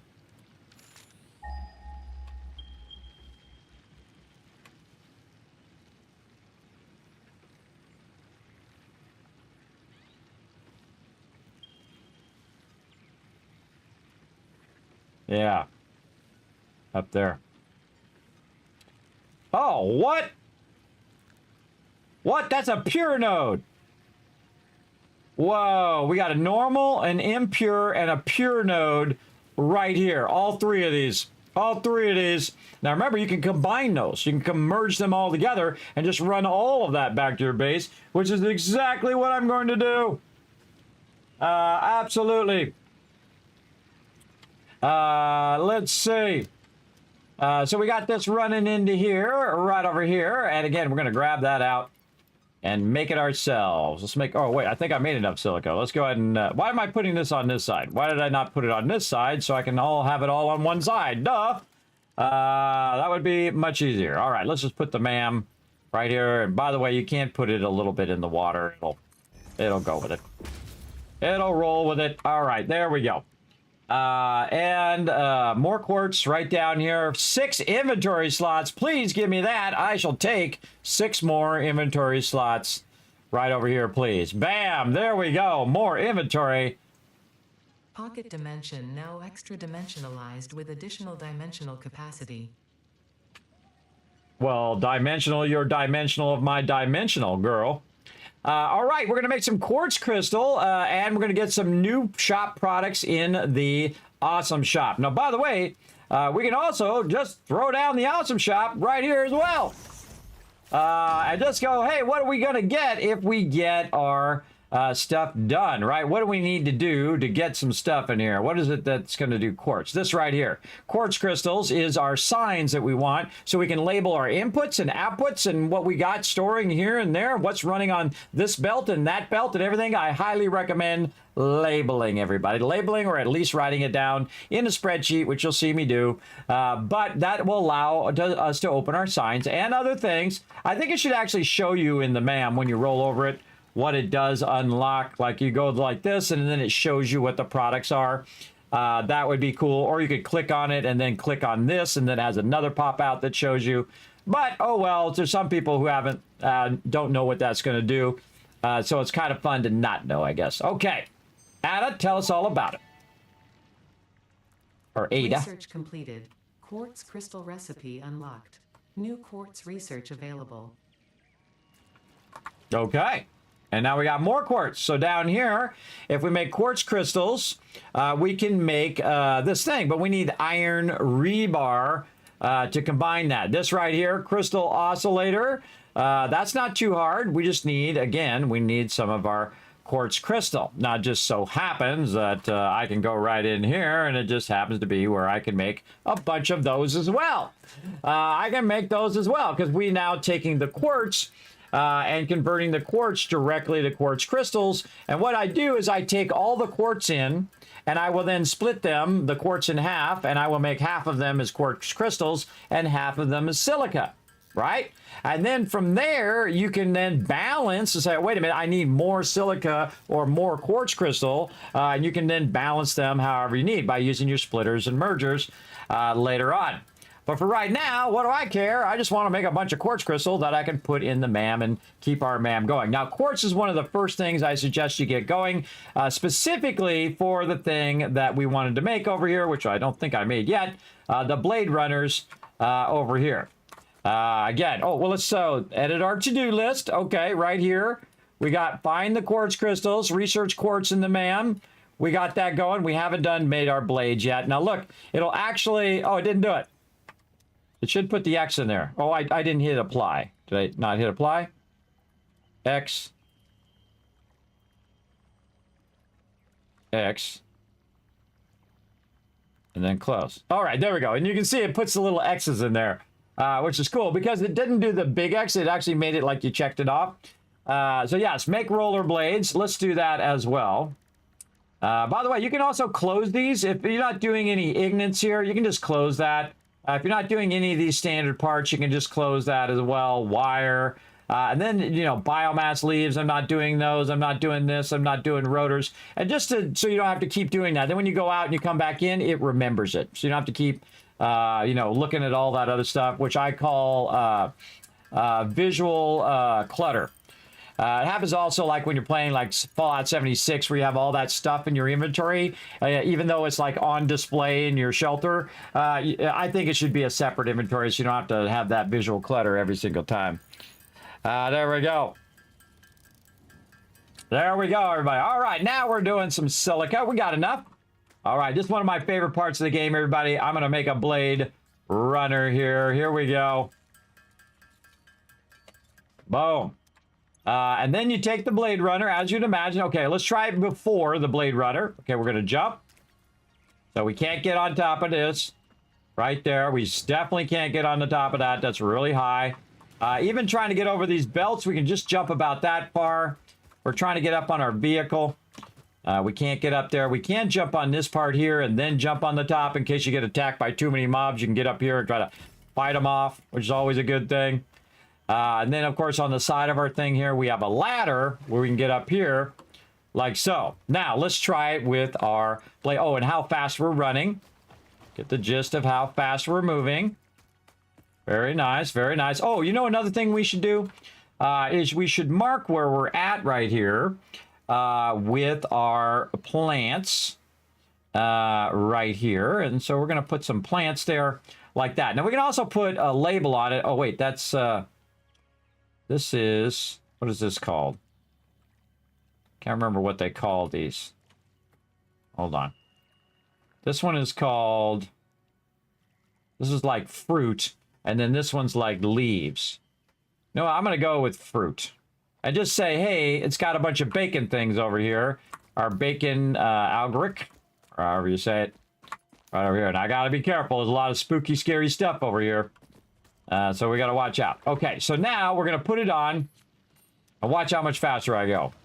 Much faster. So you want to get this going as early as possible. Let's just take this out. Look at this.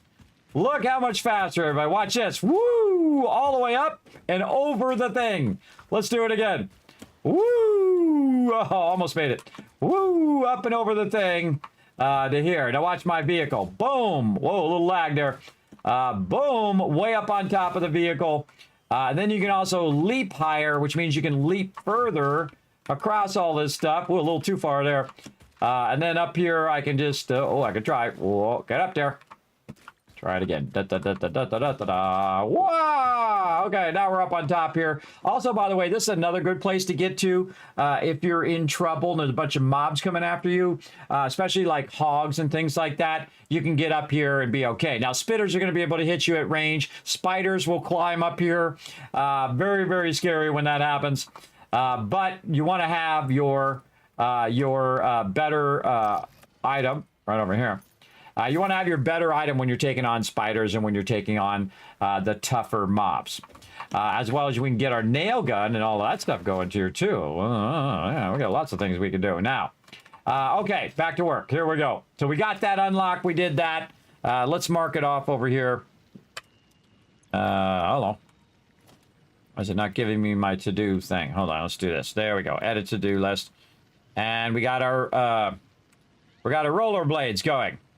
Oh, and it took one of our things off when we marked that off. Now, I'm not the type of person that leaves that in there and just check marks that off. I'm the type of person, when I get something done, I just take it off the list. There ain't no reason to keep it on the list. Okay, so we got that done. Now, what else can we get done? We're not even going to bother to write there.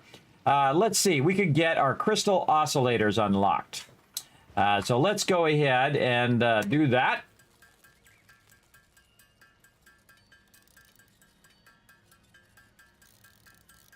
I forgot how much it was. Hold on. Let's go in, edit to-do list. Let's clear the list. It won't clear this, by the way.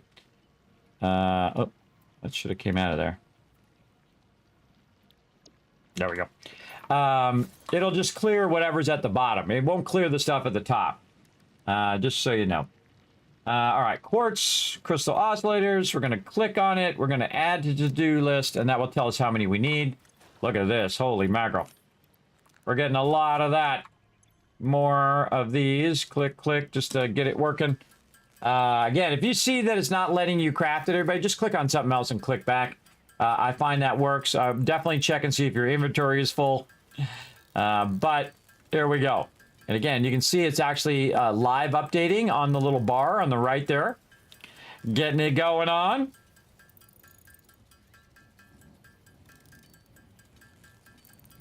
All right, very nice. Very nice, very nice. We got that going. Now, we got to go research and quartz, and we want to do as much as we can. Start research. Nice. Okay. Research completed. Crystal oscillator recipe unlocked. New quartz research available. Okay, thank you again, Ada. Now, this is one of the greatest vehicles in the game, everybody. Right here, the Explorer. Now, I don't have enough modular frames, but I could probably make some crystal oscillators, just enough to make the Explorer, and we can go back to the base and make some more modular frames. Or I could make more modular frames. I could just go in here and go to standard parts, and I can make 60 of them right now, which should be enough. Again, we'll go in, we'll say quartz, we'll say this, we'll add this to to-do list, but we'll work on this when we get back to the base and whatnot, or maybe I'll make it now. We'll see. Now this Pulse Nobilis needs to have Nobilis and Crystal Oscillator. Down here we have the scanner, or the radar actually is what that is. And what it will do is it'll actually scan for stuff nearby your base. So it's actually really cool to make that. But we have to unlock computers, and we have to unlock heavy modular frames. So we can look at this, and we can see that we don't have any recipes for that yet, because we have to unlock that in future tiers. So we don't have that right now. Also down here, we have the radio signal scanning, which is going to be very, very useful. And that's a hard drive there. And we're going to need a lot of crystal oscillators and stuff. We'll get all that running. But we've got basically most of that done, and then just these 5 left, and these are fairly easy to do. But one of the things, again, we're going to need is our iron rebar. Now, let's go ahead and look under sulfur and see what we got going over here. We need some more sulfur for sure. We've got some black powder that we need to unlock, so we need some coal and more sulfur. We also need experimental power generation, which we're going to work on for sure.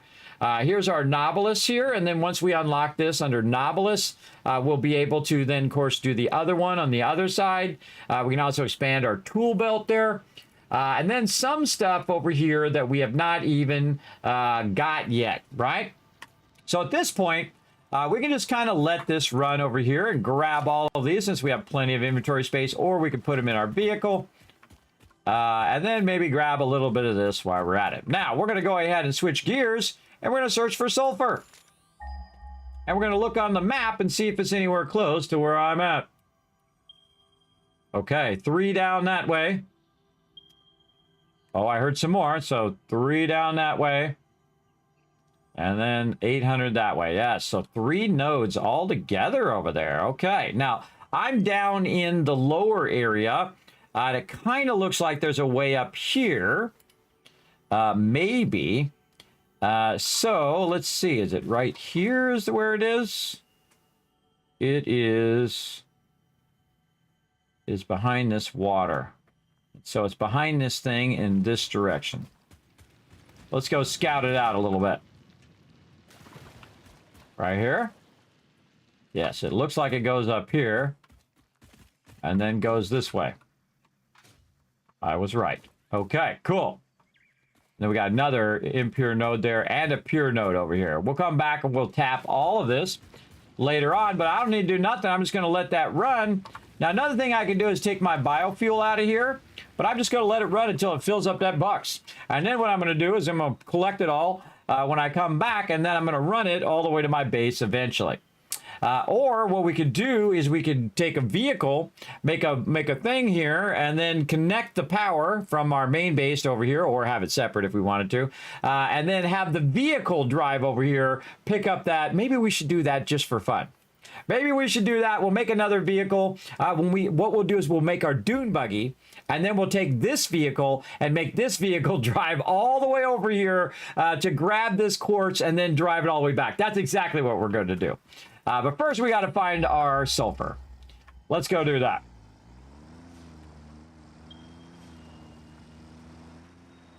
All right, it's right over this way. And again, you'll notice that it takes out the trees when you run into those and the bushes. But it also is going to take out your stuff. Remember, you cannot replant this stuff. So if you take it out, it's out forever. And again, which one are we going to? We're going to this one straight this way. All right, so that worked out. And you can see there's kind of like some natural roads that you're going to run into as you're going along. But every now and again, I'll just pop off out of there so I can ping. It'd be nice if you could ping it without that. But we'll do what we got to do. Whoa, doing some wheelies. Oh, here we go. Oh, these ones. I think I remember this. All right, now it's time to tell you how to take out some flying turtle bee thingies. Let's do just one first. You don't get both of them. Run up, start smacking it. And take it out. This one's activated. Screw it. Run past it. Turn around back this way. Swing, and you might hit a few of these while you get this one. Then always assume there's one more, because there usually is. All right, now we need these also for our ma'am. Tell us all about it, Ada. Samples of unknown alien species acquired. It is unclear where on the flora or fauna spectrum it lies, but initial data suggests this might be a nest or an egg. Research the remains in the MAM to establish classification and potential countermeasures. Sounds good. All right, there's a heck of a lot of sulfur here. This is an impure. This is a normal. Is this going to be a pure? Oh man, those are some serious. Wow, I just lucked out in where I started, everybody. That's wild. That's wild. This is a lot of pure here. Now, what we want to do, of course, is go back to our base. This is the tractor. The hub is that way, and actually we can see where we came down the thing. We just barely see that light. So the hub is back that way. Uh-oh, warning. Oh, the guy tried to shoot me from behind. Who's your daddy? Again, see how much faster I killed him with the bigger weapon? Dude come out of nowhere, wanted to get rowdy, take on the man. Wow, look how nice the water is in this game, everybody. Wow, they really, really improved that tremendously. Oh, man, I hope they do like a whole underwater thing, too. That would be cool. Imagine making underwater factories. I'm sure they're making a mod for that right as we speak, everybody. Right now, they're making that mod. I also noticed there's some iron over here, too. So if you would need a bit of an iron, we could grab that as well. By the way, you can take out all these gas things now. At least some of them. And we'll get to that later. Now, why do lesser nodes when we could do a pure node, everybody? Let's do that. And again, we want it to go in that direction, or no, this direction anyway. So what I would do is kind of think about, okay, if I'm going to run it this way, maybe I'll run a train later. Maybe I would try to run a vehicle in here. It'd probably be a bad idea to run a vehicle. It'd be pretty tough. Though we did kind of make it in over this way. So maybe if we were going to do a vehicle, we would do it over here. And I think I'm going to do that. I'm going to have it come in and pick up the sulfur as well. That's going to be really tough for it to do, though. I have a feeling it's going to definitely get stuck. But we'll do what we got to do. Okay, so now we're going to put that there. And then I'm going to hit H to hide our weapon.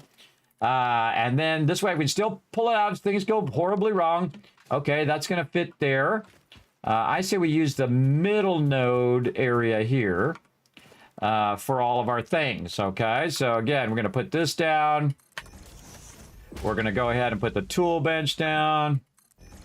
I have been playing for 8 hours. Thanks for wondering. Then we're gonna make another miner. I like how these miners stack now, by the way. You can just make a bunch of them. And again, I'm just gonna tap one node. I don't need to tap all the nodes right now. I will tap all the nodes, not only these nodes, but all the nodes in the game. That's right. We're gonna do all of them, everybody. Everything, everywhere. We're gonna do them all. I kind of feel like I want to move this over here now. Let's go ahead and move this over like this. And we'll get our storage over here and line her up a little better. Oof. All right, let's say something like that. Good enough. We might as well do this all in one shot instead of having multiple belts. This way, if we want to upgrade the belts later, we can just do it all in one shot. We don't have to do it in several pieces. The more little tiny pieces you have like that, the more it's going to screw up what you're doing. Hey, Sea Fish, what's up? Okay, so there we go. And guess what we're going to do? We're going to do the same thing, everybody. We're going to go in, and we're just going to go ahead and make a temporary biomass thing. Again, you don't have to run your power, though I could run all the power all the way over here. I'm going to show you an even easier way to run power later on. But we're just going to do this, and then we'll take any biofuel we have on us. I don't have any on me. And we're going to scalp our truck a little bit more here. And again, you're going to see that my stuff's going to diminish. Stop it. Stop it. My stuff's going to diminish. Now, by the way, in the back of the vehicle, there's also a crafting bench. So you can also craft back here. Now, this is not one of those things where you can just kind of let it run and then come back later. You have to physically be at the thing running it. What was that? It was a geyser.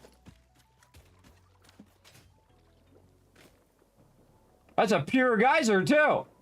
Watch this, everybody. Oh, feels so nice. It's natural. Man, I didn't even see the geyser there. Well, I guess we'll come back for that, too. Have some fun with that. Okay, so that's going to run over there. We got our thing. We are scalping some stuff from in here. Again, we'll take it all out. I'll cut it in half by right-click, put half of it back. And then we're going to put it here in the thing, and we're going to start it up right over here because it's going to extract that way faster than me doing this. All right, let's race it. Let's see how much it gets going before I get to 120. Let's see if it does 120 in the thing. And we can see it running out over there. Let's just turn so we can watch it run out. We're going to try to get to 120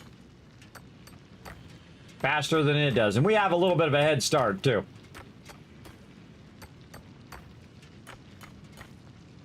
And by the way, that's a level 2 belt, too. So that's running out of there at 120. What's going on there? Why'd that stop?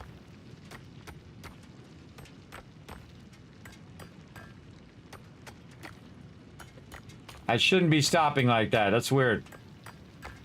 I think that's just a redraw error. That should not be stopping.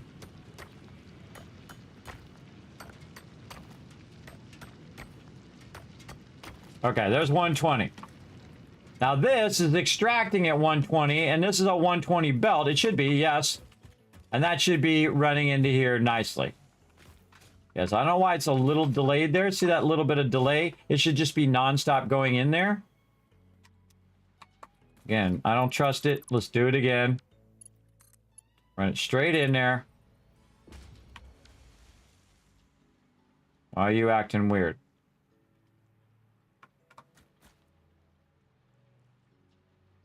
I kind of feel like it's a redraw error, but it should not stop. It should be going at that speed. Yeah, it's pausing. Okay, I don't like it. I don't like it. Take it out. I think I found a bug. I think I found a bug, or at least a redraw error. Remember, the 1.0, everybody, is probably still going to have some bugs. All right, let's try it again.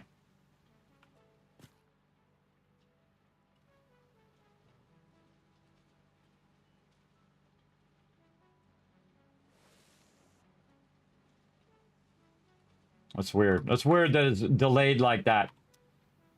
Oh, no, there it goes. Oh, it's going a little bit. Oh, they definitely want to look into that. Why that's delaying. It's 120 belt into a thing here. It should be going at full speed. It looks like it's stacking at full speed, but basically that collected way more than I did by doing it manually. Now we'll go over here and we're going to put our MAM down. And our MAM right over here. And now, again, we don't have to run all the way back. Why run all the way back? Why not just do it right here? And again, the only thing I need is some coal, and I probably didn't bring any. Let's go ahead and search and see if there's any coal nearby. That would be awesome. I seriously doubt it. Nope. It's pretty far away.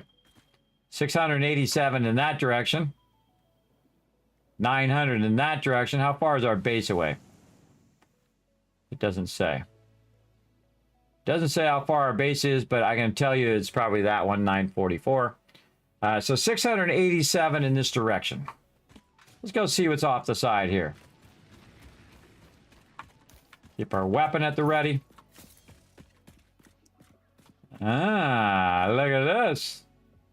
All sorts of fun to be had down there. Oh, there's a guy down there we can grab. Oh, well, I know this one.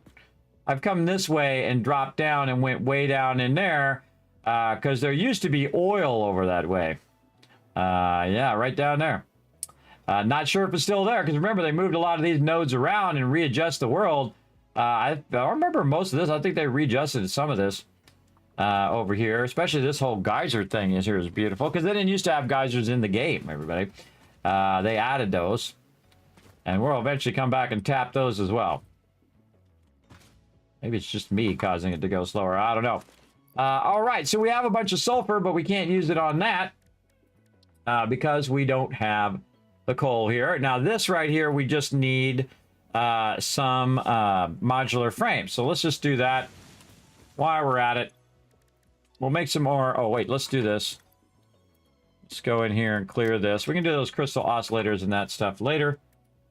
But we're going to go in and we're going to say add to to-do list. And let's see if it lets us do it, because it's got a lock on it right now. Click off and click back on. There we go.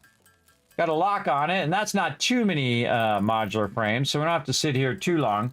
But this is why I bring a little sample of all the different resources in case I need to make something in the moment, like right now.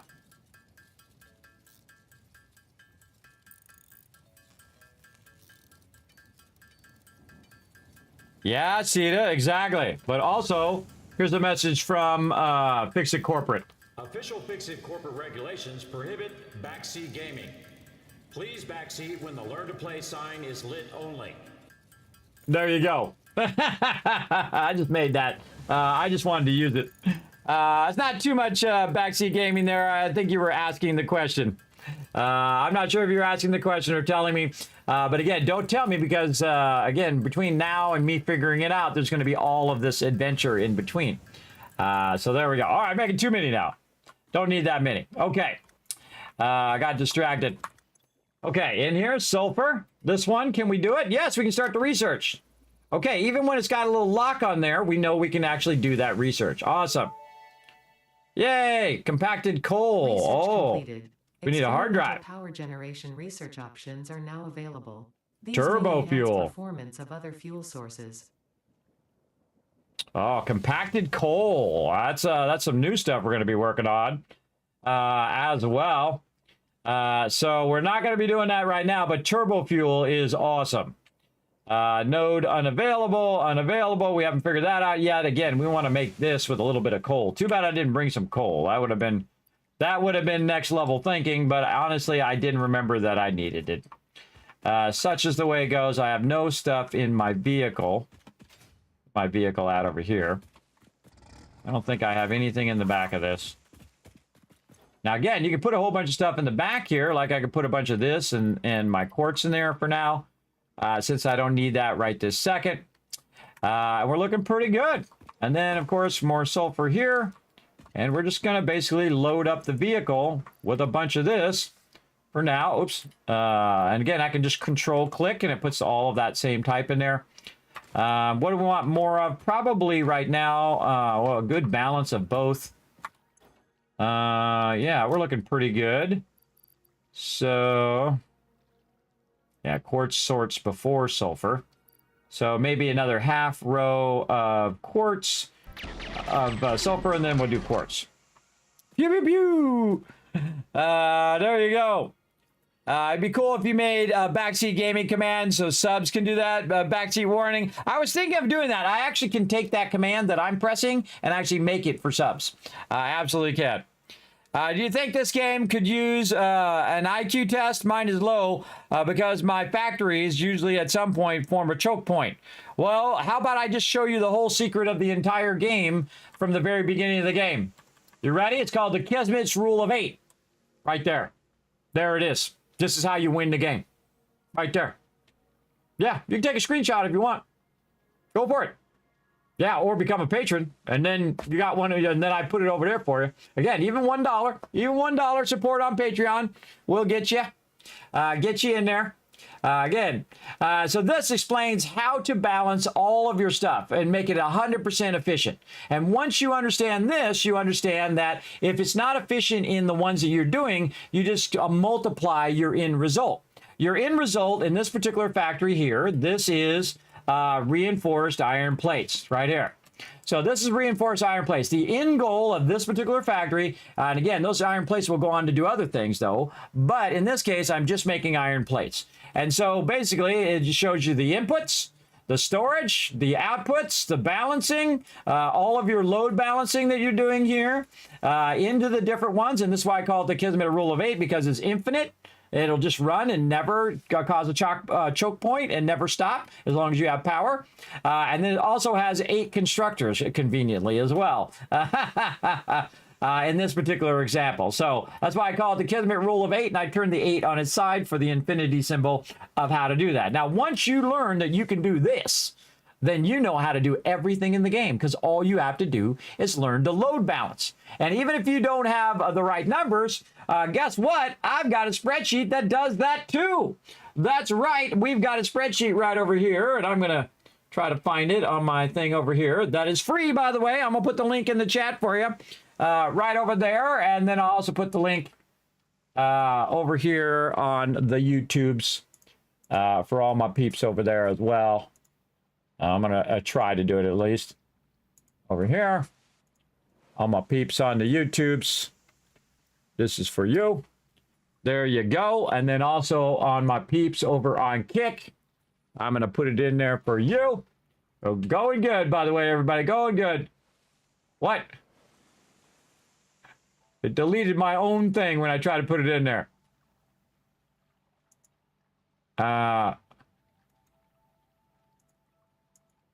What? That's that new thing. Hold on, everybody. Hold on. That's that new thing on Kick over there. It's blocking my thing. Mine should never be blocked. Hold on. I gotta go in and fool around with these chat settings. I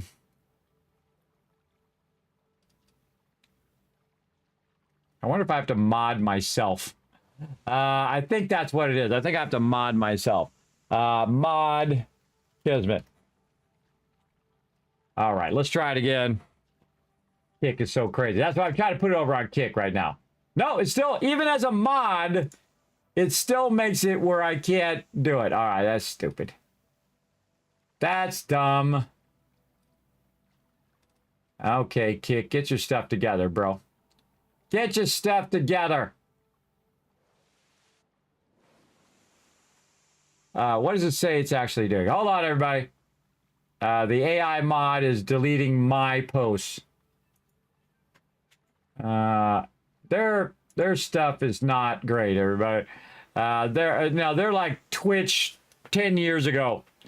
They're way back when. All right, come on. How do I make this happen?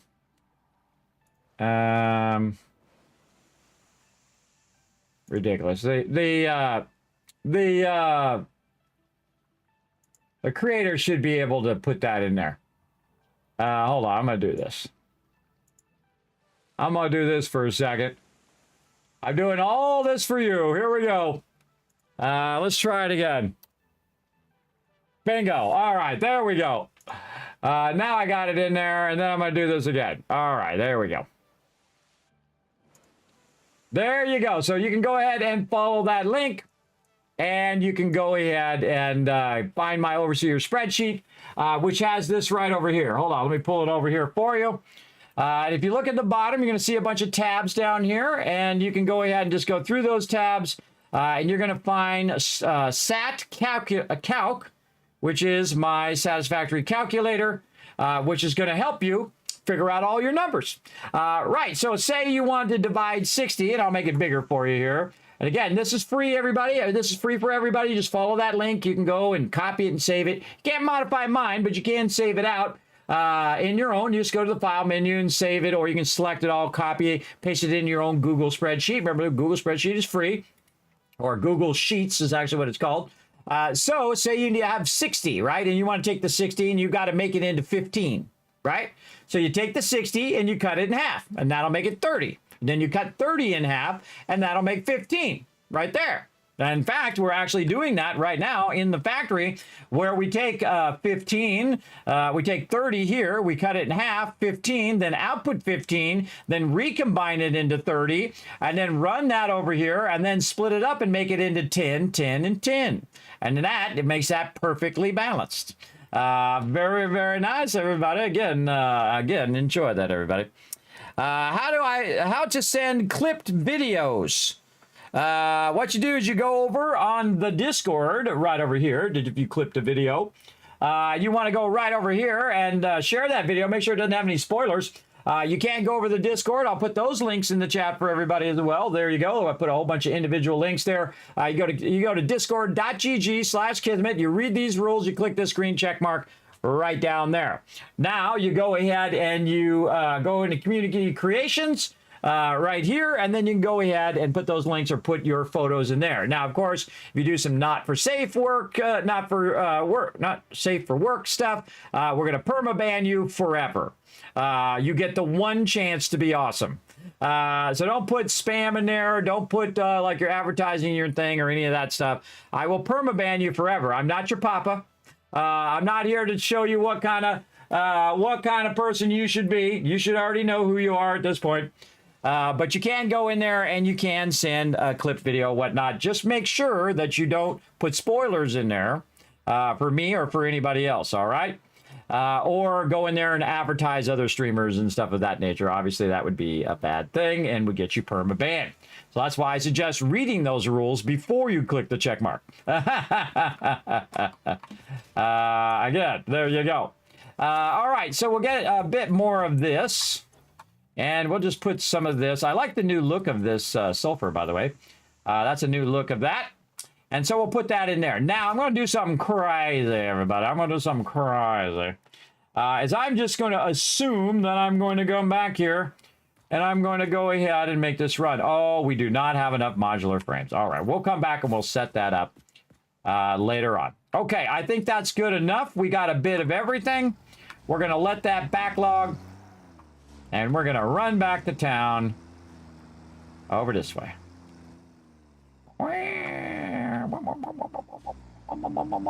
Alrighty. And again, you can see there's a natural road here if I really want to drive on it. Right over here. And then we're going to drive down this way. Can't see squat because of the smoke in the way. We don't want to go that way. We want to go this way. Now I'm going to try to tell this truck to drive through all of this and collect this loot and bring it back to our base. But that's going to be tricky because wherever I drive, and if I drive poorly, it's going to drive poorly too. Now again, let's see if we just ram into it. Nope. Oh, it did take the thing out. Oh, that was a good little trick. It actually took, the things hit the truck. I wonder if the truck can be, no, the truck can't be damaged. So it hit the truck first, and then had I jumped out quicker, it would have hit the truck, and then I would have had time to hit the thing. I just thought of an idea how to do that. But I need those anyway, so we're going to grab those along the way. So let's go. Now again, if we get too deep in the water, we're going to have problems. Again, we're just going to follow this little path over here and see if that leads us out of here.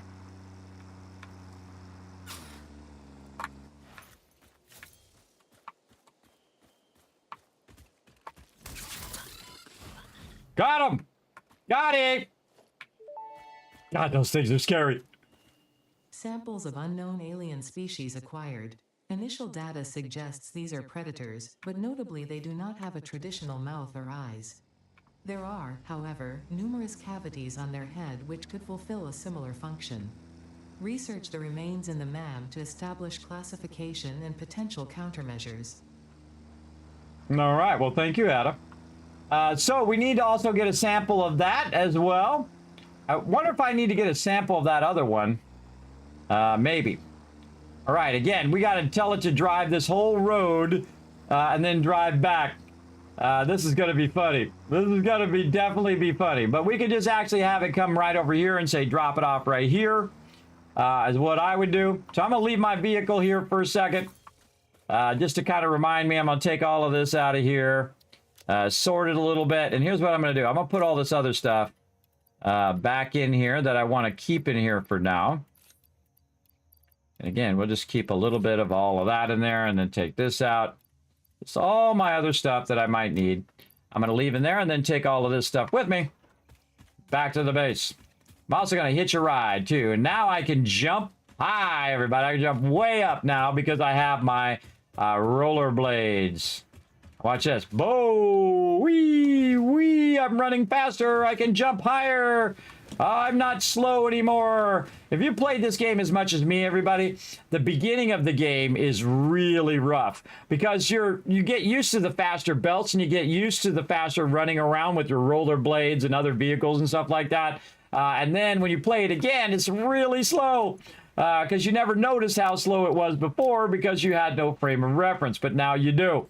All right, I'm going to grab all that stuff out of there. We're going to go back here to this MAM. And we're going to see if there's anything else we can do. All right, let's get this one. Let's research that one.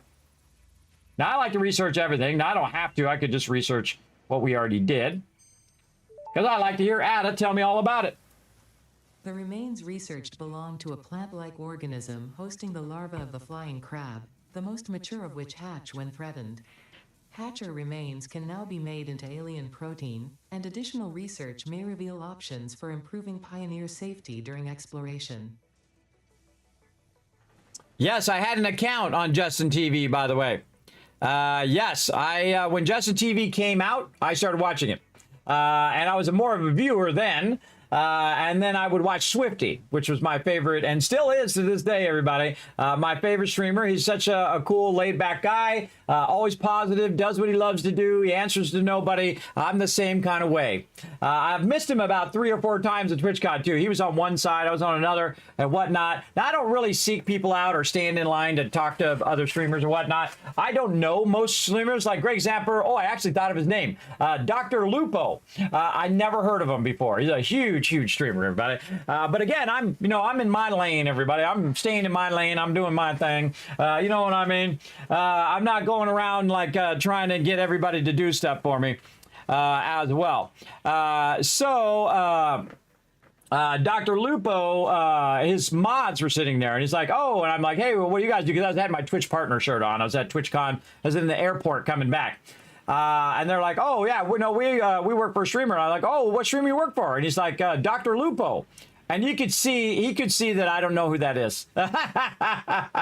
He's like, you don't know who that is? I was like, nope, I have no idea. I don't know everybody. I mean, I know a bunch of peeps, but I don't know everybody. It's like I'm, on first name basis with every single streamer. There's 9 million of them, everybody, or probably more now from all the different platforms.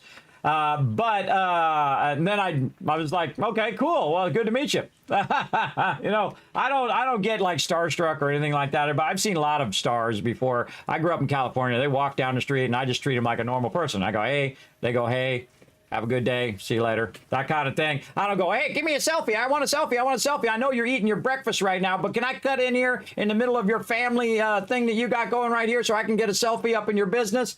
That is super rude, everybody. Super, super rude. Wait until they're at least done having their, their breakfast or whatever, or their dinner, or they're eating with their family or whatnot. Respect their boundaries, everybody. I know you get all excited seeing, some people get super excited they see a celebrity. But remember, they're just regular people. They're just regular people in a job where they make lots of money. and are famous, but remember, they also live in a bubble. They can't go anywhere. They can't do anything. Imagine if Oprah went into Walmart, right? People would lose their mind. If, what's the other one? The other one that would really cause Walmart to come to an absolute stop. What's her name? Taylor Swift. Imagine Taylor Swift walking into a random Walmart to go get some fruit, right? Now, they live in a bubble. They can't do the normal things that we take for granted. They can't do that anymore. Of course, they're rich, so they have other people that can go do it for them. But again, they lost that anonymity. They can't just go and be a normal person. I think I would go crazy if I lost my anonymity. I'd be full on, what's his name? Canoe Reeves, everybody. I go on about my life anyway. I just walk down the street like normal. Hey, everybody, how's it going? How's it going? Good to see you. Good to meet you. Just be kind and pleasant with people and just say, oh, I got to go do the thing. But good to see you. That kind of thing. I would be like that. So there you go.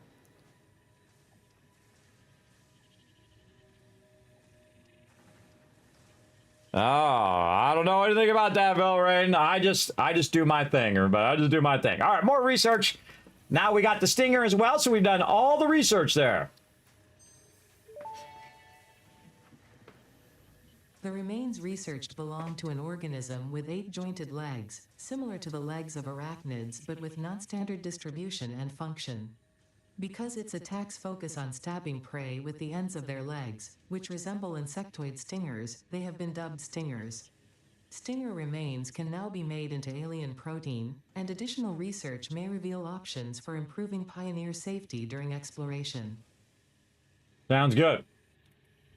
Now, we definitely want to unlock our nail gun, our rebar gun, and then also some detection when we get close, so we can scan for enemies if we want to. But really, I want this one, which is an additional hand slot. All right, we're getting that done. Caterium, we didn't get any Caterium, I don't think, but we might have some. I thought we had a little bit. Where I'd put it. I thought I had a little bit of it on me. It could be in there, I'm just not seeing it. All right, nutrients. Let's go to this one. That one we actually could do if we just grabbed a little bit of resources here. All right, let's grab these resources. We're going to grab up here. You see I have it all sorted ahead of time. Okay, let's see if there's anything else for all this other stuff that I have on me. I don't think I need anything there. We'll come back and do our sulfur as well. So we'll need... Oh, we got that now. We got that out of the thing. All right, let's do that while we're waiting. Get our black powder going.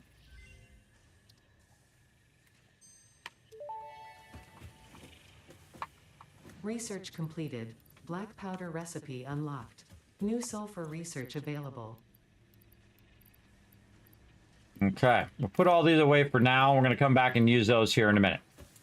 All right, she just says that we have the ability to do more research. All right, we need some steel pipes. Oh, so much nicer to run faster and jump higher, everybody.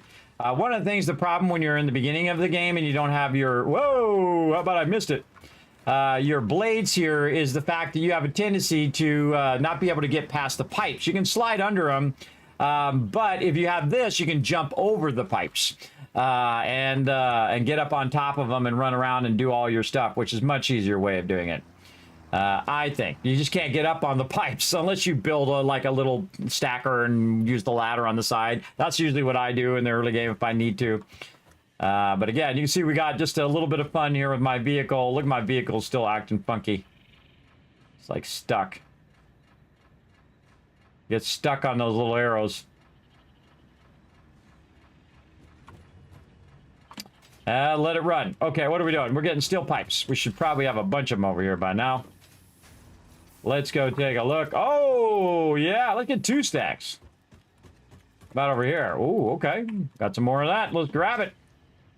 And again, that's why I keep this all organized, so I can very easily go and find it down here. Notice that I did not take any damage, everybody. That's because my actual things that I have on right now, these roller blades allow me to take no damage or less damage, depending on how far I fall as well. So we can fall a lot further as well. Where'd our thing go? This way. We can fall a lot further than we did before. So those are really useful. So you can just start jumping off of stuff. Oh, we're doing the ma'am anyway. We're not doing back there. By the way, if you notice, I recessed my thing. I recessed it down on purpose so I don't have to keep jumping up to get over, because sometimes you get caught on that edge. So I like to recess it down. Makes it easier. Okay, so coming back to that, what are we doing? I forgot what we were doing. We ran over, oh, nutrients. That's what we did. We're doing this one. Start. Now, some of these take a lot longer, by the way, everybody. Most of these take 3 seconds, though. Ada is going to tell us all about it. Research shows potential for processing planetary nutrients for pioneer benefit. Nutritional inhaler research available.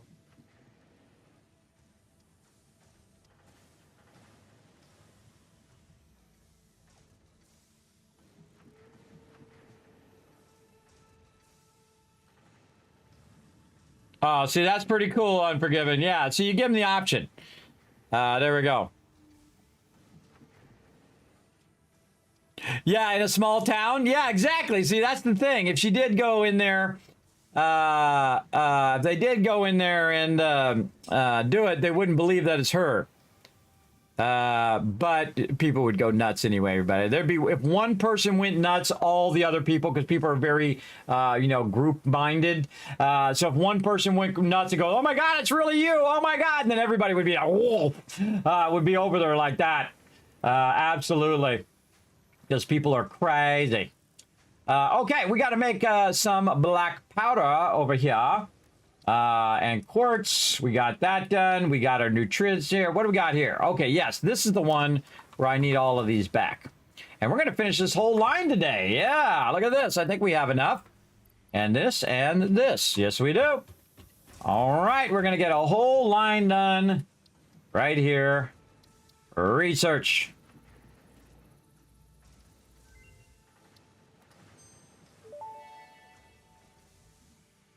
Nutritional inhaler recipe unlocked. Using this inhaler will restore health, and also gives your skin a radiant glow that is connected to well-being and probably not radioactivity. Probably. Not completely. We're not completely sure, but probably you'll be fine. Let's go over here and see if we make this in here somewhere. Where are we making this? Let's see. I don't think I've ever made these ever. Not one time. Not one time I can think of that I've actually made these inhalers. I don't even know where to make them. Don't tell me. Or the fun's me figuring it out. Oh, they would be in the other bench. I bet. They'd be in this bench. By the way, you don't have to actually go in the bench. Yes, there they are. Okay, so protein inhaler. I should have been paying attention. The difference between protein and nutritional inhaler. All right, we'll make one of these just to see what it says. There we go. Fully restores health when used. Okay, now we're going to make one of these. So we got to go back to our bench. And we've got to go way down here to the alien stuff. And we can do one of these. And then go here and do the protein one. Again, I never use these, everybody. I've finished this game, I don't know, 50 times. Wait, it did a protein inhaler. Went to the medical inhaler. Wait, I just told it to do the protein. So I guess it just automatically makes it, even if you did the protein one. Because I know I did that one because it used up my thing. Huh. Neat little package. Used for medical purposes and research alien organisms. Huh. And you can see there's different types of protein too. Boost your production rate. But this one, it just did it into the medical inhaler.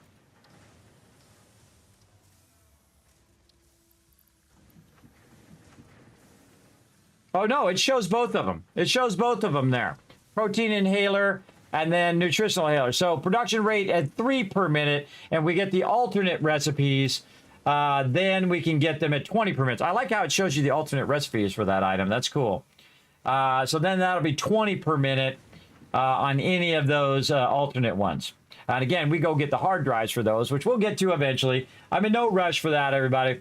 Now we want to go ahead and make a bunch of black powder. Or wait, no. We want to go ahead and set this up we want to set this up so... let's go ahead and do this first. Hold on. We're going to need our stuff here. One of these and one of these. And let's just put this right here at the end. And we're just going to use this box to hold this stuff for right now. There we go. Oh, God, we need another box. Did we unlock our larger boxes? I don't think we did yet. Nope, we haven't unlocked those yet. We'll get to them. Okay, so... We made the rollerblades. Let's go over here and add a fluid buffer over here. Edit the to-do list. Okay, we're going to try out the blueprinter later. Set up car to collect quartz and sulfur. Okay. We're going to do that first because that's fun. Okay. Now we also have a problem of all of our fuel is going to run out down here for sure. For sure. But we have some right there. So what we want to do is take this out. We want to put a splitter in. And I don't have any cable. Again, it's really nice to be able to jump over this stuff now. We're going to take a little bit of everything here. A little bit of this, a little bit of this. Speaking of grass, we could put that grass right in here. And also I've got it on the ground, everybody, so it reminds me which one's which. Really, really useful. And again, jumping over the constructors is much easier. And we're trying to make a splitter. Okay, we want to go ahead and put this way, so that's going in. Clip that just a little bit. Now we need concrete. Get a lizard doggo over there as well. We'll fool around with lizard doggos later. And no, we're not going to go and tame 4,000 lizard doggos. I mean, hey, I'm into the game, but I'm not that into it. That's some serious dedication that I'm not going to do. Kismet got other things to do. But hey, more power to you if that's your jam. Okay, so now what it's going to do is it's going to split that this way and up. So we'll go ahead and make this up here again. Man, it's like I put everything down and now I have to go and pick a little bit of each of it up again, which is good sometimes. You want to just kind of clear your inventory and then come back and just get the little bit of stuff. And I put the rest of the stuff in my truck, and I put it out there so I wouldn't forget to bring some later. But I want to get this into place first. And then I'm going to do something I normally don't like to do, which is to try to get this to match up to this. So I'm going to go this way.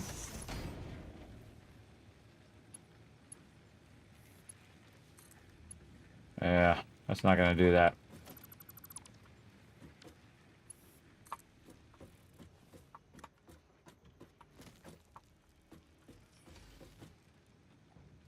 Yeah, I don't know if that's the right input or not. All right, here's what we're going to do. We're going to go ahead and put a ladder right here. Now, the ladder is one of the first things that I unlock, everybody. And the reason why is look how convenient that is. Make a ladder and you go up there. And I can also use conveyor belts and stuff like that. That just makes that super easy. And this is going where? To there. Trying to remember where that was going. Okay, there we go. That'll take care of that. And then we're going to go ahead and split these like that. And we're going to run this out this way. And we want to make sure that we can build it before we get way out there, because otherwise we're going to be running back for some more stuff.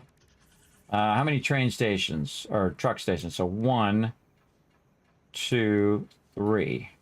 3 truck stations. Oh, see, it's always something. Copper sheets is what I need. Okay, I almost made that. Copper sheets. Let's go. And I have some out there, but again, I'm just going to stock up. Get a couple of those. Stock up on some stuff before I head out. Get 2 stacks of those. Okay, and again, I could upgrade some stuff and work on all that, but right now, We're just doing this for fun. I don't normally use vehicles. I would normally just run a belt. Even if it was a level 60 belt, everybody, I would just run the belt over here because this takes way longer than just running the belt. And the belts use no power. So you can just run it just like I did. You can see I ran this instead of setting up a vehicle. But I said I was going to do everything, so here we are. We're going to get it done. We're going to go ahead and put a truck station just randomly here on the ground. I know it's crazy. Kismet, you crazy. You crazy, brother. All right, and then we'll tap the power. Bring the power over. And this is actually the wrong way. Okay. Wrong way. We want it to be turned the other way. Or actually, we'll turn it like this. We'll turn it sideways. We find a nice flat area here. Say something like that. There we go.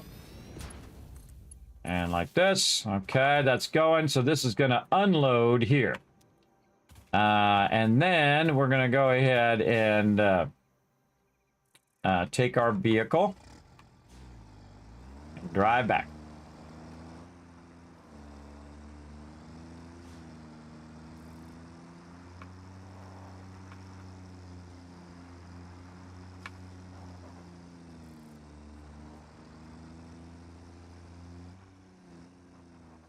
Oh, there you go. Yes, I suggest to... oh, I went past it. I suggest to definitely actually start the extraction process of nuclear at the very end. Get all the rest of the whole process set up and then start doing it. But you can make stuff that will help you resist nuclear power, so, or nuclear radiation. So it's not that big a deal, but again, we got to practice this drive, everybody, because we're going to have to do this again. Hold on. Nope.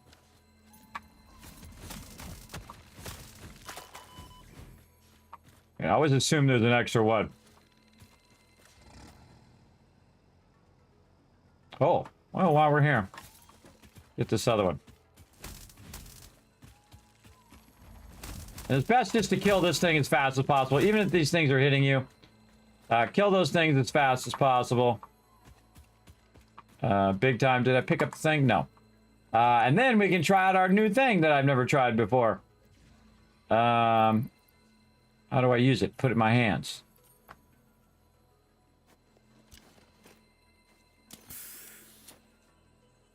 Yeah, fully healed me. Over here. I was down about halfway. So fully healed me there. Awesome. And then we have a glowy guy here. Let's get our first power slug while we're at it. You got to hold down E on this one. Gotcha. This semi-slug species seems to persist entirely through absorbing and storing energy from its surroundings. Studying this could provide new methods for improving FICSIT production line efficiency.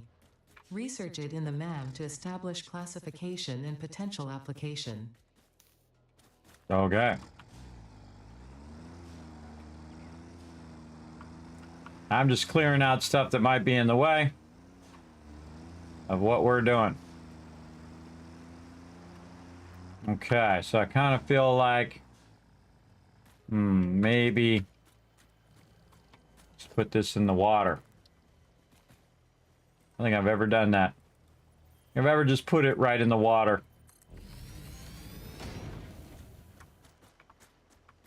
I think it'll be fine.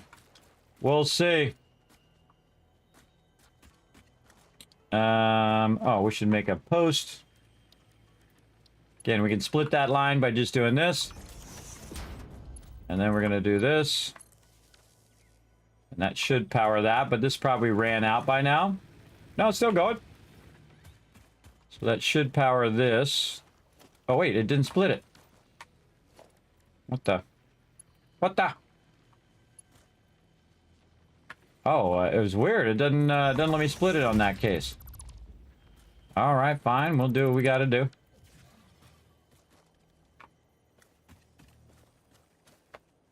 What the heck? Not let me run the power line. All right, let's run it this way. No empty power connections. Okay, now we're going to be picking up the biomass burner because it is doing funky chicken stuff here. So we're going to do that. And then now we're going to run it. All right. And then I think we glitched it out.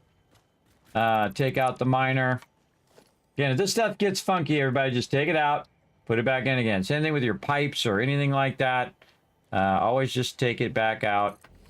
Put that back down. And I would definitely take out this line here. And put that there. Just refix all of that. You don't want to come back and find that it doesn't work. This is going to go over there. So that starts back up. And then this will go here. And this one is going to be load. So this is 20 megawatts. And this is 5 megawatts. So that's 25. We got our power here. We got to put our fuel back in there again. Right there.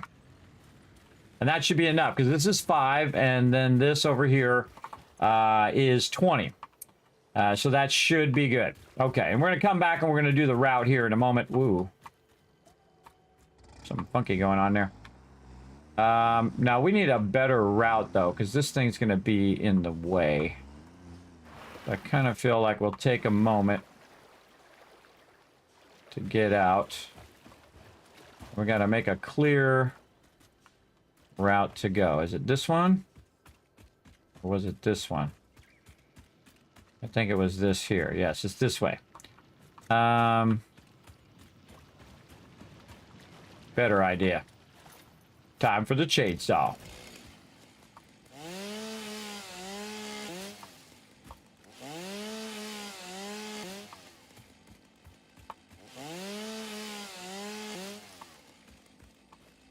Now it's AoEing. Now it also, they changed it where you can hit R and then you can just take out a single item. Like if you just want to take out that tree, there you go. You can just take out the tree. What we used to do is fill our inventory and then you can just take out the one thing. But you don't need to do that anymore. Also, by the way, right here, this is something that we potentially may need. Did we get any of that yet? Nope. Right there. Ada's going to tell us all about The fruit of this fungus-like flora does not seem to show much potential for use. However, its mycelial network is worth further investigation. Research it in the MAM to establish classification and potential application. All right, so that's this thing right here. And there's different ways that that looks. So we're going to take a bunch of that while we're at it, because we're going to need to research some of that as well. Now, here's a cool thing if you wanted to do, by the way, is you can put it in the MAM to research, and then the second you start it going, say it's going to go for like 10 minutes, like you're doing a hard drive or something like that, you can put it in there, start it going, and then pick up the MAM and then just leave. And then when you get back to your other base or wherever you have another MAM or put a MAM down, boom, it'll be done. It's pretty cool. All right, Marsilia. Let's go ahead and research that. I didn't even notice that was over there. The mycelial networks of these fungi possess unusually resilient hyphae, which show potential for making a strong but lightweight natural fabric. Additionally, it has similar medicinal and pest control applications to mycelia on Earth. Okay, let's go ahead and do fabric. Luckily, I weirdly brought a bunch of biomass. Research completed. Fabric recipe unlocked. New mycelia research available. Okay, now we also got a parachute that we can do, and then synthetic polyester fabric, which is going to be useful later. Toxic this, we don't have our novelist yet. Medical properties over here. Don't have my rotors. Look at this here, gas mask. We can definitely use that. Over here, expanded tool belt. Absolutely.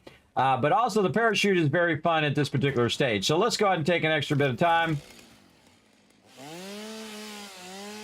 Because I didn't even know that that was Marsilia, because I didn't even remember.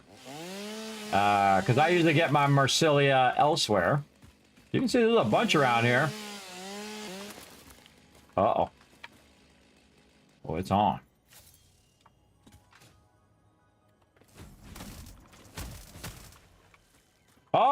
got it before it spawned it out.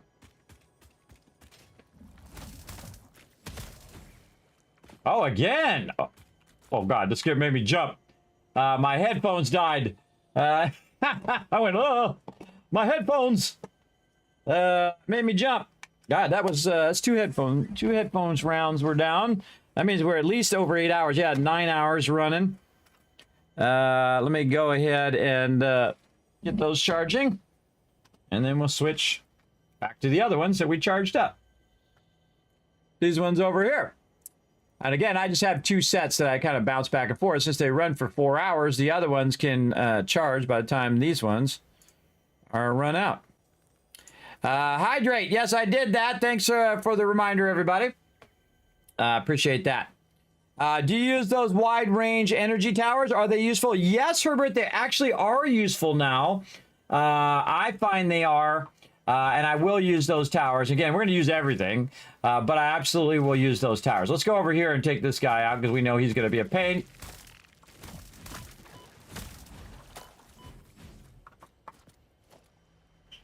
Again, very important to have a good upgrade too, everybody. And I like to keep my chainsaw on me because I find cool stuff like this. Again, this all has to be manually collected. One time I was playing through and I was having such a blank moment, everybody, that I couldn't remember what Marsilia looked like. Because it didn't look as cool as it did now, everybody. And I forgot where to get it, and it was like one of the high-end things that I needed later in the game. So you definitely, if you run into it, everybody, I would grab some. Because you actually need it later in the game. For sure. You don't need it as much right now, but you know, you're here, you're doing your thing. What do we got here? More quartz over here. But you know, if you see some, you might as well grab it. Now, we actually saw some earlier too, in my other playthrough that we started. And again, we're here. I kind of feel like jumping over the top of that is pretty good because you can hit some of these guys. Yeah, just wipe that out as quick as possible. Are you? Sometimes they're sneaky. Grab all this stuff for later. So we can do a whole bunch of stuff later on. Okay, and we cleared this out so we can get by here. Again, this is going to be loading. So load. And then we're going to start this running into here. And again, you can just aim at the building. And it should automatically detect it. Notice how it's not letting me put it in the input there. It's going to go ahead and try to do it. Now, of course, my vehicle's in the way. Move that out of the way. And then we'll try to run it. And now you can just aim at the building. Right? You don't have to aim at that. Now, I'm going to put it up a little bit. Just for the sake of I feel like it. And that's now going to do that. And this is going to be a load. Okay. Now, again, our vehicle's not going to do anything for right now. Because what we want to do is see if we can just kind of make this drive. And then we're going to go up here. Okay. Now, is there a better way to go this way and then go down? Kind of. That's pretty close. That's pretty close for it to self-drive, I think. I think it'd be better if it went over here. Give it a little bit more room. I just decided not to turn right. All right. Again, I feel like this is going to get totally freaked out by all of this, but again, we'll do what we gotta do. Oh, there's more Marsilia here. We'll stop. Again, I also want to take out that so that if it drives along and hits this stuff, it doesn't take it out. I don't want him to have it take out. We're gonna just clear some of these trees. Oh, look out, Spitter! Oh, and they changed the way that is too. It goes like a little fireball.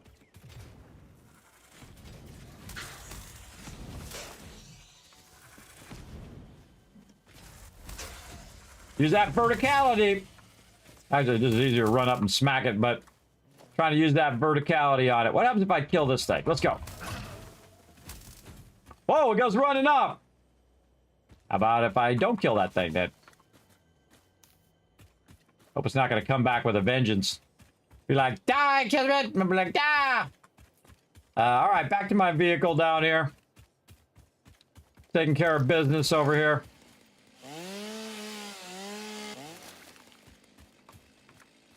All right. Again, I feel like I should clear a lot of this. Definitely don't want to go this way. No, that's not going to be good that way. All right, get all this stuff before the truck ends up wiping it all out. Again, if it goes off trail, which sometimes it does, it'll do weird stuff. It'll hit this stuff. It'll be just like you driving it. Eventually.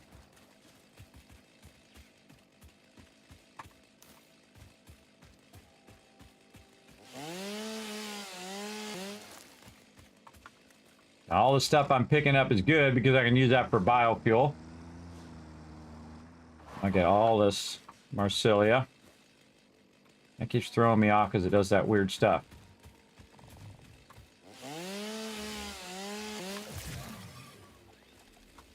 Oh, it's this guy.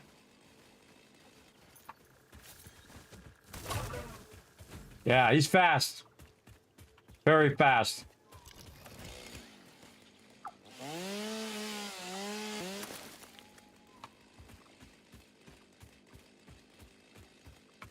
All right, clearing out all this darn nature in my way. That's how FICSIT Corporate deals with nature, everybody. Cut it all down. Because, you know, it's a space corporation.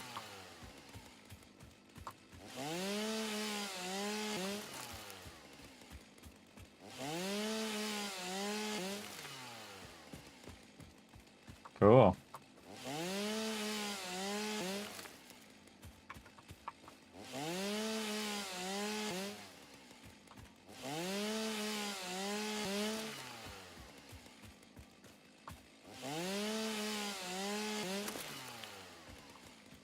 I hear it making a noise, which means one of those wormy guys around here somewhere. Is my inventory full? It sure is.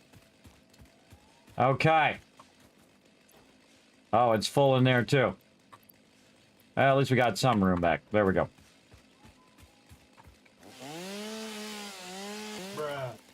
Bruh. All right, I think that's good enough.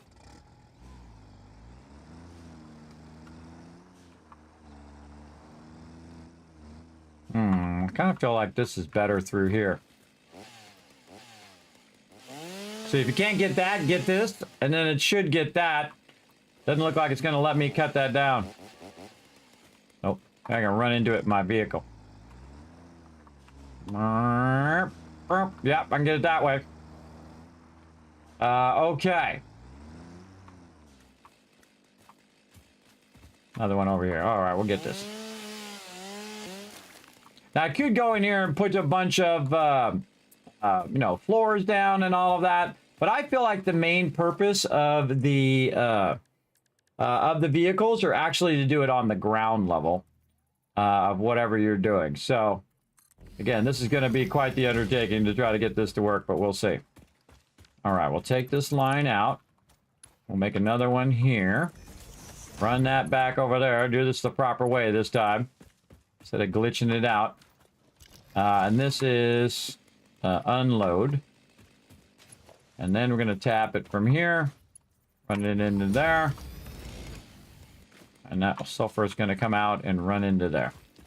Okay, so now we have it all in theory working. So we're going to say that this side is the start side. So here we go with my terrible driving. We're not even going to bother to practice. We're just going to take our time.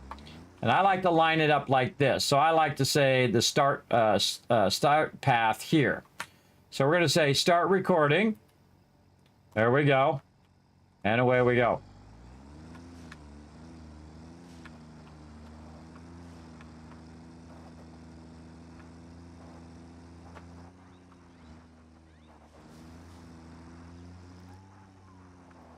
Just take your sweet time, everybody.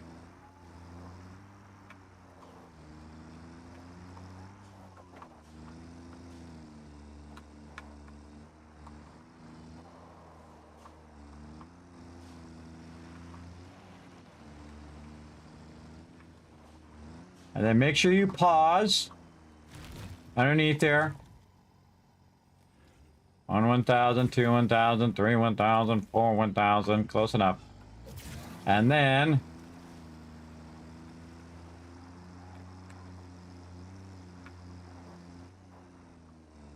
I drive over here onto the road. I've never done it this far on these vehicles, especially not a complex road we're doing now. This is a pretty complex thing to do. Just got to navigate through all this stuff.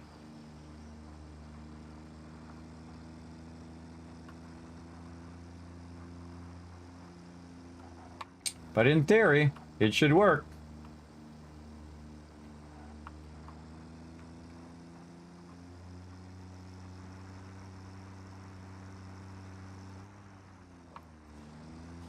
Just don't pause too long when you're just driving. Just pause under here. 1 1000, 2 1000, 3 1000, 4 1000, 5 1000. Close enough. And then heading back.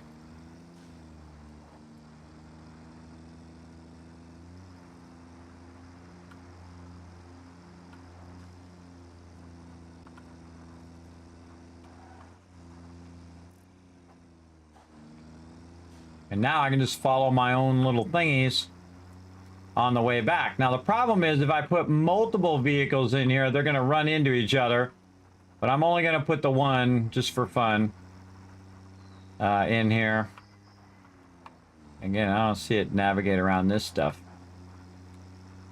Then back this way. And we'll just go this way. I don't know, just to see if we can really test it. And then it doesn't need to go to that one because it already picked that one up. It just needs to go back to the original one. Back over this way. Again, this is some pretty complex stuff for it to navigate. Now again, if it does get messed up, it'll automatically go back onto... Oh! Get out of my way. Go.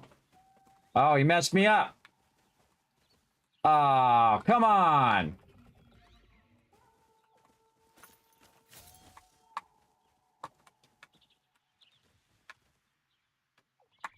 Oh, come on. Nope. Totally screwed me up. I can't move. He like appeared out of nowhere. Now screwed up my car. All right, now I got to disassemble it. I'm gonna drop the box on the ground. Now I lost my whole entire thing. I got to do it all over again. All right, I find all the bugs, everybody. I got a natural gift for it. Store all that. And then grab all this. All right, now I got to do the whole thing again. Oh, I got to put the thing in there. Oh, maybe it just ran out of fuel. That could have been it too. Oh, I did. It ran out of fuel. Oh, that was my bad. That was my bad. All right, no worries. We got this. We're going to make a bunch of biomass leaves. Yes, that's all I had to do was get out and put the fuel in there. It didn't stop because of that guy. It just happened to happen at that exact moment. It wasn't that guy bugging us out. It was the fact that it ran out of fuel. At least I think it ran out of fuel. We'll see. We'll make some more fuel and see how it goes. Now, this is the biggest problem with vehicles is sometimes they run out of fuel. And if they run out of fuel, then they're just stuck in the middle of nowhere, not doing their thing. So I don't know how much fuel I had left, but apparently it wasn't enough. That's okay. I can do it better the second time. Again, if that happens, everybody, just say to yourself, oh, I'm going to do it even better the second time. That's what I'm going to do. This is Satisfactory. Yes, I've got it in the title of the stream, as I do with all of mine. Have you taken a break yet? Yes, I have. Several breaks, as a matter of fact. All right, we're just going to make sure we have a bunch this time so we don't have that problem. And we're going to put 84 in there. All right, now we got to do all this again. All right. And again, let's see if we can just take this out with our vehicle. Well, nope, that's a definitely solid object. That's a solid object. All right, recording number 2. Here we go. Alrighty, start recording. Go. Again, we'll just pause for a second. And away we go.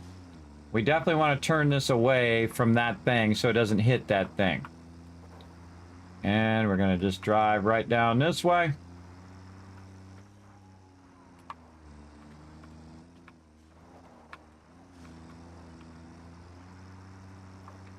Should have been paying attention to fuel. It didn't even dawn on me that it ran out of fuel.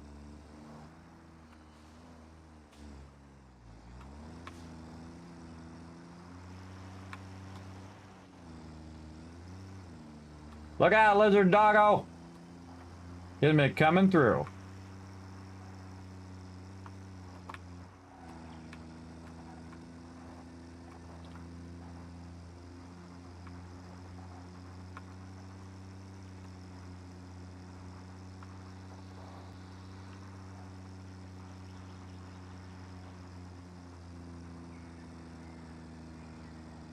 There's another reason why I don't do this, everybody. Because sometimes it takes multiple tries. I just want to see if it does it now. We're learning our way around in the world as well, which is good. Oh, I forgot to get the sulfur. I forgot to stop for the sulfur. I'll stop on the way back and get it. We'll just have this run over here just straight back. 1 1,000, 2 1,000, 3 1,000, 4 1,000, close enough. And we're out. You can modify all those points later, by the way. You can take them out. If you put too many points in one spot, don't worry about it. You can definitely modify them later on. Again, I'm just going to go back over where I already went because I'm only going to have one vehicle. If you're going to have multiple vehicles, definitely don't put it right back over the top of itself. Okay, we got to remember to get the sulfur on the way back. Or the quartz, I mean. So on the way back, it's going to stop right here. It's going to prioritize the quartz. 1 1,000, 2 1,000, 3 1,000, 4 1,000. Close enough.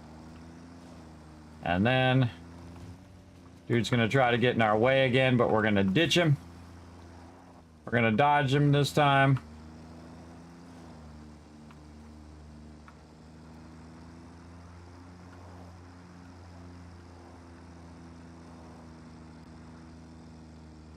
Also, we put about 80 fuel in there. We want to see how much fuel this took as well. Whoa. And then right back where we started. Bingo. Recording thing done. All right. Now, save our recording. And this is going to be... what is it? Quartz and sulfur pickup. Save. Okay, now that's been saved. Now let's go ahead and jump out of here and see how much of fuel that took. Uh-oh. What the heck? Back on the tractor. Something weird there. Can't turn my... There we go. I can't turn my character naturally. So hold down the mouse button. Okay, something really funky going on there. Something super funky. Alright, there we go. Something about getting out on that ledge has made that really funky. Okay, so... what do we want to do? We want to let that keep running in there. It's going to pick... this is... no, this is load. That's load. Let's check all these on the way back, and then we're going to drop off all the resources that we currently have on us, and then we're going to go tell it to do the thing. Again, we're no longer recording now, so we can go however we want.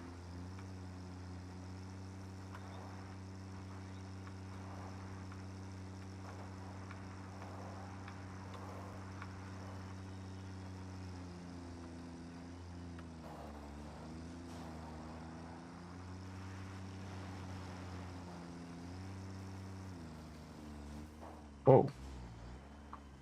We'll spin out there. And this is load. Okay.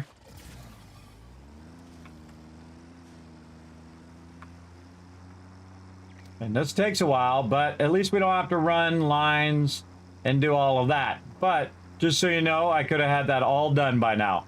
I could have ran the lines all the way here, all the way back. I could have had it all the way there. I could have run power lines. I could have run all that stuff. But again, we're gonna play it. We're gonna play it old school, where we try every single thing. And again, this is one of the longest and most complex roads I've ever made for a vehicle. And again, for 1.0, we're gonna step it up.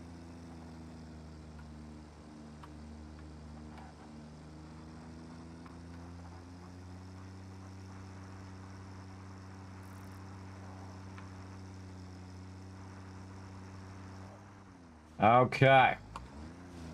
Oh, I got a better idea. Let's put this over here. And then let's make another vehicle. Oh, we didn't run the stuff over here first. Hold on. Take this off. We got to run the fuel.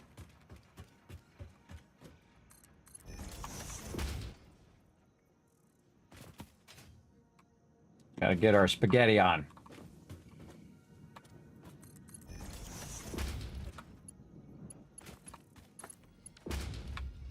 Oh wait, that's the wrong one.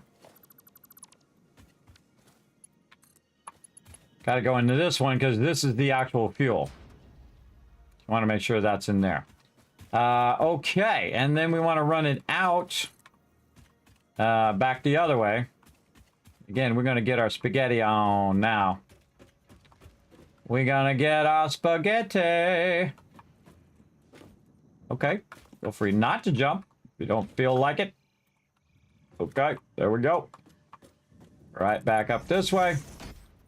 And then we're gonna run this right through here. I'm gonna say, oh, we're out of reinforced iron plates. Sucks to be us. Sucks to be us. Okay, we'll run it right to there. And we'll run over to this side and get some more. Fred! What are you doing? You're always up to something. Crazy Fred. He's always up to something, chat. He's over here standing on my space elevator. Hey! Hey! Has got anything better to do? He's giving me that, like, nope. He's giving me the nope look. What else am I missing? No, I'm good. Alright, up here. And then run this spaghetti way back here. Where do I want to run this? I say we run it right to here and reverse this way. Oh, now I'm clipping. I'm clipping and doing spaghetti all at the same time.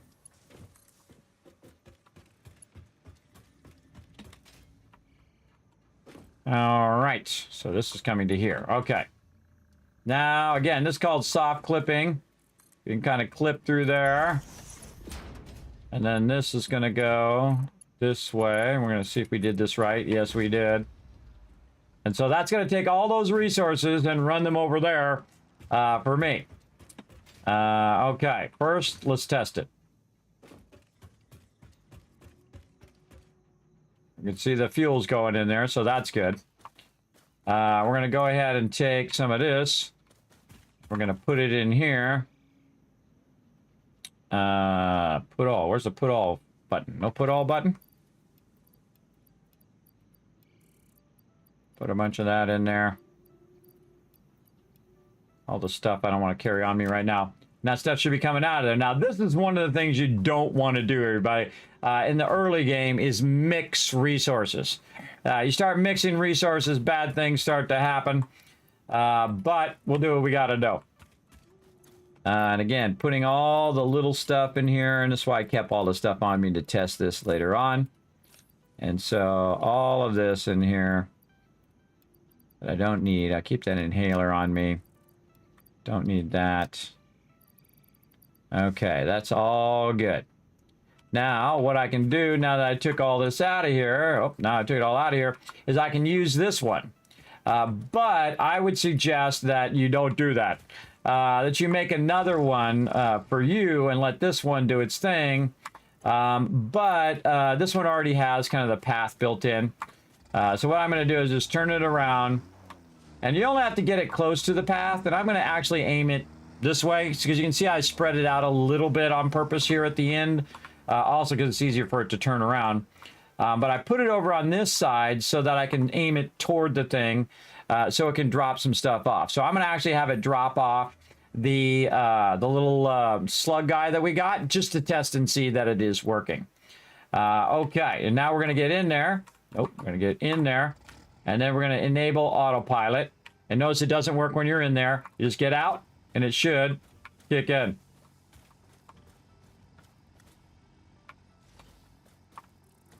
No.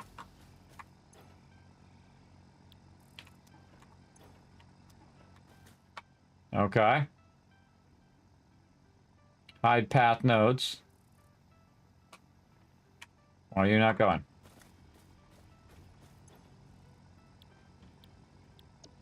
Got fuel.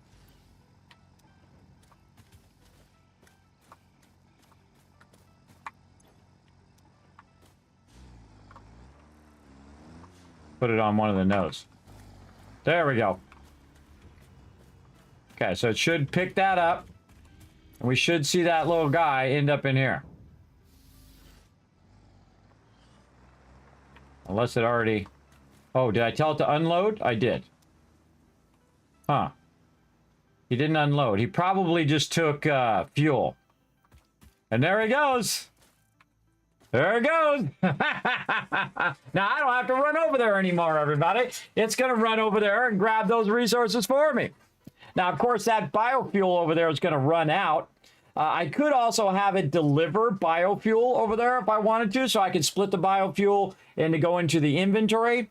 So when it goes this way, it just takes the biofuel, and then when it comes back, it does that. So I can make another station over here where I'm running the other biofuel as actual as inventory, and then make another station over there that then fuels up those other stations over there. You can make it really complex with a bunch of stops and stuff that does with the fuel.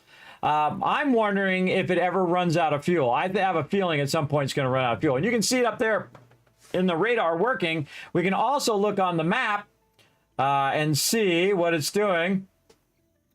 Right over here. Yeah, there it goes. It's on the map. It's doing its thing. Let's see how it does.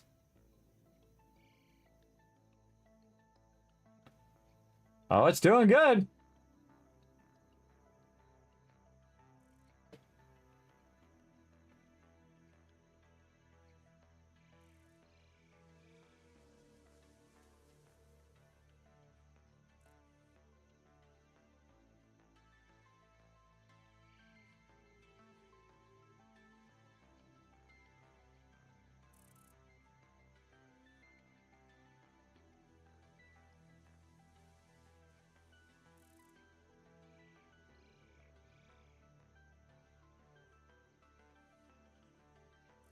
Oh, now it's on its way back.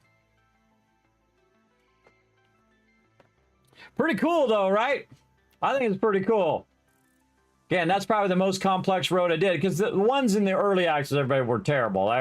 They'd be all over the place. They went and revamped all of these vehicles, the way that all the tracking and everything works. And if this works, then this is proof of concept that it does actually work, even in these complex situations like this.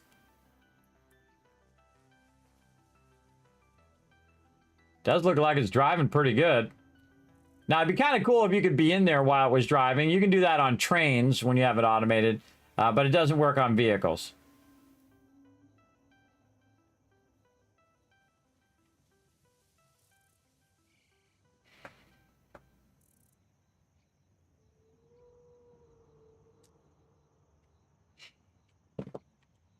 Okay, we should see it coming up the ramp.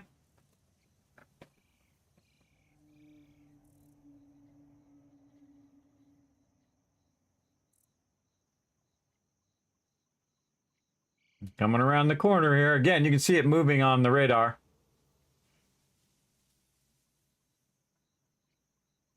There it is. There it is. It's working. All right, let's run back over here real quick. Let's grab as much of this out of here as we can, especially the quartz. Let's just grab the quartz out to see what it puts in there, right? And I'm going to guess it's quartz because that's the first one it went to. And it probably filled up with quartz first. Yes, see, it filled up with quartz, so it's putting all the quartz in there now. And, oh, it did get some sulfur, so it didn't quite fully fill up with quartz. And there we go. And that, we set it and forget it. We out. We outie. Wee. Wee. And again, this also acts as like a little thing that makes me go faster. Wee. Boom. Launch me over there. So spaghetti sometimes does help you. All right. We did a whole lot of stuff, didn't we? That was a lot of fun. Okay. So what do we want to do now? We probably want to take these resources and convert them into something very useful. We don't have our spark splitters or any of that stuff yet. All right, let's work on our MAM a little bit more. Let's see over here. We can't do that one yet. Oh, yes, we were going to do this one, the DNA capsule. So let's go over here where it's backlogging this. Now, eventually it'll get to a point where it's all backlogged and it can't put any more. I'm going to go ahead and take all of this. And I'm going to go ahead and put this grass right in here. How convenient that it's right there. And what else? And then, not that one, this one. Any wood in here? Yes. And again, I always control click at this point. Oh, and there we go. We lost power. We lost power for some reason. Let's go see what it is.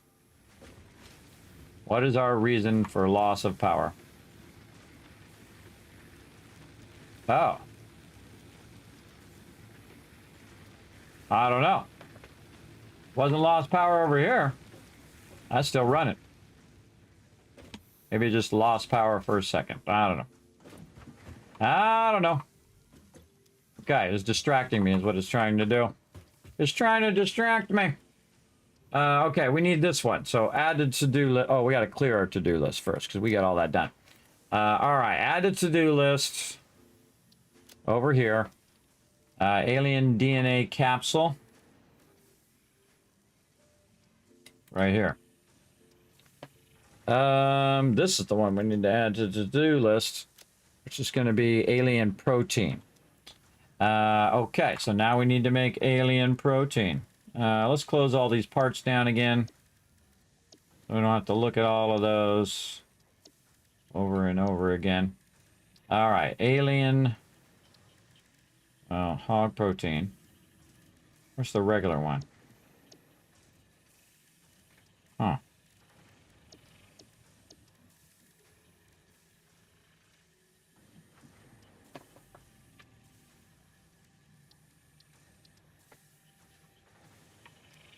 Doesn't seem to be showing that one. Let's go over here and grab all this stuff out of here. Yeah, look, there's our guy that was in there from before. Let's put some of this back. This.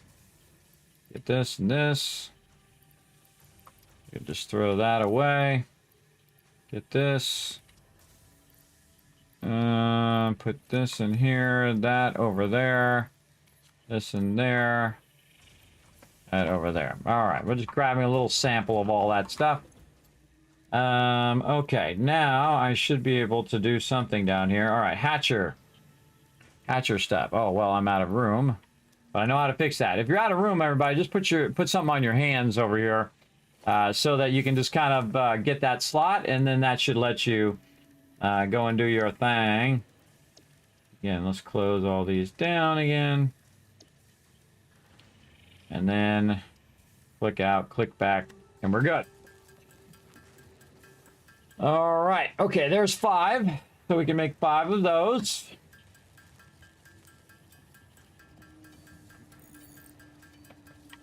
Very nice. And then we will make the MAM. Do the MAM thing here. And we'll come back to Marsilia. Where were we doing this? This one. Right here. All right, start research.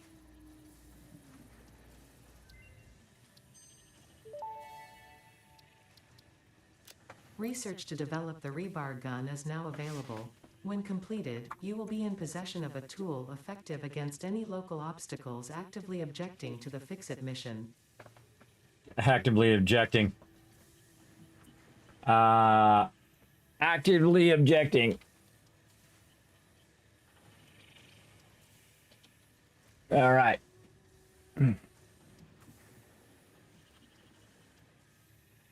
I like to write down some of these quotes. Might use them in some videos later. We'll see. All right, right here, we've already got this one. We're going to go ahead and start research that one right now.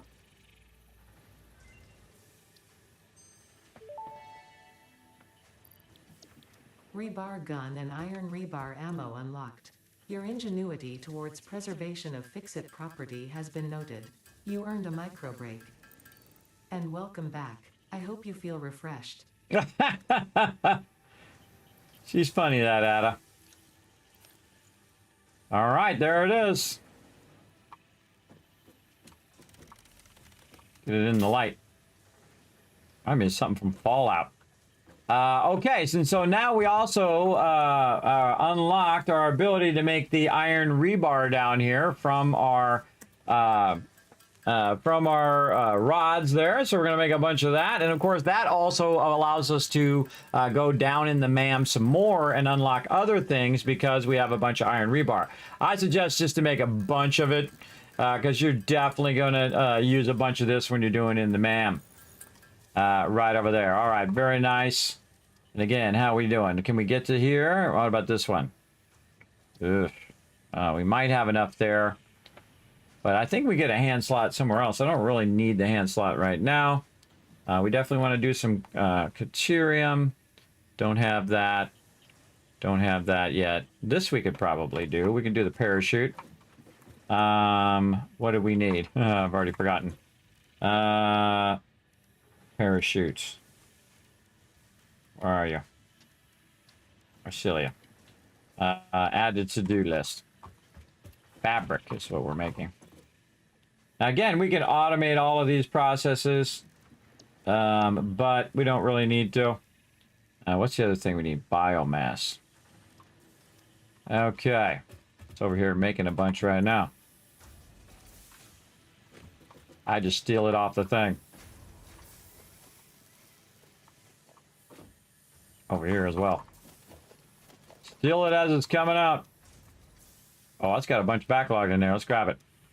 Actually, we could speed this up, too. Get this, already did speed that up. Why does that seem to be going slow?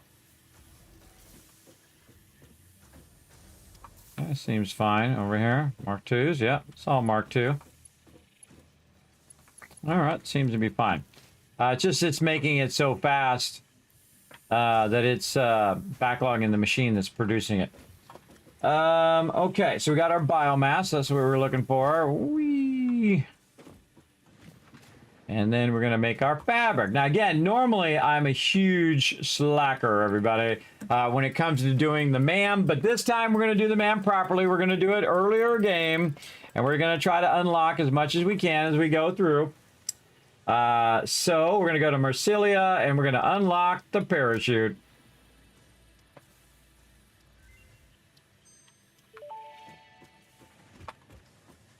Parachute unlocked. FICSIT appreciates your willingness to descend rapidly to perform your duties, but damaging FICSIT property is a breach of contract and will have unpleasant consequences.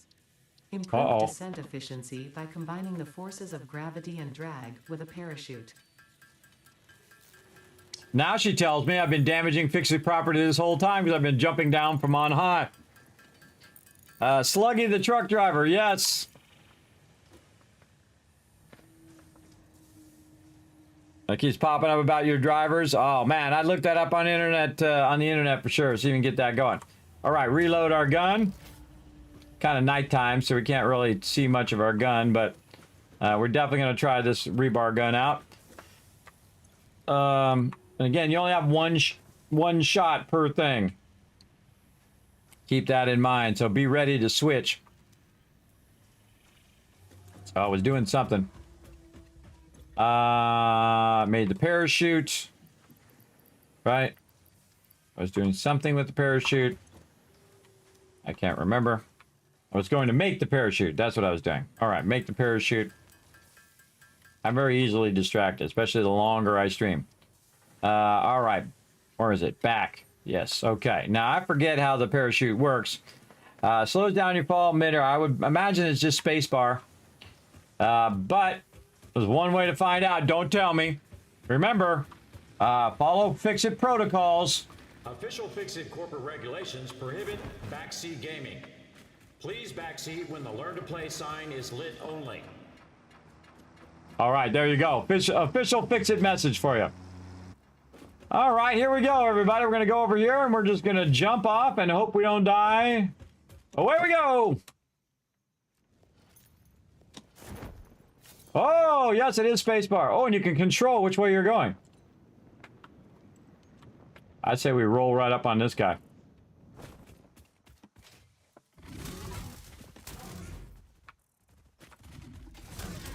Use that verticality. But he hits hard.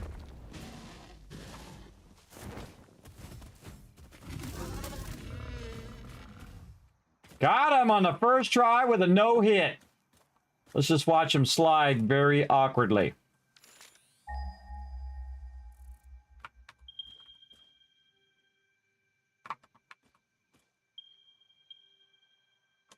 All right, that's the big boy. And now, I still don't trust it. I'll grab this one up here. This one's a yellow one. We haven't even done the other one yet, but now we got a yellow one. All right. Yeah, look at our stuff up there. Running away, all the stuff running. Our space elevator. All of our stuff will be built so far. Very cool. All right. That was fun. So it's parachute, yes, spacebar, by the way. I tried to switch to see if I had to switch, but that's just switching my my weapon and stuff. So I'm gonna try it again.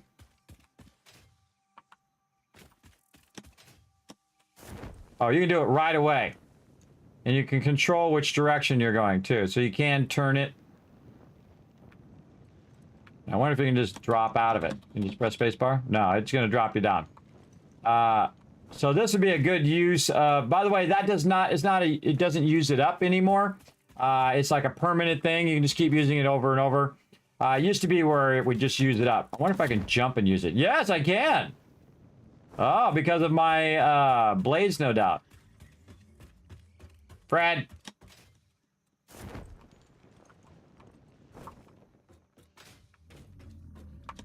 Get out of here, Fred. Boing. Boing. Boing. Boing. What if I jump? Oh, it did the thing. I was trying to jump higher. Whee! Now I can parachute down. What happens if we zap Fred? Let's see. Come on, Fred, get out of there. All right, we're just gonna parachute. All right, we're gonna parachute over this way. Yeah, and you can't just drop out. Hold down thing. Oh, you can actually really control it. I mean, you're really in control of that. All right, that's cool. All right, so now we got our parachute. And again, it's on our back, so we don't have to worry about it. Taking up another hand slot. Okay, let's go ahead and get our power slugs researching. Again, a lot of this stuff only takes a few seconds. Some things take a lot longer, like hard drives. Ada's here to tell you some This more. semi-slug, now dubbed power slug, is early in its life cycle and has retained only part of its potential energy storage capacity, giving it its blue color.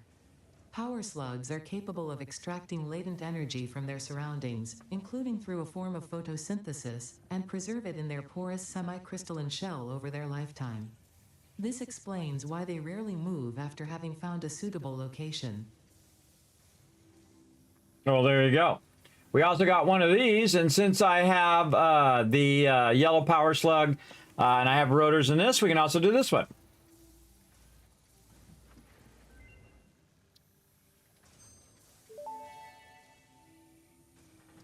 Research completed. Yellow power slugs are further into their life cycle than blue power slugs, and thus have more potential energy stored. They can now be processed into power shards. And so basically, the higher in your slugs are, the more that they produce. There. Now, look, we want to do this over here. We want to do some overclocking. By the way, this is overclocking and underclocking, which is very vital in the game, I feel, especially at this point of the game. So we might want to go look for some more power slugs. Now, one of the things I've been totally slacking on, and I shall stop slacking on it now, is the object scanner. So let's go ahead and grab that as well. Anything else in here we haven't made? Okay, other than black powder. We're going to need a bunch of sulfur. We happen to have some right up here. And we're going to go ahead. Can we make 90? Okay. We could if our inventory wasn't completely full. Okay, what can we put down? Let's find some place to put some of this stuff down. Let's see if there's anything else we can research first before we put all this down. Again, we're going to need more of that. I don't think we have enough animals to do that. We have 2. Oh, we have 3 there. Oh, no, we do. Do I really need any of this stuff? No, I don't need this other stuff now. Okay, I don't need this stuff. I can put this away, and I don't need this. And cloth for right now. That'll give me some slots. And then I will go ahead and take the chainsaw out for now. And we'll get our little scanner going here in a bit.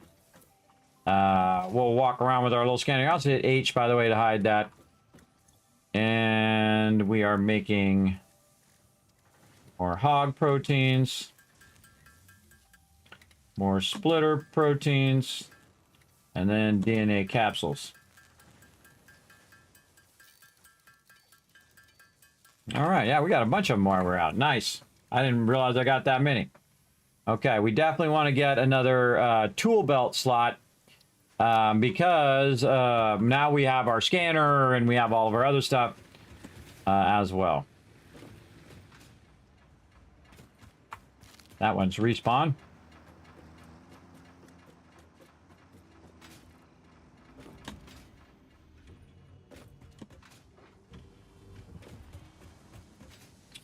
Again, this all been running while we've been busy doing other things. 130 there. Oof, just not quite enough. And we have plenty of this. In fact, we'll put some of that back. Right now, what we really need is a whole lot more of these beams. But what it's doing right now is it's taking some of these beams and making our versatile framework, and we're 82 of 1,000. But we have the power of time. We can just let the server run and run and run and run. So that's what we're going to do. Okay, so we got that. We got as much as we could from there. Let's go ahead and use our parachute. Oh, you hit C. Ha, I thought I'd try the crouch key. So you hit C to just drop out. Now we know. Thanks for not telling me, by the way, chat. I know some of you probably already know that. But there you go. When you don't tell me, I give you a whole bunch of rewards for being awesome and not backseat gaming. I know, it's crazy. Look at this. We could have unlocked all of these by now. But right now, we're having some fun doing all this other stuff. So we ran all the way over there so we could do this. And now we need to make a bunch of our parts here. Our steel beams. What do we need? We need a lot of steel ingots. To make steel ingots, we need a bunch of iron ore and coal ore. All right, well, iron ore are certainly not going to be a problem. So we're going to get 2 of those. Then run back over here. And watch this. Now I can just jump right up here. Instead of having to walk all the way around each time. Whoa! And I can also miss that too. And up we go. Again, watch this, everybody. Boom, right on top of the pipes. Again, if you're down here, up on the pipes now. And you can also slide underneath or crouch underneath the pipes. Walk underneath the belts and stuff. All right, this we're going to take a bunch. In fact, we'll put the small one back and get the big one. Then run back over here to a bench. There's one up here. This is on the way back. We might as well just hit it in case we run out of stuff. And then still ignits. Go. Let's see if I run out of space. Kind of feel like it's going to run out of space.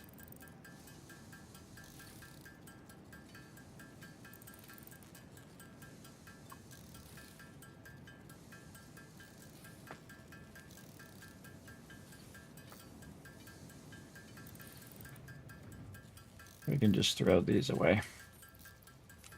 It's only a couple of those. We'll throw those away so we have an empty slot, because that's not gonna. It's not gonna diminish the stacks. I think before it gets to full stack.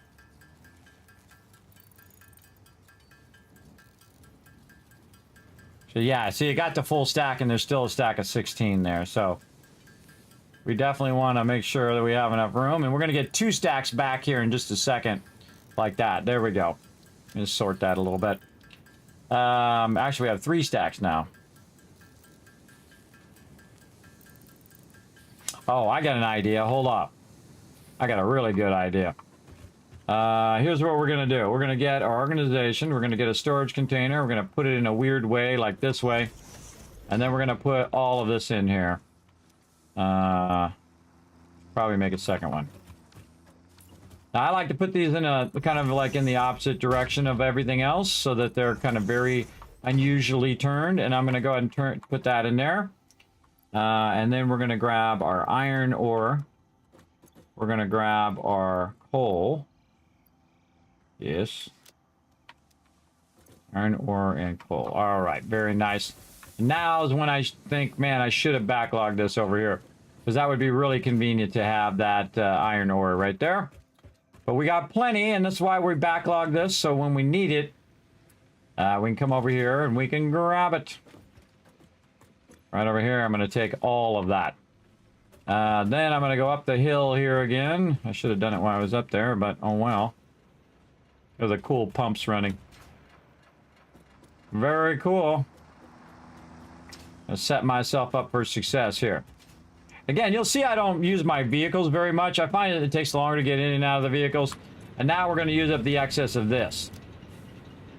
All right, and that should work. But you know what? I'm going to go ahead and put an extra stack in there. Just as a backup. So that doesn't have to have take the time to do that. And then we're going to run over here. And we're going to let this run. And we're going to take a break. Look at that. 1,400 steel ignits. I say we queue that up. We let that start running, and then we go ahead and pull up some words on stream for you guys to play. And again, we're going late, everybody. We're going long. We're already in 10 hours in. We're going to go as long as we can go, and then come back and do it all again. All right, so we're going to start this up again. Descramble the words. Watch out for the lock. If you do get a word right, you will get locked. Got to wait for the little bar until it unlocks you, and then you can do another word. So everybody work together, and I shall be back in just a bit.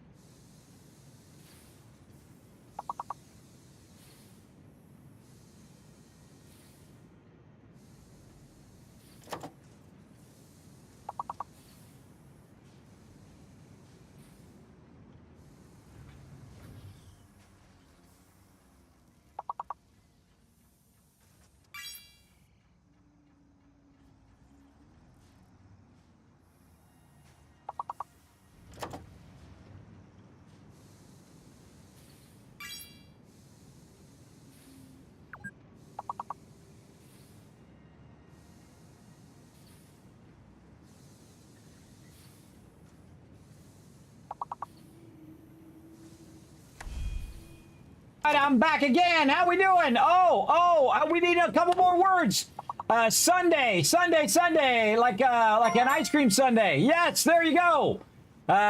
Keegan got it. Suede is a word. Suit is a word. Yes. Oh, I was trying to help you guys. There. Yes. Nice job, chat. Got it right there at the end. Very good. Let's go ahead and shout you guys with a bunch of kids cats for participating in the stream, everybody. We're going to keep on going. You're like, Kismet, you are a crazy man. You are 100% correct. All right, here we go. Now, what I did, everybody, while we were taking a quick break there, and I had a little bit of food while I was at it, so I didn't expire. We've been going right now 10 hours. And again, we're going to go heavy this week into some Satisfactory because I absolutely love this game. We're not going to rush, but we are going to play a lot because it's awesome. And so what we did is we let this run. We converted our steel ignits, and it made like 1,200 of them, everybody. It made a lot. And then what I did while I was eating, I went ahead and also told it to make ourselves some, steel beams right here. So it made a ton of steel beams right here, 360 steel beams. And you got to think that it takes 4 steel ignits to do that. So we take 360. Hey, Surrey, what's 360? Wait, no, actually, we're not going to use Surrey. I'm going to try to use the in-game one so we can do this. 360 times 4. So it made about 1,400 is what it made of those ignits. And then I converted those ignits into what we need over here, the steel beams. Now, while we're also doing that, it's been making steel beams. And again, we'll scale all this up big time because now we have Mark II miners, and that's going to really scale all of this up hugely. Okay, so we got that going, and what else do we want to do? We want to take this, and we are working on our expanded power infrastructure. That's what we're doing. And we need 50 of these, and we actually need to get that production going as well. We need to scale everything up first before I usually scale it up before I do encased industrial beams. Encased industrial beams is a big jump from one to the other. Oh man, one more retweet, everybody. One more retweet right there. And then one more heart on this one. Right there. Now, who's going to be the hero of the stream? Who's going to earn the stream? A bunch of caps right now.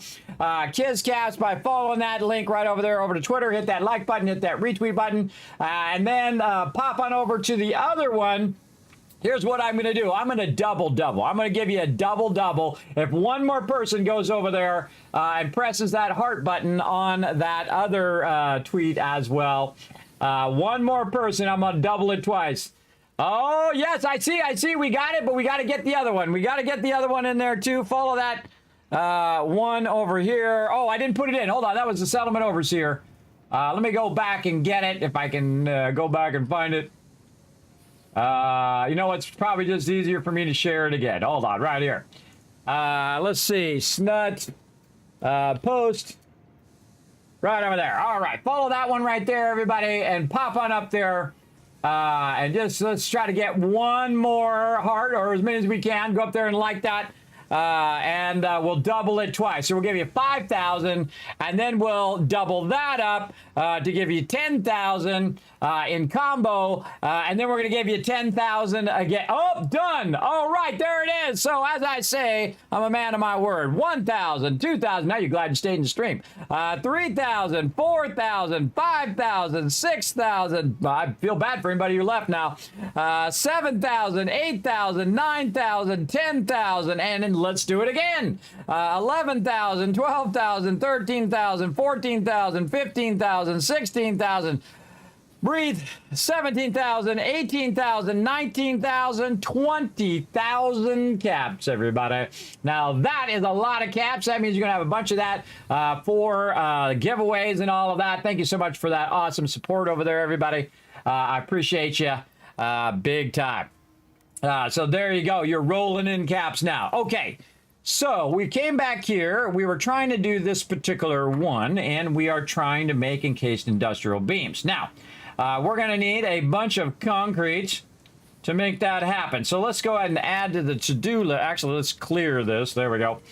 add just this to the to-do list, and we're going to go get a bunch of concrete. That's down here. Why? Whee.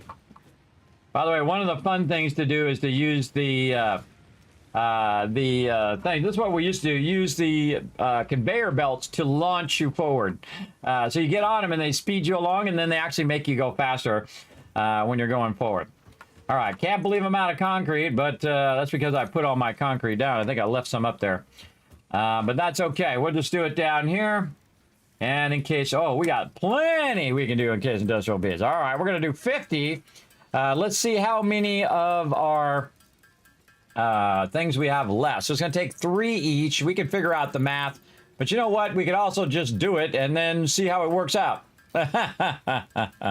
Because we're going to need a lot of encased industrial beams. Now, what we're doing is we're transitioning from the early game, and we're now transitioning into the next kind of middle stage of the game. And that's when we start to scale everything up, right? We want to scale everything up. We want to scale up our power, especially at this stage, and then scale up our beam production. Don't really need to scale our other stuff up. All of that's fine right now. 1 box of that stuff is more than enough for right now. Eventually, we'll scale it up even more. But now we can utilize a single node to do what 2 or 3 or 4 nodes we're doing separately, just with a simple upgrade of the miner. And so we're going to get this going. Oh, making too many. Making too many. Oh, hold on, Kismet. Pay attention. All right. There we go. Oh, wait. There we go. Actually, didn't make too many. I made 1. I stopped it just in time. Nice. Here. There we go. And 1 more is what we need. 2 more. 2 more. All right, there we go. Right over here. Put that in there. Okay, we got that done. Now, of course, we've got all of these backlogging over here, so we're going to grab those. Oh, we need 200 of those. So there's we'll just grab exactly what we need, and then 2,000 of these. So this is easy. There's 2,000 there. And then we just put those in there, and we got the expanded power infrastructure. Go! Milestone reached. After several pioneers started exhibiting traumatic responses to power blackouts, FICSIT developed mitigation tools recommended by your local therapist. Power storages can hold excess power to delay or prevent blackouts in the eventuality that your factory's power consumption exceeds production. To simplify, these are rechargeable batteries. Power towers carry power lines for significantly greater distances than poles, facilitating factory expansion and exploitation of this environment for the good of FICSIT and humanity. All right, awesome. So now we got to use our big tower platforms, our power storages, all sorts of fun things there. Let's also work on our logistics now. Now, we might have wanted to do our logistics first, but I like to get the power towers, and I'm going to show you why. This is another thing I do actually in my other 7 Days to Die. We do power towers, but we really want to get our power storage going as well. And these power towers are going to allow us to run the power very far. And where is our quartz and our sulfur right now? Very far, right? So we definitely want to run those. And we're going to have some fun with them as well, because that's going to be very, very fun. All right, but we can get this going, our Mark III belts. Now, we don't have enough production of our encased industrial beams right now to actually do enough to do the conveyor belts. It'd be nice to have this right here. But what our biggest problem right now is the steel beams. Those are our biggest thing. So let's go over here. And we're going to go ahead and say add this. So I add this so this little button comes up at the bottom here, but then I can click on it. I think there's another way to get to the to-do list, but I just add something to it so I can get to it. So actually what we want to do is go like this, and we want to go ahead and move some of these around. We want to double the nodes on the MK2 miners up here, but we're going to also double node on coal, MK2. MK2, there we go, actually small k. Double the nodes on coal, and then run more. Oh, we're going to take all that out. Okay, we're going to run more water. Okay. And again, we're going to figure out our perfect equilibrium of our water as well.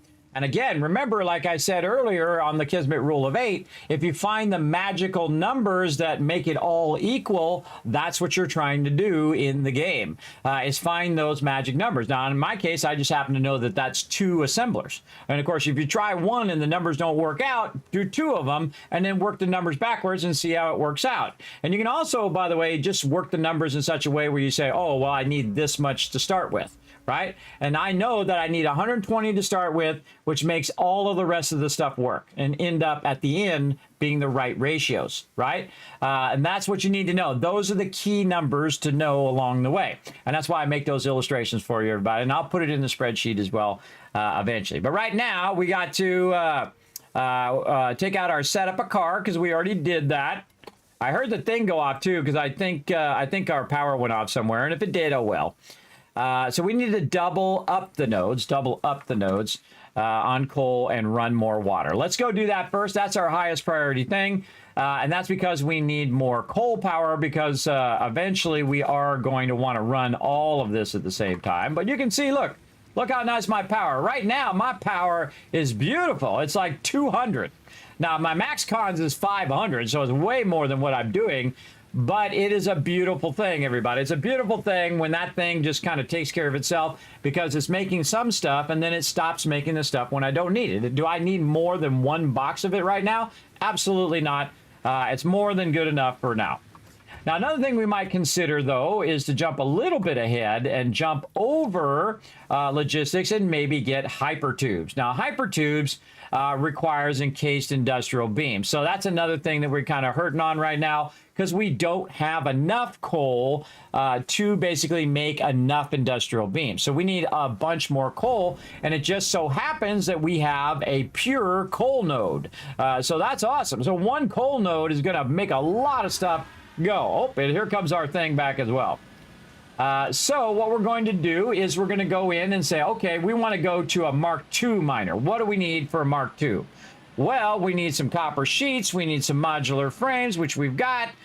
We need encased industrial beams and a bunch of steel pipe. Now, we have a bunch of all of this stuff, and it's all sitting up at the top of all of this. Let's go ahead and run our way through this maze of stuff. And again, go up here on the top. And boom, there we go. And then we put a bunch of stuff down over here, which we're going to now pick back up again. Oh, and we had a bunch of steel ignits there we could have done too. All right, now some of this stuff I'm just going to leave in here. But some of it I'm going to grab and utilize right now. Actually, I could probably grab this one in case I want to shoot some mobs. And again, doesn't do me any good sitting in here, so I'm going to grab it. Oh, I had a bunch of those in there. Oh, I have a bunch of those. Oh, awesome. I forgot that I had all of those. And I grabbed this. I'm going to put this back and that, all the raw resources to give me some more room in there. Get my chainsaw back. What are we doing over here? This one's empty, so we'll just take that one out. Okay, so actually, we're pretty close because we had all that extra stuff in there. So we're going to go over here and we're just going to make some that we need. We're going to need 10 of them. So out back. And well, let's make 10 of these babies.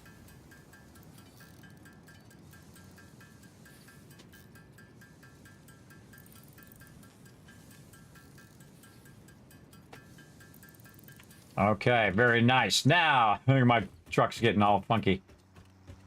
Truck still needs some work. I think on foundations it worked pretty easy. And then we're going to run up here.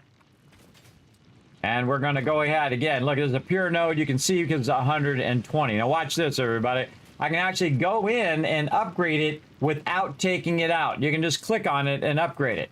But I need my miners, so I'm going to go ahead and put down my equipment workshop. Now again, normally in the beginning, I'll do a bunch of miners that I put on there, but later on I won't. I only do that in the very beginning because then I'll pick up some of those miners and don't have to make them later. And they just give you a huge jump start at the beginning of the game. Normally, if you're running around, you probably have enough resources to make an equipment shop, and you could just make it right by wherever the node is, so you don't have to carry it around. Another reason why I would do that in the past is because each miner took up a different slot. It doesn't do that anymore. Now they stack. So it's not as big a deal to just carry it with you now. But it was back then, and that's why I got used to not doing it. Watch this. Boom. Just click it.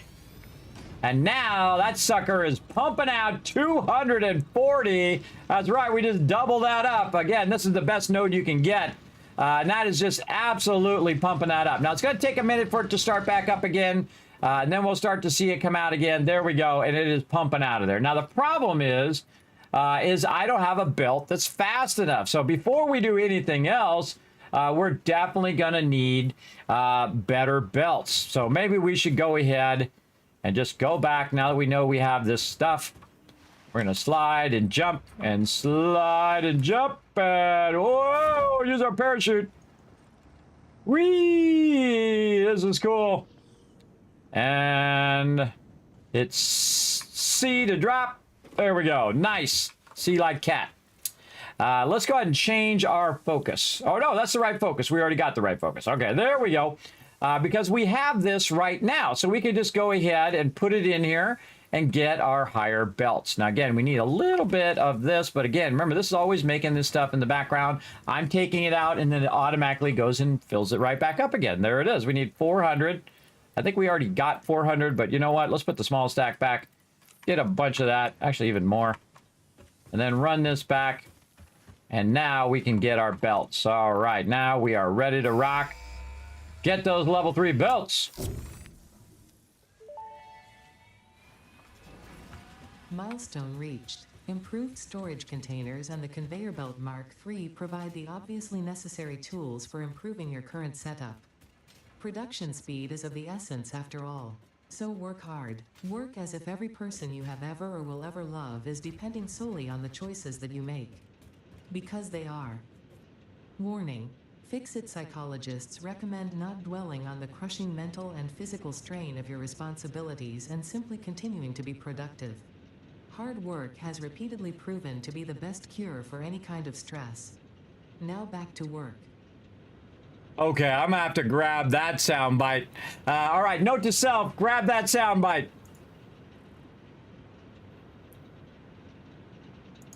All right, I had to stop my local recording, so I'll remember to take that out of there. Great soundbite. Yeah, no worries. You know, the whole world's coming to the end. You know how it goes. Okay, so now I got to upgrade these belts. These belts got to be going fast enough to handle this new speed. And you can see that our belts are right here. And again, they're 270 now, not 240. And that's to accommodate concrete, because concrete in 45 times 6 concrete producers is going to be 270. And that's why that's like that. Also got our level 3 lifters, and our goal now is to get a lot of encased industrial beams so we can use those for our level 3 belts. And once I get to my level 3 belts, everybody, this is when I start to do doubling of everything. I start doubling everything. You notice I'm not tapping every node. I'm not bringing everything in right now. You can totally do that. But in the early game, I feel like it's less valuable because you're spending a lot of time getting all that up and running. I mean, it'll help you over the long span. But in the early game, I feel like it's much better to just take some time and do it very efficiently, use the minimum amount of nodes that you need, and then just upgrade those nodes as you go. And that'll just start doubling up your factory and doubling it up. But we need to double up our power first. Power first, everybody. Now, to run these, I need a bunch of, you can see here, this takes the plates, and now the conveyor belts use a bunch of these steel beams. Now, the byproduct of making our power go better is also the fact that we're going to also make our steel beams better, too, because we're going to have a lot more coal. So we're going to go ahead and now switch all belts. Any belt that I make from now on, I'm going to try to make them as a level 3 belt. And again, you can go in and, you know, do all your belts, and, you know, this one's a level 1 and that one's a level 2 or level 3. And that's a wonderful thing to know how to do that. But it's a complete waste of your time. You're too busy. You don't want to get lasered from space from FICSIT. You want to get in there and you want to get her done. There we go. Look at that right there. And I'm going to go here and I'm going to upgrade this one and that one and this one over here and that one especially right down there. And then the one way at the bottom. Boom. Make sure you get every single one. And again, I go to the fastest belt because look at this, everybody. Look at this go now. Look at this go. Now, again, we need to check that we don't have any belts other than 3s. Oh, right there. See, that one's slowing it down. Let's get it going. There we go.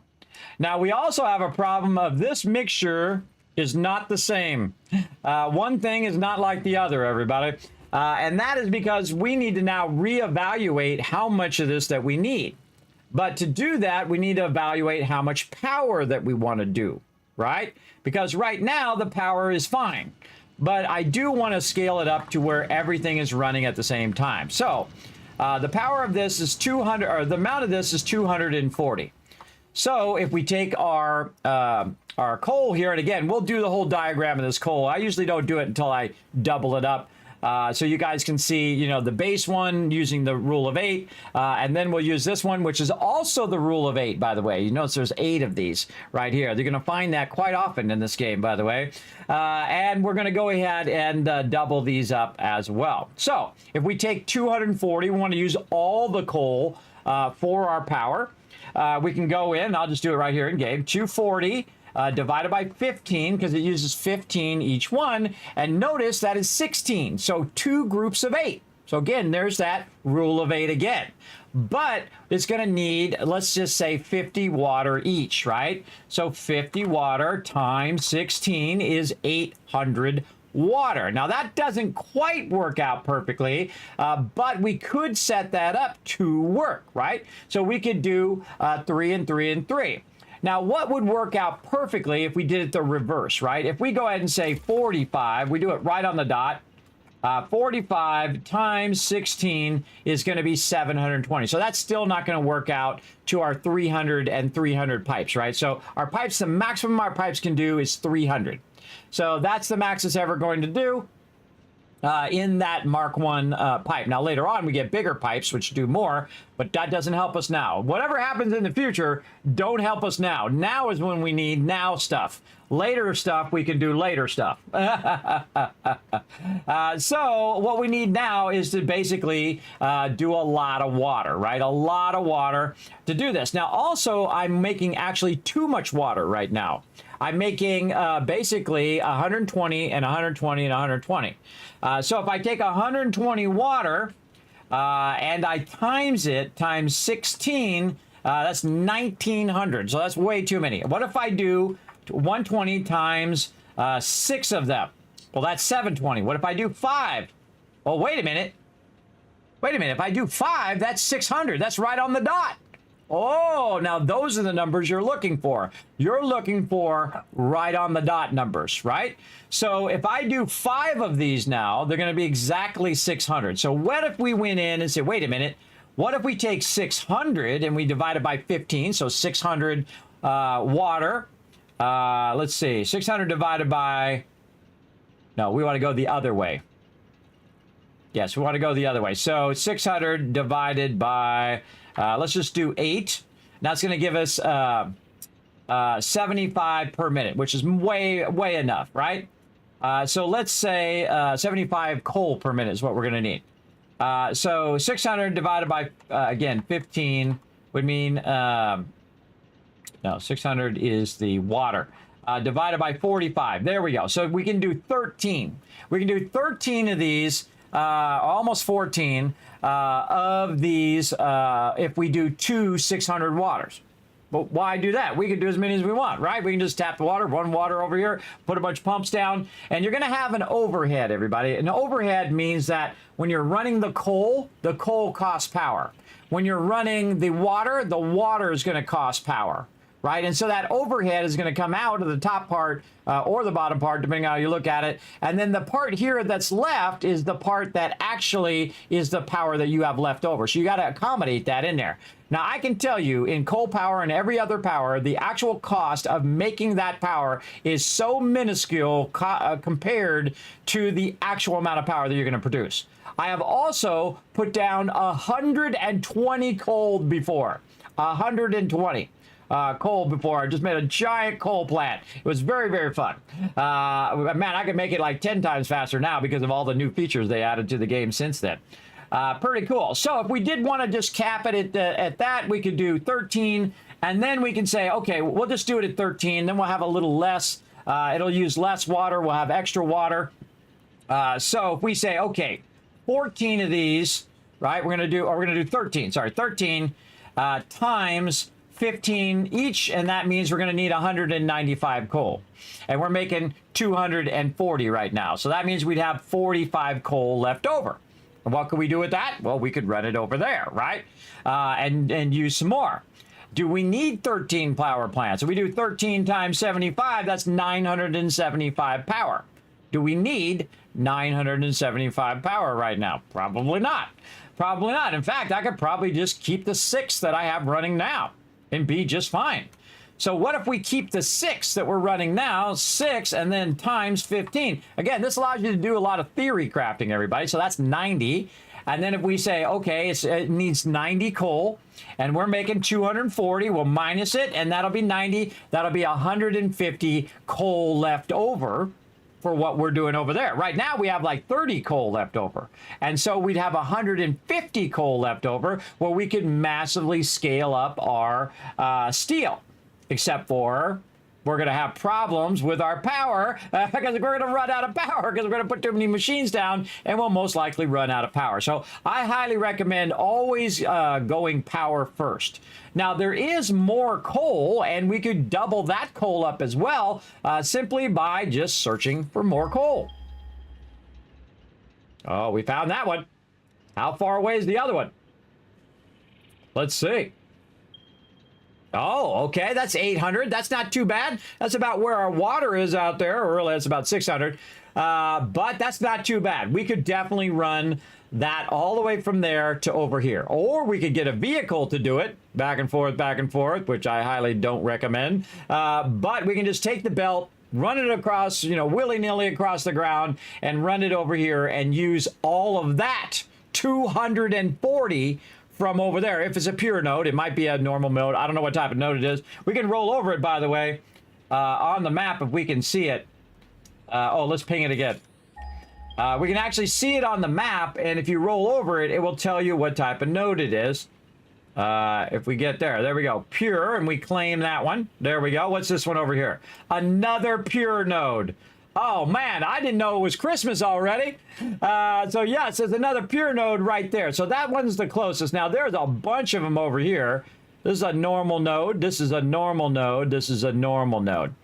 So each of these are 60. So that's actually, if you add all those up, actually, I think there's 5 of them there. It looks like 5 of them. Yes, that's 5 of them there. Temp. That said... Oh, that said purity tip. I found a bug. I found something they didn't do. Oh, they left it as tip. All right, let's go see. Let's go see it again. Let's call them out, everybody. Let's call out the QA right now. Kismet doing free QA right now. There we go. All right, let's zoom in. Oh, yeah, purity tip. Oh, yeah, they need to fix that. Okay, where is that? That's kind of south of the big water there. Let's go ahead and give them that feedback, everybody. Again, my job now is just to kind of give them some feedback. Find a bug. Says purity temp. And that is forest. On what side is that? That's going to be this side. Let's say east side of the lower forest. All right, or no, it's way over here. Yeah, east side of the forest by the lake. By lake. And 5 grouped nodes, pole nodes. There we go. All right, so it says temp. It's not supposed to say that. But if we do that, that's actually like 2 pure nodes together because we have 60 and 60. And if we double those will be 120, 120. We can combine those into 240 and 240. So that's actually like 2 pure coal nodes. And we'll tap all those too. But for right now, this one's a lot closer. And I say, here's what we do. We go ahead and try to do some magic numbers. Let's do some magic numbers again, everybody. We're going to go ahead and do 240 divided by 15. So that's going to be 16 of our coal plants. So we're going to use all the coal. We're going to use all the coal here, and it's just going to do coal power. And that's it. That's its job. Then we're going to go ahead and say, okay, how much water do we need? So 45 times 16 is we're going to need 720, which is kind of funny. So 720 is the magic number of water that we'll need, and we can make exactly that amount of water. We don't have to make too much. Now, I like to go a little extra. It's just me, so I'm going to say 50 times 16. So we have a little extra water. It's going to fill those pipes up nice and solid. And then we can also backlog it in our pumps as well, and in our water tower thingies, our water pumps, not pumps. What's that called? Come on, brain, work with me. I know what it is. I can see it sitting right over there. There's two of them. Fluid buffer, that's what they're called. All right, so that's what we're going to do. We're going to say, screw all of this. We're going to take all of this, and we're going to just keep it for ourselves over here. We're going to just use it for power. That's it. Time's up. Give me this stuff. This is all mine. I shall take it all. I'm going to hold down, hit F, hold down Control, try to take this all out without accidentally. This is really an art form, everybody, not accidentally taking out stuff in the background. Oh, look, there's our blue guy way over there. We could go get him. And search them in the MAM. All right, I'm going to take all that out, but I'm going to leave this right here. Now, all I'm going to do is say, stop doing stuff on the ground, Kismet, and we're going to do this. And we're going to do this. And that allows me to walk under there and run all 240 of that right down the line. Now, watch your lifter, too, everybody. If you put a level 2 lifter in there like I just did, that's going to slow your whole thing down. It sucks to discover that later, that's been sitting there not doing it. And what you want to do is see it go fast. If it's going fast, then you know it's doing it right. And if it's going down the ways here, you know you're good. And again, this is Mark II. I got to upgrade that one. Apparently, I missed that one.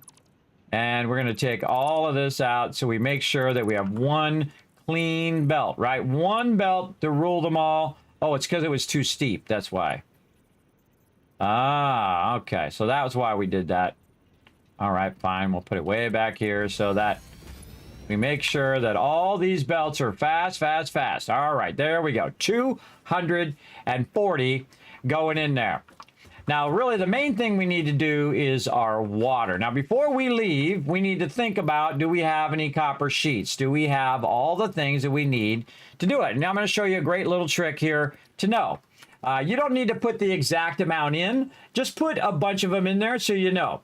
In there. So again, what was our thing? So we need 800 water total, and each pipe can hold 300 water. So if we take 300 and divide it by 800, so we'll say 800 divided by 3 is 266, which means that each one is going to fit up to 300. It's actually going to be less than 300. And in this case, it's actually going to be three pipes, and each one's going to be 266. So that gives you an idea of how many pipes we need to run. We need to run 3 separate pipe runs over here. Now, how many water purifiers do we need, right, to do the amount we want? So again, we'll do that calculation again. And so 50 per, and we're going to do 16, right? So 2 groups of 8. That's why you saw me do 8 here, and I'm going to do 8 again. And that's going to be 50 times 16. And then that's going to be 800, which means that we need to have 120 divided by 800 is what we need. Or really, you want to do it the other way. 800 divided by 120, because that's the maximum output of each water. So it says 6.6. We're just going to call it 7. All right? And we're going to make a note. We're going to make a note of that right over here. And again, we're going to put some water purifiers on there, or water extractors. And we're going to say that we need, we'll take that out because we know we're doing that now. We need 7 water extractors. I'm going to do it for short. And 3 pipe runs. All right. 3 Mark 1 pipe ones. There we go. Just make it real clear. Okay, so there we go. Oh, man, it doesn't It doesn't take it. Hold on. Okay, there it is. Oh, double nodes and coal. All right, we already know. We already took that up. We're going to take that out. Okay. There we go. Okay. And run more water, which we got. But now we know specifically how much water we want to run, right? We know exactly this amount. Now, this is going to stop eventually. But we're going to let it run. It'll keep going for now. It'll do its thing. But we're about to scale that up by a massive amount, everybody. By an absolute huge amount, for sure. But we want to go do our water. So here we go. And this is a real fast way to use your parachute. Now look how much faster we're going, everybody. We're going way faster. I'm holding down shift as well. Look how much faster we got over here. Tried to use my parachute to stop me from falling. Okay, and here we are. So now we got our extractors going. Now, this area is going to run out very quickly because you can see we got just a little bit of a pond here. And of course, Fred's standing in the way, as always. So we need 7 of these to fit in here. Now, I just happen to know, because I've done this before, you know, a couple times, that does work. Now, what we're going to probably happen to us, though, is we're going to run out of power because we're going to take all of this out. All of this has got to go. Bye-bye. And now what we want to do is to optimize all of this water in here. Now, one of the things we can do to be a little tricky is we can put foundations down in here to optimize how this is going to be. We can also put foundations along the edge, which I really like to do, like this, and then control exactly where that's going. Whoa, okay, calm down there, guy. Control exactly where that's going by using our pipeline junction. So we can put our pipeline junction here. Then we can go in and grab our production here, our water extractor, and then hold down control and try to get that to line up. That's right, you can use that for alignment. Now, normally you can't align this, everybody. You can't hold down control and have it aligned to anything, but it does align directly to these like this. So that's going to line that up right there where exactly where I want it to go. But that's actually not where I exactly wanted to go. And I'm going to take this back out, and I'm going to take this out. And again, you can put them down in the water. This is an old school trick, everybody, where you put these down here like this, and then you zoop them across. This is an ancient trick here, if it lets you. Now, again, you can see that it's doing a little soft clipping, but you can see I can kind of fine tune that on there, and you can see it's kind of snapping into the grid here if I want to. I don't do any of that. You can if you want. My goal is to jam as many of those suckers in there I can get, to get all 7 of those jammed into one thing, okay? That's what we want to do. So here we go. We're going to jam that in there as much as we can. We're going to go right, we're going to go left, and we'll figure out all the other stuff later. I'll do a little bit of clipping there, but we'll just scroll with it. Fred doesn't approve. Fred does not approve of the clipping. All right. Then move this forward. Move this over here. We're going to call that good right there. Okay. Actually, we probably could move this forward a little more. Let's move this all the way forward here. Come on, you. Yeah, maybe as far right as we can. Right there. That's a bit better. Okay, now this one here. We're going to try to get this one over here. Now, you can actually help yourself a little bit more if you have some Nautilus and you can blow up these rocks. You can also rotate it, just like we do in other games where we'll rotate it just to try to optimize its direction and how it's doing. Now, you got to watch out. If you hold down control, by the way, it'll snap, but also it'll show you the white lines. Notice that it doesn't do that anymore by default. You have to hold down control for that to work. But I'm just going to go over here and just roll with that. All right, so there's 3. And now what I'm going to do is actually turn this in the opposite direction, if I can here, and try to finagle this. in between there. All right, there we go. So now we're at 4. And then 5. Again, we want to get these jammed in here. Now, we'll come back and make these all, you know, nice later on. We don't care about nice now. We're in basic build mode. We're just transitioning, though, into a more advanced build mode. And then here. And then one more. We'll make it happen, Captain. Let's turn it around this way and try to get it here in this corner. Maybe rotate it a little bit. And again, just work it around. Just move it around. See if you can get it in there. It's got to be tough. In fact, we might have to do a little bit of this. Maybe some of this. Maybe take this tree out. I bring my thing. I hope I did.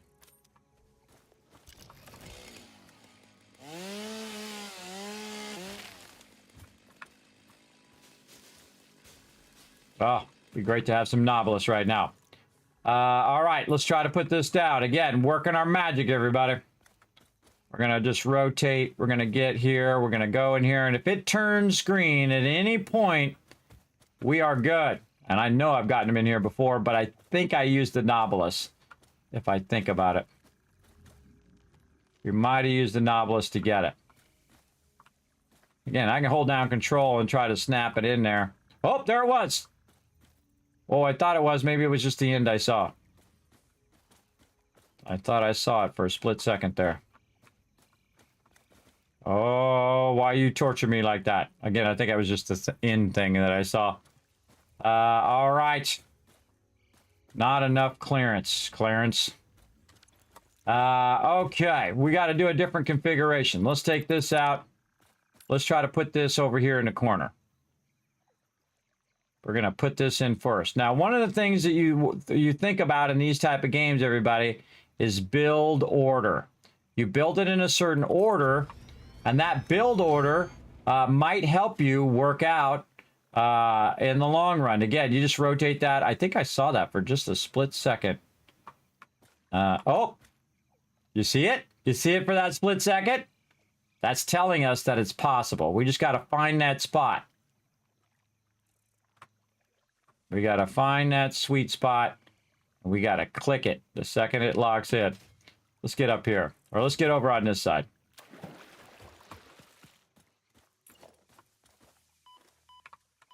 What the heck? Oh, I'm standing too close to the thing. My bad. All right, come on. I know you go there. Come on, let's work that magic.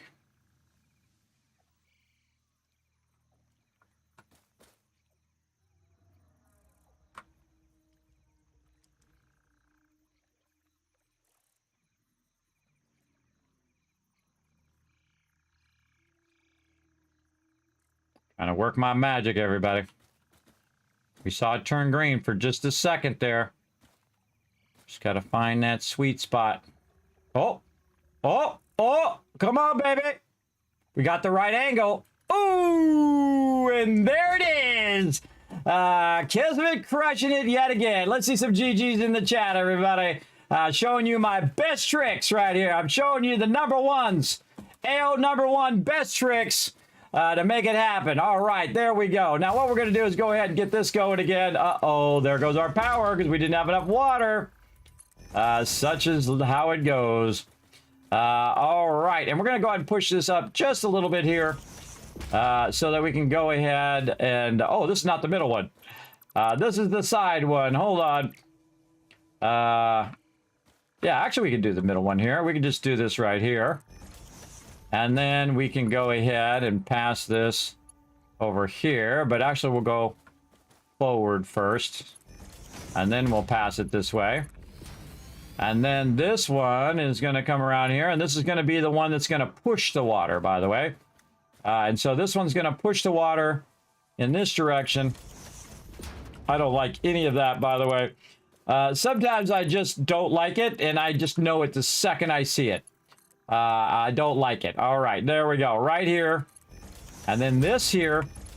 And then now look how we can jump up on stuff, right? Very nice. And then we're going to go ahead and just put a junction on the pipe itself. That's going to allow us to do that. That's going to allow us to do this. And then I'm definitely going to fix this because I don't like that either. All right. And again, I don't like it when it clips. So we're going to go here. And then we're going to go there. Very nice. And then what we're going to need is a pump down on the low side right here. This is going to push this all the way through the rest of that pipe. And we're going to go ahead and run some power. All right. We got power from the pump. We got power from number 1, from number 2, and number 3. But let's not waste our time making an extra pole when we can just do this. And then run this here. And then run that there. And now we want to start this up. Let's go. Oh boy, we got troubles. We got troubles. We got troubles. For sure. Oh, and I just remembered something. I forgot to take my water offline. Oh, I forgot to do the thing, everybody. I forgot to do the thing. Oh, and that's going to make this tough. That's going to make this tough to start this up. Earlier, I was talking about the backlogging your water in case this happens, or all of your stuff goes offline. And I think our water might be empty now. Let's go see. Because that should have started back up if we have water left in our things right here. Let's see. Nope, no water there. And this is why I normally disconnect this top one after it fills, so that I can then, at this point, when I get it going, I can just go ahead and start it running again. But now I can't. There's no way I can get that to run, everybody. And this is why you have priority switches, which we'll get to. But we can go ahead and try down here to go ahead and turn all of our power back on by utilizing our biofuel. So we're going to go ahead and try that. Nope. How about this one over here? Oh, wait, we got to actually turn them on. Hold on. I forgot I manually turned them all off, which I rarely ever do. Let's hide this thing because it's blocking my vision. Turn all of these back on, and we just need a little boost of power to get us started, get that water flowing again. That's what we need right over here, and I foolishly did not take that off of there. We got all distracted doing something else, and that's going to happen, everybody. Just make sure that you don't take your power out here so that you can use this as a backup in case you have a problem. Now, also, we're going to make battery power. And, of course, I could have done battery power first and backlogged a bunch of battery power before I took it off of there. But that's okay. I'm going to show you how to fix it right now by going in here and getting all these biomass burners going again. And then we're going to pull the thing and see what happens. There we go. Now, that's why I left a little bit of fuel in all of these just in case, because I know that's an issue. Now, right now, you can see that I'm only getting 360 megawatts. And the reason why I'm only getting 360 is because that water has to come out of those turbines, and it's got to travel all the way over there and start to refill up my thing. Now, it just so happens that I don't have as much stuff running right now because of all my stuff's turned off automatically. And so that's going to basically start that water going. Now, when that water finally makes it to the coal plants, those coal plants are going to start back up again, and we're going to see our power jump. Now, between now and when that water starts to work, is it going to trip my thing again? We won't know, everybody. We won't know. Oh, that was real close. I think one of these is running out of biofuel. Let's double check that they're all on. Oh, there it went.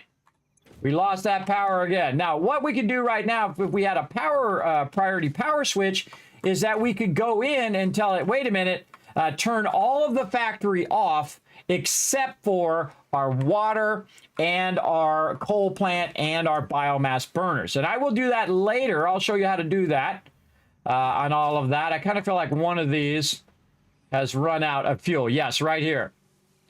One of these has run out of fuel because that should have held that off pretty well.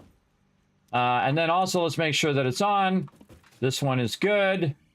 All right, let's try it again. Oh, we can't even start it up now. Okay, now what we got to do is we got to say, okay, what can we turn off? What's the thing that has the most power? What's burning up the most power out of all this? Not as a group, but individually. What's the number one thing we could turn off that's going to take out a lot of power very quickly? And that is the Awesome Sink. The Awesome Sink uses 30 power, everybody. So just turn that off, and that Awesome Sink should help you restart again. Let's go. And there we go. So you can see I dropped that power by 30, which brought it way down away from that line, which we're trying to get going again. And again, remember, you can turn that power back on from anywhere as long as it's connected to that particular power grid by a power pole or a train or a bunch of other stuff that you can use, which we use our big power poles eventually here. So we want to go back over here and make sure that our water turbines are working and that it is pumping the water. We can see it right there. We can see that water's pumping.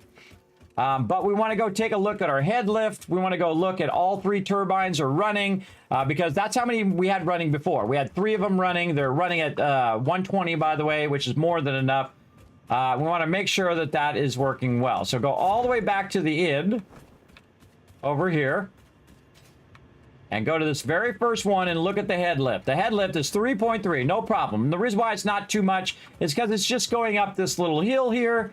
And it's just pushing just a little bit up. It's pushing all the water in this direction. And then I have a drop. So that drop is helping me push that water forward and keep it from coming back. One of the things you can do in your plants is make the water drop.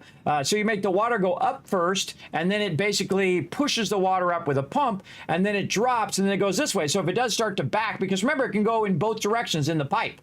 So what we want to do is have those pipes fill up with water. We want to have it completely filled.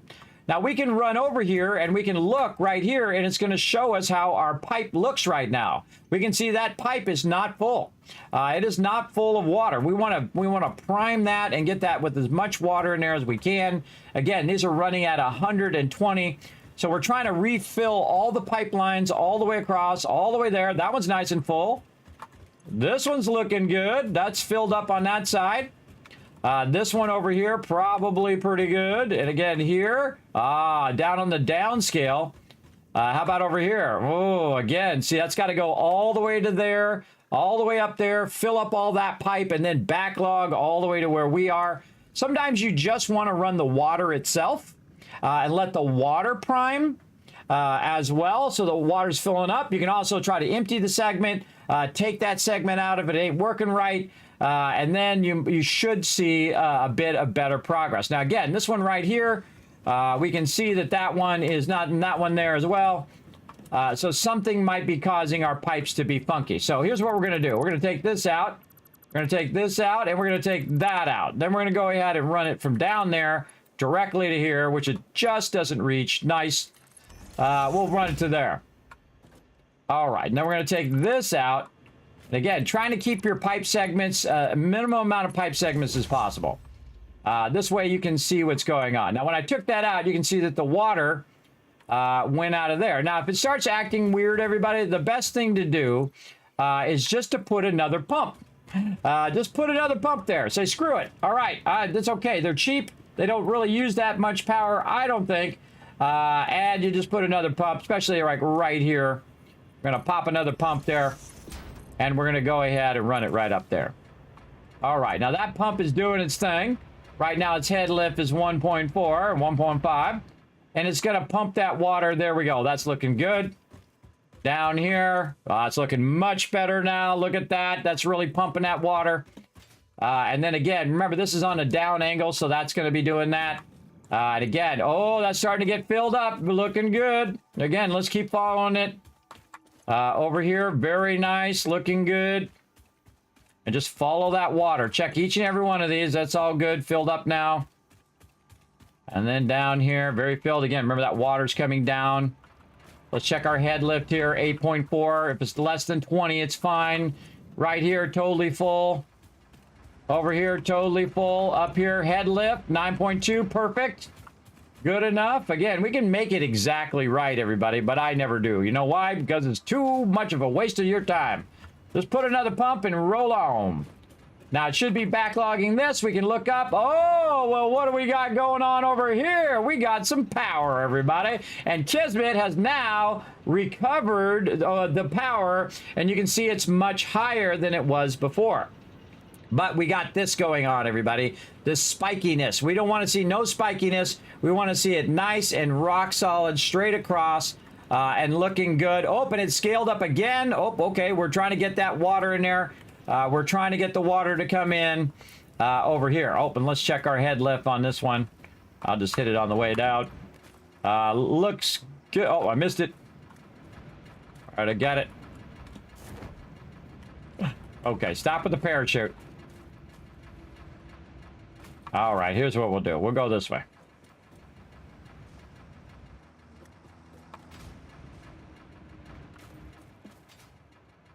All right, come on. There it is. 13.8. That's fine. 13.8 is all good. Make sure those aren't going in the wrong direction, by the way. That is very painful when you realize you put them in the wrong direction. Now, here's how you know, everybody. When I go in and I put a pump in, the first thing I do is I look for this little circle. See that little circle moving? That little circle is telling you what your head lift is, right? And if it's how far you can go before you put your next pump. Now, if you notice, it has an arrow pointing in the correct direction, but some people just ignore that. I just look at the way the pipes are, right? The pipes here, see how those pipes are angled down? That means it's going this way. All right, that's a dead giveaway that you know that's going that way and running up there. Same thing here. You can see it's running up to the top, and that top is starting to backlog. Now, if I was smart and I remembered to take that out of there when it was backlogged, that would have been way better, but I didn't, so oh well. And again, that's going to take a minute for it to fully spin up. And it's going to go up and down, but we have a lot of head lift now. Now, also what's going to happen is eventually that fuel in the biofuel is going to run out. Oh, there it goes. There it goes. Nice and solid. Oh, going a lot longer, though. See how longer it went?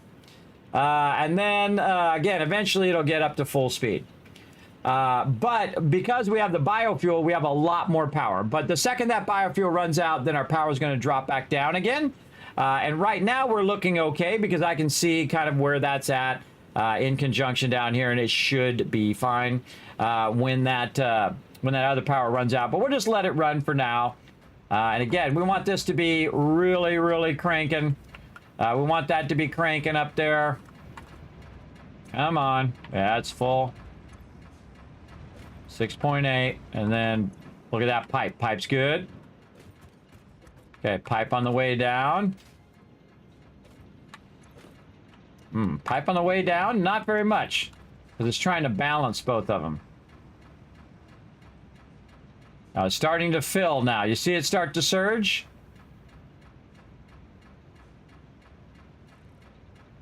Yeah, starting to fill.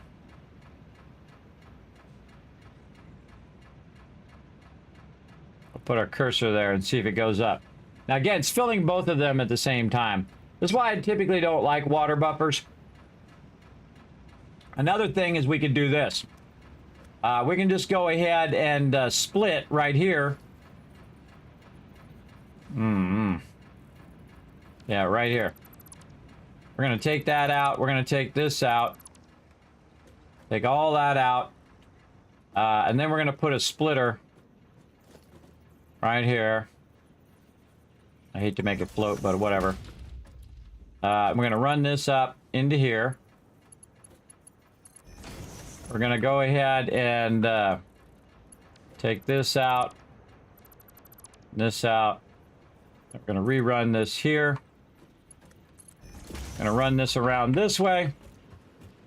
And we're going to bypass these straight together. We're going to come out. We'll make a nice little 90.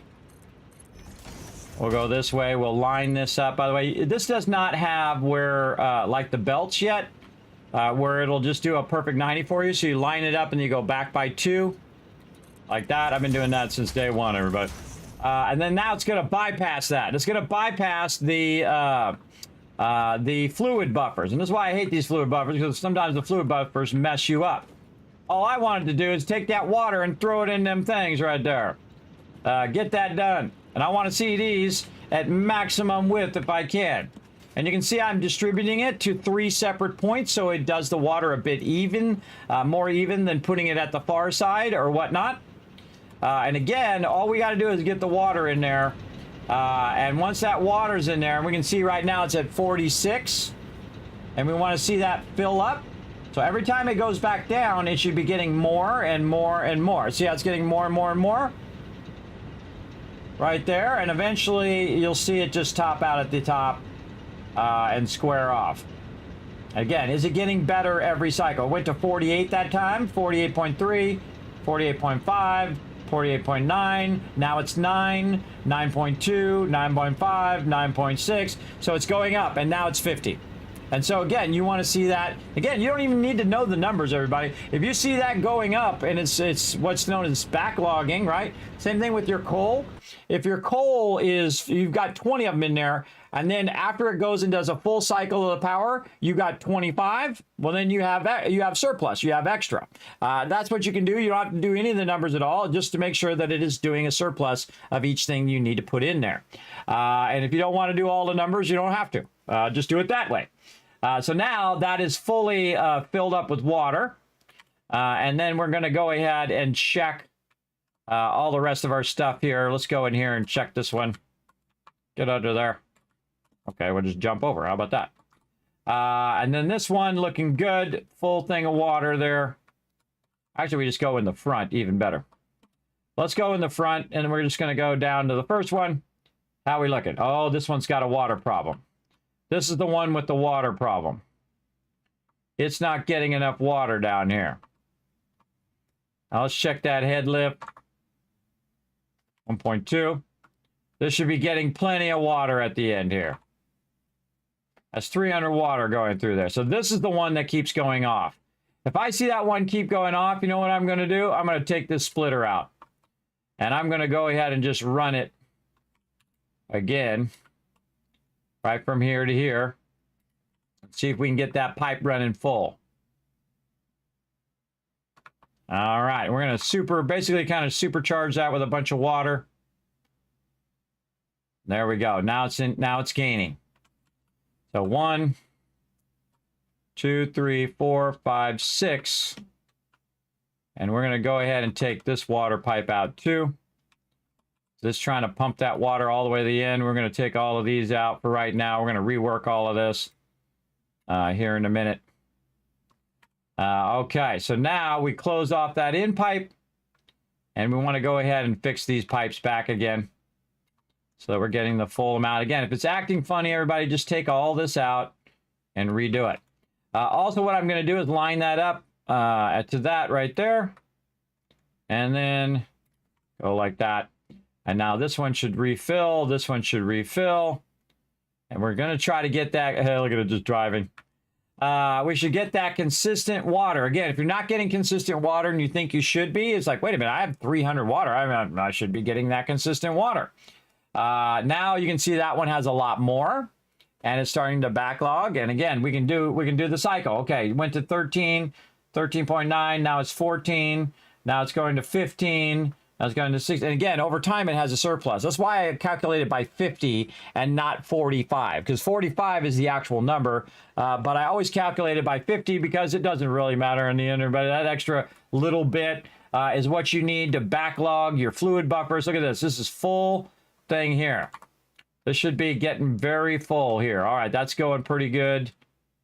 And again, these are notorious for being broken, everybody. Look at this flow rate over here. Look at this flow rate. So again, this is being split into thirds. Let's see if that's going up at all. Yeah, it actually is going down.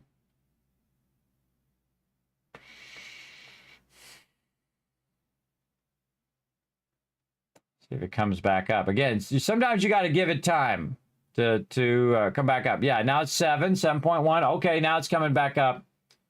And now we want to go look at our power and see if our power is rock solid. Bam! Rock solid. So I fixed that problem. The problem was that first one, there's something funky going on there. Take all that out. Take out any extra pipes and then rerun it. And then bam, we've now got super solid power. Now, the smart thing to do is to run down here and very quickly turn off all these down here. So if that happens again, you'll have that backup power. So this one's about to burn up all of its fuel. So let's just go in here and turn all these back off.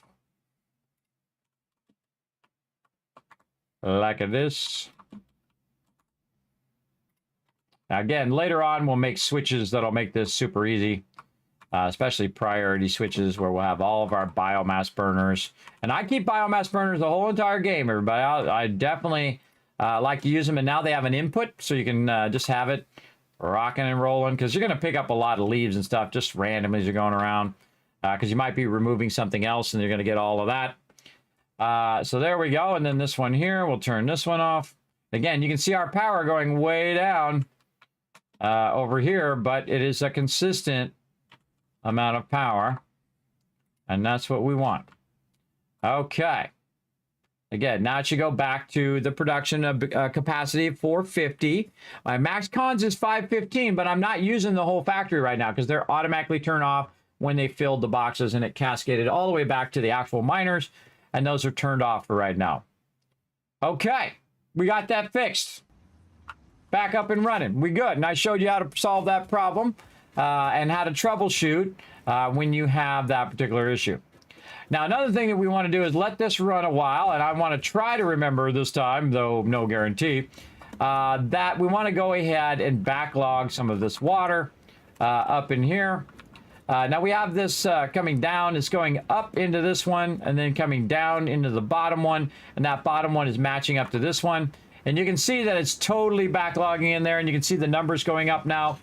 Now what I want to do is backlog both of these and then take the pipes off the side, and it will retain the water in there. So in the future, I could just run them and then start the whole thing back up again instead of doing what I just did, and that's where I primed it through the bio things as well. So there you go. And there you go.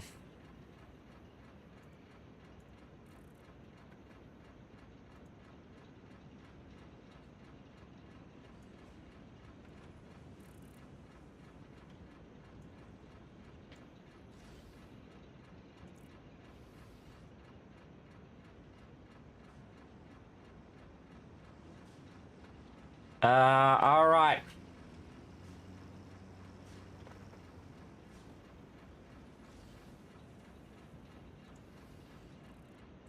Okay, so we got that going. Sorry, I had to ban some scammers, more scammers over on Kick.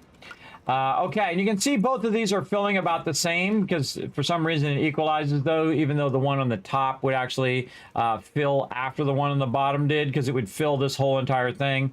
And then fill the one at the top and not equalize them. That's just me. But there we go. So now we have a backlog of water. We got real consistent power. We all good. Okay. And now what we want to do is we want to basically make more power. And the way we want to make more power is we need more water. And we've already done our water over here. So we're going to go and we're going to jump. Whee! And then we're going to use our parachute.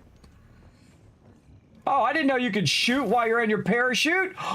Oh, you can reload while you're on your parachute. What? I didn't know that was a thing. I did not know that was a thing, everybody. Wow, you can shoot while on your parachute. I learn something new every day. All right, so again, we've got 7 of these, and we need 3 lines of pipes. So we're going to go ahead and run this one. Right over there. And then we're gonna, no, this one we'll put as the center. We'll run this one over here. There we go.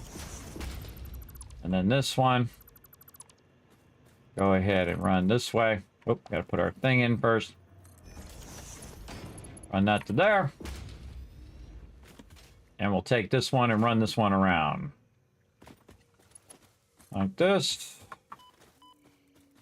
Watch out for that stuff. Now again, if it hits you a little bit, it's no big deal. But if you stand in it too long, you're definitely going to get zapped. Kind of like this to be more on the low side. Something like that. I don't remember all of those there before, but it could have been there for all I know. I don't remember. Keep that up just a little bit high and then run that into there. All right, looking good. Now that we have this surplus power, what we want to do is start up another line here. Now we do these one line at a time. We want to start up another line over here. And again, we'll take a look at our power, and we'll watch that the power is going to go up. and our max cons went up as well. But we're okay. Gave us a little bit of a spike there, up to about 325. We have 450, and we're going to go ahead and spike those up. Spike them suckers up. Okay, now we've got that line running, and it's going to fill up nicely, and we're going to take off the end of this here just to make this go a little nicer. And we're just going to run these in tandem. Let's say right there. Now we have stackable water things we can do.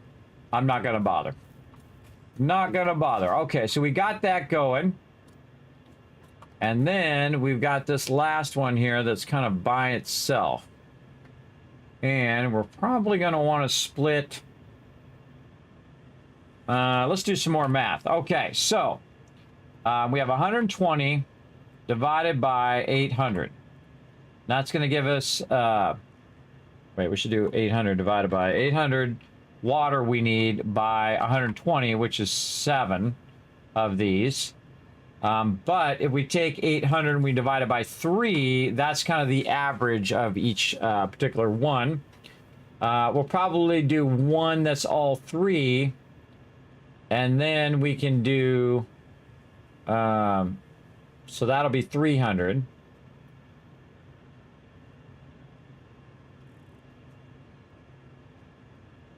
Yeah, I really wanted to do 9 just to make it even. But really that's all we need. So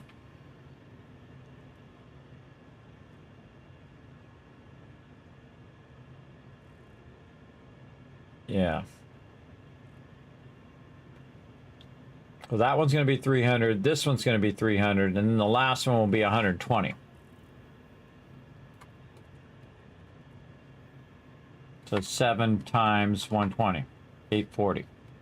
Okay, now we'll figure all that, the logistics of how this water is going to work later. Or we can do it here, by the way. I could just combine 2 of these together instead of having 3. And that might be an idea as well. But I kind of feel like I'm just going to run this way. We're going to have to do some more stuff here too. I feel like I want to bring this way around this side.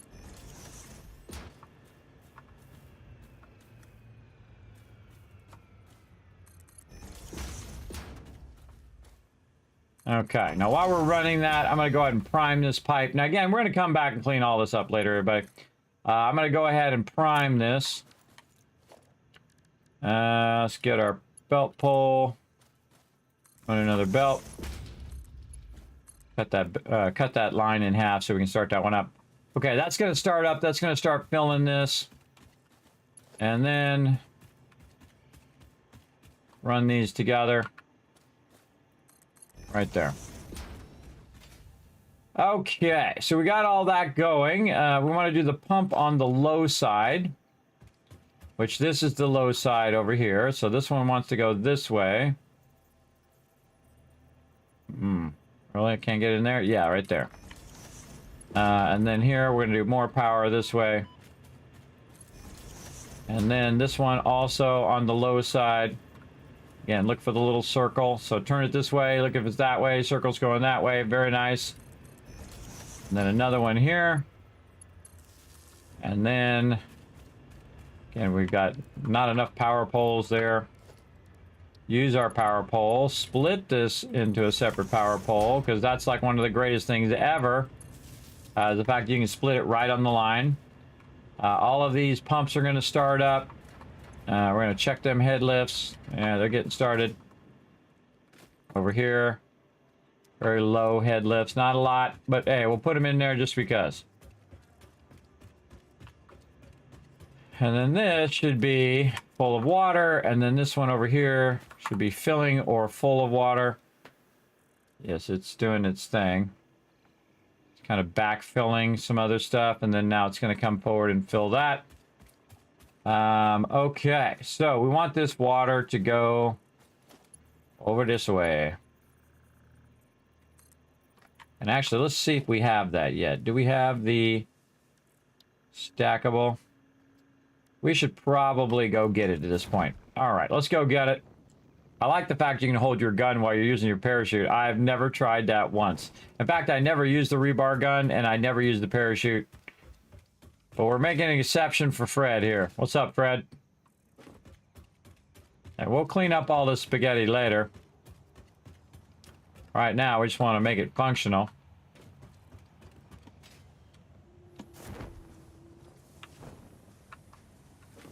Okay. So we got all that going, and we want to think about unlocking our stackables in here. So management, we're going to go see... Oh, really? Maybe that's a progression thing. I don't remember seeing it in here, but that doesn't mean it's not in here somewhere. Don't tell me.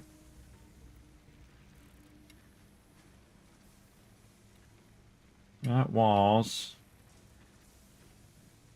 Maybe I'll just try to build it. Oh, it's already there. Yes, I already did unlock it. Right here. Pipeline. Stackable pipeline. I did unlock it earlier. I couldn't remember. Obviously. Boom.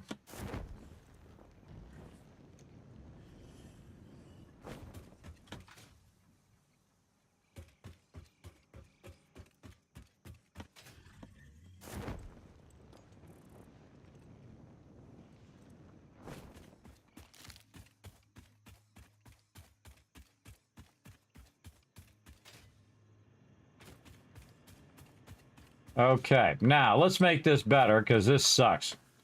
Let's go in and make a nice stackable pipe. And we're going to turn on our zoop. And we're going to zoop that. Let's zoop this way up. And let's make it there. Actually, let's make it one more. Right there. How many is that? 1, 2, 3, 4, 5, 6. Okay, and then these ones at the bottom, we're going to take those back out. Because what we really want to do is differentiate between the top ones and the bottom ones. So actually, let's just take all this out. Okay, we'll try to take it all out. There we go. And so the bottom ones, what we're going to do is stack the conveyor pole. So that's 2, that's 3. And then we're going to switch to the stackable pole, 1, 2, and 3. And these are where our pipes are going to be, and then this will just be nothing in case we want to run some stuff in there. We can always switch it out, whatever we want to do later on. Now, the primary pipe is going to go to the top. And then I'm going to take this pipe, and I'm going to put it on the second one. And then this one here is going to be the third one. Then the trick is you want to go in and figure out how far you can run this pipe. Now, you can actually measure it, by the way. And we're going to get into minimums and maxes of those, but I'm just going to do this and back it up just a little bit. I'm also going to go in and set this to be 6 and this to be 7 on my mouse. And so, again, we back the pipe up a little bit so it's out of the way. 2, and this is 3. 1, 2, 3, maybe 4. And then 7. 1, 2, 3. Then we're going to take this out. And run that to there. And this to there. All right, let's go back and check these. 1, 2, 3, 4. Yep.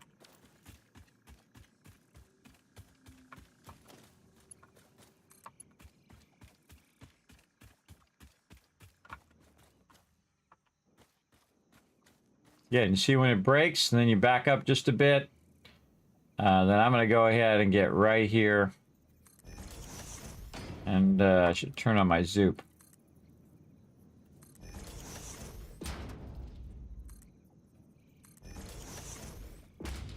All right, we'll fix that one later.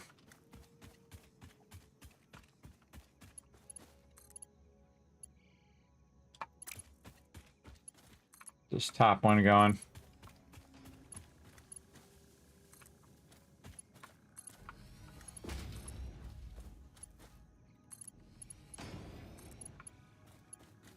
Now we're just going to run all 3 pipes, and that last pipe will connect later. That allows our power to keep going while we're doing other things.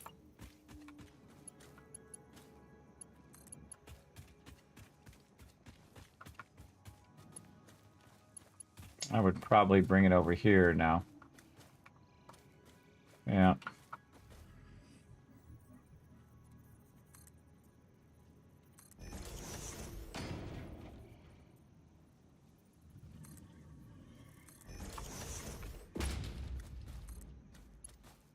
Up to the top one first. Almost did it backwards.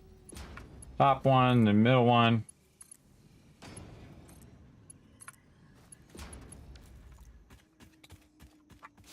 What's up, Brad?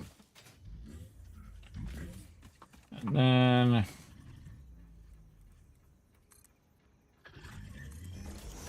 very consistently doing this. 2, 3.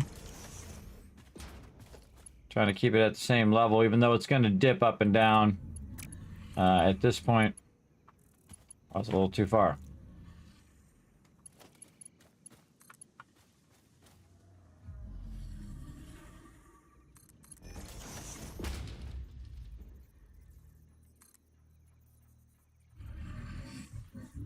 Four.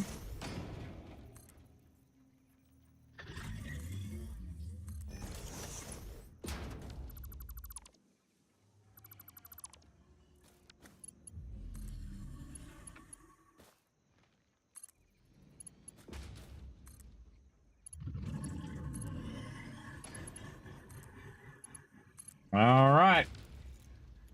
Got those there. Let's take these out again. I like to run the poles a maximum distance. Again, you saw me actually do 2 of those that was targeting those. Just those alone. And, okay. Set up a little bit. It doesn't matter whether you run them on the ground or run them up here overall, but it does affect the way that the pipes go and this head lift and all of that if you drop it down too soon.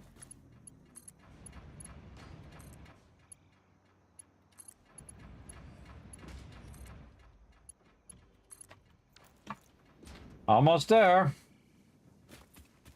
And then right here, we'll say, this is going to be much shorter than where we're at. Let's say here.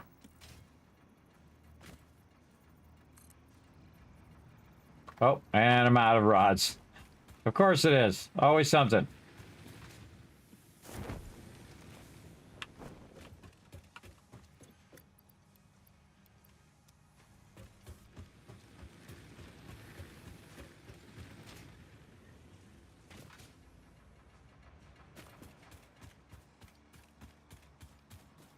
I forgot what I was doing. 3 pipe. Oh, I was going to put more of these down. Number 6.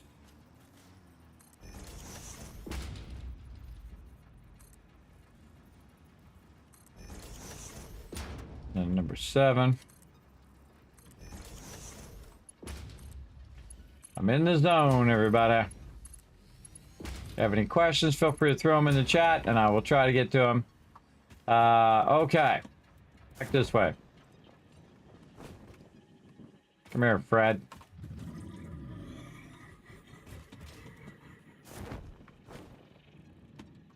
Watch this little trick. Boing, boing, boing, and then there we go. Now I can run up on top of these pipes too.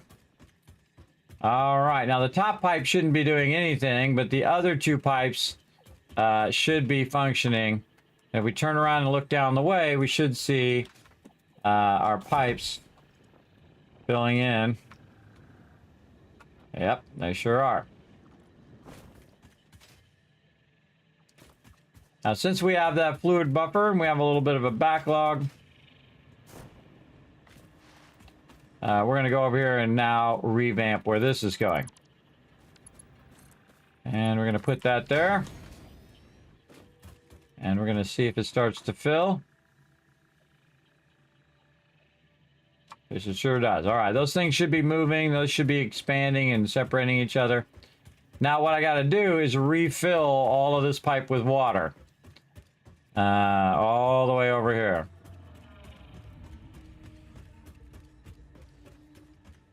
And all this sweet water that we had over here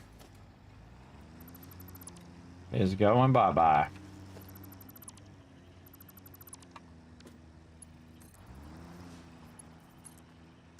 It's going to go, whoop, right over there. At least I'm going to try to put it over there. There we go. This already has a pump on there. We'll leave the pump. A bit of a down slope there, which is nice. And then that's going good. No water here yet.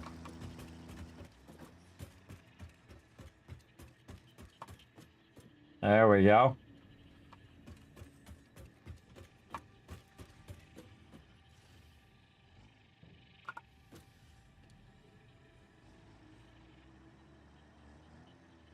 I don't see anything going on there, so might need a pump. Again, I'm gonna put it way down here on the low side. When in doubt, throw a pump in there.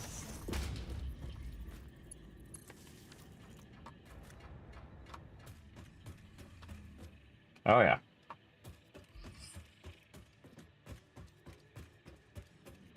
Much nicer.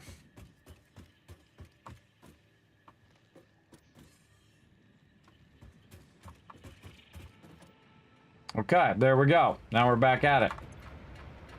That's quite a head lift.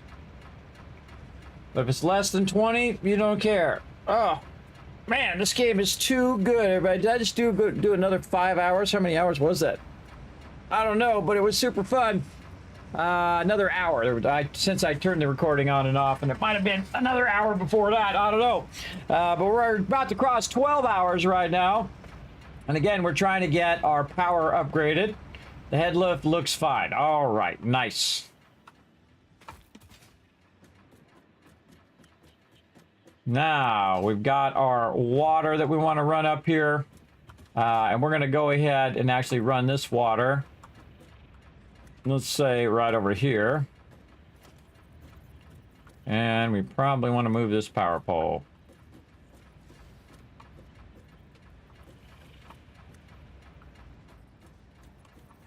Yep.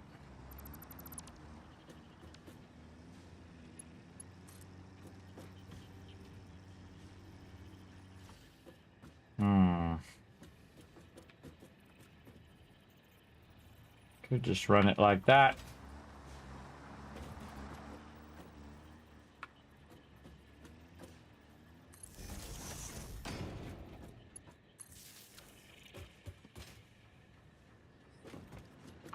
Okay. This is keeping it going right now, this buffer. It's going down, but now it should bring some water in. We'll see how it goes. See if it cuts off again. Well, that's out.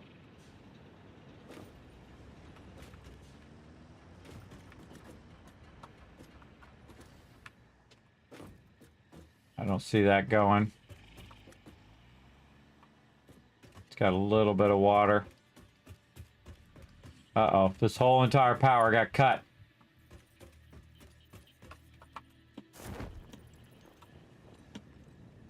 This got separated from the rest of our power. Yep.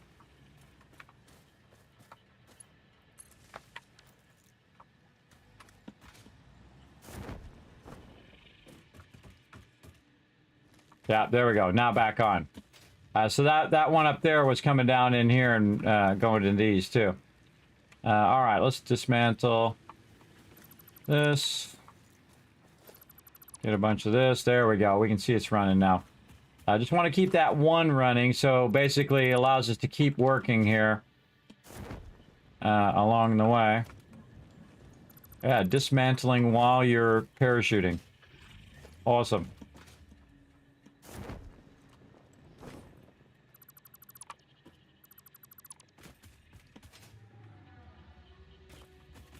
Let's try some next level dismantling, everybody. We're gonna get up to the top here.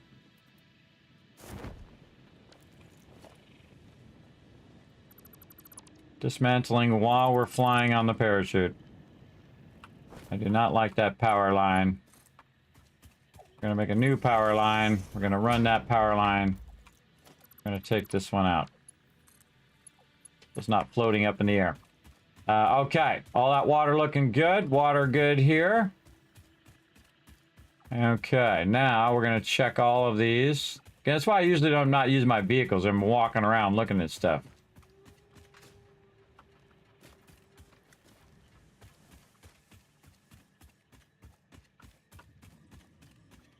I put pumps on all of these. I think on the back I put pumps, but not right here. Get it here. These are actually going down, so it's no big deal, but whatever. I'm not going to screw around.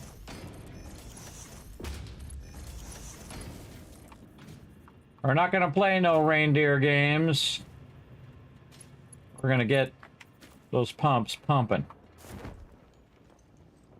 Pump that stuff.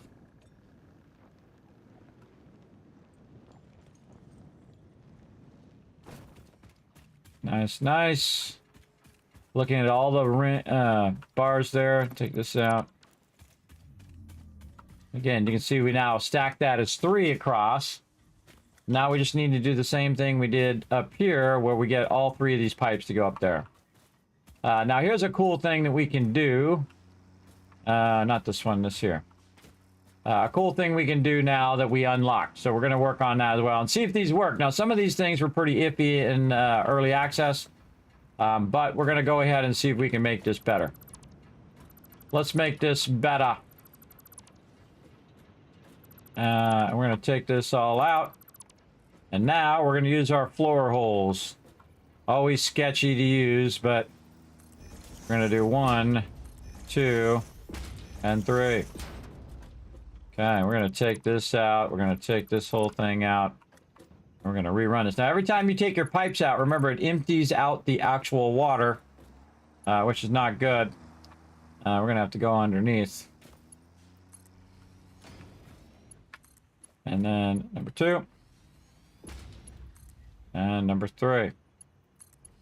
Nice. Then on the low side, we're going to do more pumps. Say here.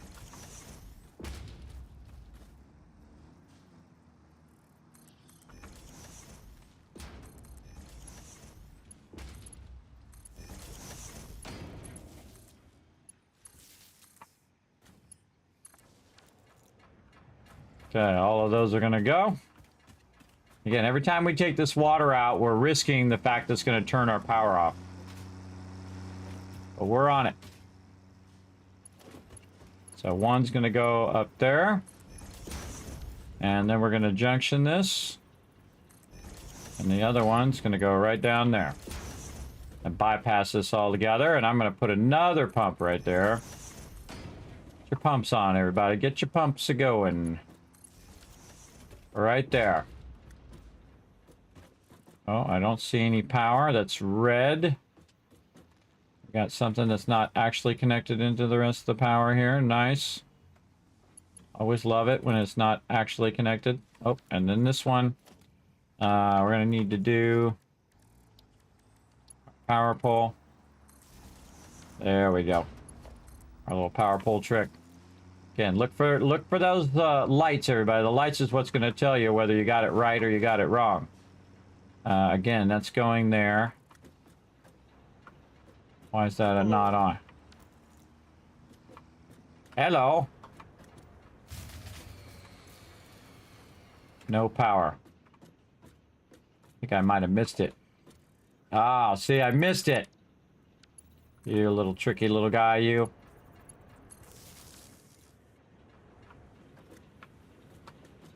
Yes, yes. We might get our power to come back on, though. Let's see. Hello. Oh, so close. Keep priming it. Keep priming it. Again, thanks for hanging out, everybody. Sorry, getting very focused. Trying to repine my plant. Let it go a little too long there. It happens. Man, I can't wait to do my priority switches later. But don't worry, that's why we turn this off. We turn this off just in case. Again, let's see if I have a power switch. Did I get a power switch? Now, we really want our power storage, and that's the next thing we're going to do, so this doesn't happen as well. But we're going to turn all these back on, because these are our backup power. And see if we can get this to start up.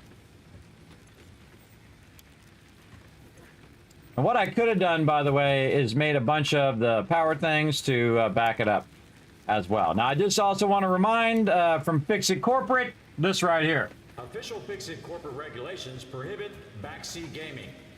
Please backseat when the Learn to Play sign is lit only. There you go, everybody. Official FICSIT mandate, no backseat gaming. Don't worry, I'm going to show you how to solve it right now. Let's go. And that's why you always have your biofuel as a backup, right? Have that as a backup in case you're having problems with your electricity. Now, again, we got 300 watts. We're only using about 200 or so. And now we just need to get that water to spin up, start to backlog, start up that stuff again. This is how you work around these issues. Now, eventually, if you did it properly, and I could have backlogged it and put it into electricity or whatnot, but my goal is to show you the problems you're going to run into, not just make it super easy on me. Because really, this is what we need to do. See, look, there we go. We see that power now running. That's good to see. And we want to see that this is doing something down here. How we looking? Oh, I hear it.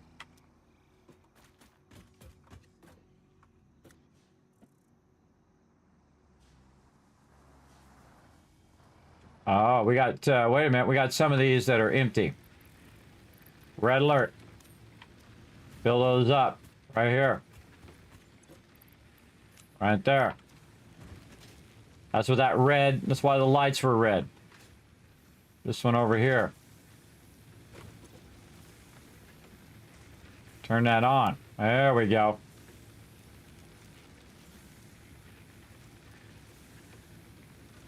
Okay. And then, oh, over here.